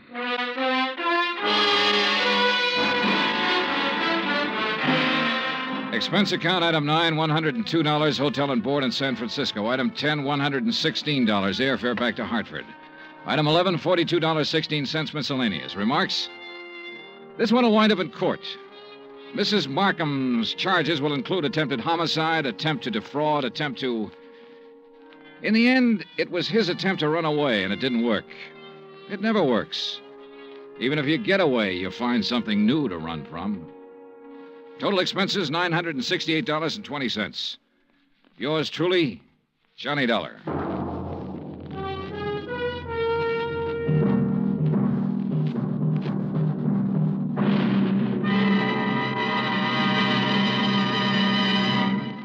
Now, here's our star to tell you about next week's story. Before I do, I want to say something to you about Thanksgiving. Now, there's a day that deserves celebration. And heartfelt thanks to the God who made us for being able to live in the most free and peaceful and bountiful country in the world. And yet, why wait for next Thursday or any Thanksgiving Day? For Americans, it seems to me, Thanksgiving should be every day. Think about it, won't you? Next week in our story, New Orleans, the French Quarter, a beautiful girl, and high adventure. Join us, won't you? Yours truly, Johnny Dollar.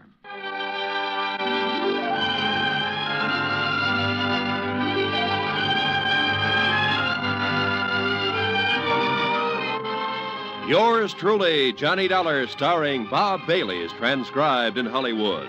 Written by John Dawson, it is produced and directed by Jack Johnstone. Heard in tonight's cast were Lois Corbett, Frank Nelson, Virginia Gregg, Bert Holland, Paula Winslow, and John Daner. Musical supervision by Amerigo Marino. Be sure to join us next week, same time and station, for another exciting story of yours truly, Johnny Dollar. Roy Rowan speaking.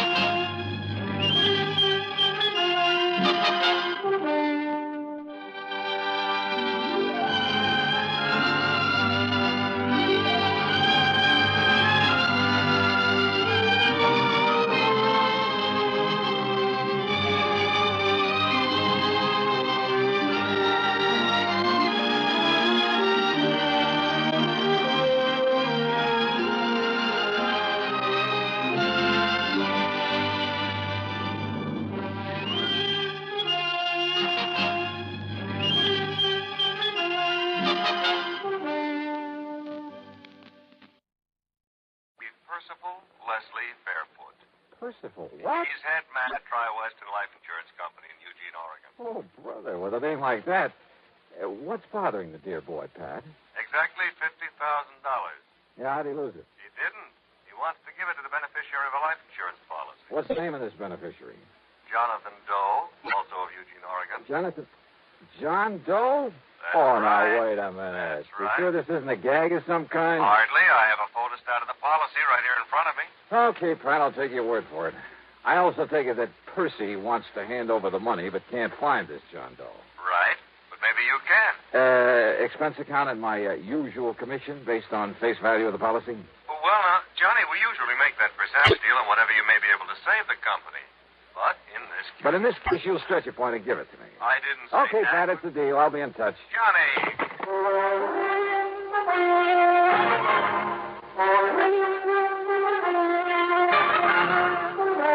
CBS Radio brings you Bob Bailey in the intriguing adventures of the man with the action-packed expense account, America's fabulous freelance insurance investigator. Yours truly, Johnny Dollar.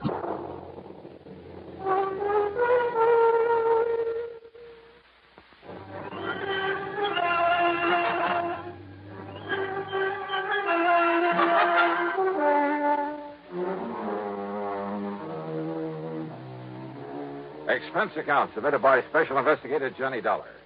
To the Tri-Western Life Insurance Company, Eugene, Oregon. Attention, Mr. Percival Leslie Fairfoot. Wow. Following is an account of expenses incurred during my investigation of the really gone matter. Percy Fairfoot. And a missing beneficiary by the name of John Doe. Oh, well, that's a living. So in spite of the late hour, item 1 is $162.85 plane fare, Hartford to New York to Portland, Oregon. For some reason or other, I couldn't get to sleep during the cross-country flight. Of course, it may have had something to do with the good-looking redhead in the seat next to me. In any event, by the time we pulled into Portland a few minutes after 4 a.m., I was bushed. Then I had to wait some 4 hours for the local flight to Eugene. It was after 11 a.m. when I finally walked into the office of Tri-Western on Jefferson Street. I was tired, hungry, and in no mood to bandy words with anybody by the name of Percy. The office straight ahead, Mr. Dollar. Thanks. He's expecting you. Very anxious to see you. Oh, yeah, I'm sure. Well, come in, Dollar. Close the door and come in and sit down. You're Percival Leslie? Yeah, that's right. Call me Les. And come in, come in. Yeah, sure. Well, you look like you've been run through a ringer, Johnny. How about a little drink? Think that might help? No, thanks. Or is it because you've been nipping at the jug all the way out here? Oh, hardly. Of course, there was that redhead in the seat next to mine. Oh, yeah, those redheads, they'll do it to you every time. Good looking. Well, I told you I didn't get any sleep. Oh, baby, you're a man after my own heart. But now listen, did Pat McCracken tell you why I wanted to see you? Something about a missing beneficiary. Now, here's a story in a couple of nutshells or two. We got a lot of farms around here, big ones, little ones, all kinds. A few years ago, Harvey Wakeman and his family came out here. That's Mrs. Wakeman and his 20-year-old son, Ben. It's Wakeman's policy that's involved? Just let me give it to you my own way. It'll save time. Huh? Yeah, shoot. Well, Wakeman used to be a professor at some agriculture college somewhere back east. When his doctor told him if he didn't stop teaching and retire, he'd die before his time, why, he came out here and bought this farm up this side of Coburg and went to work on it. He called that retiring? Oh, he did wonders with it. And when he died a few weeks ago... Wait a minute, Yeah? a wife and son? That's right. But he left the insurance to somebody by the name of... That's right, to a man named Jonathan Doe. Just who is this John Doe? Ask me, Johnny. He isn't. Well, what do you mean by that? You ask me, Jonathan Doe is dead. Now, he must have known old man Wakeman was leaving him this money, so why isn't he around to collect it? Yeah, I see. Tell me one thing, Les. What's that? How did Wakeman die? Sound asleep in his own bed in his own house. Nothing to be suspicious about, if that's what you meant. Okay. Now, let's get back to Jonathan Doe. Wakeman's best friend, Johnny. Had a farm just north of Wakeman's on a little side road. The way I understand it, Wakeman spent almost as much time this past year over at Jonathan's helping him out as he did on his own farm. His best friend? Yeah, that's why he left him the insurance money. After all, he left his widow and his boy his own farm worth 3 or 4 times that much. I see. But now my problem is I can't find Jonathan Doe. Well, he just disappeared? Just disappeared. When? About the same time Harvey Wakeman died, near as we can figure it. That was 3 months ago. What did the police think? Well, they decided the only thing we can do is wait. Maybe he'll show up again. But you ask me, Johnny. Yeah? That means wait for 7 years until he's legally presumed not to be alive, and then give the money to the secondary beneficiary. Legally presumed not to be alive? That's a funny way to put it. Well, that's the way Harvey Wakeman had me write it in his policy. But you know what it means, Johnny. Sure, the statute of limitations. When someone fails to show up for 7 years, the law presumes him to be deceased. But this company doesn't like that sort of stuff hanging over its head. So, Johnny, it's up to you. Either find this Jonathan Doe or, more likely, prove him dead. So how are you going to start? You know something? Yeah. Well, you've given me so much to go on. Right. That, Les, I haven't the least idea.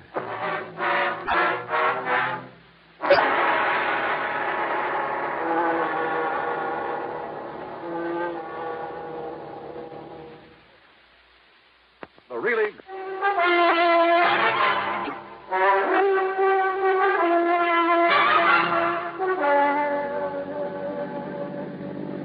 Expense account item 2, $50 deposit on a rental car after a big lunch at Les Fairfield's expense. I crossed the Willamette, then drove north. A couple of miles inside of Coburg, I found the prosperous-looking Wakeman farm. As I pulled up in front of the house, a clean-cut young fellow in blue jeans came over to the car. Afternoon, mister. Can I help you? I'm Ben Wakeman. Yeah, hiya, Ben. My name's Johnny Dollar. Dollar? Insurance investigator. Oh, then you must be here because of Jonathan Doe. Yeah, that's right. Sure save you people a lot of time and trouble if Mr. Doe showed up, wouldn't it? Any idea what might have happened to him, Ben? Me? Why, no, sir. Well, I have, Mr. Dollar. I could hear you through the window. I'm Mrs. Wakeman, and I have a couple of ideas about what happened to him. How do you do, Miss Wakeman? You know what I think? Well, now, Ma. I think Jonathan Doe was just so broken up over my husband's passing that he couldn't bear just staying around not being able to do anything about it. Ma, They listen. were the closest friends that ever lived, Harvey and Jonathan Doe. Well, tell me, Mrs. Pa Wakeman. spent more time with him, helping him, loaning him his implements. Well, maybe I guess our Alice Chalmers tractor is still over there. Ben? I know it is, Ma. And as soon as Mr. Waverly says it's All okay, right, all right. Yes, Pa spent more time with him lately than he did here. And with the shock of Pa's going, well, I just think he went away. Ma, I don't mean to argue with you, Ben, the more you say no, the more I believe it's true. You just know the best way to keep me thinking something is to say it isn't so. You're just like your father was. You said you had 2 ideas, Mrs. Wakeman. Well, of course, Mr. Dollar. Any reason why this Jonathan Doe wasn't just, murdered? Ma, please. Any reason you know of why somebody might have murdered him? Well, no, but just the same, it's a possibility, isn't it? What sort of a man was Jonathan Doe? Well, according to Pa. No, I mean in your own opinion. Well, you see, I just never did get around to meet him. Goodness knows I told Pa to invite him over here to Sunday dinner often enough. Ben? Sir? Well, that is, I never met him either. I offered to go over there with Pa a couple of times and maybe help him out, but... You want the truth, neither Ben nor I ever really saw his farm close up until they told us he'd disappeared. It wasn't that Pa kept us away from him. It's just... Well, who around here did know Jonathan Doe? Well, actually, I guess even we wouldn't have known about him if it hadn't been for Pa. That's true, Mr. Dollar. It's just that... Kind of funny that they knew so little about Mr. Wakeman's closest friend and beneficiary of his insurance. But the more I questioned them, the more sure I became that they really didn't. More important, tired as I was, Mrs. Wakeman's constant jabbering nearly drove me off my rocker. So after learning that the Eugene police had made what little investigation there was, I drove back to town, dropped in at headquarters. Well, you really should ought to talk to Sergeant Conroy, Mr. Dollar. He's the one really been out looking for that Jonathan Doe. John Doe, ain't that a laugh? Yeah. Well, is Conroy around here now? It's his afternoon off. I don't know where you'd find him. He'll be on duty 8 a.m. in the morning, though. Okay, thanks. I'll catch him then. Sure. I spent the rest of the afternoon contacting everybody I could think of who might have had some contact with Jonathan Doe. At the post office, I learned the delivery man had only seen him at a distance, driving Wakeman's tractor across the field. None of the merchants remembered his having ever come in. I drove out into the country again, talked with other farmers living nearby. None of them knew anything about him, nor had ever seen his face. I drove to his farm, went over the place with a fine-tooth comb. Result? Nothing. Except perhaps that it was obvious he'd never owned a car or any livestock, nor many of the usual agricultural inputs either. As a matter of fact, the Alice Chalmers Mrs. Wakeman mentioned was the only motorized piece of... Wait a minute. No car. I went back to Eugene again, checked with ticket offices, bus, plane, and railroad. Nothing. I began to wonder if this John Doe ever existed. But then at City Hall, in the Hall of Records, I had that idea knocked right out of my head. Well, here are the records, Mr. Dollar. All in order. Dollar, tell me this. Did you ever see and talk to this man? Well, no. Well, who in this office might have talked to him? Well, I would have. But, you see... Hey, now, wait a minute. Where's the signature on these? Well, you see, they were all signed by Mr. Waverly. Waverly? Well, that's lawyer John Waverly had his power of attorney. Where'll I find him? Well, I understand he went up to Portland this afternoon. Oh, son of a gun. Somebody around this town must have known this Jonathan Doe, must have seen him somewhere, sometime. Well, of course, Mr. Dollar. All right, who? Well, now, that's something I just don't know.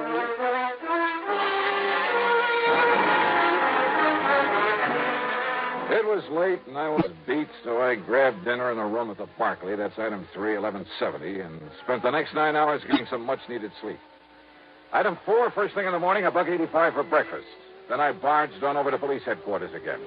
Sergeant Conroy was cooperative enough, but not very helpful, if you know what I mean. Well, you've learned just about as much about Jonathan Doe in one afternoon as I have in 3 months. Yeah, but, Sergeant, it just doesn't make sense that no one, not one, around here is... Well... If only I didn't know young Ben so well. Man? You've seen him? Chip off the old block, just as hard-working, just as honest as his father was. Well, what about him? Well, anybody else but him, I'd have locked him up first and asked the questions later. What are you talking about? Speaking of that, you ever get so many answers to questions you didn't ask as when Mrs. Wakeman started listen, away? Conroy. Nice enough woman, I guess. I always did feel sorry for Mr. Wakeman having that mouth of hers around all the time. Wait a minute, will you? What do you mean about young Ben? The insurance, What? Secondary beneficiary, you know. It's Ben who gets that money if Jonathan Doe never shows up? That's right. Well, at least that's... You're sure of that? Well, that's what I understood from Les Fairfoot. He's the... Yeah, I know who he is. But why he didn't tell me that? Conroy, I'll see you later. Now, look, Dollar, I told you about that boy. That boy is somebody I want to find out more about for myself.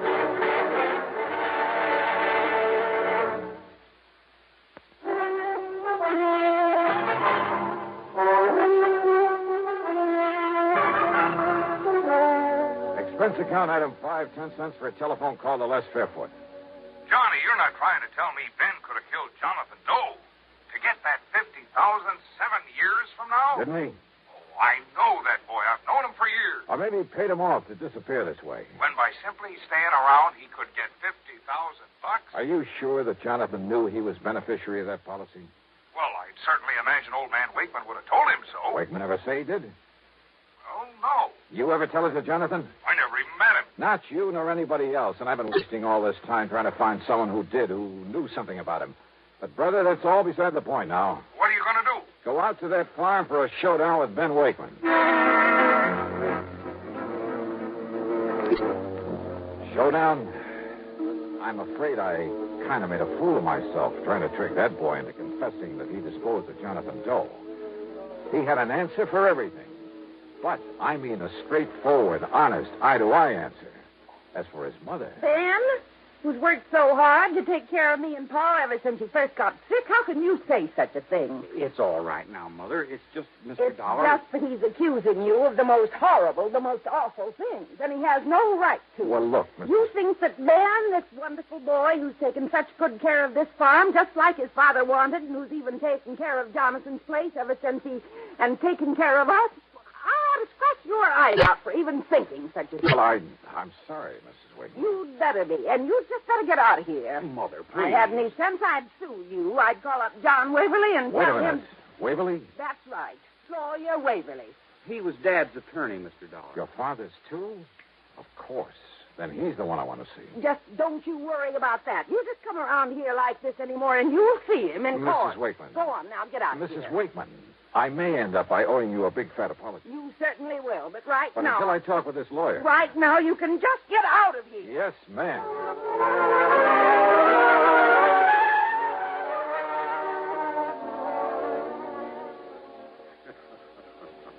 Well, I can't say that you were very wise, Mr. Dollar, trying to always say cross swords with Mrs. Wakeman. You see, she was one of the reasons Harvey Wakeman spent so much time on the farm of Jonathan Doe. Just to get some peace and quiet. Yeah? Now, Mr. Waverly, let's stop beating around the bush. Are you going to tell me something about this John Doe? No. No. You're the one person I found. You had his power of attorney. You're the one person who must have seen him, must have known him. No, Mr. Dollar. No, what? What are you talking about? Did you see Wakeman's insurance policy? I know about it, naturally. First beneficiary, Jonathan Doe. Right. The money to go to the second beneficiary. That's Ben Wakeman. Yes. At such time as Jonathan Doe legally is presumed not to be alive. Sure, when the statute of limitations runs out at the end of 7 years. But it's kind of a screwy way to put it. I had him put it that way. Huh? To have said until such time as Jonathan Doe legally is presumed deceased would have meant nothing. What? That's right. For the simple reason that he was never alive. Huh? Ben is a young man. His father loved him very dearly. The boy meant everything to him. Mr. Waverly. Wakeman knew he didn't have long to live. He arranged it so that his farm and the profits from it would pass to his widow and his son. Well, of course. But he wanted to do more for the boy after Ben had really reached maturity. And do it, incidentally, without seeming to slight his widow. So, by inventing this Jonathan Doe, putting the other farm in Jonathan's name, all of it completely legal, by the way. I attended to that myself. It means the 50,000 can't possibly go to Ben while he's still a kid. Exactly. Nor could his widow, and she's not the most level-headed woman in the world. Nor could she possibly upset the whole plan. And the other farm? I can show you papers in my files that will turn that over to Ben when he receives the insurance. Well, I will be a monkey's. Then this Jonathan was the real McCoy. A real John Doe. In the true legal sense. The fictitious name of a completely non-existent person. But for such a sound, logical, for such a good reason, Mr. Dollar, that I... Tell me. Yeah? Don't you agree it's best if neither Ben nor his mother find out about this until, say... until about 7 years from now? Yeah. Sure.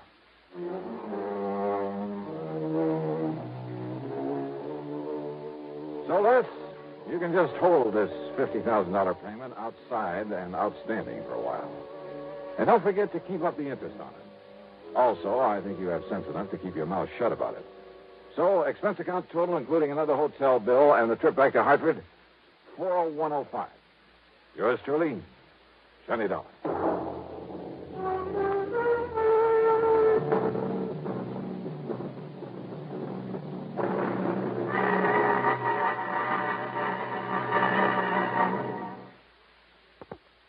Now, here is our star to tell you about next week's story. Next week, a very clever device to cover a murder. And it almost worked. Join us, won't you? Yours truly, Johnny Dollar.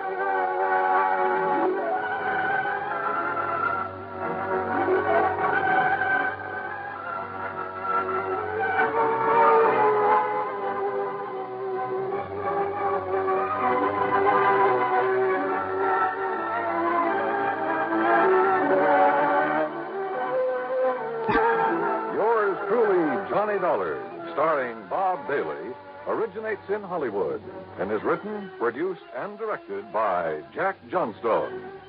Heard in our cast were Virginia Gregg, Lawrence Dobkin, Marvin Miller, Sam Edwards, Junius Matthews, Stacey Harris, and Bart Robinson. Be sure to join us next week, same time and station, for another exciting story of yours truly, Johnny Dollar.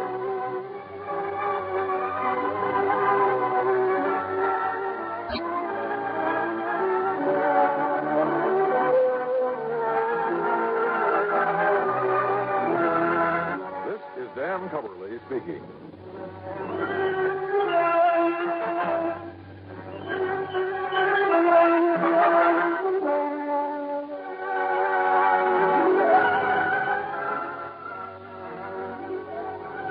Johnny Dollar. Jerry Holland, Johnny. Tri-Mutual Insurance Limited. Oh, sure, Jerry. How are you? The name Curtis Randall mean anything to you? The banker here in Hartford? That's the one. He's also one of our big policy holders. At least he was. Oh, what's happened to him? Day before yesterday, he and a friend of his, a fellow named Byron Peters, they went deer hunting over near Kingman, New York. And? They hired some old character in the neighborhood to act as guide. Randall and Peters didn't know it, but the old goat was an alcoholic. So what happened? At the end of the day's hunt, they raised Cain with Curly because he hadn't found them a deer. Curly, the name of the guide, huh? Yeah. They had a big argument. Over $500,000. 100. Wow. Who's Randall's beneficiary? His hunting companion, Peters. Peters. No wonder you want me to investigate. Johnny. Only this one looks too easy. Wait, Johnny. I'll be right over.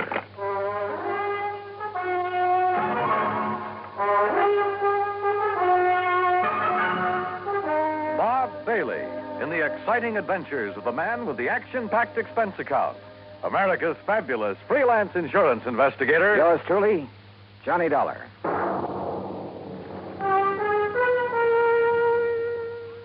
And now, Act One of yours truly, Johnny Dollar.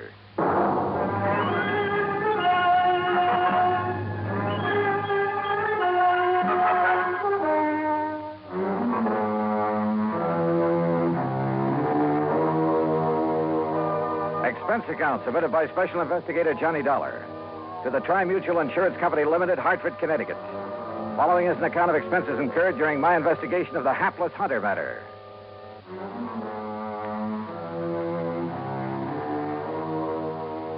Expense account item 1, 95 cents for a taxi across town to Tri-Mutual in the office of Jerry Holland.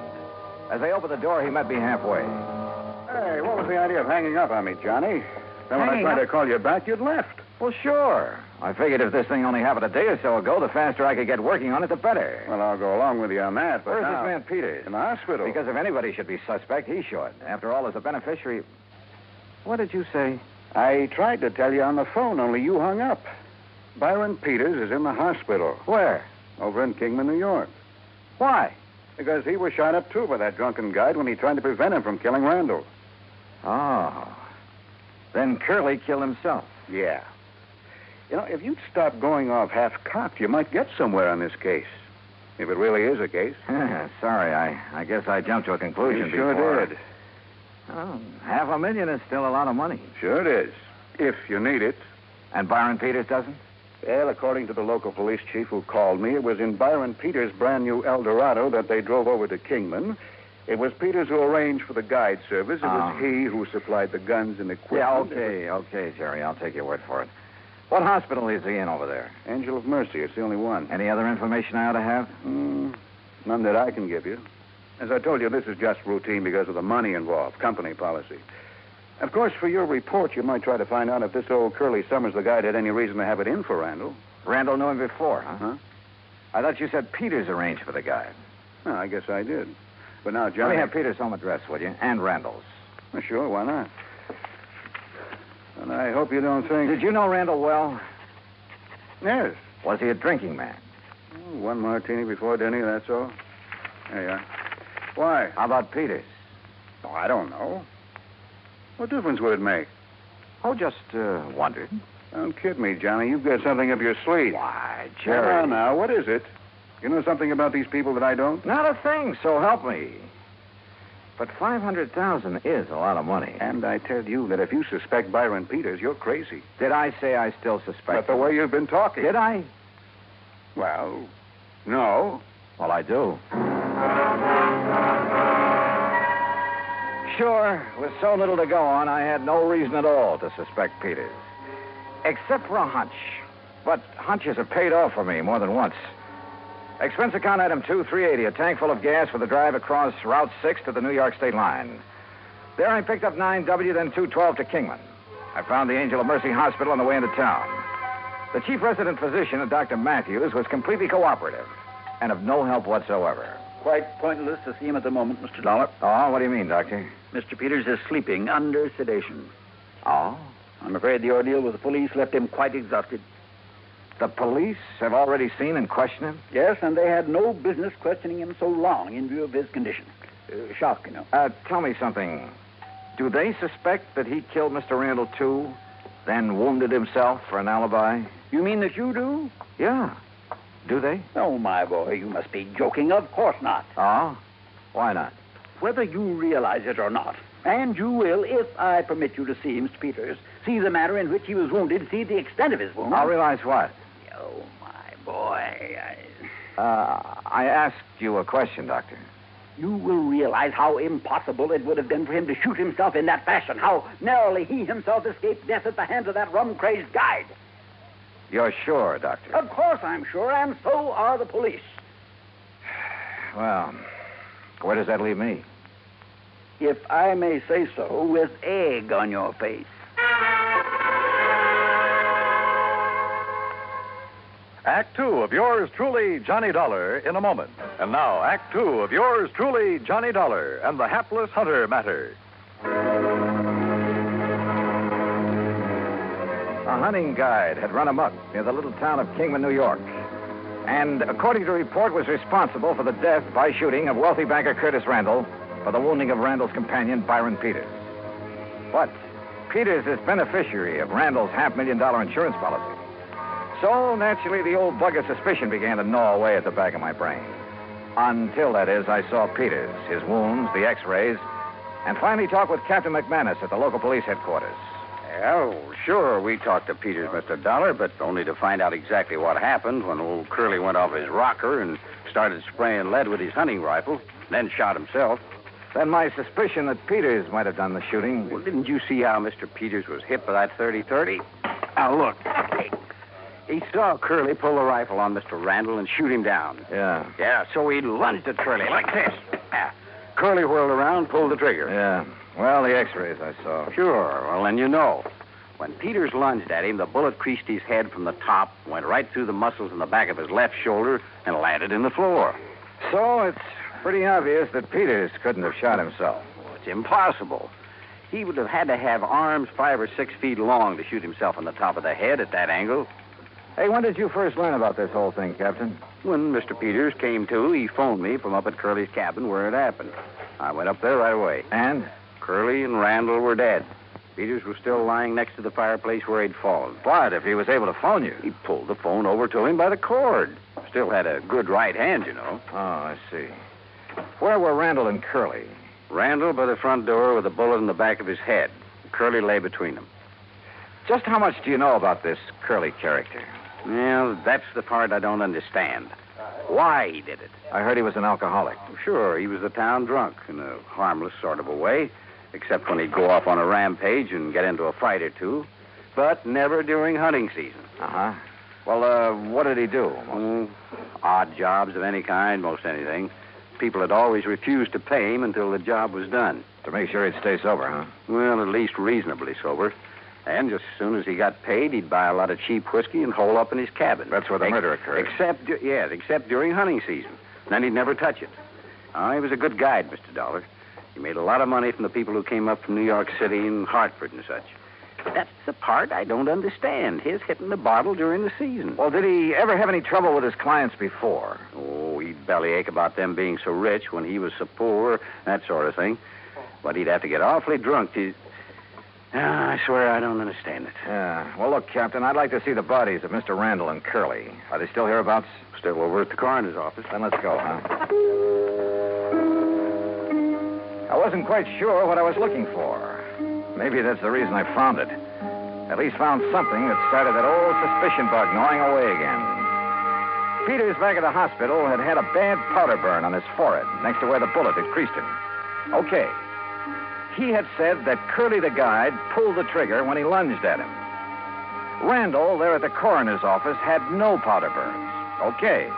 It was apparent that he had been shot from across the room. But Curly, who was supposed to have shot himself upward through the jaw, also showed no sign of powder burn.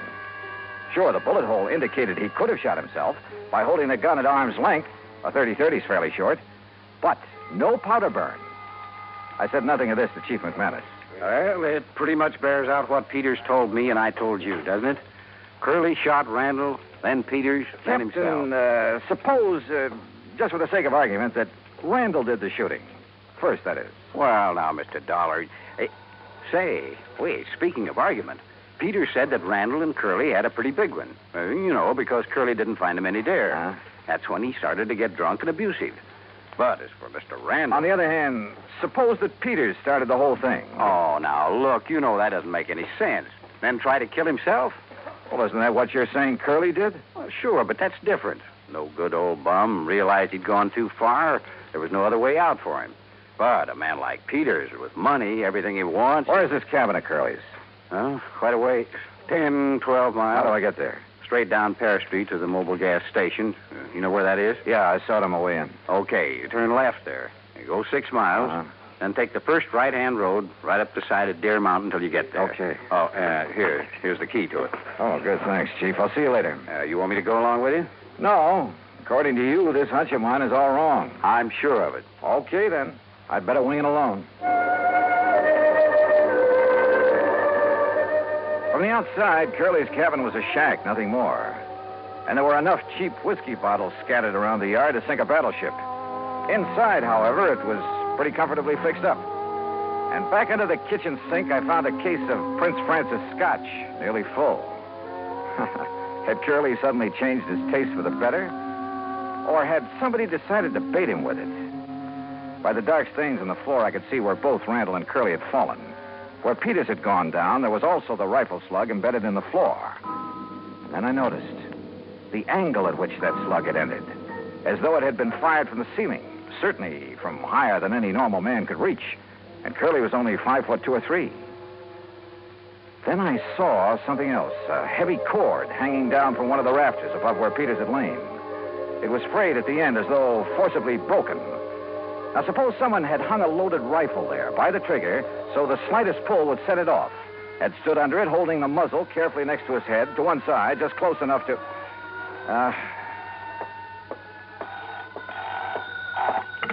Yeah, hello. Mr. Dollar? Captain? Yeah, listen. Now, you may be right, though I still don't see how you can be. What do you mean? Look, I've got Dr. Matthews at the hospital here on this party line. You still there, Doc? Right here, Chief. Well, then you better tell Mr. Dollar. Well, it's about Mr. Peters. Yeah? He's left. Left? I thought you had him under sedation. I guess it didn't take hold the way I thought it would. Well, what happened? Well, he woke up and asked me who it was that had been here to see him while he was drowsy. Did you tell him who I was? Yes, then he seemed to drop off again, so I left him. A few minutes later, I heard his big fancy car pulling away. Doctor. I went back to his room, and he was gone. Doctor. Listen, Dollar. Yeah, Chief.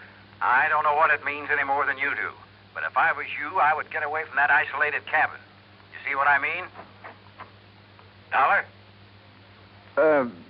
Sure, Chief. I'll leave right away.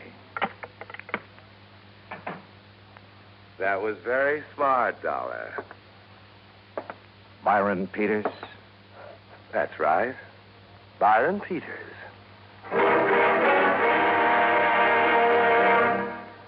Act 3 of yours truly, Johnny Dollar, in a moment. And now, Act 3 of yours truly, Johnny Dollar, and the hapless hunter matter.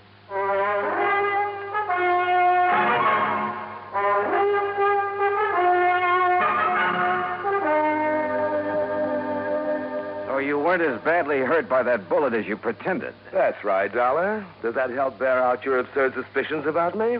Not nearly so much as your coming up here to this cabin, Peters. What's that supposed to mean? You rigged the whole thing pretty well, but not well enough.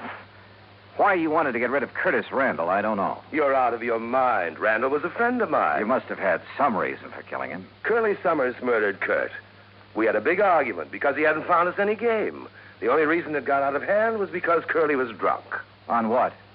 On some of that expensive scotch I found in the kitchen? How should I know? Yes. Where did he get that? How should I know? Well, I do. You brought it here to help bolster your phony alibi, to indicate that Curly had it up here, had been hitting it. But you pulled a boo-boo. Why don't you talk sense, Detective? Are you trying to tell me Curly would ever have stuff like that?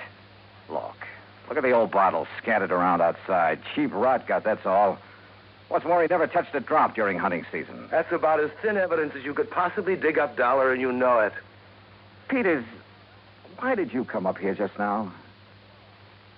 Okay, I'll tell you that, too. Lying there in the hospital, nursing your sore shoulder, you didn't plan on that injury, did you? I told the police. Oh, yeah, sure, you told the police. Lying there, you suddenly remember the one thing that could show how you cleverly wounded yourself after you killed Randall and Curly. That piece of cord up on the rafter, where you hung Curly's gun up by the trigger. Dollar. You aimed it carefully along the side of your head, then yanked on it to set it off. Dangerous, but a great alibi. I told the police, the doctor. Curly pulled that trigger when I lunged at him, struggled with him. Little Curly held that gun high enough so the bullet would crease your head from above? I was bent over, lunging at him. Then enter the floor from up here where this cord is hanging? You're pretty smart, aren't you, Dollar? Curly was supposed to have committed suicide, huh? Yes, he must have, because I heard him shoot himself as I passed out. Oh, sure. The bullet entered his lower jaw, went up into his brain. That's right. That meant he had to hold that 30-30 at arm's length, so the muzzle right next to his jaw. That's right. Where it would have left powder burns. But, Peters, there were none. Because you shot him from across the room, the same as you did Randall. Yes. Yes, the same as I'll shoot you. If you can. My right hand is still good, Dollar, and so is the 38. You and your fool insurance company should have left things as they were. Chin up, Dollar. Tell me one thing. Sorry, I haven't got time. When I left the hospital, I made sure I was seen heading for New York, and a carefully set up alibi. You still won't get away with it, you know. Any more than you got away with killing Randall. I had until you came along, and I will when I've killed you. So if you have nothing more to say... One thing. Why did you kill Randall? You're trying to stall me. Why? All right. All right. Because I forced him to name me in his insurance. I was the only one who knew about some shady operations in his early business career. Oh, the old story, huh? That's right. Blackmail.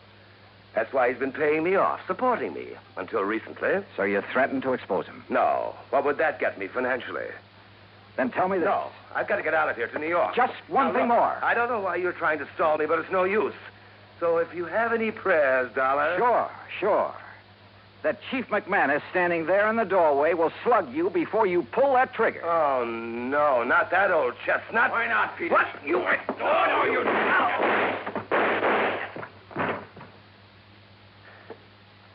Doggone it, Dollar. I thought I told you on the phone to get out of here.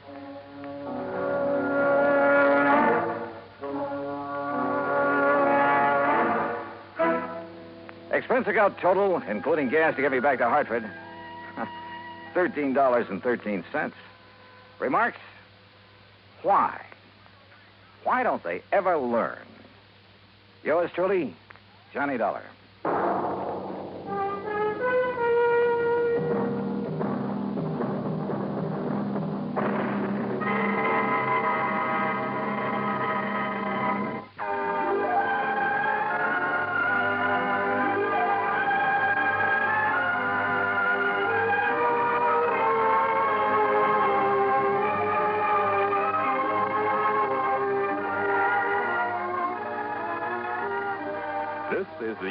States Armed Forces Radio and Television Service.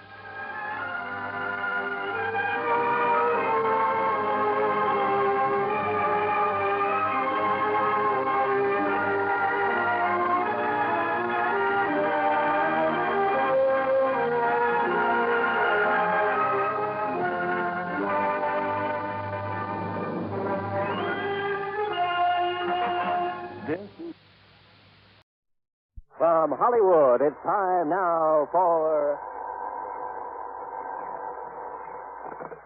Johnny Dollar. Paul Hempel, Johnny, at Continental Insurance and Trust. Well, it's about time, Paul. I began to think you got yourself another boy. Matter of fact, the company has taken on a couple of staff investigators. Why, the dirty so-and-so. But I managed to convince the brass that you should handle this one. Which one? Protection for one of our clients, Johnny. His name is John R. Welton. Flight is being inspected. Oh, I get it. When there's a chance of somebody getting hurt, you don't want your own men to take any chances. Okay, I'll tell Randy Singer it's no go. Sergeant Randy Singer? Oh, he's a lieutenant now. 18th Precinct homicide down in New York? That's right. Now, Singer has told us that if we send you down there, he'll cooperate. If we send anyone else, no. And another thing. What's that? There'll be a nice fee in addition to your expense account if you manage to keep this man Welton alive. Oh? How much? $2,000. $3,000. 2,000, John. Well? Well, it's been a long time since I've seen Randy Singer. Maybe I ought to run down there and say hello.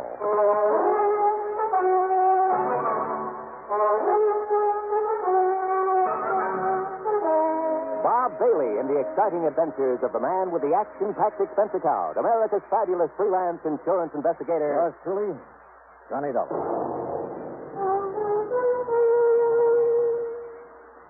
And now, Act One of yours truly, Johnny Dollar.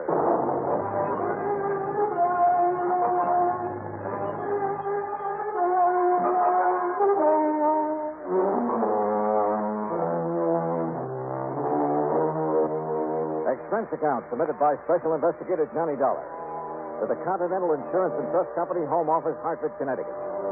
Following is an account of expenses incurred during my investigation of the Wayward Killer matter.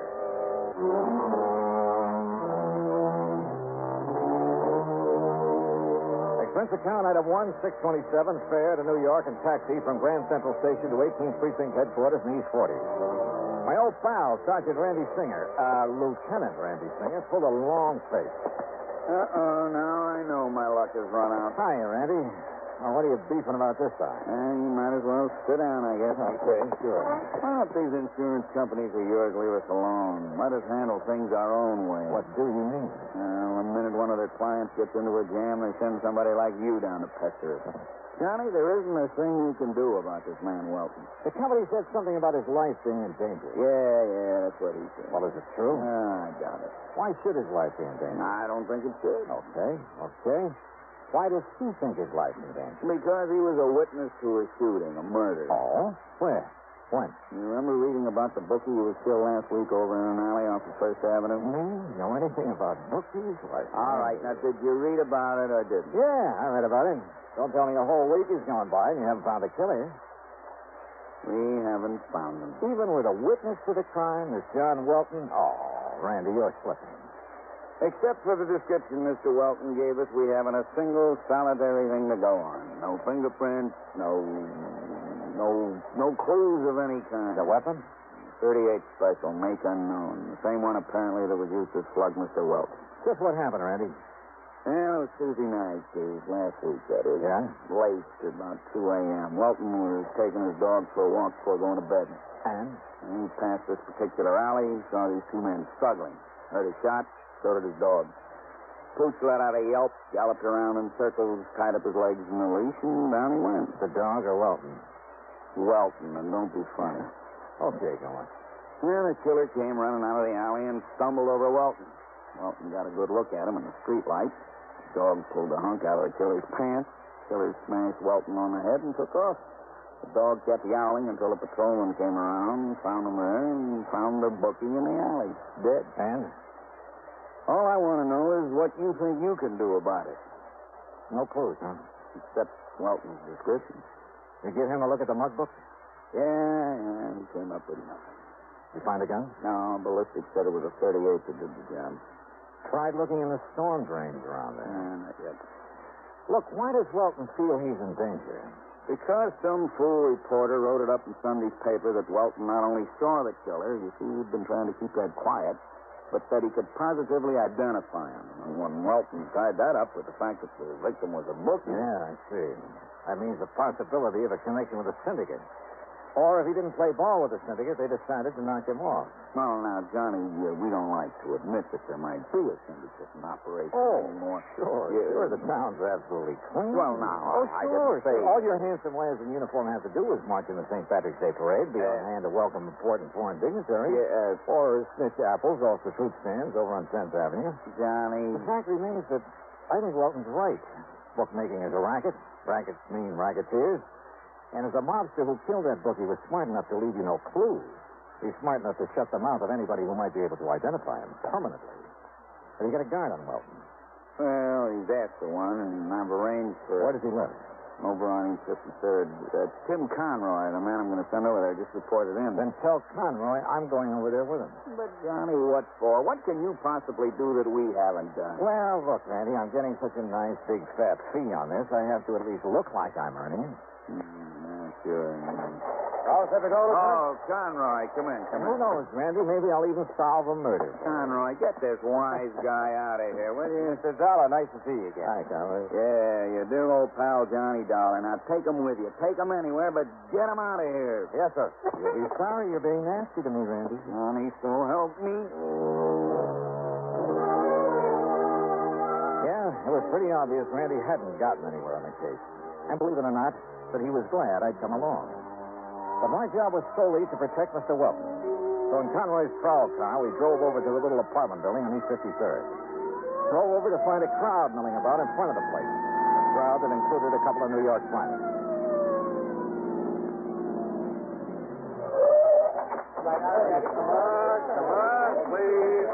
Come on, Johnny. Something's happened to you. Yeah, and I shudder to think what it might be. Wilson! McCarthy! What's happened around here? You're a little late, Conroy. What's up? Well, don't you see him laying there? What? Good Lord. Who is he, officer? Man named Welton. John R. Welton.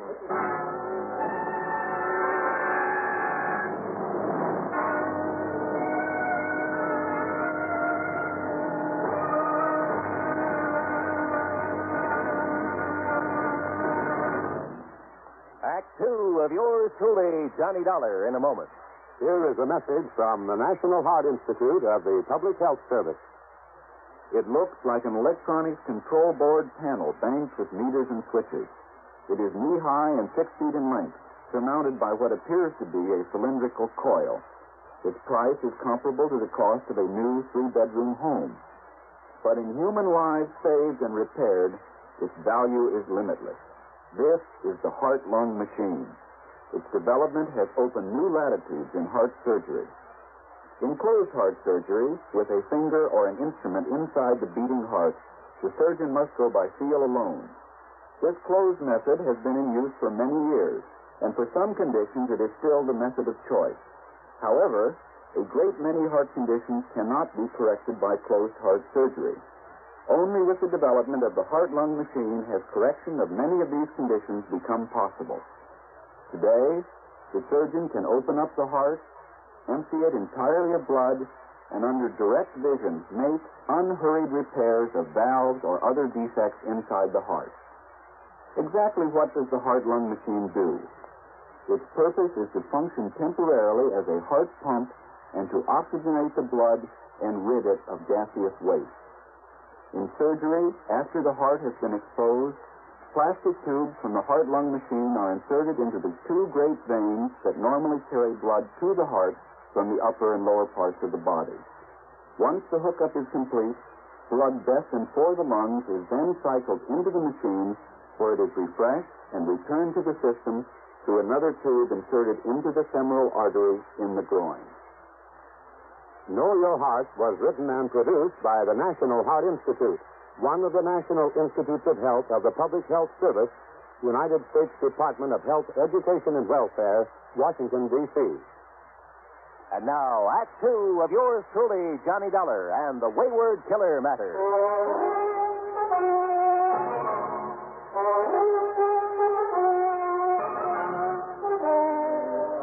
looked as though I got there too late. The man for whom I was supposed to act as bodyguard lay sprawled awkwardly on the sidewalk in front of his apartment. Yeah, that's Mr. Wilson, all right. Johnny, looks like you and your insurance company just lost a client. Hey, get this crowd back. He's still breathing. Come on, get him back. All right. Get him there now. Get back, all of you. Get back in the car. Has anybody sent for a doctor? We got one on the way, Mr. Dollar. How did it happen, McCarthy? Do you know? Well, some kids were playing out here on the sidewalk. A couple of mothers with them. They heard a lot of noise up in Mr. Welton's apartment. Up there on the second floor. What kind of... You see up there where the windows broke out of the frame? Yeah, I see. What kind of noise? Like a big fight, they said. And Mr. Welton yelling for help. He was yelling bloody murder, they said. They hear anybody else? Anything else? No, sir. Not even the dog. You sure? Then all of a sudden he comes smashing out through the window and lands here on the sidewalk. Have your men been inside there? Yes, sir. Wilson went in. Come on, get back. Stay back of that line, will ya? He said Mr. Welton's place is an unholy mess, like a big fight. Any sign of the assailant? No, sir, but the door of his apartment was flung open. So was the back door leading into a court in the alley. Yes, sir. That's what Wilson told me. That's a fire door that can be opened only from the inside. So it looks like whoever did this to Welton made his getaway through the alley. No doubt about it. Well, all I have to say is I hope this man lives. We'll soon find out, sir. Here comes Doc Strader.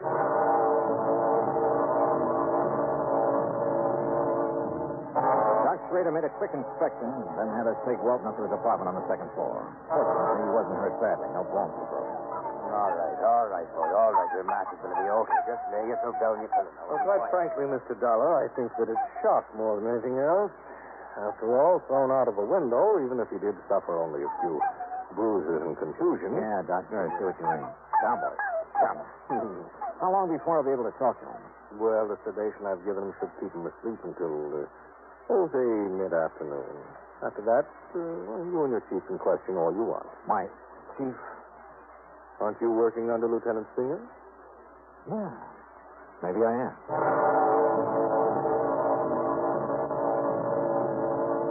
Randy Singer himself came over and took charge. While John Welton slept, he and his men closed off the alley and went over it with a fine-tooth comb. Meanwhile, since Welton had all the police protection he could possibly need, and then some, I went out and grabbed a bite of lunch. That's Adam 2, 175. Then I took a cab, item 3, $1 even, to the alley off First Avenue where Welton had witnessed the murder the week before. Just why, I don't know. But I'm sure glad I did. Yeah. Because of a crew working on the streetlights who came up with some rather interesting information. I'll tell you what I mean later. In any event, it led to item 4, a dime for a phone call. You know, a fellow in my business has to have some rather strange contacts. My call was to one of them. To a man Lieutenant Randy Singer would have known by name, at least. Would probably have liked to get his hands on. Or, more to the point, would like to have had some concrete evidence against for a number of things. My contact's name was Smokey Joe Sullivan. Ex-counterfeiter, ex-bootlegger, burglary suspect, numbers racket. A man who's been picked up on more petty charges than you can possibly think of. Yeah. In a city with an underworld the size of New York, a man like Smokey's good to know. On occasion.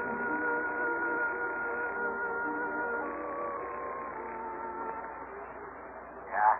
Smokey? Yeah. This is Johnny Dollar. Yeah. How would you like to pick up a fast $100? Depends. Johnny Dollar, huh? That's right. How I know? I'll be standing in the lobby of the Hotel Lexington. Come on over and see for yourself. Well?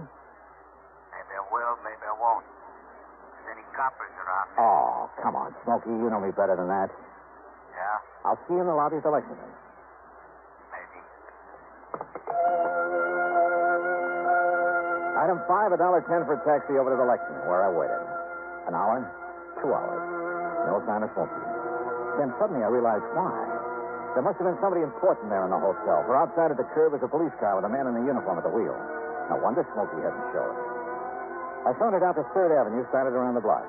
And sure enough, at the first newsstand, a figure that had been hiding behind a newspaper fell in step with me. What took you so long to spot that copper sitting out front, Johnny? Now, look, Smokey, I asked you if you'd like to pick up a fast C-note. Depends, Johnny. I need some information. What kind of information, Johnny? You been taking any bets on the horses lately? Guy has to make an honest buck now and then. Have you been working through the syndicate? Now, Johnny, you know you don't ask questions like that. But if the information I want is in the books of the syndicate. You don't want me to play stoolie. You know me better than that. Okay. Ask me questions. Yeah. Here's 20, 50. You said a C note. You get the rest when you get the dope for me, if there's any to get. Okay. Go ahead. Ask me. All right. I want to know how much money, if any. I may be playing a wrong.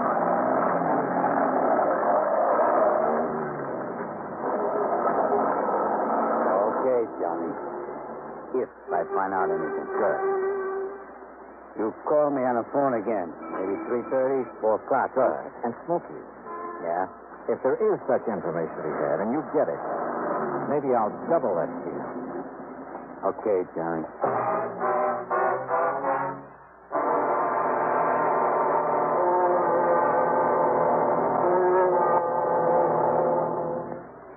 Act 3 of yours truly, Johnny Dollar, in a moment. Times have changed, and so has the man. Thaddeus Lowe, in the year 1861, organized what has been considered the first airborne reconnaissance unit of the United States Army. His craft? A balloon, which was in constant use during the Battle of Richmond, making observations every 15 minutes. But because of the balloon's limited maneuverability and extreme vulnerability, military thinking and interest soon switched to the heavier-than-aircraft experiments being conducted by the Wright brothers at Kitty Hawk, North Carolina. Finally, in 1909, the Army accepted the Wright brothers' 42.5-mile-per-hour aircraft. Contrast this with the faster-than-sound aircraft, the supersonic speeds of our modern planes. Contrast the skill, the technological know-how of the modern airman with that of the pioneers. You'll agree, I'm sure, that times have changed, and so has the man. And now, Act 3 of yours truly, Johnny Dollar, and the Wayward Killer Matter. Expense account item 6.95 cents for a cab back to John R. Welton's apartment on East 53rd. Randy Singer's boys had found no clue to the identity of Welton's attacker. Welton himself was beginning to stir. Yeah, we'll be able to talk to him any minute now, Johnny. Okay, good. No, now get down, boy. Go lay on your pillows. No, incidentally, we found the gun that was used in the murder he witnessed last week. Oh, where? Like you said, in the storm drain near that alley on First Avenue. Oh. Yeah, but no print. No print. Randy, I didn't think there would be. What time is it? 3:51. Why? I'm going to make a phone call. Oh, the phone's right over there. Hey, Wilton's coming through. What's this? What goes on here? It's all right, Mr. Welton. You're going to be okay. Police. That's right. Yeah. Got a phone. Thank heavens. I beg you. Yeah, I'm afraid we got here a little too late, but you're going to be okay. The doc says so. That man, the man who attacked me. The same one you talked to at the murder? Yes. Yes. Smokey, this is Johnny Dollar. Johnny Dollar. Yeah? What? 23,400. 20. Yeah, I got it. Good boy. What did he say about... I'll meet you at the Lex at, say, 6 p.m. Okay, the newsstand. Mr. Dollar, what did you say about you? Yeah, Johnny, what goes? Funny. How would you like to make an arrest? Arrest? That's right, Randy. Of the man who killed that bookie. Well, you know who he is? Yeah, Welton, I sure do. And, Randy, I'm ashamed of you. What? Come here, boy. Now, listen, Johnny, This pup really deserves the credit. Good boy. Yeah, good boy. Now, down. Johnny, what under the sun are you talking about? The night of that murder. Welton says the pup chewed a hunk out of the killer's pants. Yes. He was trying to defend me. You say that killer struck you, Welton. He did. But he made no move to hurt the dog. Well... Now, believe me, that doesn't make sense.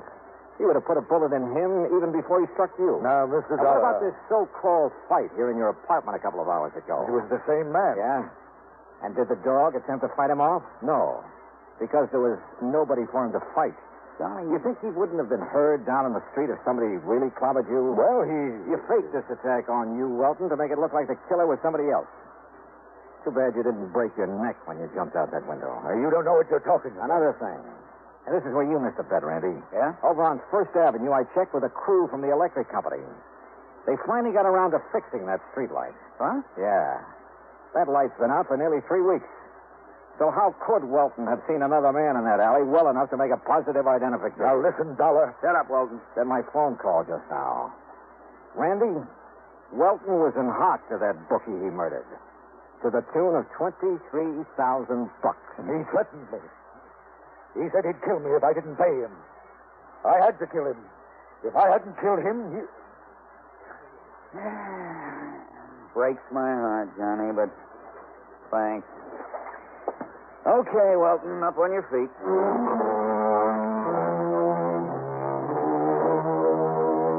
Item 7, $65 even for a night in the town. Randy needed some relaxation. Item 8, $200 to Smoky Joe Sullivan. Expense account total, including a trip back to Hartford, $315.17. And don't forget that $2,000 you promised me. After all, Welton's still alive. For a while, at least. Yours truly, Johnny Dollar.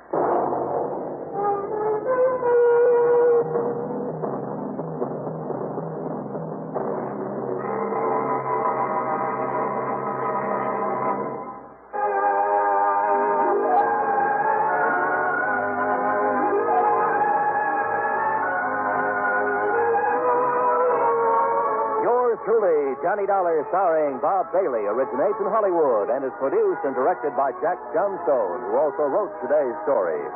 Heard in our cast were Edgar Barrier, Herb Vigran, James McCallion, Paul Dubov, Lawrence Dobkin, John Daner, Bill James, and Vic Perrin.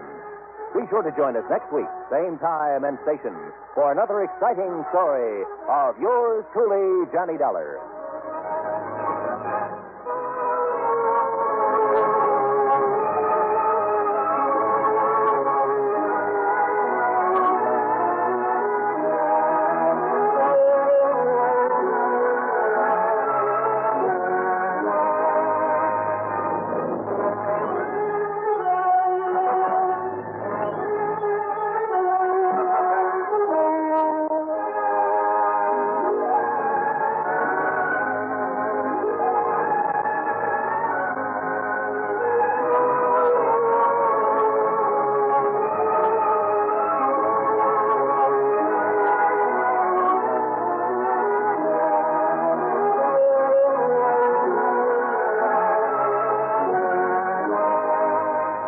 Johnny Dollar has come to you through the worldwide facilities of the United States Armed Forces Radio and Television Service. From Hollywood, it's time now for...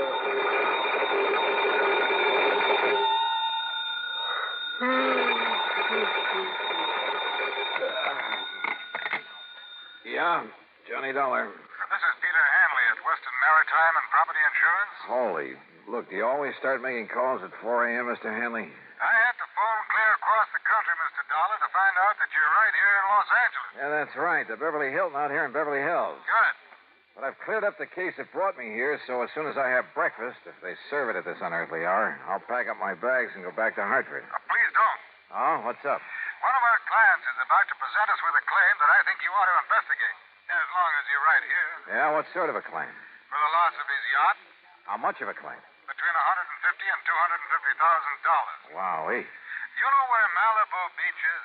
Yeah, sure, up the coast a few miles. Used to be a famous movie colony, that sort of thing. That's the place. Well, if you can find some means of transportation, I'll meet you at the Malibu Pier. On expense account, Mr. Hanley, I can find anything. Well, now, look here. And on a claim that could run to $250,000, I'm sure you won't be chintzy. Mr. Dollar. I'll see you at the Malibu Pier.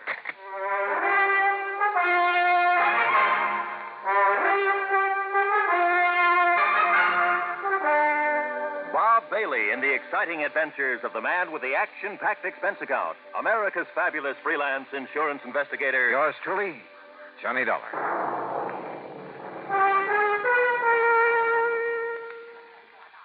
And now, Act One of yours truly, Johnny Dollar.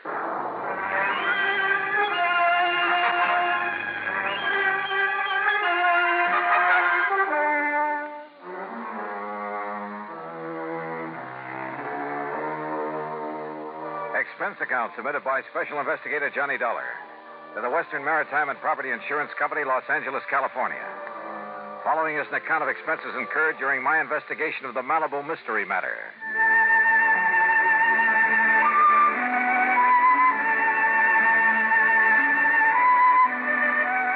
Expense account item 1, $2.25 for a fancy breakfast in my room at the Beverly Hilton. Item 2, $50 deposit on the best-looking rental car I could find. I drove out Santa Monica Boulevard to the Coast Highway, then north along the edge of the Blue Pacific, some 12 or 13 miles to Malibu, where a long fishing pier stuck out into the ocean. Cars were parked for half a mile on either side of the pier entrance, and it looked as though half the population of L.A. was crowded out on the pier itself. Thanks to an ambulance that pulled away from the curb and headed south toward town, I found a parking space.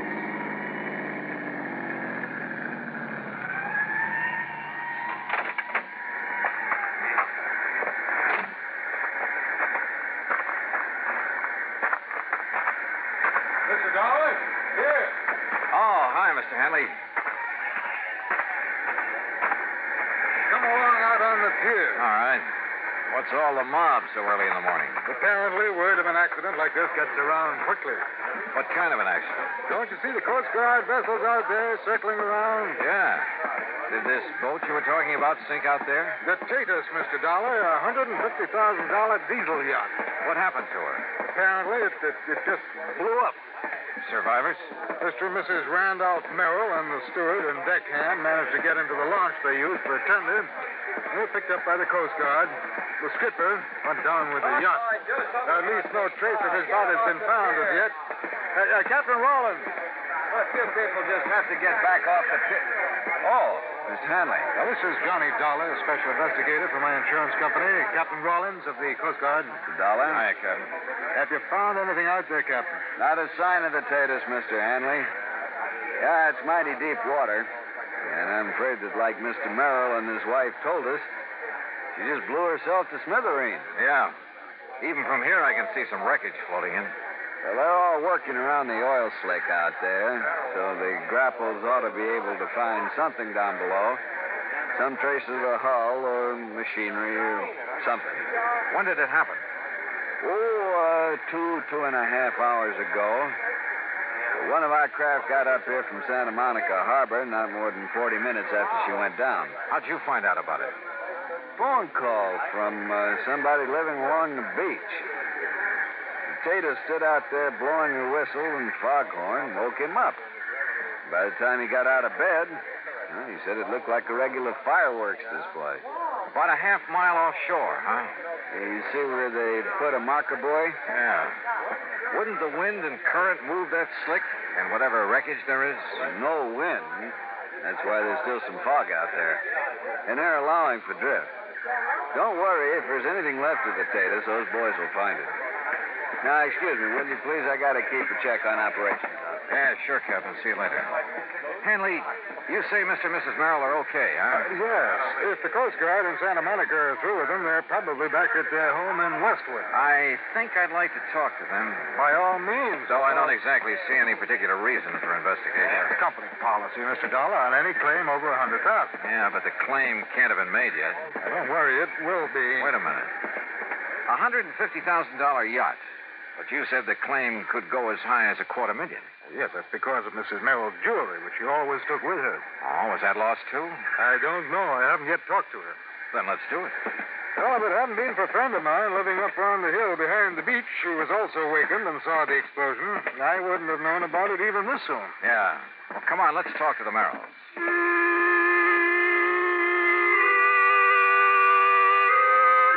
Pete Hanley had his own car, so I tailed him to the Merrill home in Westwood. It was in a nice, but certainly not a fancy section. I'd have thought a man with a $150,000 yacht would live in the snooty Bel Air property, the Brentwood Hills, Pacific Palisades.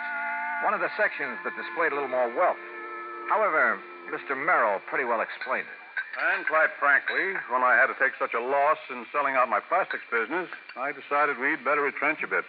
And really, Mr. Dollar, I don't miss that lovely big place we had in Bel Air one bit. After all, they're just the two of us, and we don't do a lot of entertaining. More coffee? No, thanks. As a matter of fact, Dollar, I was thinking of selling the taters for, well, to be frank about it, for purely economic reasons. Oh? Wouldn't it have been pretty hard to get your price for a boat like that? Possibly. Quite frankly, the maintenance on it alone became quite a burden after I lost my business. But no matter. Now the insurance will pay for her. Mr. and Mrs. Merrill, there is one thing that I must find out. Yes, Mr. Hanley. Mrs. Merrill's jewelry. No, thank heavens. No, that's safe. Oh, careful, dear, of the glass top on that table. Oh, sorry. No, you see, Mr. Hanley, the jewels were the first thing I thought of when the engine on the Tatus started making funny sounds and woke me up. Well, I am glad of that. Here they are, all safe and sound in the little casket I keep them in. Oh, look at them, Mr. Dollar. Aren't they beautiful? Yes, very. But now suppose you tell me just what happened out there on the yacht.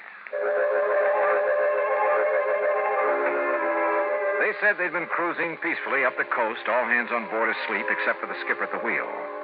Then the engine started making strange sounds, shaking the whole yacht.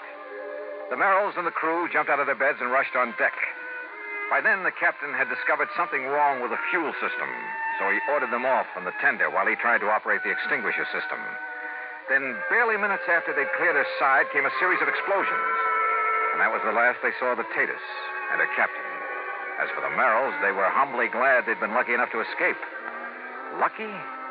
Suddenly, sitting there, idly toying with the jewels, I discovered something that...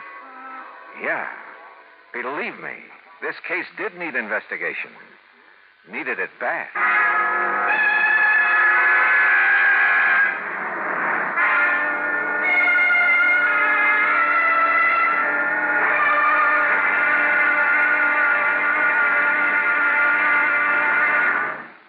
Act 2 of yours truly, Johnny Dollar, in a moment. And now for another episode in the life of Sergeant Donald Bellwether, my husband.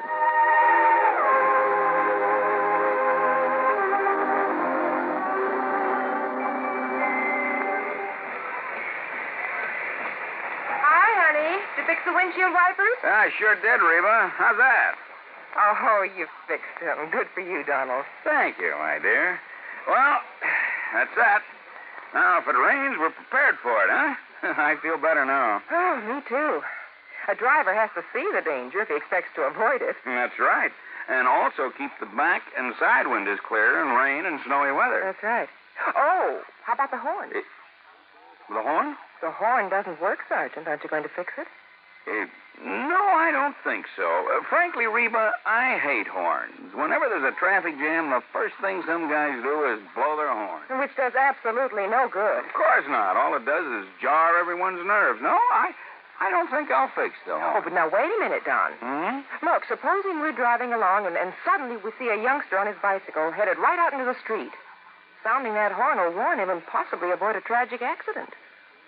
Yes, that's true, but... Or supposing we're driving on the highway, and just as we're about to pass a car, that car decides to pull out into our lane and pass the car ahead of him.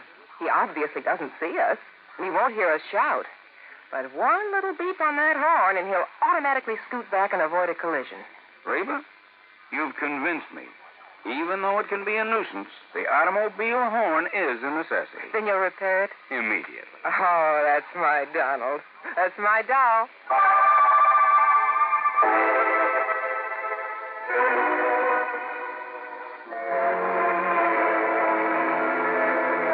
And now, Act 2 of yours truly, Johnny Dollar, and the Malibu Mystery Matter.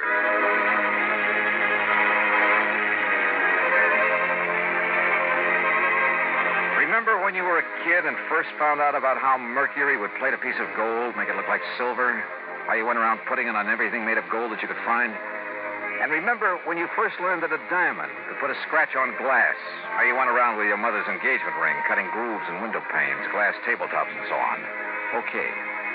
Sitting there, listening to the Merrills tell about the explosion on their yacht, I toyed with some of the beautiful jewelry Mrs. Merrill had been able to save. Jewelry insured for $100,000. Absent-mindedly, I dragged the diamond in one of her rings across the glass top of the coffee table a couple of times. Then again with pressure. And it did not cut into the glass. I tried a couple of the other so-called diamonds among her jewels. Same result. No result. Those highly insured jewels were paste. Well, Mr. Dollar, it looks like we have the whole story now. Yeah. It sure looks that way. And, Mr. Merrill, whenever you're ready, you just file your claim and we'll take care of it. All right, Mr. Hanley. And quite frankly, well, why kid about it? Now that I've lost my business, I can well use the money. Oh? Then I'm kind of surprised you haven't sold some of these jewels. Dollar, there is a thing called sentiment that even money can't buy. Why, of course, Mr. Dollar. Before I part with these jewels... Yes, I'm sure. Shall we go, Hanley?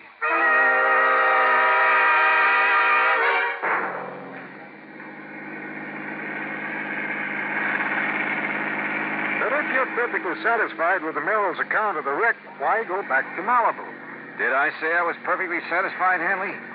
Look, wouldn't you feel a lot better if that wreck could be located, maybe brought up for examination? Well, yes, but you're certainly lucky Mrs. Merrill saved that fortune in jewelry. What jewelry? What are you talking about? You saw it yourself. Did I? And it's covered for $100,000. That jewelry that she showed me? Of course. What are you getting at, Dollar? Look, I take it Merrill's business came a cropper, huh? Why, yes, he simply bit off more than he could chew. You know, overestimated his market, overexpanded. Matter of fact, I've been thankful these past couple of years that I didn't fall for his pitch and invest in it. Merrill's quite a promoter, you know. You mean a crook? Well, I didn't say that, no, but his Bel Air estate, where they used to live, his yacht, her jewelry, that sort of thing. They were all to impress the people he got to finance his ventures. A real fast guy was somebody else's buck, huh? Yeah, I guess you could say that about him. So that's why you wanted me to investigate this so-called accident to his yacht. No, not at all, as I told you. Hey, what do you mean by so-called? Hanley, you say a friend of yours actually saw the explosion. That's how I learned of it almost as soon as the Coast Guard. But now... And if you know the address, that's where we're going. I told you, he lives up on a hill overlooking Malibu Beach. Only first we're going to stop at the Santa Monica Coast Guard station and pick up a chart or two. Why? Also, if you know a good surveyor, we'll take him along with us. Dollar? Yeah, Hanley? I've got an idea that may save your company a lot of money.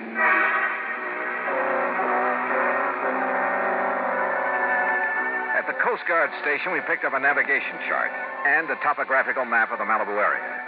Then we picked up a surveyor named Barkley, who dragged along one of those tripod surveying instruments. Then on to the house of Hanley's friend up in the Malibu Hills. And from him, we got some information that began to bear out some of my suspicions. Yeah, that's right. That's right. When I heard the yacht's whistle and the foghorn, I hopped out of bed and I stood right here in this doorway to the porch. Leaning against it the way you are right now, Mr. Duncan? Yeah, that's right. Yeah. Well, of course, it was so dark, it was so foggy out there over the ocean. I was about to go back to bed, and then, boom, the boat exploded. Where? Oh, I can tell you exactly where. From here, that is. What do you mean? Well, the flash it made. It was, right square between those two trees. All right, Mr. Barkley. Set up your transit and get a line on that. Yep. Then plot the line on this map. Right. Dollar, look. You look, Hanley. See that marker buoy where the Coast Guard boats are looking for the wreck? Well, the line Mr. Dobkin has given us is nowhere near that. Well, yes. Mr. Dobkin, do you suppose any of your neighbors heard the noise and got up for a look? I certainly would think so. Then we really have something to work on. But, Dollar, I still don't understand. You will, Mr. Hanley. You will. Plenty. Act 3 of yours truly, Johnny Dollar, in a moment. Times have changed, and so has the man. How often do we hear the phrase, those were the good old days? But were they? Let's look at the record. During the War of 1812, the man who discharged a missile of destruction had a pretty simple job. A lighted taper, a fuse, some gunpowder, a metal ball, then an explosion. And the metal ball was propelled toward its target, located a few hundred yards away. Now, go back in time to the year 1327. Again, the operation was simple. The taper, the gunpowder, but this time, an enlarged arrow fitted into a block of metal. A man in mail, a smoky explosion, and the arrow flies a few hundred feet. Now, come up to the present. Seated before a complicated control panel is another man, ready to discharge a missile. He, however, is a far cry from that artilleryman of 1812 or the cannoneer of 1327. This man is a skilled, tutored technician. He knows his job. He pushes a button, and a sleek, slim, pointed missile blasts its way into the heavens. Its trajectory has been predetermined by other men with modern-day technological know-how. The missile lands not a few hundred feet or yards from its launching site, but 3,000, 4,000, or 5,000 miles away. Quite a difference, isn't it? Yes, times have changed, and so has the man. And now, Act 3 of yours truly, Johnny Dollar, and the Malibu Mystery Matter. Pete Hanley, the insurance man, and Barkley, the surveyor, and I continued our interviews of people living along Malibu Beach who'd seen the yacht explode. Yes, sir. I just rose right up in bed, and I could see straight out my front window. And you saw the actual explosion, Mrs. Gray? I certainly did. Right out through there. Good, thank you. Okay, Mr. Barkley, get a bead on it with your surveying instrument, then plot it on the map. Right you are, Mr. Dollar. That's right, sir. I see the flash right the other side of that big oleander bush out there in the yard. And you were standing right here, Mr. Phillips? Exactly here, yes, sir. Why, it like lit up the whole sky. Okay, Mr. Barkley. Right? Why, even through the fog I could see it just as plain as day. I'll say I did. Gee. You see, we was having a little party, and I was just going in the kitchen to make us some scrambled eggs. Yes, well, now, just where... You know how it is, after being up all night and having some drink. Well, where were you standing? When the whistle started and the fog rolling, we came out here. Right where you're and standing all now? of a sudden, Bluey. Gee, me and my friends, we thought it was the 4th of July all Okay, over Mr. again. Barkley, And you gee, what a take over. noise. Yes, sir.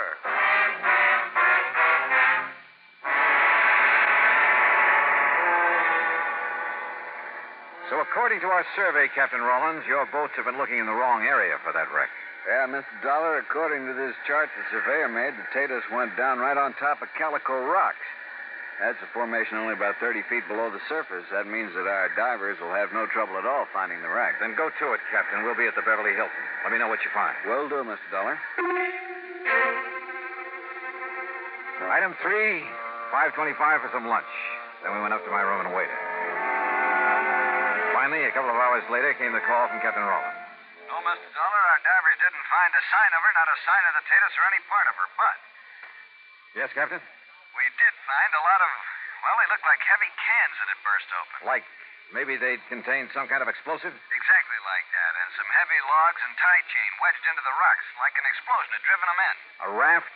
Maybe loaded with dynamite or something to make the explosion everybody saw? Exactly. But what I don't understand is the oil slick we found, the wreckage floating around. Captain, I think that oil slick and the flotsam were planted out there. Well, then listen. Look, check every port on the Mexican coast, large or small, for the Tatus. I'll talk to you later. Come on, Hanley. We're going out to see the Merrills.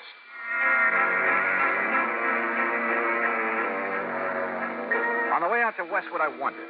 I was satisfied. I was sure. I knew just how Merrill had pulled his little fraud. Little? What's little about a few $100,000? But I needed more than that for the sake of the insurance company who'd have to prosecute. So when we got there, I decided to try a bluff. Come in, Mr. Dollar. Mr. Hanley. I didn't expect to see you back here so soon. Yes, won't you gentlemen sit down? Merrill, I think you ought to know the Coast Guard finally found something out there off Malibu. Oh? Yeah. The remains of your skipper on the Tatus. What? That's impossible. Nancy. Also, evidence that he'd been murdered. Murdered? Probably by you, Merrill. No, he's still alive. What? Wait, Nancy. Can you prove it? Yes. Or would you rather have your husband charged with his murder? No. He's in Mexico with the yacht. Nancy, be quiet. That's what I figured. At some remote little port on the coast of Mexico, he and the Tatus. Dollar. Where the yacht can be completely gone over, disguised. Meanwhile, of course, you thought you'd collect the insurance on her because of the completely phony wreck you almost got away with, thanks to the fog and the darkness. Nancy, you fool. I could... All right. How did you find out, Mr. Dollar? Your wife's phony jewels tipped me off that you're not exactly paragons of virtue. Phony, Mr. Dollar? Paste, Hanley, and nothing else. And I'll lay odds they'll sell the originals, that they plan to carefully lose the fakes. Why didn't they claim to lose them in the wreck? Oh, that would have been overplaying their hand. Apparently, having saved those jewels made the wreck look all the more legitimate. But the really clever stunt was dumping oil on the water and some odd bits of wreckage away from the spot where they blew up the raft. Yeah, it almost kept the Coast Guard from finding the cans of explosives they'd used for the little fireworks display. But, Merrill, the only thing around here that's been sunk is you. Dollar, I'll fight you and this insurance company with every legal trick in the book. You know something, Mr. Merrill? I don't think you'll get to first base.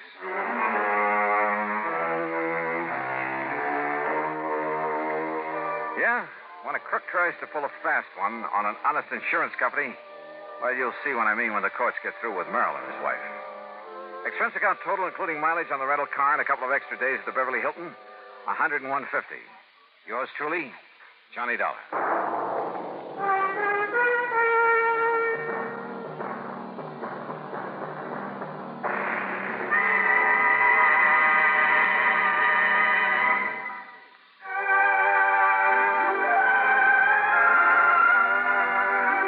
Yours truly, Johnny Dollar, starring Bob Bailey, originates in Hollywood and is written, produced, and directed by Jack Johnstone. Heard in our cast were Paula Winslow, Eleanor Audley, Gene Tatum, Ben Wright, Harry Bartell, Will Wright, Lawrence Dobkin, and Barney Phillips. Be sure to join us next week, same time and station, for another exciting story of yours truly, Johnny Dollar. This is Roy Rowan speaking.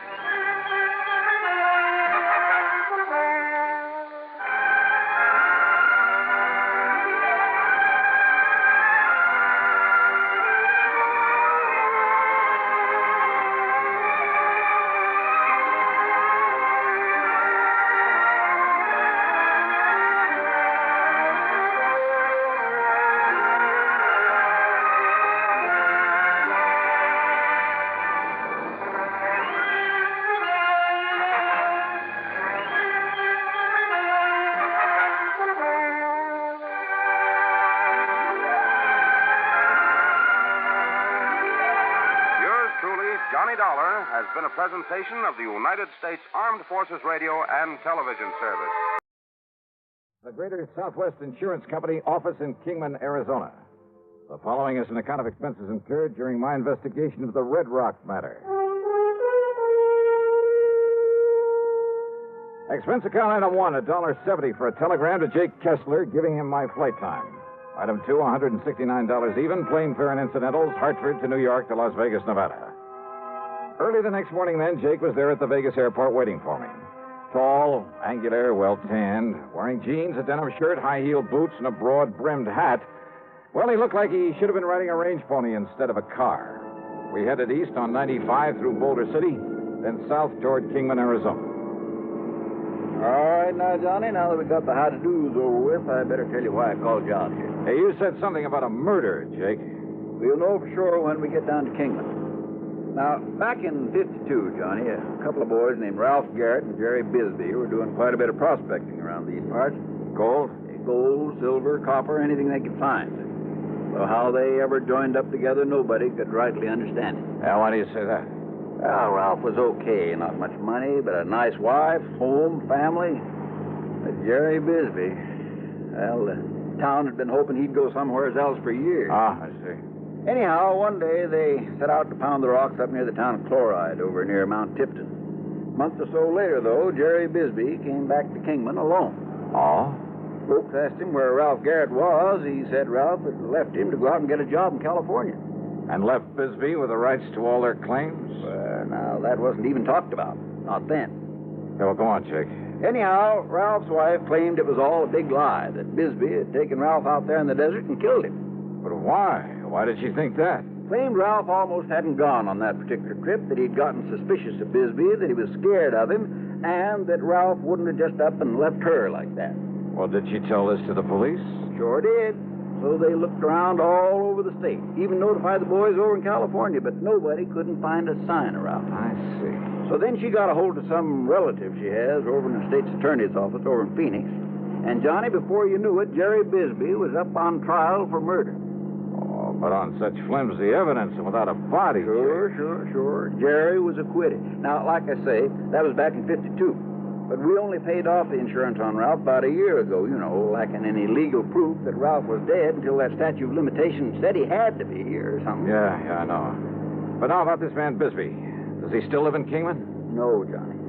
As soon as that trial was over, he sold his little place, left town, and never come back. Uh-huh. And with no actual proof that he'd killed his partner. Now, just a minute. Yeah? Didn't your eastern papers carry anything about that big windstorm we had out here last week? Windstorm? Biggest one we've had in years. Must have blew 78 a mile an hour. Donnie. Oh, yeah, I guess I did read something about that. Sure you did. Yeah, I remember now. That wind uncovered the bones of a man who'd apparently become lost somewhere out here in this desert some years ago. Lost, huh? What do you mean? There's something the papers didn't say, Johnny. There was a bullet hole in the back of the skull. Oh. From exactly the same caliber as the old Winchester 94 Jerry Bisbee'd always carried with him. Uh-huh. Then it looks like the skeleton is Ralph Garrett's. Murdered and buried out there by this Jerry Bisbee. Well, now, there's only one person can identify that skeleton for sure, Johnny. Who's that? Young Doc Blessing. And if we're lucky, we'll find him awaiting for us in Kingman.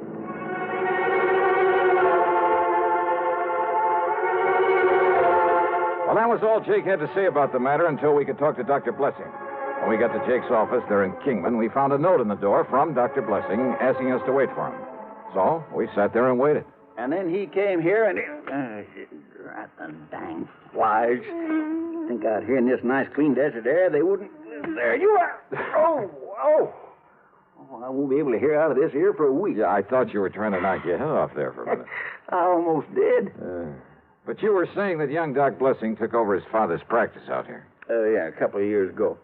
And that included all the records his pa had always kept, complete records of every case he'd ever handled. Notes, prescriptions, x-rays, everything. Boxes, crates, cartons of them, Johnny. And that's what young Doc's looking into right now, all those old records. Why, Jake?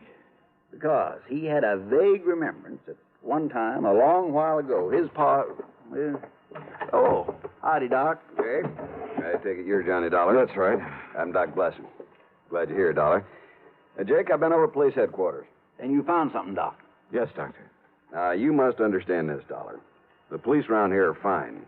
Good state authorities, too, but this thing may be beyond their reach. What'd you find in your pa's old records? Jake, I found evidence, including x-rays, that proved that my father patched up a broken thigh for Ralph Garrett back in 47.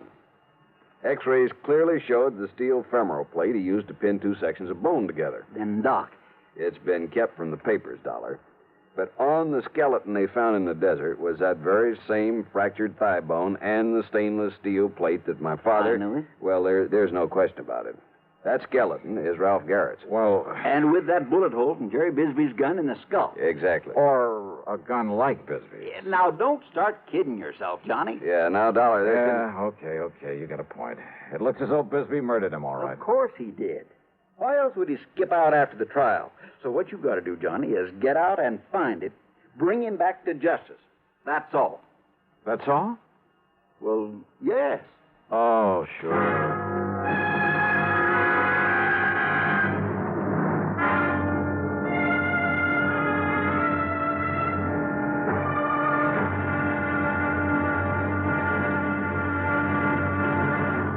Next time you refresh, enjoy a frosty, ice-cold Pepsi-Cola. Sociability, Charlie. All right, Kay, how's this? Pepsi is light, refreshes without filling. You like to refresh? Have a Pepsi right now. Well, offer it to everybody, Charlie. I will. Enjoy Pepsi at the fountain. It's delicious at home, too. Have one at lunch or with a snack. Charlie. At the beach or at dinner.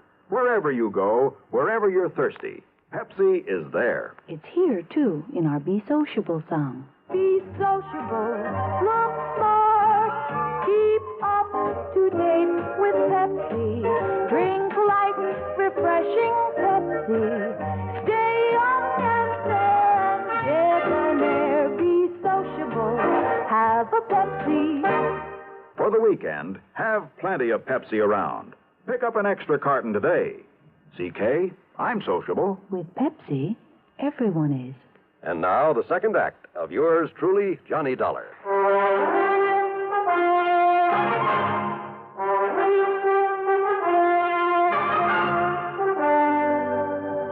Now, Jake, you say that right after his trial, Bisbee left town. And no forwarding address, and I don't need to tell you nobody's seen hide nor hair of him since. Well, what happened to the rights to the mining claims? Sold them out, didn't he, Doc? That's correct. Did he get much money for them? No. And, of course, he had to share and share alike with Ralph's widow. Hey, Doc, you say you just saw the police. Yeah, Dollar, and of course they're certain, too, that Bisbee murdered Ralph Garrett. On the strength of the evidence I was able to provide for him. Uh-huh. Any idea how they plan to proceed? Yeah, I assume they've notified the state police and that they'll put out bulletins all over the country. All of which will take time, of course. Yeah, in other words, they have no idea whatsoever where Jerry Bisbee might be by now. Well, after all, Johnny, after all these years. Yeah. Bisbee may have gone anywhere after he left here, and since he alone had knowledge of his guilt at that time. Yeah. So all I have to do is perform a slight miracle and... Hey, wait, you say that he was a prospector while he was living here in Kingman. That's right. Well, what else did he do? Well, he kind of worked some of the mines now and then, enough to keep him in food and clothes and tobacco's all. And liquor, of course. He was a heavy, disagreeable drinker. But that's all. It's the only work he knew. Now I got some house calls to make. If I can be of any further help. Yeah, well, maybe that gives me an idea. Yeah? No, you go ahead, Doc. I can work on it right here. Very well. Don't hesitate to call me. What's this idea, Johnny? Just let me use this phone. Well, sure, go ahead.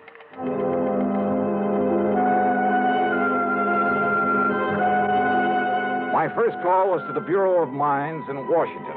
I practically had to have them check me out with the FBI before they'd give me the information I wanted. But finally, in the course of running up a $27 phone bill, that's item 3 on the expense account. Yes, Mr. Dollar, I've located a listing of mining claims in the name of Jerry Bisbee. Then he's still prospecting. The list begins with 1944. All claims up to 1952 were in Arizona. Yeah. Would you like me to read them to you? No, thanks. What I'm interested in is recent claims, and I've got a suspicion they won't be in Arizona. Let me see now. Yes, you're quite right. Yeah?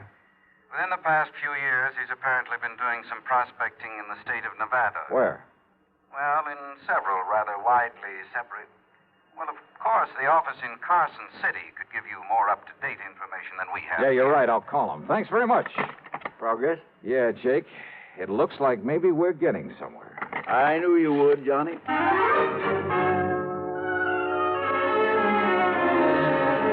But on my call to Carson City, capital of Nevada, I ran into a stone wall. Oh, I'm sorry, sir, but I have no authority to give out such information over the phone. All right, now, listen, please, When miss. Mr. Harker gets back to the office, if you care to call back in 2 or 3 hours. Look, isn't there somebody else there who can give me the information I need? All I want... Without Mr. Harker's authorization? I doubt it, sir. But look, miss, I just want to If get... you were to come here in person and show the proper credentials. Yeah, sure, thanks. What's the matter with him up there, Johnny? Oh, I don't know. Jake. Yeah? Is there anybody around here owns a plane? An airplane? Well? Well, there's young Kenny McManus has a little single... Then come on, let's find him and see if he'd like to fly a charter job.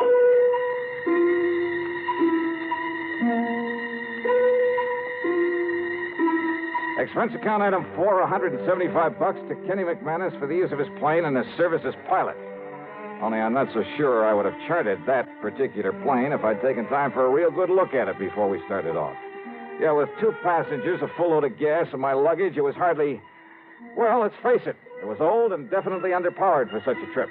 We missed the tops of several mountains by only inches along the way. But somehow, shortly after noon, we landed in the Nevada capital. Item 5, $1 to one of the lads at the hangar for a ride into the local bureau representative.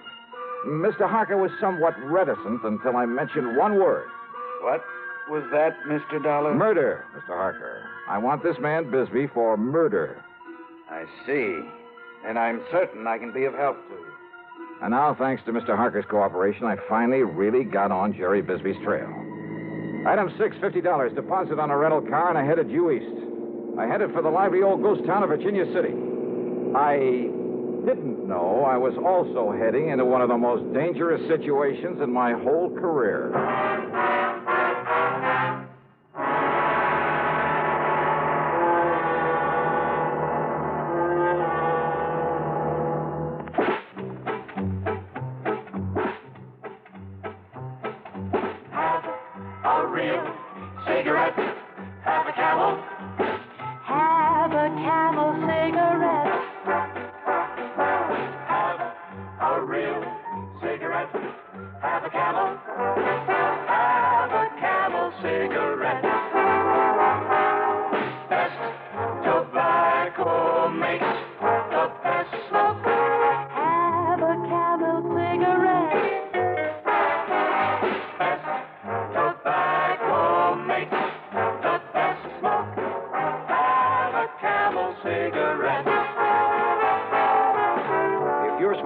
more these days, but enjoying it less, change to Camel's. The Camel blend of costly tobaccos has never been equaled for real smoking satisfaction. Have a real cigarette. Have a Camel! Start to really enjoy smoking again. Now back to yours truly, Johnny Dollar and the Red Rock Matter.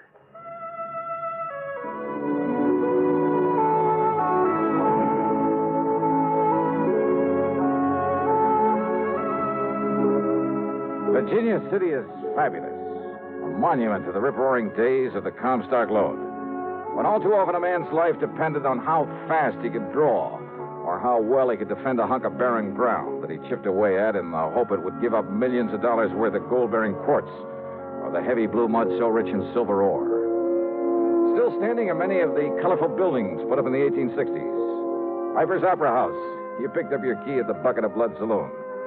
There was the office of the Territorial Enterprise that carried editorials by Mark Twain. The famous Crystal Bar. The gambling halls where debts were paid in dust and nuggets. Famous names, too. O'Reilly and McLaughlin, Comstock and Gould, McKay and Mills, Fair, Flood, and O'Brien. Yeah, the Bonanza Kings. All of them had meant fabulous wealth in the days of the gold rush. Yep, you can almost see their ghosts walking the streets. Well, I found a fount of local information and a grizzled old character parked on a rocker in front of one of the ancient saloons. Bisbee, son. Jerry Bisbee. Yes, sir, that's right. Well, if I was you, I'd stay away from him. Yes, I would. Well, why do you say that, sir? Because, son, that D4 man's crazy. Staying up there in that shack on top of Red Rock Pass. Red Rock? Working away at that worthless claim he has up there. Oh, where is Red Rock Pass? About halfway up 12-mile road over there. There's a wagon track up the pass. Well, look, can I make it with this car of mine? Yeah, that's pretty new car. No. It take a horse or a burro to get... Yeah, but you ain't going up to see that crazy Bisbee. Why not?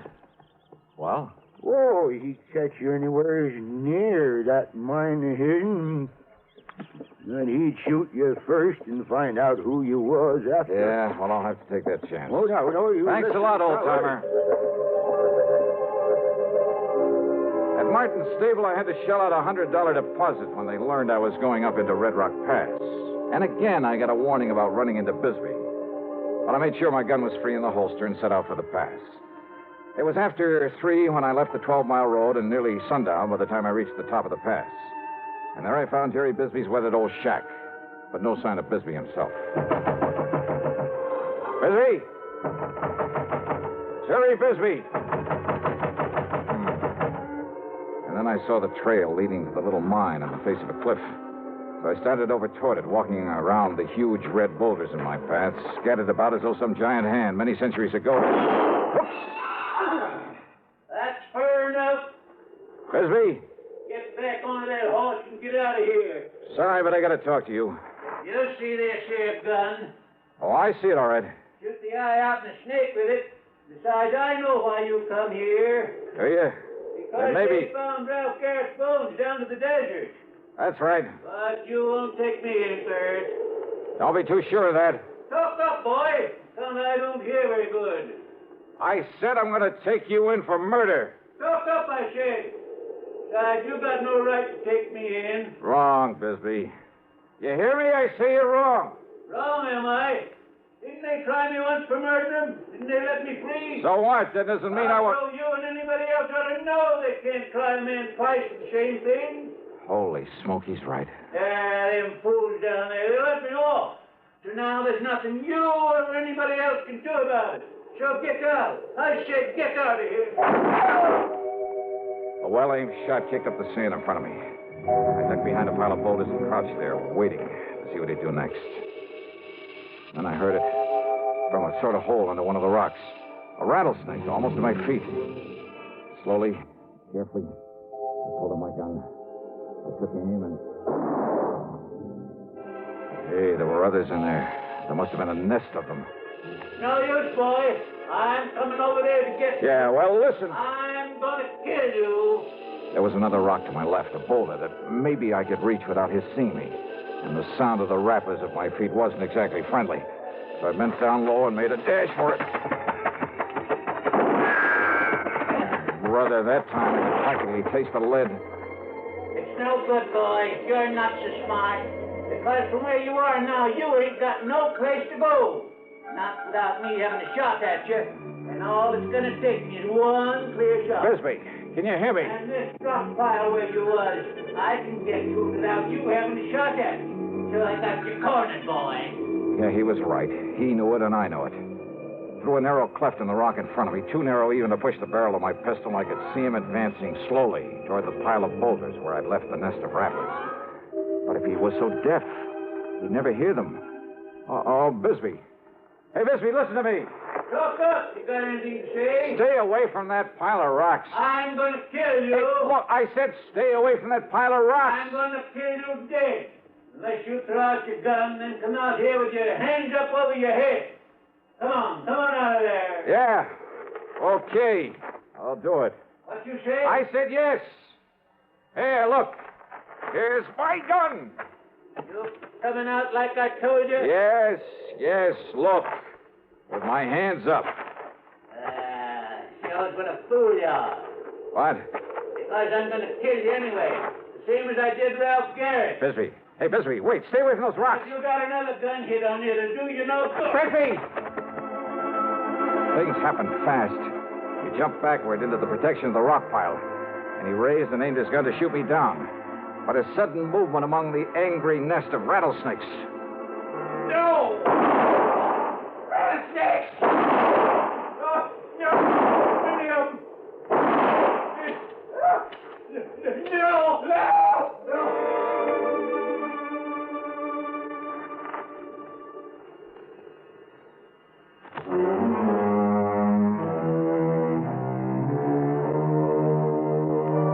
By the time I got over to him and hauled him out of that pit of death, half a dozen of the deadly rattlers must have struck him. He died before I could get him back to Virginia City. Yeah, justice again. In one of her own inscrutable ways. Expense account total, including a couple of good stiff drinks. Then the trip on back to Hartford, $496.25. Yours truly, Johnny Dollar.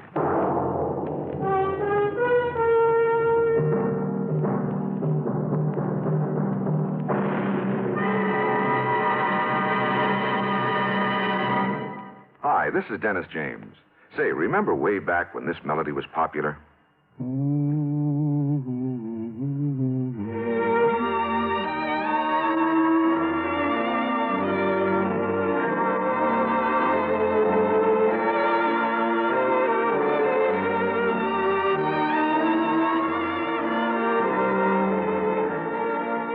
There's something very special about a long-time favorite, isn't there?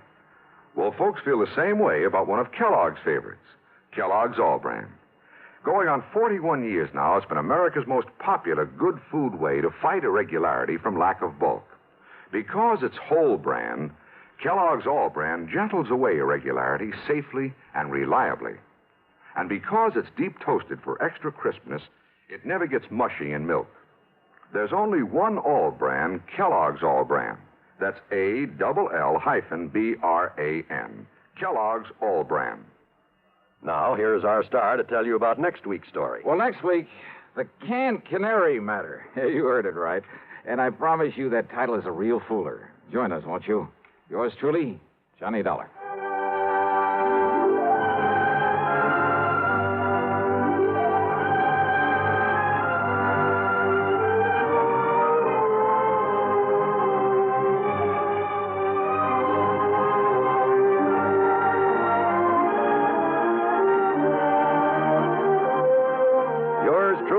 Johnny Dollar, starring Bob Bailey, originates in Hollywood and is written, produced, and directed by Jack Johnstone. Heard in our cast were Virginia Gregg, Parley Bear, Harry Bartell, Vic Perrin, John Daner, Will Wright, Tom Hanley, and Bill James. Be sure to join us next week, same time and station, for another exciting story of yours truly, Johnny Dollar.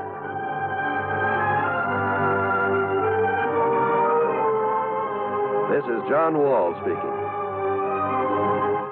Suspense follows on the CBS Radio Network. You know, Dooley, I've been reading up on hypnosis. Come here and let me try it on you. I am an officer of the law and don't approve of making a man divulge his secrets. However, I'll stand by in case there's criminology involved. I just want to clear up some of his problems, Officer Suggs. But I haven't got any problems. I'm the soul of contentment. Maybe that's your trouble. You're too contented. Lie down, Dooley. You're going to sleep. I feel so good. He's under my influence. Now, little tyke, get up. Go straight to the beer of your choice. Astounding. He's heading for Utica Club. 'Cause Utica Club will still take the trouble to age beer the natural way. Utica Club, you see. He's got no problem. He's a happy, well-adjusted beer mug. Brewed by the West End Brewing Company of Utica, New York. You're tuned to WROW Radio in Albany, New York. Time, 5:30. From Hollywood, it's time now for... Johnny Dollar. This is Barry Winters at Masters Insurance and Trust. Oh, hi, Barry. It's been years. Sure, Johnny, because we don't usually have trouble with our accounts. You mean you didn't? Huh? Until now. Well, yeah, I'm afraid that's about the size of it. And this time it's bad trouble. Tell me all. Simplex Tackle Company, Johnny, over in Danbury. Fishing tackle? That's right. Well, how come I never heard of them? Well, they're a small outfit, a kind of glorified partnership. What's that mean? Well, it's owned by 9 men. One of them, Hanley Thomas, is president. The others are secretary, treasurer, and a flock of vice presidents. So what's happened? Well, the 9 of them, plus the 20 or 30 workers at the plant, are all covered by a group life insurance deal. And listen. Yeah? We've just had to pay off on 3 policies in a row. Well, that's too bad, but why call on me? Because, Johnny. What? Those 3 deaths were all murders.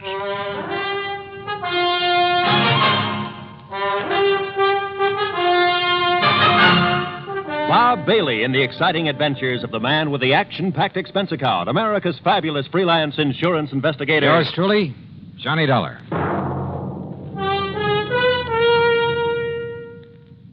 And now, Act One of yours truly, Johnny Dollar.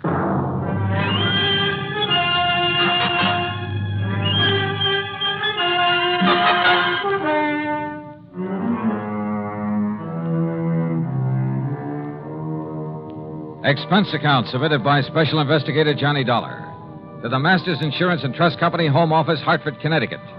Following is an account of expenses incurred during my investigation of the ugly pattern matter.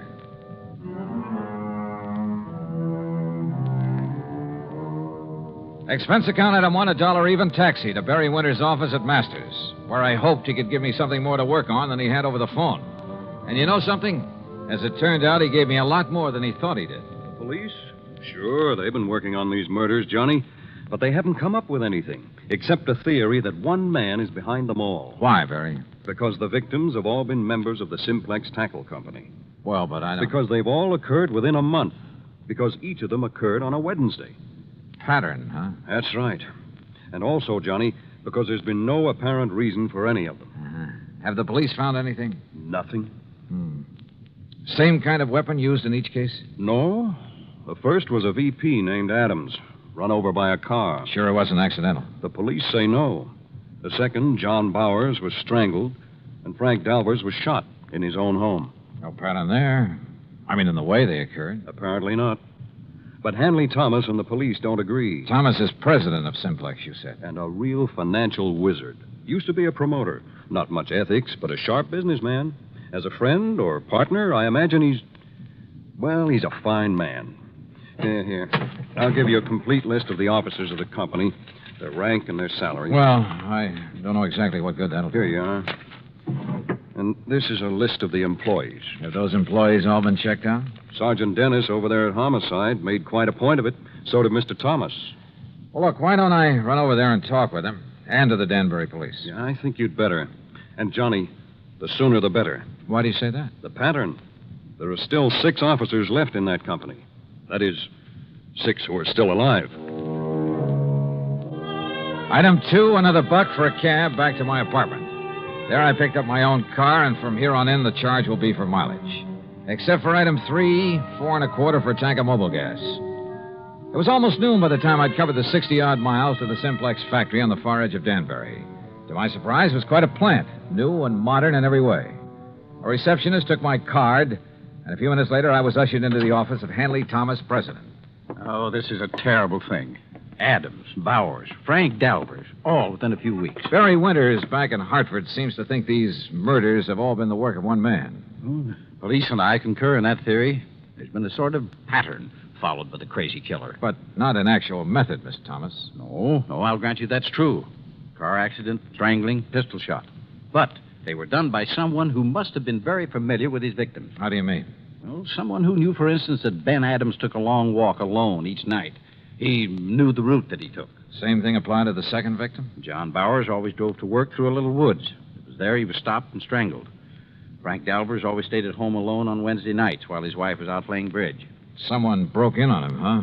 Have the police checked that? Well, it was someone he must have let in. In other words, someone he knew. That's a possibility, I suppose. I understand you've checked on all your employees. Yes, right off the bat, as much as the police could. Any particular reason to suspect one of them? Well, only because they were all in position to know these men pretty well, know their habits. We're a small company, Mr. Dollar. Our employees, including the girls in the office, only number 21. That was your only reason to think one of them may have done it? Oh, of course, we've had our share of labor troubles, a few dissidents in the ranks, so to speak. I suppose some of them resent the rather top-heavy management here. You mean the fact there are 9 executives to only 21 employees, huh? Yes, and I must confess the profits have been pretty good lately. Barry Winters gave me a list of, here it is. Now, according to this, all of these... What is it, Mr. Dollar? Well, I got thinking on the way over here. Yes? Part of the pattern you mentioned. The 3 men were killed in alphabetical order. What? Well, yes. Adams, Bowers, Dalvers. But now that I look at this list again... Of course. The pattern again. No, I think that was just coincidence. The pattern, if there is one, is based on their order of rank. That is, if these salary figures mean anything. I'm not sure I understand you. Well, look, first was Adams at the lowest salary among you officers. Well, yes. Adams received $12,000 a year. Yeah, look. Bowers came in next at $13,500. You're right.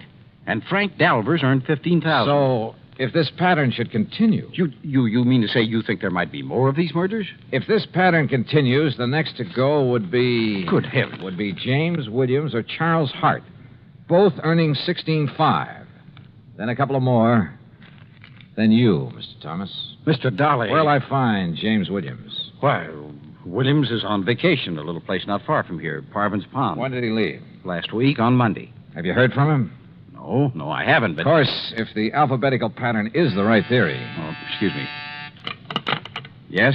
Sergeant Dennis, Mr. Thomas. Oh, it's the sergeant at homicide, Mr. Dollar. So I hear. I'll hold the phone so you can get ready. Mr. Thomas. Yes, Sergeant. I'm afraid I have some bad news for you. Oh? Another one of your partners. Williams. Mr. John Williams. Yes? Discovered his body over at Parvin's Pond this morning. He's been murdered. Good Lord.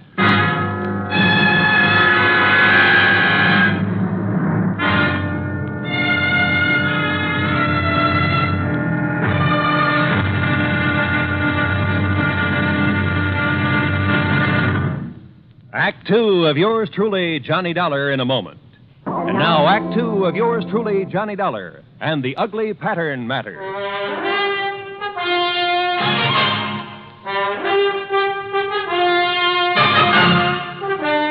Another of the executives of the Simplex Tackle Company murdered, bludgeoned to death in his little vacation cabin on Parvin's Pond, some 40 miles north of Danbury. And again, it was according to pattern. How those carefree kids can fish and water ski out there when there's been a murder right under their noses. Yeah, Sergeant, I know what you mean. This the cabin Mr. Williams was using? Yes, sir. He came up here on his vacation Monday morning last week alone. There we are. Who knew he was coming to this particular spot, Sergeant? Why, everybody down at the plant, I guess. Now, the way the doc and I figured it out, Mr. Williams had just come in from fishing. Now, you see there, he just tossed his rod and stringer on the bed. Everything's just the way it was, huh? Yeah, except for his body. That's in Danbury at the coroner's. You said he was bludgeoned to death. Yeah, with that oar from his rowboat. You see it laying there on the floor? Yeah, I see. Who found his body? Little old lady from the cabin next door. She'd stopped by this morning to bring him some cookies. Knocked on the door swung open, and there he was. And the doc says the body was lying there ever since.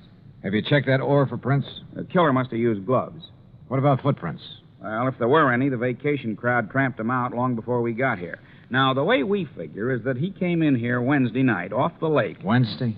Yes, Mr. Dollar, just like the other ones. It happened on Wednesday, a week ago tomorrow. Pattern again. Yes, sir. And if you ask me, it's the pattern of a madman. And this being a Tuesday again. But what possible motive could there be for it? When you ask me, it's one of the employees there at the plant. After all, for such a small company, 9 big money-making officers, at least there was 9. Yeah, I know what you mean. Are those 21 employees paid pretty well? No, in spite of the company making a lot of money. What with this recession we're in. Read the signs, man. Most of this so-called recession's a lot of bunk. Yeah, I agree with you. Everybody get out and dig instead of sitting around hoarding their money. Well, what I was going to say is that those executives took advantage and held down wages in spite of all the money they're making. So just let one crazy hothead find out how good they're doing. How well have you checked those employees? The best we could. I talked with every one of them myself. How about the officers of the company? There's not one of them would do a thing like that. They're all fine men. Ask Mr. Thomas. Sure, they're hard-headed businessmen, everyone looking out for himself, but they're all fine men, and they're all making plenty of money. Oh, which reminds me. What's that, Mr. Dollar? A list of the officers and their salaries. And according to this, if there's to be another victim... Another? Oh, no. I worked out another step in the pattern of these murders, based on the earnings of these men. Then, Mr. Dollar, who will it be? It won't be anybody if I can help it. But, Sergeant, I may have to ask you to put a 24-hour watch over an officer of that company named Mr. Charles Hart.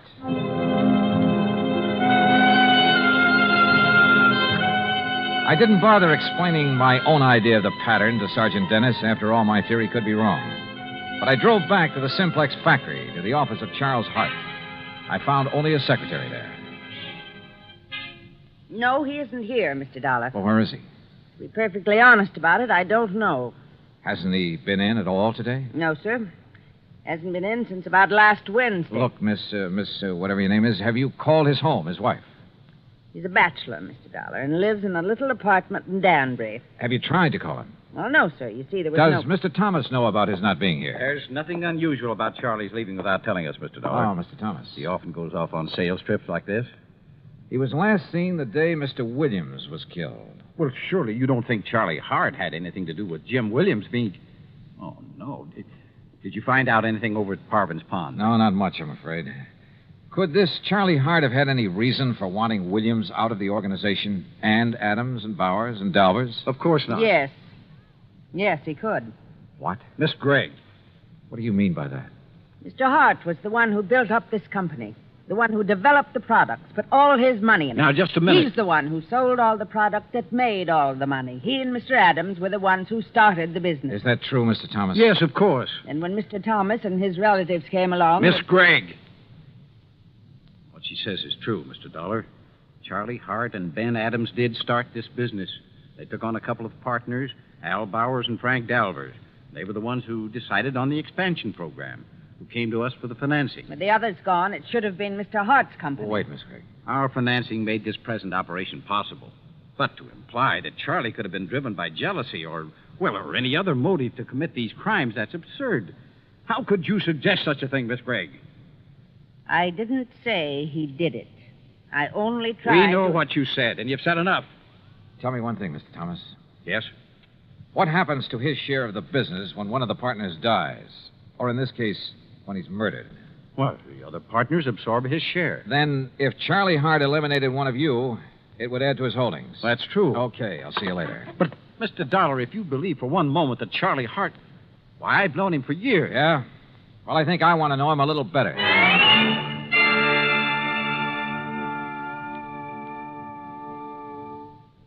Act 3 of yours truly, Johnny Dollar, in a moment. Do you know who said, democracy is based upon the conviction that there are extraordinary possibilities in ordinary people? Those words came from the American religious leader, Harry Emerson Fosdick. From the earliest days of the United States of America, there has been the sentiment that the average person can achieve an important goal if he is given an environment, in which he can develop his capabilities to the fullest extent. An environment in which the individual is given the rights and privileges that he needs for development. It is the duty of every American to protect and stimulate this environment. Remember the words of Harry Emerson Fosdick. They are part of your American heritage. The extraordinary possibilities of ordinary people are inherent in American democracy. And now, Act 3 of yours truly, Johnny Dollar, and the Ugly Pattern Matter.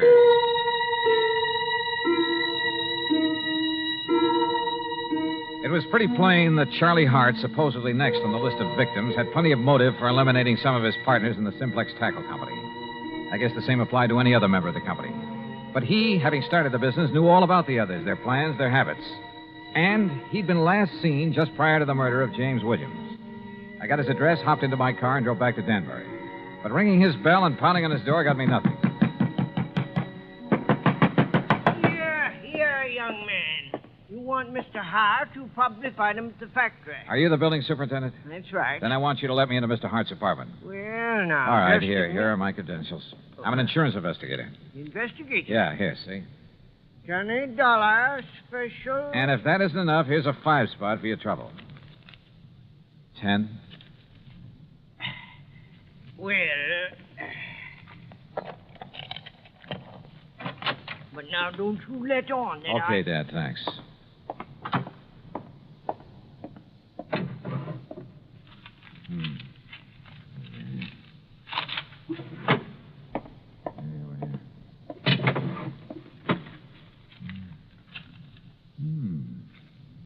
The same list that I got. The office.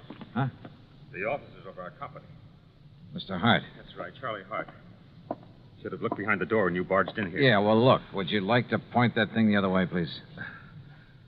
I'm sorry, Mr. Dollar, of course. Well, you know who I am. Yes, I heard you through the door. All right, is that the gun that killed one of your partners? That killed one of my... No. But listen.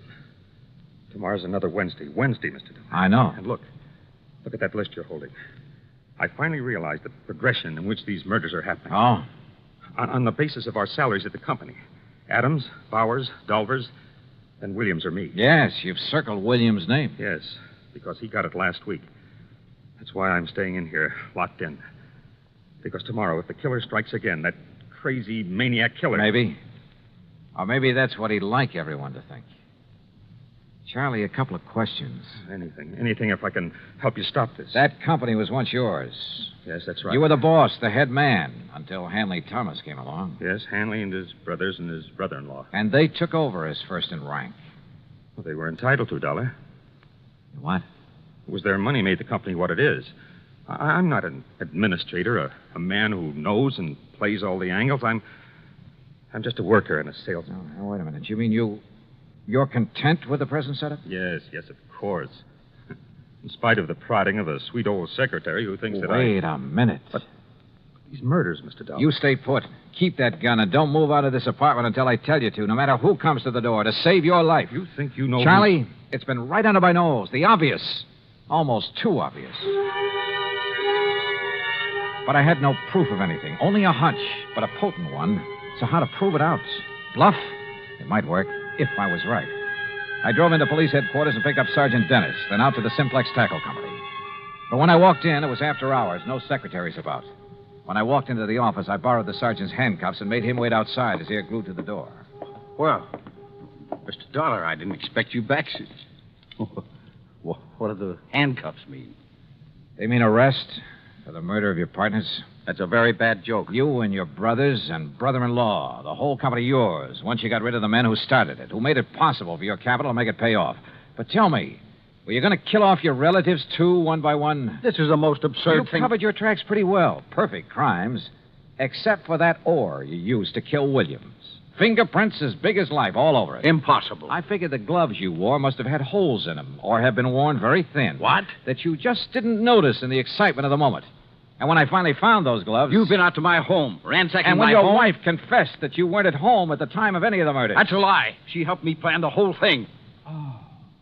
Then you admit the murders. After my bluff about the fingerprints. I see. But now that you know, you haven't had time to tell anyone. There's no one around to hear the shot, Mr. Dollar. Oh, but I heard a real clean confession, Mr. Thomas. Sergeant, no, that was just to protect myself from this. I'm afraid that kind of talk's a little late. No, it is. Look out!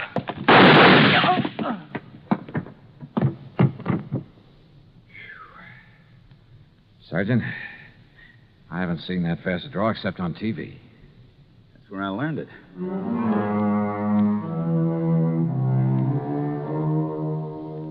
There'll be a lot for the courts to work on about who else was involved with Thomas. The sergeant's bullet killed him, by the way, and I'd call it good riddance. Or at least quick justice. So, expense account total, including a lot of mileage on my car, $101 even. Remarks? Why bother? Yours truly, Johnny Dollar.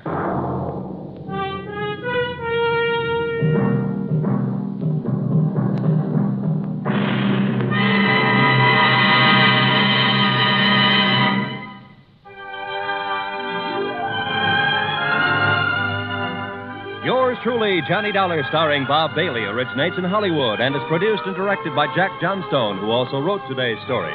Heard in our cast were Virginia Gregg, Les Tremaine, Forrest Lewis, Herb Vigran, Junius Matthews, and Frank Gerstle. Be sure to join us next week for another exciting story of yours truly, Johnny Dollar. This is Roy Rowan speaking.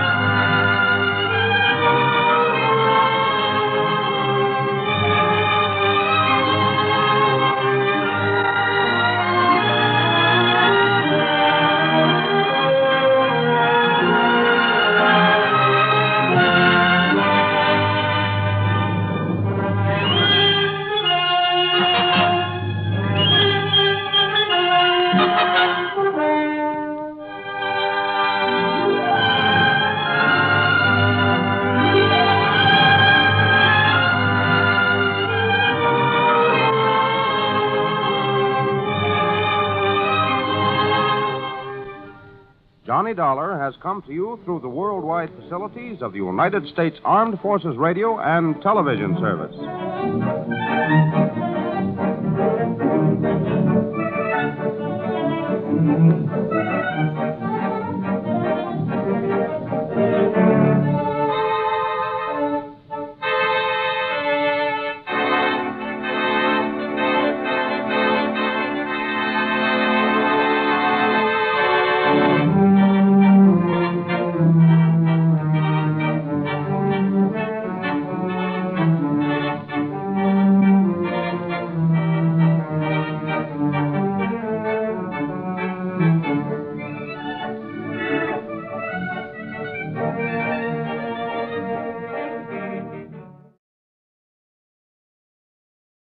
From Hollywood, it's time now for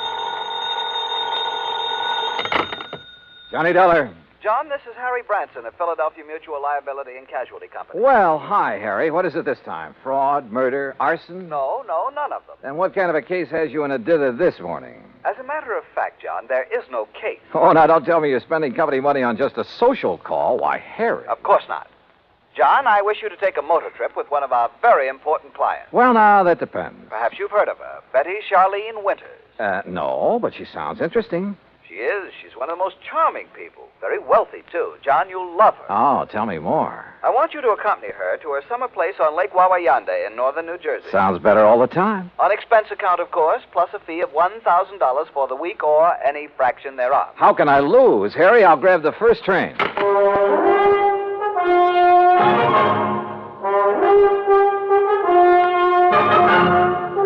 Bob Bailey in the exciting adventures of the man with the action-packed expense account. America's fabulous freelance insurance investigator. Yours truly, Johnny Dollar.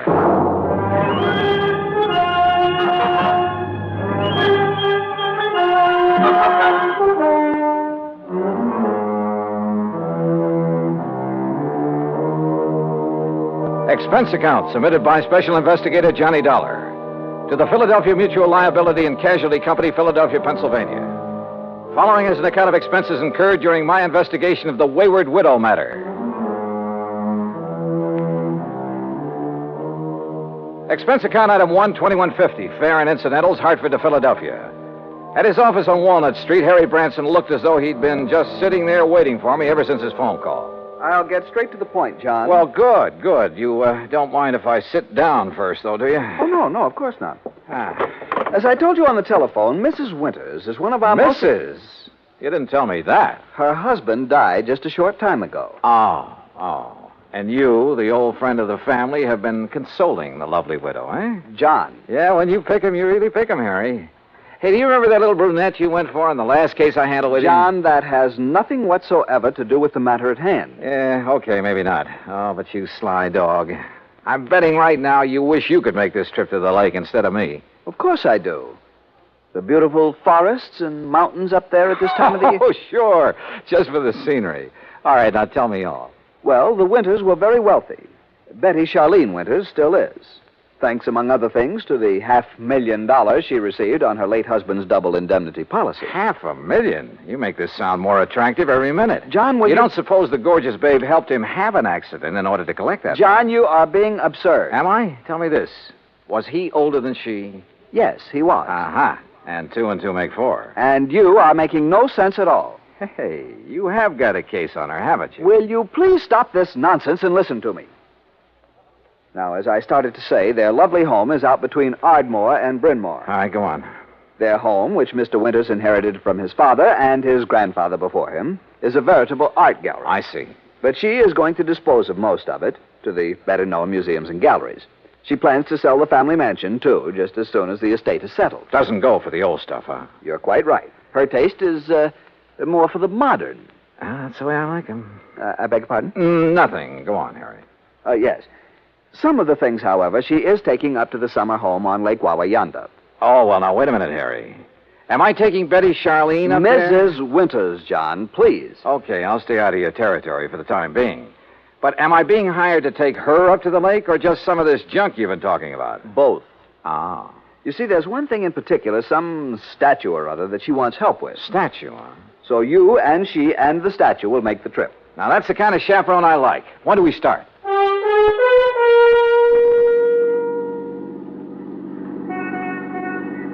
I must confess it's quite a relief to get out of that office for a while. Oh, don't try to kid me, Harry. The only reason you wouldn't let me find my own way out to this winter babe's home. Babe? Honestly, John, you sometimes carry this levity much too far. By the way, how long ago did her husband die? About, 4 months ago. Oh, brother, you don't even wait for the ashes to get cold, do you? John, I tell you that... What did he die of? Well, it was an accident. Yeah? In the car during a little trip that they were making south of here. He'd taken over the wheel from the chauffeur. They struck the abutment of a bridge over a tidal creek leading out to Delaware Bay. Oh? He was thrown out, and his body was carried into the bay. It was never recovered. And so our tasty little dish was left with $250,000 life insurance, a huge estate... John, I simply will not listen to any more of this sort of nonsense. Besides, this is the driveway up to the house. Lovely place, isn't it? It was lovely. There must have been over an acre of perfectly tended lawns and gardens. And in the middle, atop a slight rise, was the main house, built of solid white stone of some sort. Old, too, but in beautiful condition. This was wealth, all right, and plenty of it. Harry's year-old car looked almost tawdry in this setting. We stopped, went up the broad front steps and across a wide porch and rang the doorbell. Yes? Oh, Mr. Branson. That's right. Mrs. Winters is waiting for you in the sunroom. Thank you. Come, John. The butler led us through a large reception room, a huge living room, both of them hung with beautiful prints and paintings, through the walnut panel library with its high ceiling and hundreds of leather-bound books. Finally, after passing through a long corridor lined with statues and magnificent vases, we entered the spacious sunroom. There, standing in front of a chair at the window, was a chauffeur. And in the chair sat Betty Charlene Winters. Mrs. Winters, may I present Special Investigator John Dollar.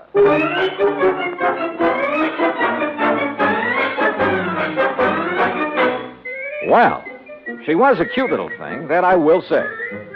But instead of a young, blonde, and beautiful, well, let's face it, she was 70 if she was a day. All my dreams of a high old time during a week at a mountain lake suddenly vanished into thin air. How nice of you to come, Mr. Dollar. Investigator, did you say, Mr. Branson? Yes. I see. Well, don't just stand there. Sit down and be comfortable, both of you. Thank you. Yeah. Is something wrong, Mr. Dollar? No, not at all. Oh, Haskins here's my chauffeur and general handyman. Hi, Haskins. Mr. Dollar? I've just asked him to get the statue ready for our little trip. You may go now, Haskins. Oh, thank you, madame. No, wait, please. I wonder if I might see this thing we're taking up to the lake, Mrs. Winters. Well, of course, it's right there in the corner behind you, Mr. Dollar. The cherub. Cherub, huh? Oh, This? Isn't it beautiful? Well, it was a cherub, all right, about 4 feet high with a couple of doves fluttering around its feet. At least that's what I gathered from the garish paint on it. Believe me, it looked like something a third grader had slapped together as a joke on his modeling class. Now, I'm no artist, but so help me, I could have done better myself with a handful of mud and with my eyes closed. An old family piece, Mr. Dollar. Antique. I started to say what I was thinking, but then Haskins lifted the atrocity off its pedestal and left with it. Haskins has made a special box for it. He'll place it in the car so we can leave with it tomorrow. You are ready to leave on such short notice, aren't you, Mr. Dollar? Well, now look, Mrs. Winters, Yes, his luggage is right outside in my car, Mrs. Winters. Then, Eric, you may fetch it and put it in one of the guest rooms. Very good, madam. By the way, I hope you know how to drive a Pierce Arrow, Mr. Dollar. Pierce? Or did you think perhaps Haskins would drive us up to the lake? Well, I don't know. No. Haskins is leaving today on his vacation. And I wonder if he will come back. Why do you say that, Mrs. Winters? Oh, I've been having some trouble with him. Oh? I thought you were always eminently satisfied with Haskins. Until recently. Until the death of my husband. He's been... Well, if he doesn't come back, I shall have to replace him. But now, Mr. Branson... Yes? You're a bit of a rascal. You didn't tell me you were bringing a detective to go along with me. Investigator, Mrs. Winters. Insurance investigator.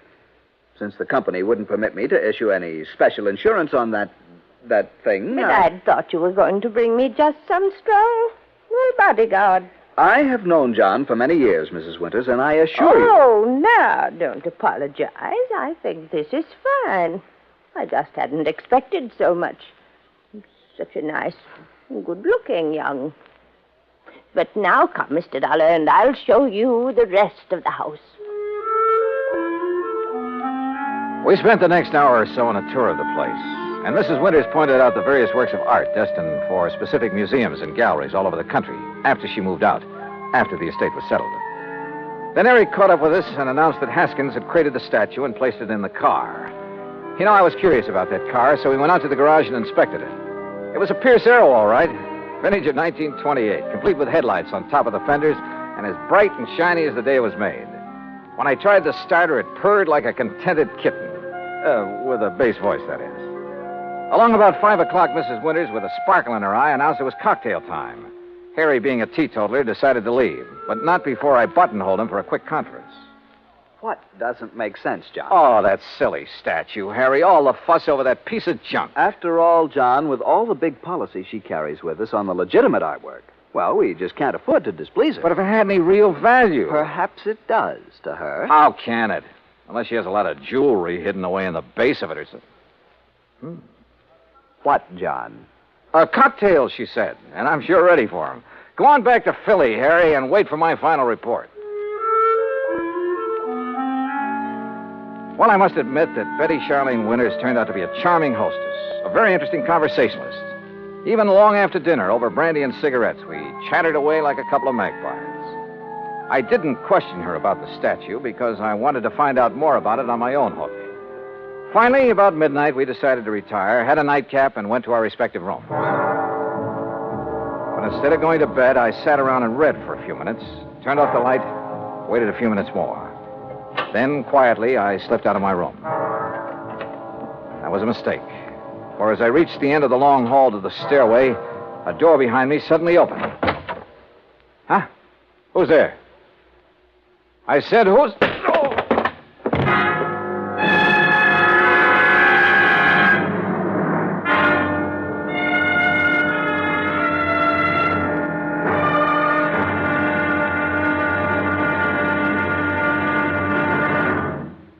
Two of yours truly, Johnny Dollar, in a moment. With the bigger, more impressive kaleidoscopic change of events on the world scene today, we sometimes forget the smaller kaleidoscope, the child's toy, with its ever-changing designs and color.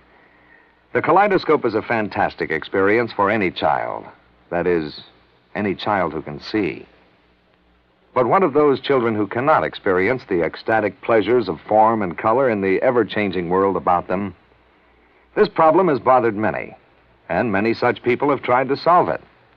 One-time soldier in the United States Army, Robert Neiman, is one of them. Captain Kenneth Moyer, also of the Army, is another.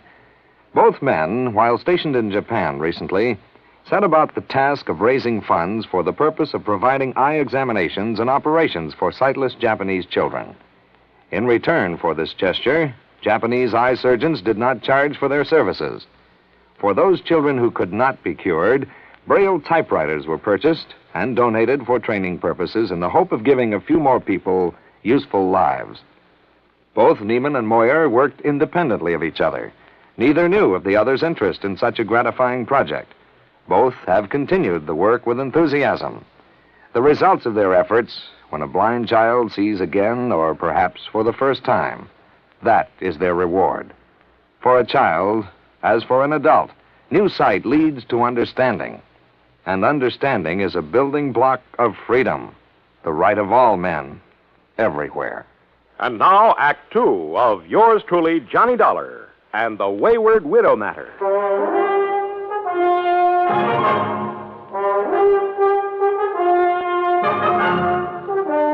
When I came to, it was morning, and I found myself in my pajamas lying comfortably in my bed in the guest room.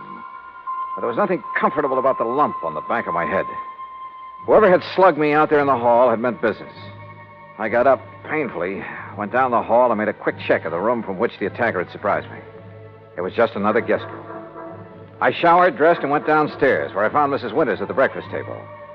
She was very much distressed over what had happened and suggested we go out and look in the trunk of the car immediately.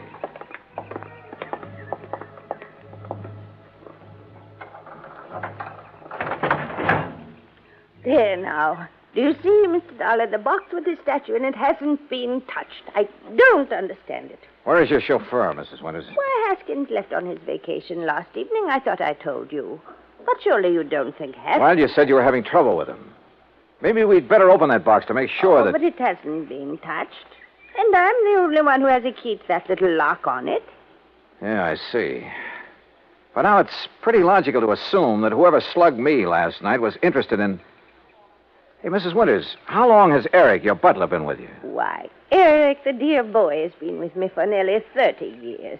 But good heavens, you surely don't suspect him of anything like this. He's a very fine person, Mr. Dollar, and a perfect gentleman. Oh, certainly more of a gentleman than my late husband ever was, in spite of his money. Oh? I must confess that although his death was a terrible shock, life has been a great deal easier for me since he passed away. Just how do you mean that, Mrs. Winters? No, well, why talk about it? Something that... Oh, why not talk about it? I married Charles for his money, Mr. Dollar. I'd never got any further than the front line of the chorus until he came along. Would you believe that I was a chorus girl? Well, as a matter... And the wealth and the luxury that he could give me was very attractive, was very satisfying for a long, long time. But for the past 10 or 15 years, maybe more, he insisted that we just stay penned up in this musty old museum he called a home. And what happened? Well, all our friends were traveling around the world, seeing new places and new people. We just sat here looking at four walls and at each other, except for a couple of blessed months up at the lake. You'll love the place up there, Mr. Dollar. It's new and fresh and modern. I had it built over his protests. Young people came to see us, and it was such a relief from a... Well, I'm sorry. This must be so boring for you to hear. Not at all. Now, look. Why don't we call the police in about this thing that has happened to you? Come, we'll go right back into the house and Wait a minute. No, let's not. A bunch of policemen prowling around would scare him off, whoever he is. But suppose you're attacked again. Well, at least I'm ready for it now. I just don't like your taking this chance. course, we could leave. Go up to the lake. Run away from him? Well, yes. Oh. Of course, it might prove whether he's interested in the statue. If he follows us, I mean. Oh, dear. Why don't you let me call the police? Only if you think they ought to be around here to protect the house while we're gone. No, that isn't necessary. We have a very efficient burglar alarm system. Well, it doesn't look as though it was working very well last night, does it? Unless it was someone in the house who attacked me. Who else is there besides you and Eric? No one, except the cook. Male or female? Oh, no, Mr. Dollar, not Martha. Why, the poor dear is nearly as old as I am, and a real companion for me. Sounds strange, I know, but we're real nice friends. All right, let's go back in, have our breakfast, pack our things, and go on up to the lake. Eric, who served the breakfast and whom I hadn't seen since dinner last evening, kept giving me a rather strange look. And as soon as breakfast was over, I quickly stuffed my things into my handbag and headed down to the garage. Eric was waiting for me there. He insisted that he put my things into the trunk of the car, which killed any chance I might have had to pry open the box with the statue. I started to question him about the night before, but as it turned out, my questions were quite unnecessary. Yes, Mr. Dollar, it was I who carried you back to your room and put you to bed. Oh? You see, I was making a final inspection of the house, as I always do after everyone else has retired. I'm always concerned about the many valuable things we have. I don't blame you. Well, I was on my way up the main staircase when I heard you fall. I was slugged. Forgive me, sir, but when I found you there at the head of the stairs, I thought your condition was due to... you must pardon me, sir, but was due perhaps to having imbibed too much brandy after dinner? Not a bit of it. Somebody barged out of that guest room and struck me from behind. But I saw no sign of anyone else about. You're sure? Most certain, sir. Was this fancy burglar alarm system you have turned on? Yes, sir. Well, then whoever did it either stayed in the house until this morning or knew the place well enough to get out without setting off the alarm. But I don't see how that would be... Have you called the police, sir? No, and we're not going to. Mrs. Winters and I are leaving for the lake just as quickly as possible. But don't you think this is sufficiently serious to warrant... Don't forget one thing, Eric. It was pretty dark in that hall. The attack might have been intended for you. Good heavens. But why, sir? I don't know. Oh, dear. Oh, there you are. Eric, you may fetch my bags from my room while Mr. Dollar and I planned the trip. Very well, madam. Oh, you don't know how glad I'll be to get there. It's such a relief from this place. And all the things associated with it. I'll be so glad when Charles' estate is settled and I can sell this old house and just Martha and I can stay at the lake. Oh, I know all the paintings and things are all very fine and valuable. But I'm so tired of looking at them. Well, then why do you take this so-called, I beg your pardon, the statue up to the lake? Well, this is different. Oh, yeah, I'll grant you it is a bit different from the other things that... Oh, well, let's talk about it along the way.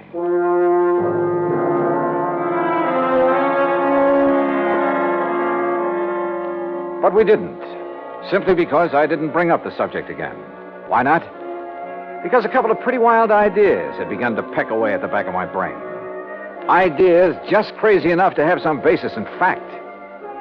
The 1928 Pierce Arrow ran like a dream in spite of its advanced age. And Mrs. Winters, in spite of her advanced age, kept the conversation going at a merry clip. There was a sparkling, almost buoyancy about her. And the hunch that had hit me began to grow.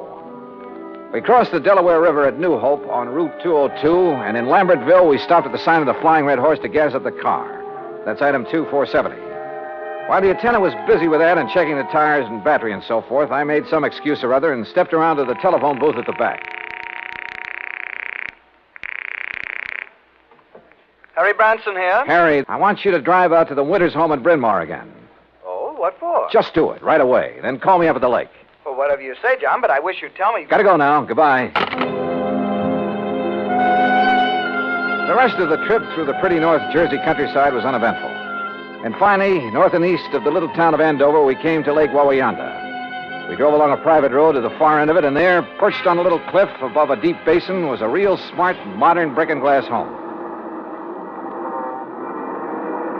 That's right. Straight up the little hill and park in front of the garage. Little hill? I just hope we can make it. Right. Here.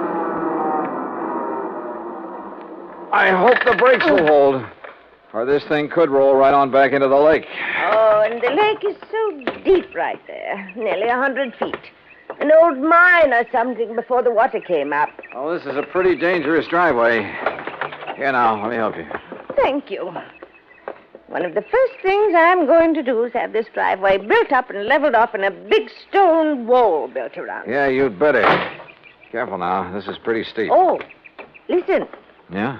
Telephone is ringing inside the house. Oh, well, let me have the key and I'll go in and answer it for you. I'll answer it. You can unpack the car while I do. I suspected the call was from me, but didn't want to say as much. So I opened the car trunk and proceeded to take out the luggage and the big, clumsy box for the statue. The box was heavy, very heavy. And I wondered how Haskins, the chauffeur, had been able to pick up and carry the statue so easily back in Bryn Mawr. I finally got the box perched on the edge of the car trunk when Mrs. Winters called to me. It's for you, Mr. Dollar. It's Mr. Branson. Oh, okay, I'll take it. Leaving the box there on his precarious perch, I went on up to the house. Right here in the front hall, Mr. Dollar. Oh, all right, thanks. I'll go on out to the car and get my coat and purse. Yeah.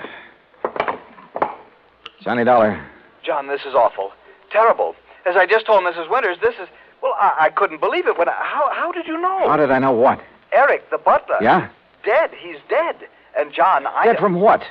How did he die? He apparently fell down the main staircase. The poor cook, Martha, is the only other person in the house. She's beside herself. Yeah, I'll bet she is. But whatever made you suspect something was wrong out here? Call the police, Harry. Make sure they look for a possible blow on the head that might have been delivered before he fell. What? Mr. Dollar's going to fall. So long, Harry.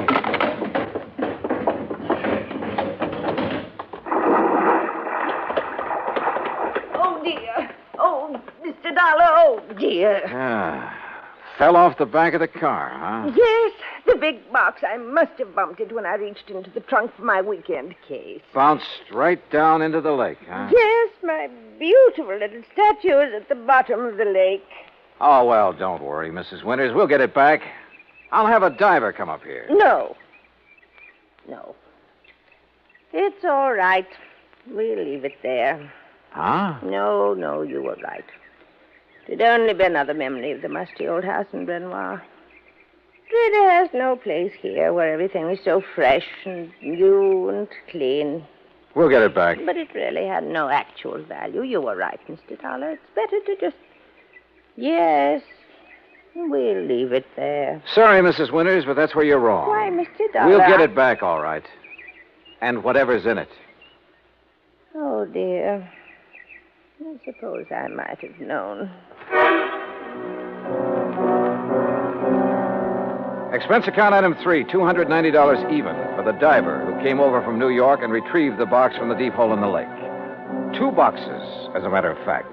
One with Haskins' body in it, and the other with the body of Charles Winters, the body that was supposed to have been washed out to sea after a car accident. The story? Well, of course. After Haskins got rid of Charles for me, I had to do something about him. Or rather, we did. Martha, you know.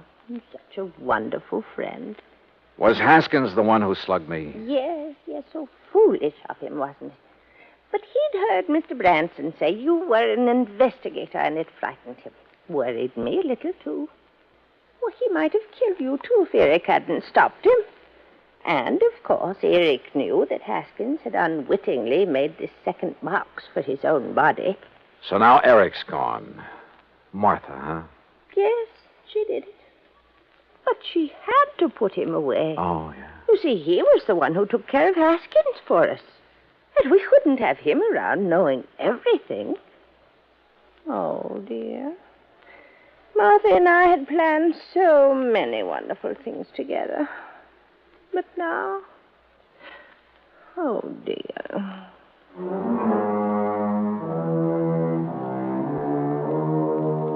Expense account total, including incidentals and transportation back to Hartford, $365.50. Remarks?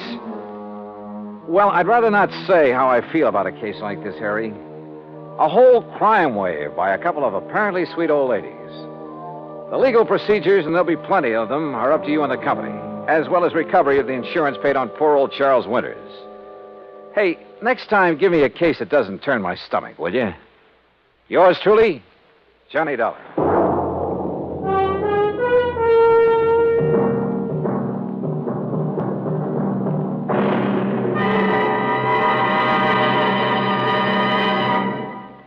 Now, here's our star to tell you about next week's story. Next week, a taste of the Old West and a taste of lead from a .38 Colt. Join us, won't you? Yours truly, Johnny Dollar.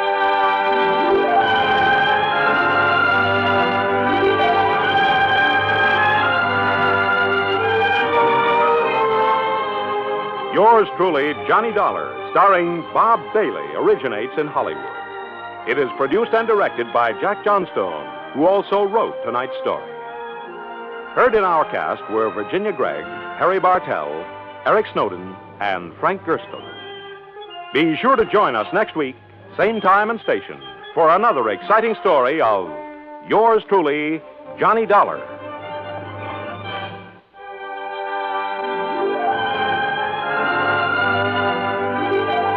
This is Joe Walters speaking.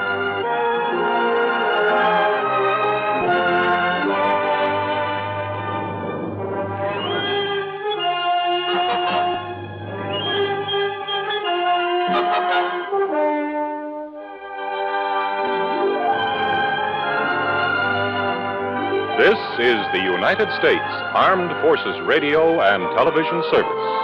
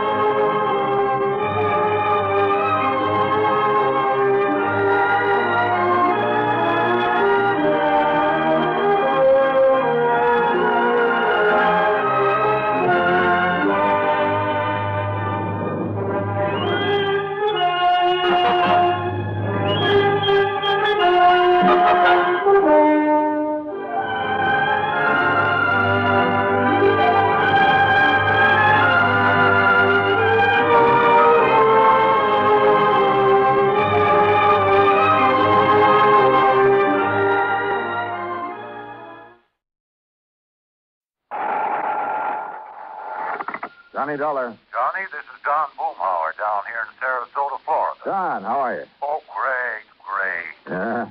Now, what's the matter? Well, the last time I called you, I mentioned that pal of yours, Earl Foreman. Yeah? Told you he was out in California and that he'd left me holding down the local office of Tri-State Life and Casualty for him. Oh, yeah. I So remember. what's he gone and done? Moved on out there to sunny, smoggy Southern California, bag and back. Yeah, I heard from him a Which is few to say, I'm still running the Tri-State office here in Sarasota. That's bad? Be fine if it didn't take so much of my time away from my real estate business. But what I called you about, Johnny... Yeah, trouble, Don? Yes, well, no, not exactly. Well, which is it? I mean, not exactly the kind you might expect. Looks like one of our clients, an old man by the name of William Trasker, is dying. Old Bill Trasker, the fishing guy? That's the one. Yeah. Earl and I went fishing with him several times out in the Gulf. Oh, so that's how he knows about you. Well, what's he dying of, Don? I can't imagine anybody having it in for old Bill and trying to knock him off. No, it's some rare type of kidney ailment, the doctor says. Oh. Nothing suspicious about it, nothing whatsoever. Oh. Well, then The amount of insurance he carries is so small as to be almost negligible. How much, Don? $2,500. Huh? I know, Johnny. It would hardly seem to justify the cost of your coming down. And if there's nothing suspicious about the circumstances... Nothing at all.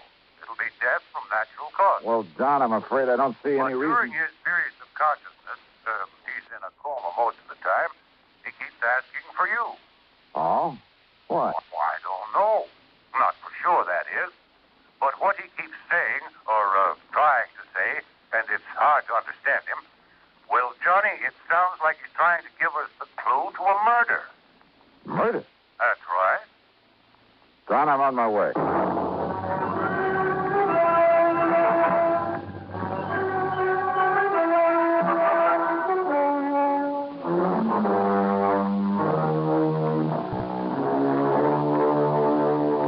expense account submitted by Special Investigator Johnny Dollar to the Tri-State Life and Casualty Insurance Company office in Sarasota, Florida. Following is an account of expenses incurred during my investigation of the recompense matter.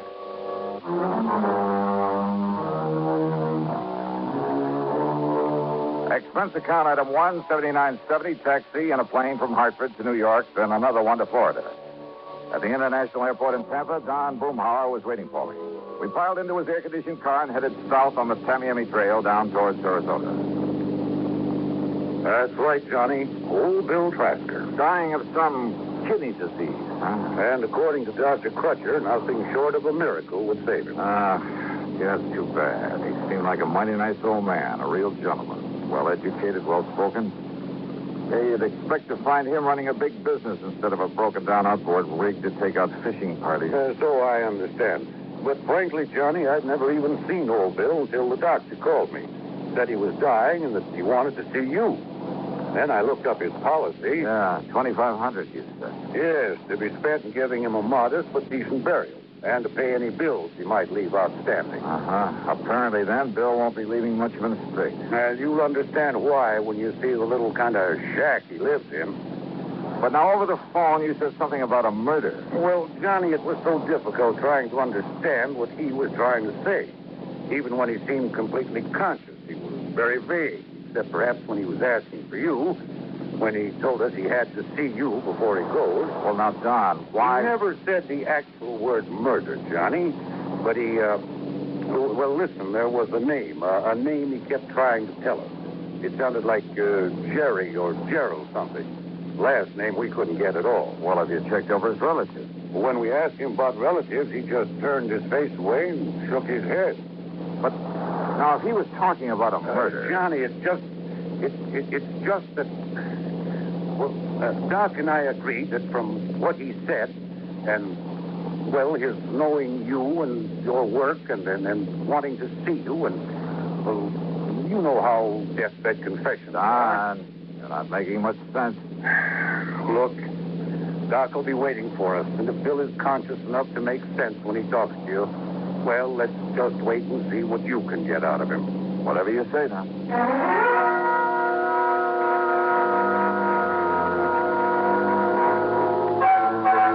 Bill's home was a shack, all right, on a small, scrubby piece of land near the end of one of the bayous leading out from Sarasota Bay. As we stopped in front of the walk, the long path through the palmettos that led up to it, Doc Crutcher came out to meet us. Johnny, I'm glad to see you. Yeah, how are you, Doc? Don? I just given him a final injection and a course of 7 that... Well, come on in. He's failing, Doc? As a last resort, I've used a new, very radical sort of treatment. One of the so-called but not fully tried miracle drugs. And? I'm just afraid he came to me too late. But, Doc, there is a chance. Oh, there's always a chance, Johnny. But in this case, a very slim one. Doctor... Here we are, Bill. You just relax. See, Tommy. $1,000. Yeah. Well, here I am, Bill. See? Right here in the flesh. Johnny? That's right. Hey, look, if you expect to take me out fishing, you've got to get well, old man. No. Oh, Johnny, it's too late. Oh, come on now. That's no way to talk, old-timer. I'm gonna die now. Yeah? Who said so? But you must tell him. Tell who, Bill? Tell police. Tell what to the police? No. What? No. Murder. There was a murder? Or you mean there was no murder? No, tell police that I did. I did it. Easy. Gerald. Gerald? Yes, John Gerald. Gerald who, Bill? Gerald. Yeah. Thornley. Gerald Thornley. Yes. He was murdered? Gerald Thornley. Yeah. So, Please. I did it. I did it, Johnny. You tell.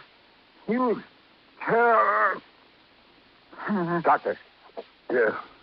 Yes, I'll see if he's...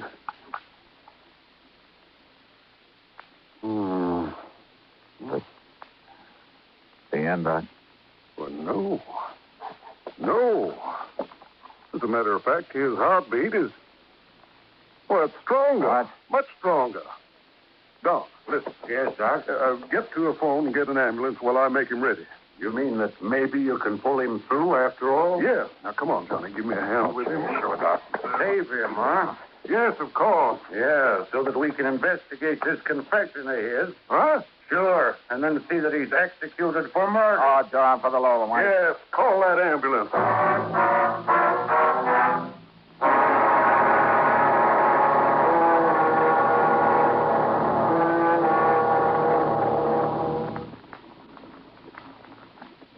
Great scientific achievements usually are made through the combined efforts of many men. Such is the story of the Atlantic Cable, one of the outstanding milestones of the 19th century. But today, the name of one man remains to remind us of that venture. The organizer and director, Cyrus W. Field, a retired paper merchant who risked his fortune, sanity, and integrity in an awesome adventure that lasted 12 long years. Field first was approached in regard to a short underwater cable to Newfoundland in 1854. After a huge investment of both money and energy, the cable was completed the following summer. Field then went to England to tackle the much larger problem of laying the Atlantic cable. Many futile attempts were made. Cable was broken. Splices were made. Cable was lost. Tempers flew, and ship captains resigned in disgust. Still, Field wouldn't give up. Finally, on August 8, 1858, it appeared that the project had been successfully completed. Cyrus Field went ashore and walked 15 miles to the nearest telegraph station. There he wired his wife, the Associated Press, and President Buchanan. He informed the president that Queen Victoria would telegraph her congratulations over the new cable. But before the Queen's message was completed, the line went dead. The much-hailed project was again a failure. Faulty insulation was blamed.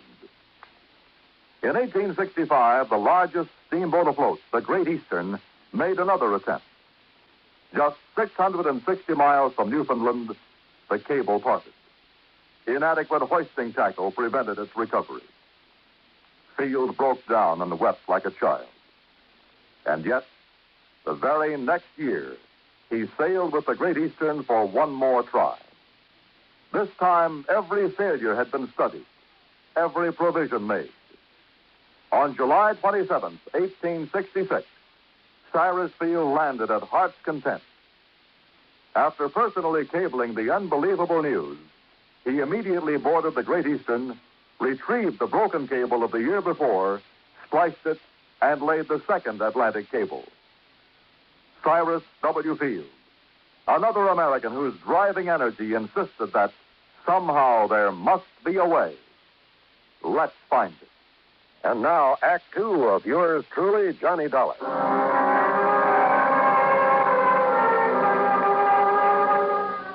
We carefully laid old Bill in the back seat of Don Boomhauer's car and drove him to the hospital ourselves. And then we could only wait to see if the drug that Dr. Crutcher had given him would really do its work. And yet, if it did, if by some modern miracle the old man should recover. Well, Don had said it there at the shack, and he said it again that evening as we sat in the comfortable den of his home, trying to console ourselves with a couple of scotch and sodas. No, it's wrong, Johnny. There's something very wrong about it. Yeah? I mean, pulling him away from death's door only so that he can be electrocuted for that murder he confessed to. But did he really, Don? What else could he have meant? So you've got to investigate, Johnny. Even Doc Crutcher has to report that confession to the police. Maybe. And so do I. We've no way out of it. None of us. Earl Thornton. Yes, the name of his victim, the man he murdered. Did he? Is that what he tried to tell us? Well, what else could he have possibly meant? And don't forget, he thinks that he's dying. Oh, I know. A deathbed confession, Johnny. Happens all the time. Oh, but look, is he the kind of man who could have killed somebody? He certainly didn't strike me that way. But how do you know? It may have happened years ago. And it may never have happened at all. And I hope that somehow you're right. But can you prove it? Well, Johnny? Pour me another drink, will you? Sure, all you want. But you haven't answered my question. I'm going to try, Don. I'm going to try.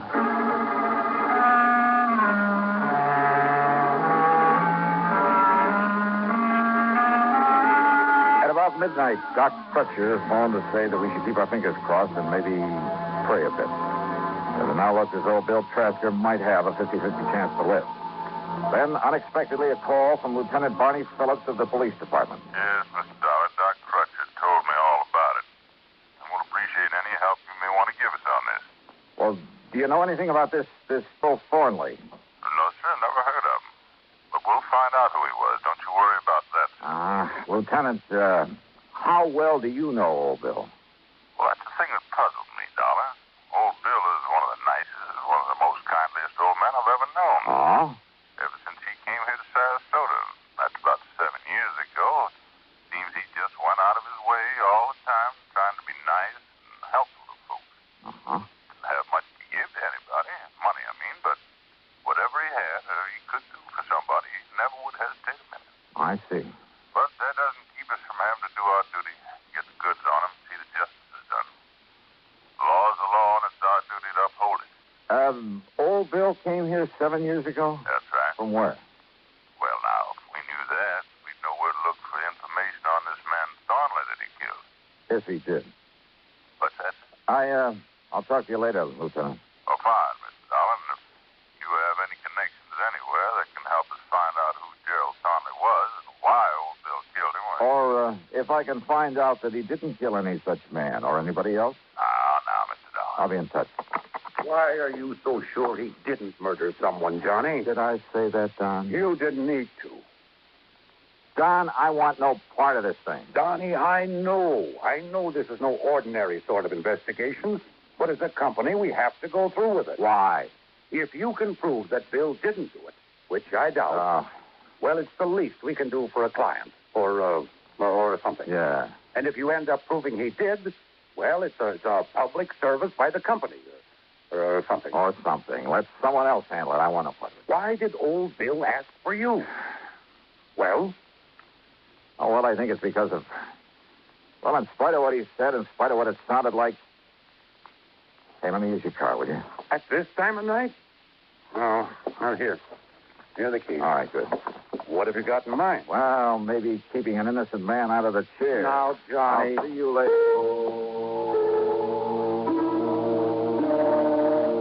Obviously, the key to this whole matter lay in finding out about Bill's supposed victim, Gerald Thornley. Who he was, where he was, or where he had been.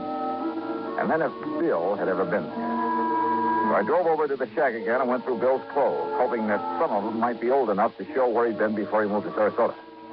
Every one of them bore a New York label. Item 2, $5.20 for a tank full of gas. Item 3, after I reached the airport in Tampa, $4.60 for a long telegram to Ripley Keener, a pal of mine on the New York side. Item 4, $71.70, and shortly after dawn, I was in New York. Rip was waiting for me at the airport. You could have saved yourself the time and money and phoned me, Johnny. Now, just what do you mean by that, Rip? Well, I could have told you all there is to tell about Gerald P. Thornley in one sentence. I handled a story on him for the paper myself. All right, well, what about him? He ain't. He what? 7 years ago, that crooked promoter disappeared. Promoter? And when the police finally caught up with when and where and how he disappeared, it left them with only one possible conclusion. Thornley was murdered. Nevertheless... No, Johnny. Stop trying to act like a Pollyanna and get on back to Sarasota and nail that old guy for murder.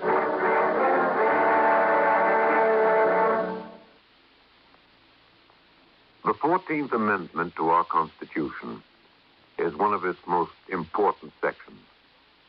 It bestows United States citizenship upon every person, regardless of race, who is born within our borders or who is naturalized. And this amendment further provides that the privileges and immunities of citizenship cannot be taken away by a state, nor may a citizen be denied the equal protection of the laws.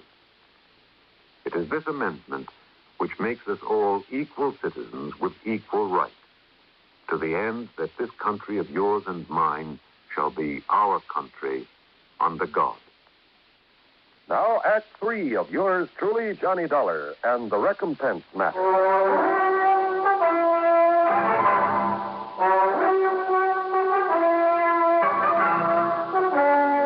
Over breakfast there at Idlewild Airport, Rip Keener told me more about Gerald P. Thornley.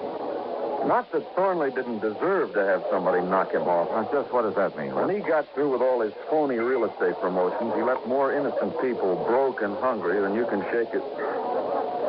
Oh, Johnny, that man made millions on his crooked real estate deals. And who suffered?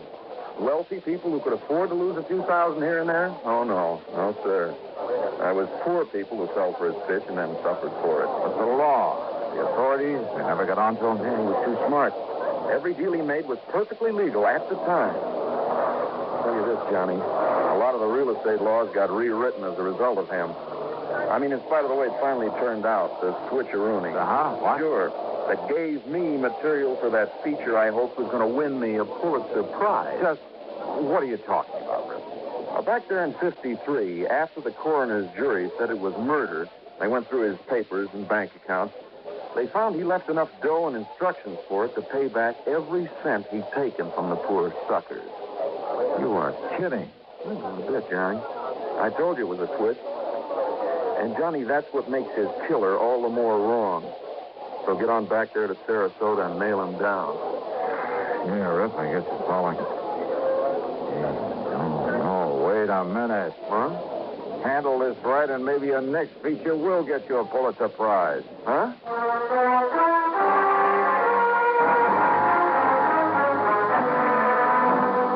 Poor people who'd been taken by Thornley. Well, old Bill Trasker had never been in that category, in spite of his menial job these last 7 years as a fishing guide. Item 5, 10 cents for a call to Lieutenant Randy Singer, 18th Precinct. Then I had Rip Keener drive me into Season. There you are, Johnny. A complete set of fingerprints on the late Mr. Gerald P. Thornley. Good. So why I should break my neck getting them in such a hurry? Thanks, If you put that so-called mind of yours to work finding out who murdered him 7.5 years ago, why... Yeah, well, that coroner's jury could have been all wet, you know. Huh? Why don't you keep Rip here entertained until I can phone him a feature story from down in Sarasota? Johnny. If, that is. Yeah? If what? Well, if this absolutely crazy hunch of mine pays off. Item 6, another 7170 for a plane back to Florida. From the airport in Tampa, I drove on down to Sarasota, straight to the hospital. It is a miracle, Johnny. If old Bill continues to improve the way he has in these last 12 hours, he'll live until they put him in that chair, much as I hate to say that.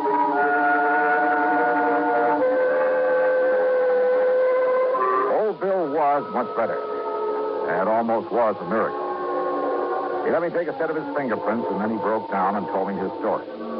Then at police headquarters, when one of the lab men compared the prints with a set I brought down from New York, Lieutenant Barney Phillips nearly flipped. But oh, no, look, Al, I can't believe this. According to these prints, old Bill is Gerald P. Thornley. That's right. But I don't understand. But why, Dollar? Well, his dirty real estate promotions were perfectly legal at the time. But he was ruining more innocent people, causing more heartbreak and suffering. But he hadn't thought about that in his lust for money. All he cared about was getting more and more of it, regardless of whom he was hurting. Until one day this kidney thing hit him, and it scared him. And suddenly he realized that one day he'd die as one of the most hated men in the world. But simply getting back the money would never erase the stigma that he'd have to live with. So he arranged his own disappearance, and he made it look like murder, so he could quietly get away and start leading the kind of life he should have been leading and could start doing some good for people. Exactly the way he's been doing here in Sarasota, Lieutenant. There's a sort of recompense for the rotten things he'd done before. Yeah, that's right. and without having folks point him out as the crook he'd been. That's right. And don't forget, the people he'd hurt up north were all paid off.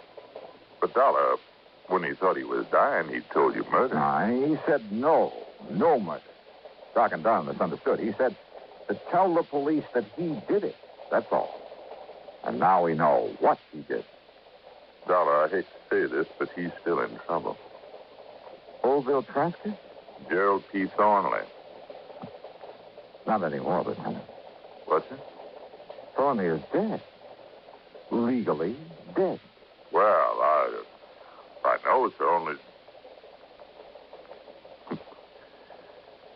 Well, I guess you're right, Mr. Johnny. Well, you say you're right. Yeah.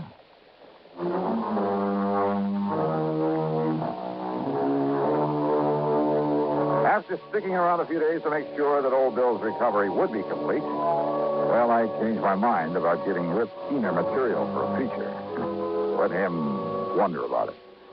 Expense account total, including the trip back to Hartford, 200 and, no, Don, forget it. Just forget it.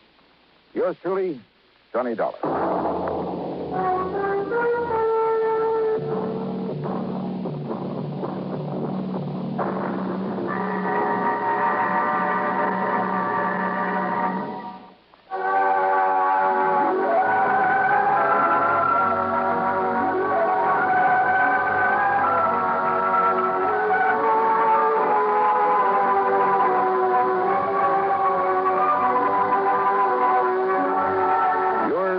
Johnny Dollar, starring Bob Bailey, originates in Hollywood and is written, produced, and directed by Jack Johnstone.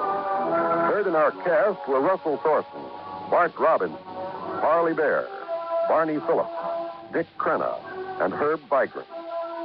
Be sure to join us next week, same time and station, for another exciting story of yours truly, Johnny Dollar.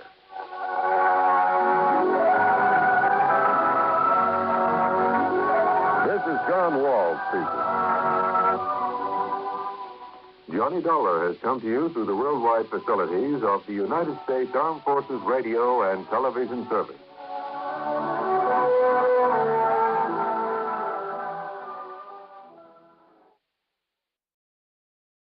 From Hollywood, it's time now for Johnny Dollar. My name is Hardy, Mr. Dollar. Yes? I'm returning the call you made to Mr. Ellis Rasmussen. If you will state your business, I shall be glad to transmit it to him. You tell Mr. Rasmussen I'm an insurance investigator from Hartford, and the matter involves a member of his own family. Oh, young Mr. Rasmussen? Yes. Could you hold on a moment, sir? I could. Mr. Rasmussen will send a car for you at 6 o'clock. Look, I can take a cab. Oh, well.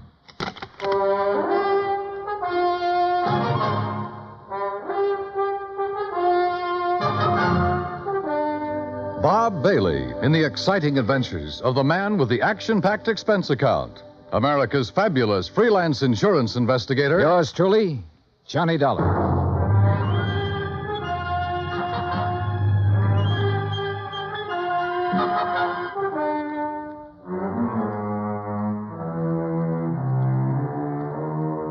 Expense account submitted by Special Investigator Johnny Dollar to the Universal Adjustment Bureau, Hartford, Connecticut.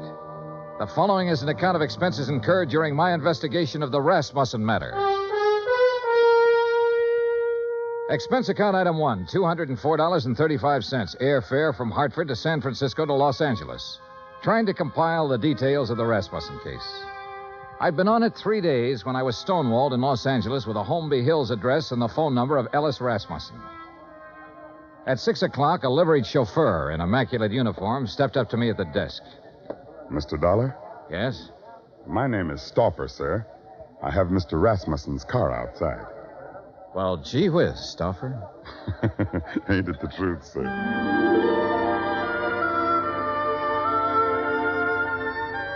A few minutes later, when we turned into the lush green Holmby Hills section, I had a suspicion I was about to deal with a bona fide millionaire. When we parked in front of the big two-story colonial home and a man with graying hair and swallowtail coat stepped out of the door, well, I knew I was going to meet the real article. I'm Hardy, sir. Hello, Hardy. Mr. Rasmussen is waiting for you. This way, please. We stopped in front of a huge paneled door. Hardy tapped on it once, then pulled on the knob. As we entered, a tall man with a shock of pure white hair rose from his chair and turned toward us. This is Mr. Dollar, Mr. Rasmussen. I want about 4 fingers of sour mash. What do you want? Oh, you took the words right out of my mouth, Mr. Rasmussen. Very good, sir. He's a pretty nice fellow. We're all pretty nice fellows around here, Mr. Dollar. Sit down. Thanks. Could you hand me that lighter? Oh, sure. Here. Thank you.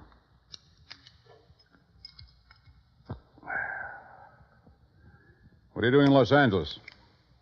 Why, federal underwriters of Hartford wrote a blanket policy for all Imperial Rubber Company employees. Your son was an executive with Imperial when he was killed in Malaya last spring. Federal owes his widow $25,000. I don't know where she is, Mr. Dollar. I see. I doubt if you do. Let me put it this way. I never met the young lady. Fred married her one night in Elko, Nevada. 2 days later, they were on their way to Malaya. 6 months there, and the development station was raided by guerrillas one night. And I suddenly no longer have a son. Have you eaten your dinner, Mr. Dollar? Oh, I wouldn't want to trouble you. Hardy, set a place for Mr. Dollar. Very good, sir. Well? Well, I thought she might phone me when she got back to the States. She never did. Never a letter, nothing. I'm old and sick, but I still want to see the girl my son married. It's not an easy thing to lose a son, Mr. Dollar. And I lost a good one. I lost the best son a man ever had. I'm sure you did, sir. To your son. To Fred. During dinner and afterward, over coffee and liqueurs, I listened to the story of Ellis Rasmussen's life. It came from the lips of an old man who was dying, but in whose eyes I could see reflected the memories of a brawling, bustling life that started in an Oklahoma oil field and moved to Alaska and Arabia and Africa. More and more during the talk, I began to know his lost son. For in everything the old man had to say about himself, I could sense an unmistakable reflection of his son. Finally, I thanked him and left. If I may say so, I do hope you'll call soon again, sir. Mr. Rasmussen enjoyed your visit very much. I haven't seen him so much like his old self since we received the terrible news of young Mr. Rasmussen's death. He must have been quite a man, Hardy. Young Fred Rasmussen. He was, sir. All of us miss him dreadfully. None of us ever met Mrs. Rasmussen, and we were most anxious to receive her, especially after young Mr. Fred's death. I imagine so. The car's all ready, Mr. Dollar. Good night, sir. Good night, Hardy.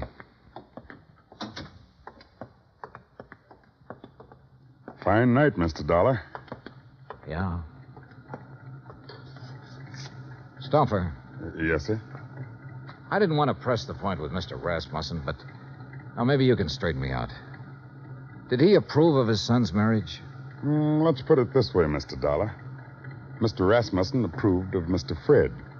And if Mr. Fred got himself married, then Mr. Rasmussen approved of the girl. Between them two, they had that kind of understanding. Real people. Expense account item 2, $1.98, telegram to Personnel Division, Imperial Rubber Company, requesting a copy of all information they might have on Laura Olson Rasmussen. Item 3, $6, one long-distance phone call to the Universal agent working the case in San Francisco. Mrs. Rasmussen left the Malaya Peninsula by boat from a town called Shady 3 days after the news of her husband's death. A week later, she booked plane passage in Hong Kong with Trans-Pacific Airlines. She changed planes in Honolulu. She cleared the Port Authority in San Francisco. From there on, we lost her. Get a list of all the passengers who were on that plane. Okay. Get someone checking the hotels in the Bay Area. She might have checked into one when she hit Frisco. Okay. Now listen, we're looking for a woman whose husband was brutally murdered about 2 weeks before she got back to the States. If she's anything like I think, she was probably about at the end of a rope. Now start asking questions at places where people like that go. Right. On Wednesday morning, I rented a car. That's item 4, $25, and made the rounds. First stop, Los Angeles Board of Education. By 4 o'clock in the afternoon, I had found 35 Laura Olsons who had attended public school in Los Angeles and were more or less in the proper age bracket. The next day, the folder arrived from Imperial Rubber Company. Among other things, it contained a passport picture and a complete description of Laura Olson Rasmussen. She was a blonde girl with a pouting, sultry kind of mouth and wide, dark eyes.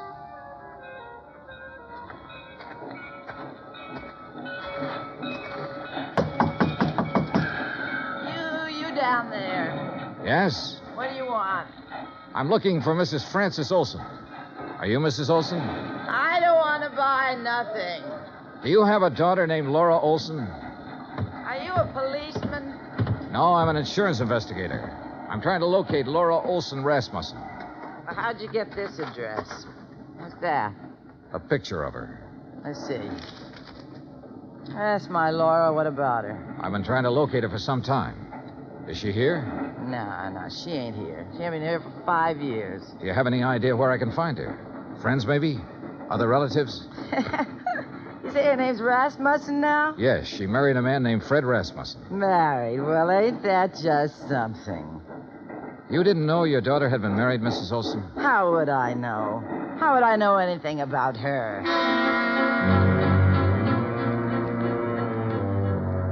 Saturday at noon, a registered letter arrived from the agent in San Francisco containing the list of passengers who had been on the plane with her. 3 of the names were in the Los Angeles area, including a Mr. Oberlin, who lived in Pasadena.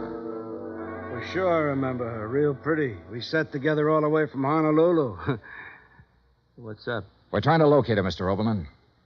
Did she happen to mention her plans when she returned to the States? Plans? You know, what hotel she might be staying at in San Francisco? Or if she was going on to another city? No, not her. You say that very emphatically. Yeah, I guess I do. You didn't have to show me a picture. You know, a guy always prays he'll meet someone like her on a plane, you know what I mean? Yeah, live it up. Yesterday's gone, she said tomorrow ain't here, and the only thing we got is today. Yeah, we had a swell time. You're sure about this? We were pretty chummy, pal, if you want the truth of it. Mr. Oberlin, did she mention anything about being in Malaya before she boarded that plane? Then she didn't tell you that her husband had been killed a week before. Killed? How? He was murdered by guerrillas in Malaya. Oh, no, she didn't mention that. She didn't mention that at all, Mr. Dollar.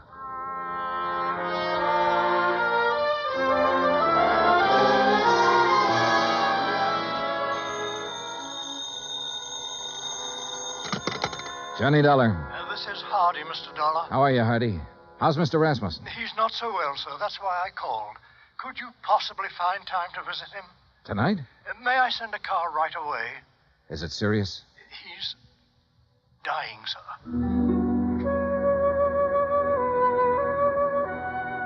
I knew why he wanted to see me.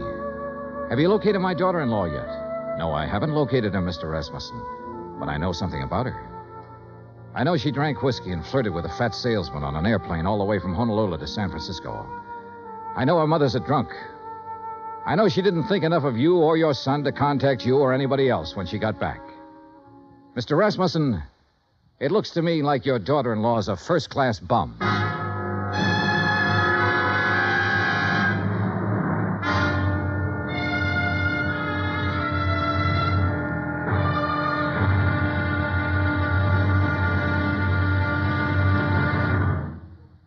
Act Two of yours truly, Johnny Dollar, in just a moment. Our daily lives are sharply affected by world news. And for a complete roundup of the news every single weekday evening, just keep your dial on CBS Radio for the news broadcasts of our famous CBS newsmen, Edward R. Murrow and Lowell Thomas. Hear up-to-the-minute news with Edward R. Murrow and Lowell Thomas on CBS Radio. Now, Act Two of yours truly, Johnny Dollar, and the Rasmussen Matter.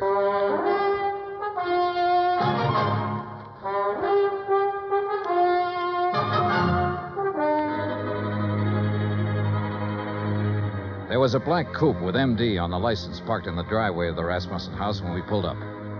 In the bedroom, a silvery-haired man in a black suit was sitting beside the bed that held Ellis Rasmussen. He was introduced as Dr. Butler. Then I shook the hand of Mr. Rasmussen. Someone suggested that Dr. Butler might like to use the library for his calls. And I was alone with the old man.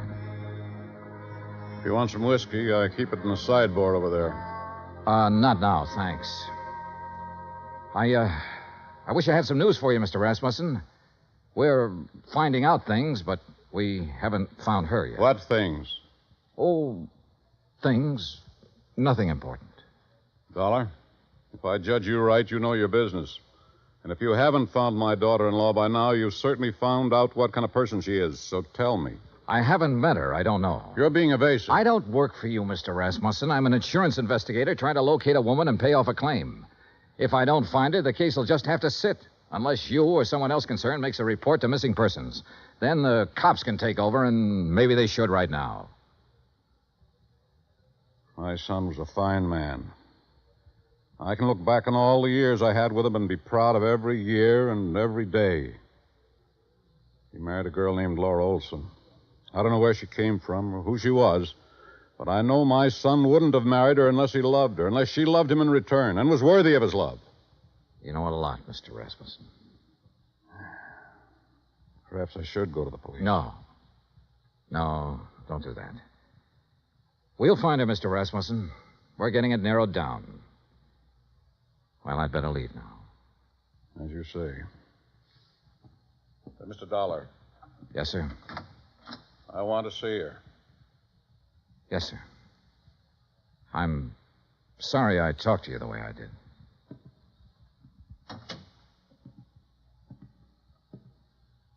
Phone call for you, Mr. Dollar.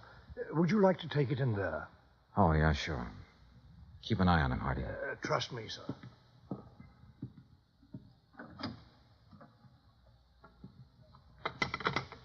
Johnny Dollar.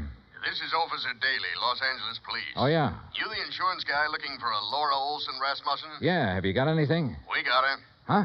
She's here with the rest of the girls in the drunk tank.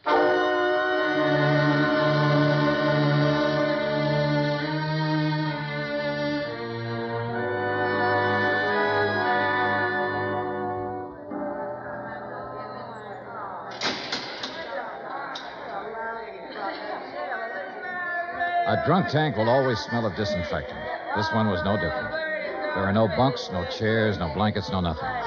So you stand or sit on a concrete floor and wait for something to happen. The legal period is 24 hours. You get rebooked or you get released. It all depends. What's the story on her, Dollar? I've got a check for $25,000 for her. Gee, insurance money? Yeah. Quiet! Quiet in there! All right, quiet down! You girls better learn to get along. Which one? Back there, sitting on the floor. Oh, brother. What's the situation? If somebody comes up with bail, they can have her. Expense account item 7, $100 bail. While I was waiting around, Officer Daly broke open a file on her. A dozen aliases, a dozen charges, and one conviction for shoplifting. A career of petty thievery that began at the age of 16 and ran up into a 22nd year. Expense account item 8, $35 telegrams. I sent wires to all parties concerned, all parties except Ellis Rasmussen, ordering a stop on their activities since Laura Olson Rasmussen had been found.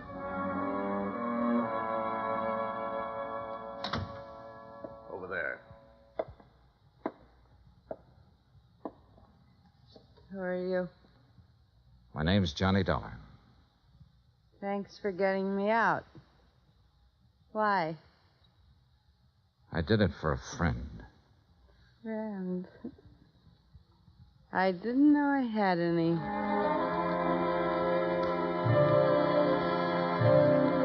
Expense account item 9, 20 cents, 2 cups of coffee. We had it in a diner across from the women's section of the main jail. I looked at Laura Olson Rasmussen while she drank the coffee. Looked at the blonde hair and the wide eyes and the pouting mouth. Looked at the woman who had once been the wife of Fred Rasmussen. What's the catch, mister? No catch. You put up $100 for me. I don't know you from a load of coal. No, you don't. Where do you live? I've been staying at the Piedmont Hotel. You know where it is? No. Well, not many people do. Especially people with clean shirts. What have you been doing since you got back from Malaya? I've been getting along. You got something to do with Fred? You know about Malaya? I know about a lot of things. I've been looking for you for a month. So what? Why didn't you contact your father-in-law when you got back? Why should I? What would he care about me? He never met me. What do I mean to him? Right now, since he no longer has a son, you mean everything to him. You're kidding me, mister. I wish I was kidding you. I wish to heaven I was kidding you. Well, what now? Oh. I want you to come over to my hotel with me. Oh, now look. Just sign some papers. I have a check for $25,000 for you. What was that? Your husband was insured. You're his beneficiary. All you have to do is fill out an application. I'll give you the check. I don't believe it. It's true. Come on. Expense account item 10, $2, cab fare to my hotel. I took her upstairs with me, stood over her while she filled out the necessary papers. Outside of that, we didn't say a word. Johnny Dollar. This is Stauffer, Mr. Dollar. Hardy asked me to phone you to see if there's any word. Oh, yes. Well, what'll I tell him, Mr. Dollar? Tell him no luck yet, Stauffer. How's the old man? About the same, sir. Counting on you, I think. I'll talk to you later. Yes, sir. Here you are. Okay. Thanks. Here's your check.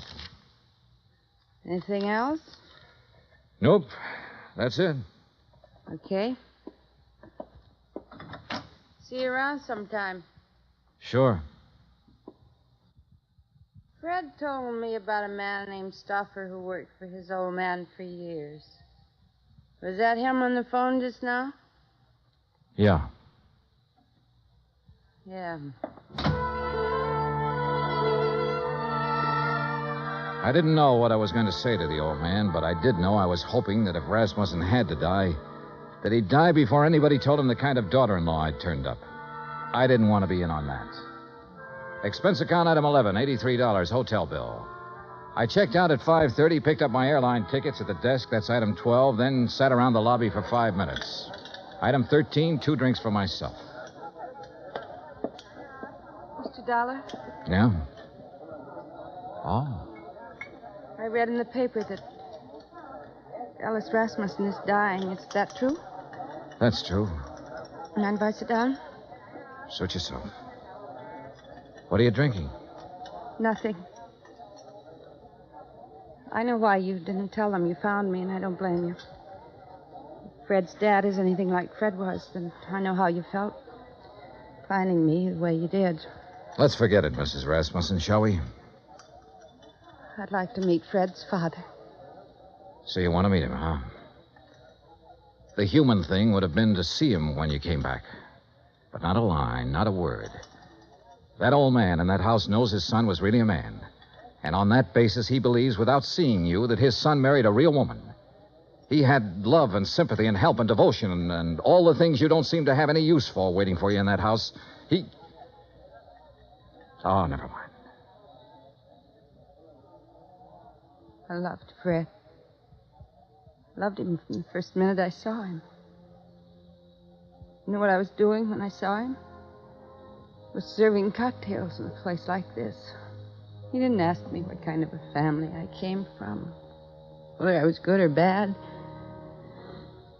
He just put one of those big arms around me one night and said, "You're mine." He said that to me. He said it because he loved me. No one ever loved me. No one.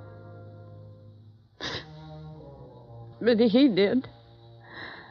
I told him who I was and where I came from, and all he said was, "You're with me now."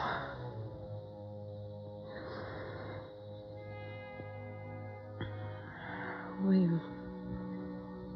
went to Malaya together, and I never knew in all of my life what I knew then. How it was to be wanted by someone who was decent, kind. And then he was killed. He told me one afternoon when I was in Cochetti. I took a boat, and then I took a plane back here. Go on. I want to see Fred's father.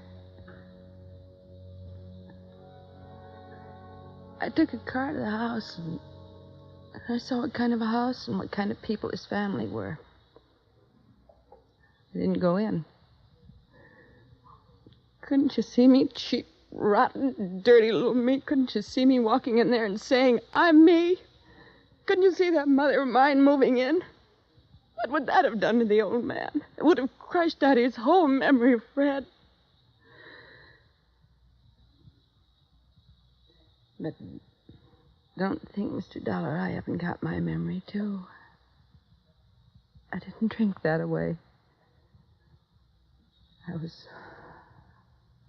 was loved by a man.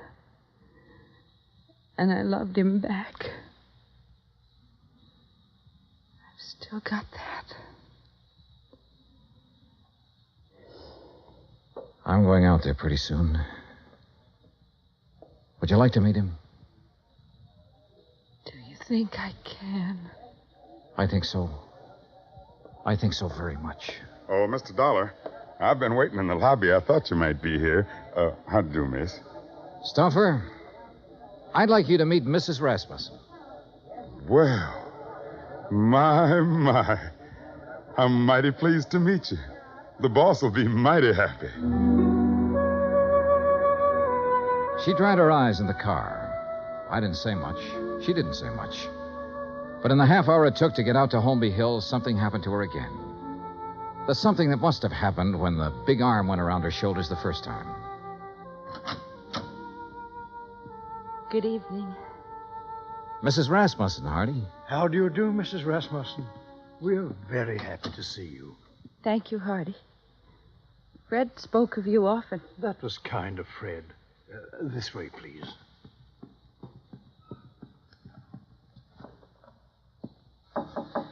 Come in. I think you can introduce Mrs. Rasmussen, Mr. Dollar. Ring if you need me, sir. I'm scared. Laura, if there ever was a man for you not to be scared of, it's that man in there. How can I tell him about myself? I've been in jail. I can't. Watch. Well, Mr. Dollar, come in.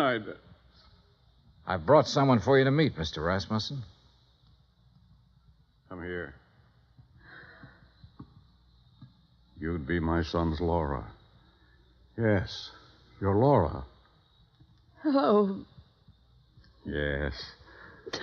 Oh, now, there. Here. Now, look. Us Rasmussens mustn't meet like this with tears. There's so much I have to tell you. No. There's nothing you have to tell me. What? Let me put my arm around you. There. Now, feel it? Mm-hmm. You're my daughter. Do you understand that? Yes. Oh, yes. Then that's all the explanations we need between us. Yes. Hardy. Yes, Mr. Rasmussen? Bring Mrs. Rasmussen some brandy, I think. And I'll have some sour mash. Mr. Dollar? Sure.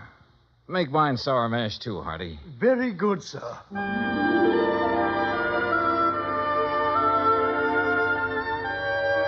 Expense account item 14, $40. Miscellaneous. Item 15, $35, stenographic. Expense account total $1,965. Remarks? The old man's got a few weeks more. Laura's moving into the house with him to take care of him. She won't be telling him a lot of things about herself. She doesn't have to. You should have stood there like I did and seen that big arm go around her shoulder when he said, "You're my daughter." Yeah. Yours truly, Johnny Dollar.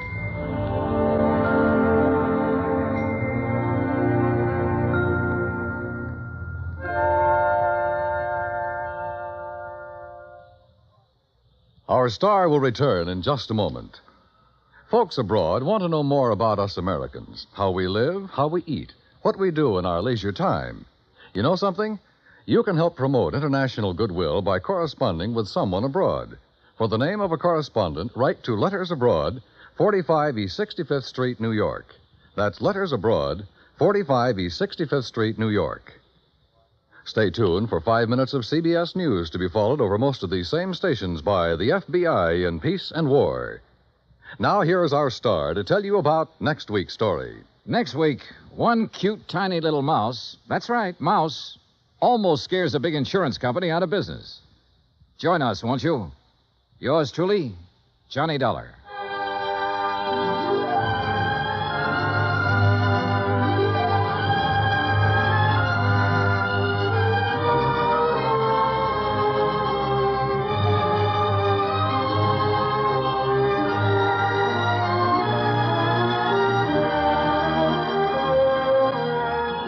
Yours truly, Johnny Dollar, starring Bob Bailey, originates in Hollywood.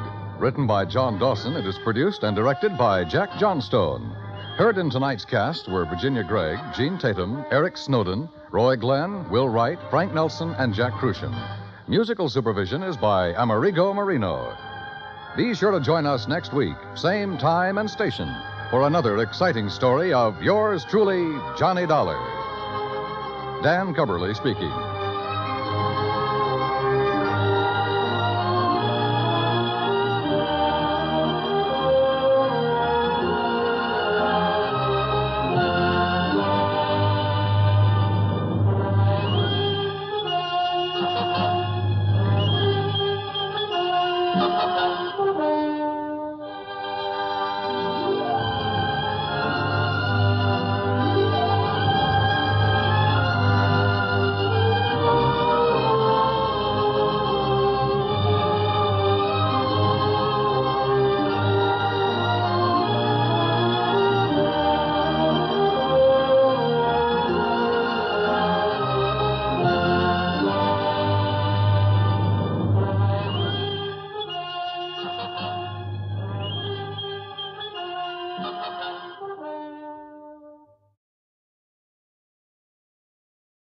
From Hollywood, it's time now for Johnny Dollar. George Reed here. Huh? Hey, now listen, George. If Floyd's of England keeps handing me cases, how can I work for the other insurance companies? Well, what I'm calling about this time isn't really a case. So what? As long as the company pays my expense account and maybe a nice little fee to boot? Fee? Sure. Well, I'm not even certain you'll need an expense account. Oh, then now, wait a minute. Johnny, I think you'd better come over here to my office so that we can talk about this. Well, I don't want to sound chintzy, George, but a cab to your place will cost me over $1. Oh, well, that can go on the expense account, of course. Good. Then as long as we've established the expense account for this thing, whatever it is, I'll see you in a few minutes. Well, now, there's no hurry, Johnny, so just take your time. Huh? I said take your time about getting here. Yeah? I'll be right over.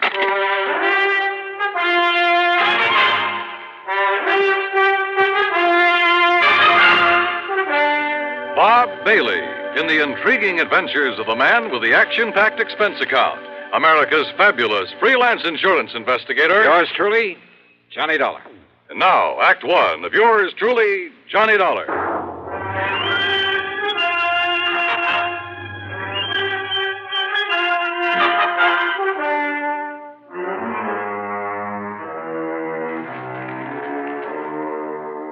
Expense account submitted by Special Investigator Johnny Dollar to Floyd's of England, North American Office, Hartford, Connecticut. Following is an account of expenses incurred during my investigation of the cautious celibate matter.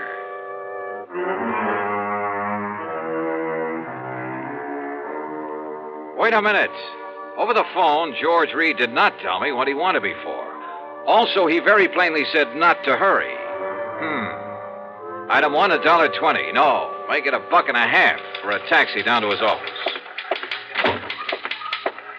Go right in, Mr. Dollar. Mr. Reed's expecting you. Okay, thanks. Oh, come in, John. Yeah. As I tried to tell you on the phone, there was no reason to rush over. Oh, yeah, I got the message, George. That's why I did rush. Oh. Well, sit down. Sure. Well? Cigarette? No, thanks. I'll smoke one of my own. Oh, sure. But here, let me give you a light. Okay. Funny, I filled this thing just this morning. Here, give it to me. Oh, that's all right. I'm sure I can Make it work. Well, what is this, George? Some kind of a stall? Oh, here, give me. Well... As for you, I don't think you were trying. I guess I didn't flick it hard enough. Yeah. Now, what's on your mind? Well, you got back from that assignment out in Oklahoma sooner than I expected, from that town with the unlikely name of Bum Spung. Well, it's really the name of Durango Laramie Delhart's ranch. Crazy old character, but I like it. Bum Spung. Now, what can a name like that possibly mean? Are you kidding? You told me yourself the other day, just before I went out there. Oh? Did I? Well, of course you did. It's an old Indian name. Means bum, means bad spring, bad water. Oh, of course. You, cleaned up everything out there? What's the matter with you, George? Didn't you read the report I handed in with my expense account? Well, I sort of glanced over it, but you're coming back so soon, and with Durango's pretty niece out there, Carol Dalhart. Oh? What about Carol? Didn't I, kind of get the impression that Durango would like to have you marry her? Well, you should have. Every time I get within spitting distance of Oklahoma, I expect them to shove a shotgun at my back, and, well, that's why I left there in such a hurry. Oh? Sure, right after settling that insurance matter. Only it was for Durango's old pal, Sidewinder Wilson. Another character. Yes, Durango was here in Hartford, but Carol was there, wasn't she? Yeah, she certainly was. And, George, I'd love to have stuck around a while, to be with her. But when I got word that Durango was about to get back there, that he was bringing along a preacher, brother, I took off. Why, Johnny? Why? Well, let's face it, George. I'm afraid I'm a confirmed celibate. Well, at least you say you are. But, aren't you rather fond of Carol Dalhart? Well, I've told you, she's a living doll. She's tall, dark, and very beautiful. She's intelligent. She has a lot of spark, a lot of spunk, too, and a wonderful sense of humor. Uh-huh. Yeah, to put it bluntly, Carol has everything. Everything a man could possibly want. And, George, when I take that gal in my arms... Why don't you marry her, Johnny? Confirmed bachelor, eh? You don't sound like it. No. Sometimes when I think about her, I don't feel like it. Well, then? No. Let's stop talking about it. Why? Because, George, I'm not marrying. Not Carol or anyone else. At least, not right now. Someday, perhaps? Not now. Best years of your life, Johnny. And with someone like her. George, I've made up my mind about this whole thing, and that's that. Yes, but I'll bet if she were to walk in here suddenly... I said, cut it out, please. And listen, what difference does it make to you? What business is it of yours? Well, of course, it wouldn't hurt me a bit from the standpoint of client relationship. Huh? And after all, Durango is a mighty good client. You mean to say you've been giving me this big marriage build-up just... George, so help me, I ought to wring your neck. Oh, well, now, Johnny... But come on now, you've been stalling around long enough. Stalling? Yes, stalling. Now, what did you want to see me about? Well, actually, it's about Durango. Johnny, he asked me to have you come here. What for? And to keep you here. What? Yes, until he can arrive. You mean Durango's on his way here? Well, he thought of asking you to fly out to Bum Spung again, but he was afraid you wouldn't. George, can't you see what this means? Can't you see why he's coming here? And probably with that shotgun I mentioned. Oh, now, Johnny. No, sir, George. When old Durango gets here, you tell him... Hi there, Huh? Reuben. Where is he? Durango. Ain't that Johnny Dollar got here yet? Wait, the fire escape. What did you say? Oh, yes. Well, then I'll go right in. Johnny, wait! Tell him I left town. No, wait, listen! Well, where is he? Durango. Hi there, Georgie. Where's he at? The window. You mean went out the window? Yes. Dollar? Johnny! You come back here, Johnny! You hear me? I said come back here! And now, Act Two of yours truly, Johnny Dollar and the Cautious Celibate Matter.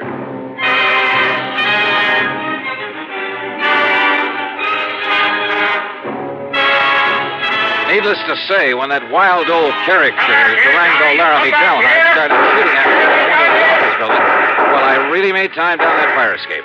And I didn't stick around to see how he was going to square himself with the police. Because before I could even reach the nearest corner, a couple of prowl cars pulled up in front of Floyd's of England, and out piled half a dozen cops, all pulling their guns. No, sir. I grabbed a taxi. That's item 2, and it comes to $5 even for the fastest ride I could get to my apartment. Because Durango's presence in Hartford can mean only one thing. Yes, sir.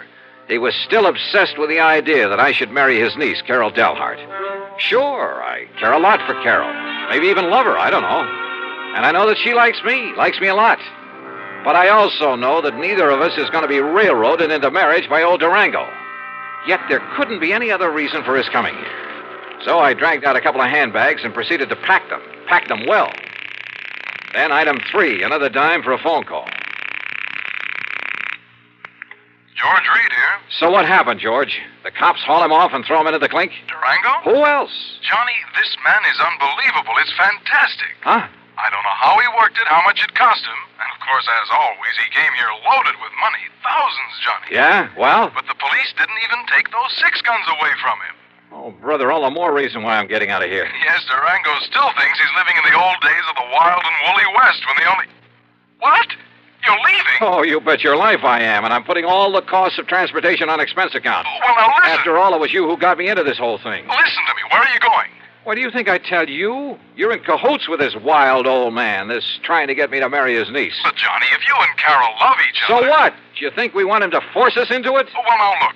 Suppose we... Yeah? Oh, come on, George. I'm in a hurry. George! Are you in your apartment, Johnny? That's right, but not for any longer than... Why do you ask that? You stay right there, Johnny. Durango. You just stay right there. I'm coming right over. I gotta talk to you, young feller, and that ain't all. You hear me, Johnny?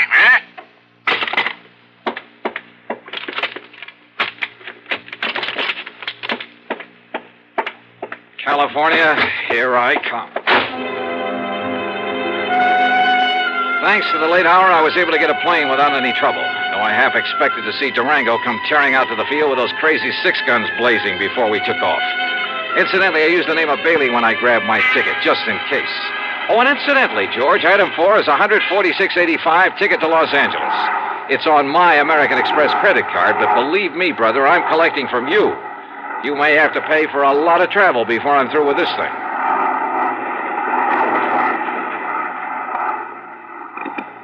This is the pilot speaking. We'll be landing in Chicago in about 10 minutes. Weather is clear, the moon is bright, and ground temperature is 52 degrees. Is there a Mr. Johnny Dollar on board? A Mr. Johnny Dollar. I don't have him listed among the passengers, but is there a Mr. Johnny Dollar on board? Stewardess. Yes, Mr. Bailey, isn't it? This Johnny Dollar you're asking for, a friend of mine. I guess he missed the flight. Yes, I guess he must have. Anything important for him? Well, just a radio message. Well, as I say, I'm a good friend of his, so why don't you let me see that message, and perhaps I can, well, you know. Oh, no, sir. I'm terribly sorry, but that would be against regulation. Well, what if it's anything important? I'm sorry, but thank you just the same. Fasten your seatbelt, please. Yeah, sure.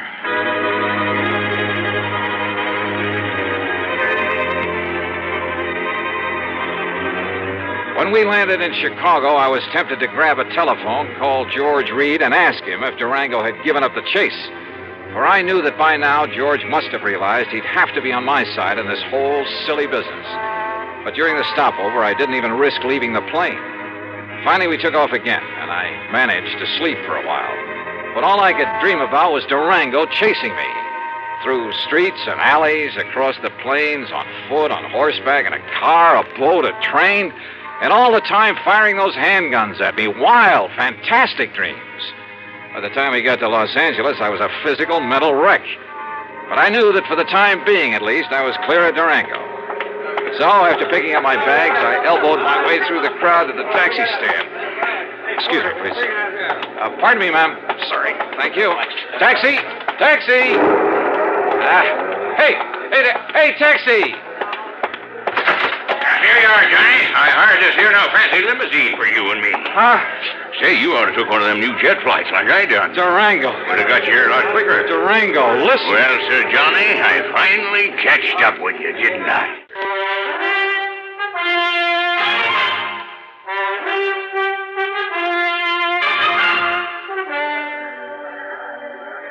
Durango. Well, Sir Johnny, I finally catched up with you, didn't I? Yeah, I guess you did. Well, you're the slipperiest young maverick I ever did see.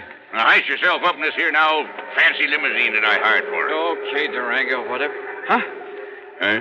What's the matter? Look, that man. Where? The other side of your car. Hasn't he got a gun there? Well, I have, so I'll soon find out. You wait here, Johnny. Oh, sure.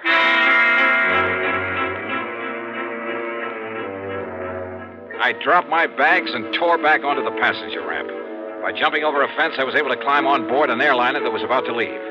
By flashing my credentials at the stewardess, I kept her from throwing me off, and in a couple of minutes we were in the air. Yes, sir, and headed for Portland, Oregon. The plane fare is item 55620. And to prove I'm not kidding about the company paying my expenses on this wild trip, item 6 is $425 for my 2 leather handbags and all the clothes I'd packed in them. So what happened at Portland? You won't believe it. But Durango was there and waiting for me. Sure, he chartered a plane, and because of the stops that my flight made along the way, he got there first. But I saw him in time. Johnny, here I am! Over here, Johnny! By jumping another fence and doing 100 yards in something like 9 seconds flat, I managed to find a taxi stand. Item 7, $35 for a wild ride through the streets of Portland, because I knew that somewhere in back of us, Durango was in hot pursuit. We finally ended up at a private airstrip out north of town. Item 8, $200 for the plane I chartered. And I told the pilot just to go anywhere. But according to regulations, he had to report his course and destination. So I knew that sooner or later, Durango, who's nobody's fool, and more important with all his money, would be on my tail again.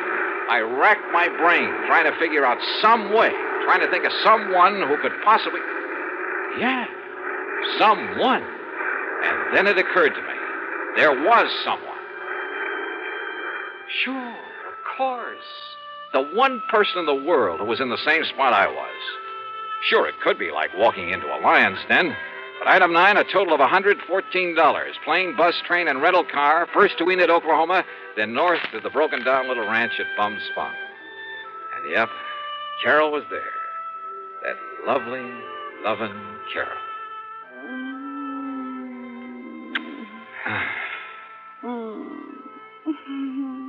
Oh, easy, gal, easy. You don't like to be kissed? Oh, I do. Johnny. Oh, I love it, honey, and you'd know it. But listen, has Durango been here? Oh, Johnny, I don't know where that old goot went. Yeah, well, I do. He went to Hartford. Hartford? Yeah, Hartford, gunning for me. That crazy old man is so set on having us get married, Carol. Well, that he... sure he is, but to go all the way to... Well, now, that's just carrying things too far. Yeah, I think so, too. I mean, if he thinks that by waving a 6-gun around... Listen, Johnny Dollar, I'm real gone on you. You know that. Well, yeah, and I think you know how I feel about But that doesn't mean that just because old Durango wants it that way, we've got to get hitched up together. No. At least not right away. So if he thinks he can shotgun you and me and... Oh, no. Durango! I knowed he'd be coming back to you, Carol, so now we really celebrate. Durango, you crazy coyote! Now, Durango, you stop that. You put down that gun and listen to me. Well, he's going to marry you, ain't he? Well, ain't he? No, Durango. No? No, at least, well, not now. And in spite of the way you've chased me all the way across the country. Yes, Durango. Well, sure I chased you, but not on account of Carol, Johnny. Huh? Well, sure. I hope all the time that sometime you and her will get married up together. Well, then? But I give up trying to force you kids doing it. Huh? Well, I just figure when you're ready, well, then you will. But going to Hartford and chasing me that way. Huh? Oh, that. Yeah, that. Well, that wasn't nothing, Johnny. It's just that when you was out here last week and you kept my old pal Sidewinder Wilson from getting murdered, you know, Sidewinder's my oldest pal, Johnny, my best friend. Yeah, that's true, Johnny. And when you passed on the word that he was the one that found out about that killer, well, Johnny, what do you know now? He's the new chief of police down there at Fairweather. Yeah, well, bully for him, but I still don't see... So you being so good to him, I just wanted you to know I appreciate it. So, what I went to Hartford for was to give you this. Holy... Some of them's a bit dirty, crumpled up, and they got some... But when I counted right, there ought to be $10,000. There you are. Gee, Durango. Well, Durango, Well, I don't know what to say. Yeah, you don't have to say nothing, Johnny. Just enjoy it. But are you sure you wouldn't like me to have the preacher come up from Enid and no, I guess not. But God bless you anyhow, boy.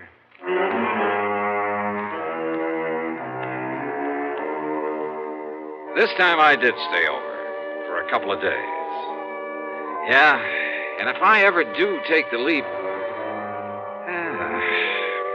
The expense account? Well, George, I'll still argue with you about it, but that's all. And the total? $1,053.45.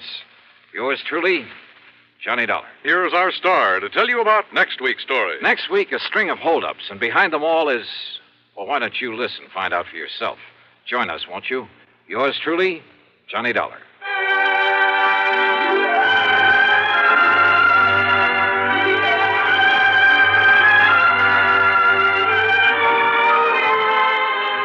Yours truly, Johnny Dollar, starring Bob Bailey, originates in Hollywood and is written, produced, and directed by Jack Johnstone. Heard in our cast were Virginia Gregg, Gene Tatum, John McIntyre, and G. Stanley Jones.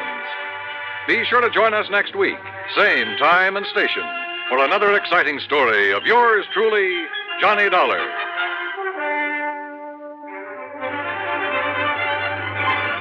This is Dan Coverly speaking.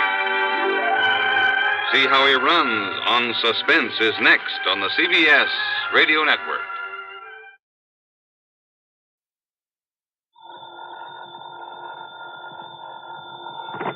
Johnny Dollar. Still there in Buffalo, huh? Yeah. Well?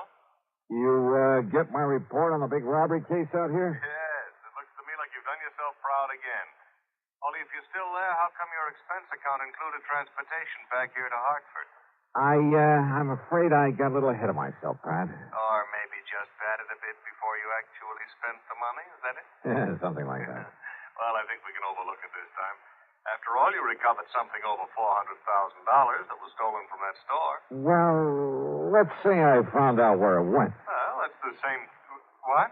You mean to say you didn't get that money back? Not yet. Oh, but Johnny...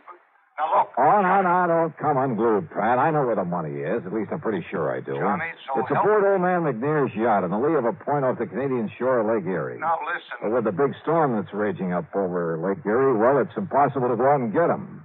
Who's them? An employee, an ex-employee of the Emporium, the guy who took the money, and his pal who helped him get away with it. Well, now, you wait until that storm is over, and by that time they'll be 100 miles away. I'll be hidden away in some little cove there on the Canadian shore. Be what? What was that? Oh, nothing, Pratt. Now, listen, I'll keep on it. You'd better. I'll bring him back here, and the money, or die in the attempts. You fail to get that money back, and I'll gladly attend your funeral. Yeah, okay, Pratt. I'll stay with it. Believe me, Johnny, you'd better.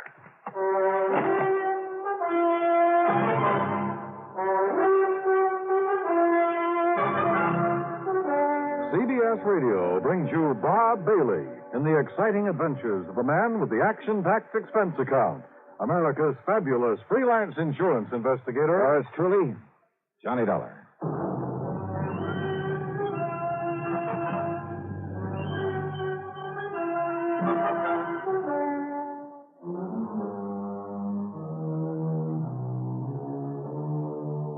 Expense account submitted by Special Investigator Johnny Dollar. To the Universal Adjustment Bureau, Hartford, Connecticut. Attention, Mr. Pratt McCracken. Following is an account of expenses incurred during my investigation of the Further in Buffalo matter. What I hadn't told Pratt over the phone was that the last minute the Coast Guard had stepped in, forbidding me to go after those crooks in a rented subchaser after all. And you know something? Because of that storm, I'm afraid they were right. In spite of the fact I'd already paid for that boat and could only get half of it back. I'll put that down as a credit on this expense account. After all, it's on my American Express credit card. Anyhow, all I could do was sit around my hotel room and wait for the storm to quit. Yeah, sit and wait. Come in. Well, Dollar? Oh, hi, Mr. McNair. So you couldn't go after those criminals because of this storm. Well, sir, just as soon as it lets That's up... no reason for them to get away. Not with my $400,000. $421,216. Yeah, look, Mr. McNair, Quite frankly, that amount of money doesn't mean very much to me. But to coin a phrase, it's the principle of the thing. Yeah, sure. So how can you sit idly here in this hotel and... Well, have you got in touch with the Canadian authorities? Yes, sir. And they can't do any more than we can. Also, there's a kind of ticklish international situation here. What international situation? Well, look, by any chance I should be wrong. Be wrong? About what? Well, look, after all, the only evidence against John Harker and his pals so far is the circumstantial count. I thought you were absolutely certain they took the money. I am, as sure as I can be, until I get my hands on that money. I had all the faith in the world in John Harker. Then you came along and destroyed it. Destroyed it with your theory that he and some friend of his committed that robbery. Mr. McNair. Well, just let me tell you something, young man. You go out there to wherever he is on my yacht, and you find him. But when you do, you'd better also find proof that he stole that money. I'll do everything I can. Because if you don't, if you or anybody else finds out that he is innocent, Dollar, I'll ride you out of Buffalo on a rail.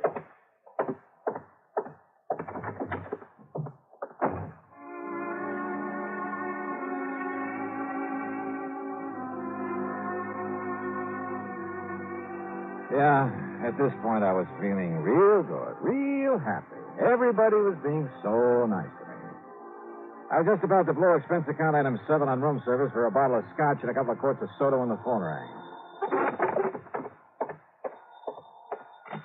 Johnny Dollar. Murphy at the Coast Guard, Dollar. Yeah, Murph. Look, I'm still sorry about having had to stop your chase across the lake, but the old man would have had my scalp. It's all right, Murph. Nothing you can do about it. Anyhow, if you've been following the radio reports on that storm, well, you might have got yourself into a lot of trouble out there. Yeah, I guess so. And you'd never been able to board a yacht in it anyway. So, you have any ideas? Yeah, I just received a report from our meteorological station. Oh. That storm's going down just about as fast as it built up. So if you want me to arrange a boat for you to go out there, just as soon as we deem it safe. Why? What? Well, the minute the storm is over, the boys in that yacht will start moving. After all, they got $400,000 they've got to stash away somewhere. Oh, yeah, that's true. So by the time I could sail over to where they've been riding out the storm, Lord knows where they could get to. Yeah, but now, Dollar. But now, wait a minute. Yeah, Murph, I just got me a wild idea, wild enough to work.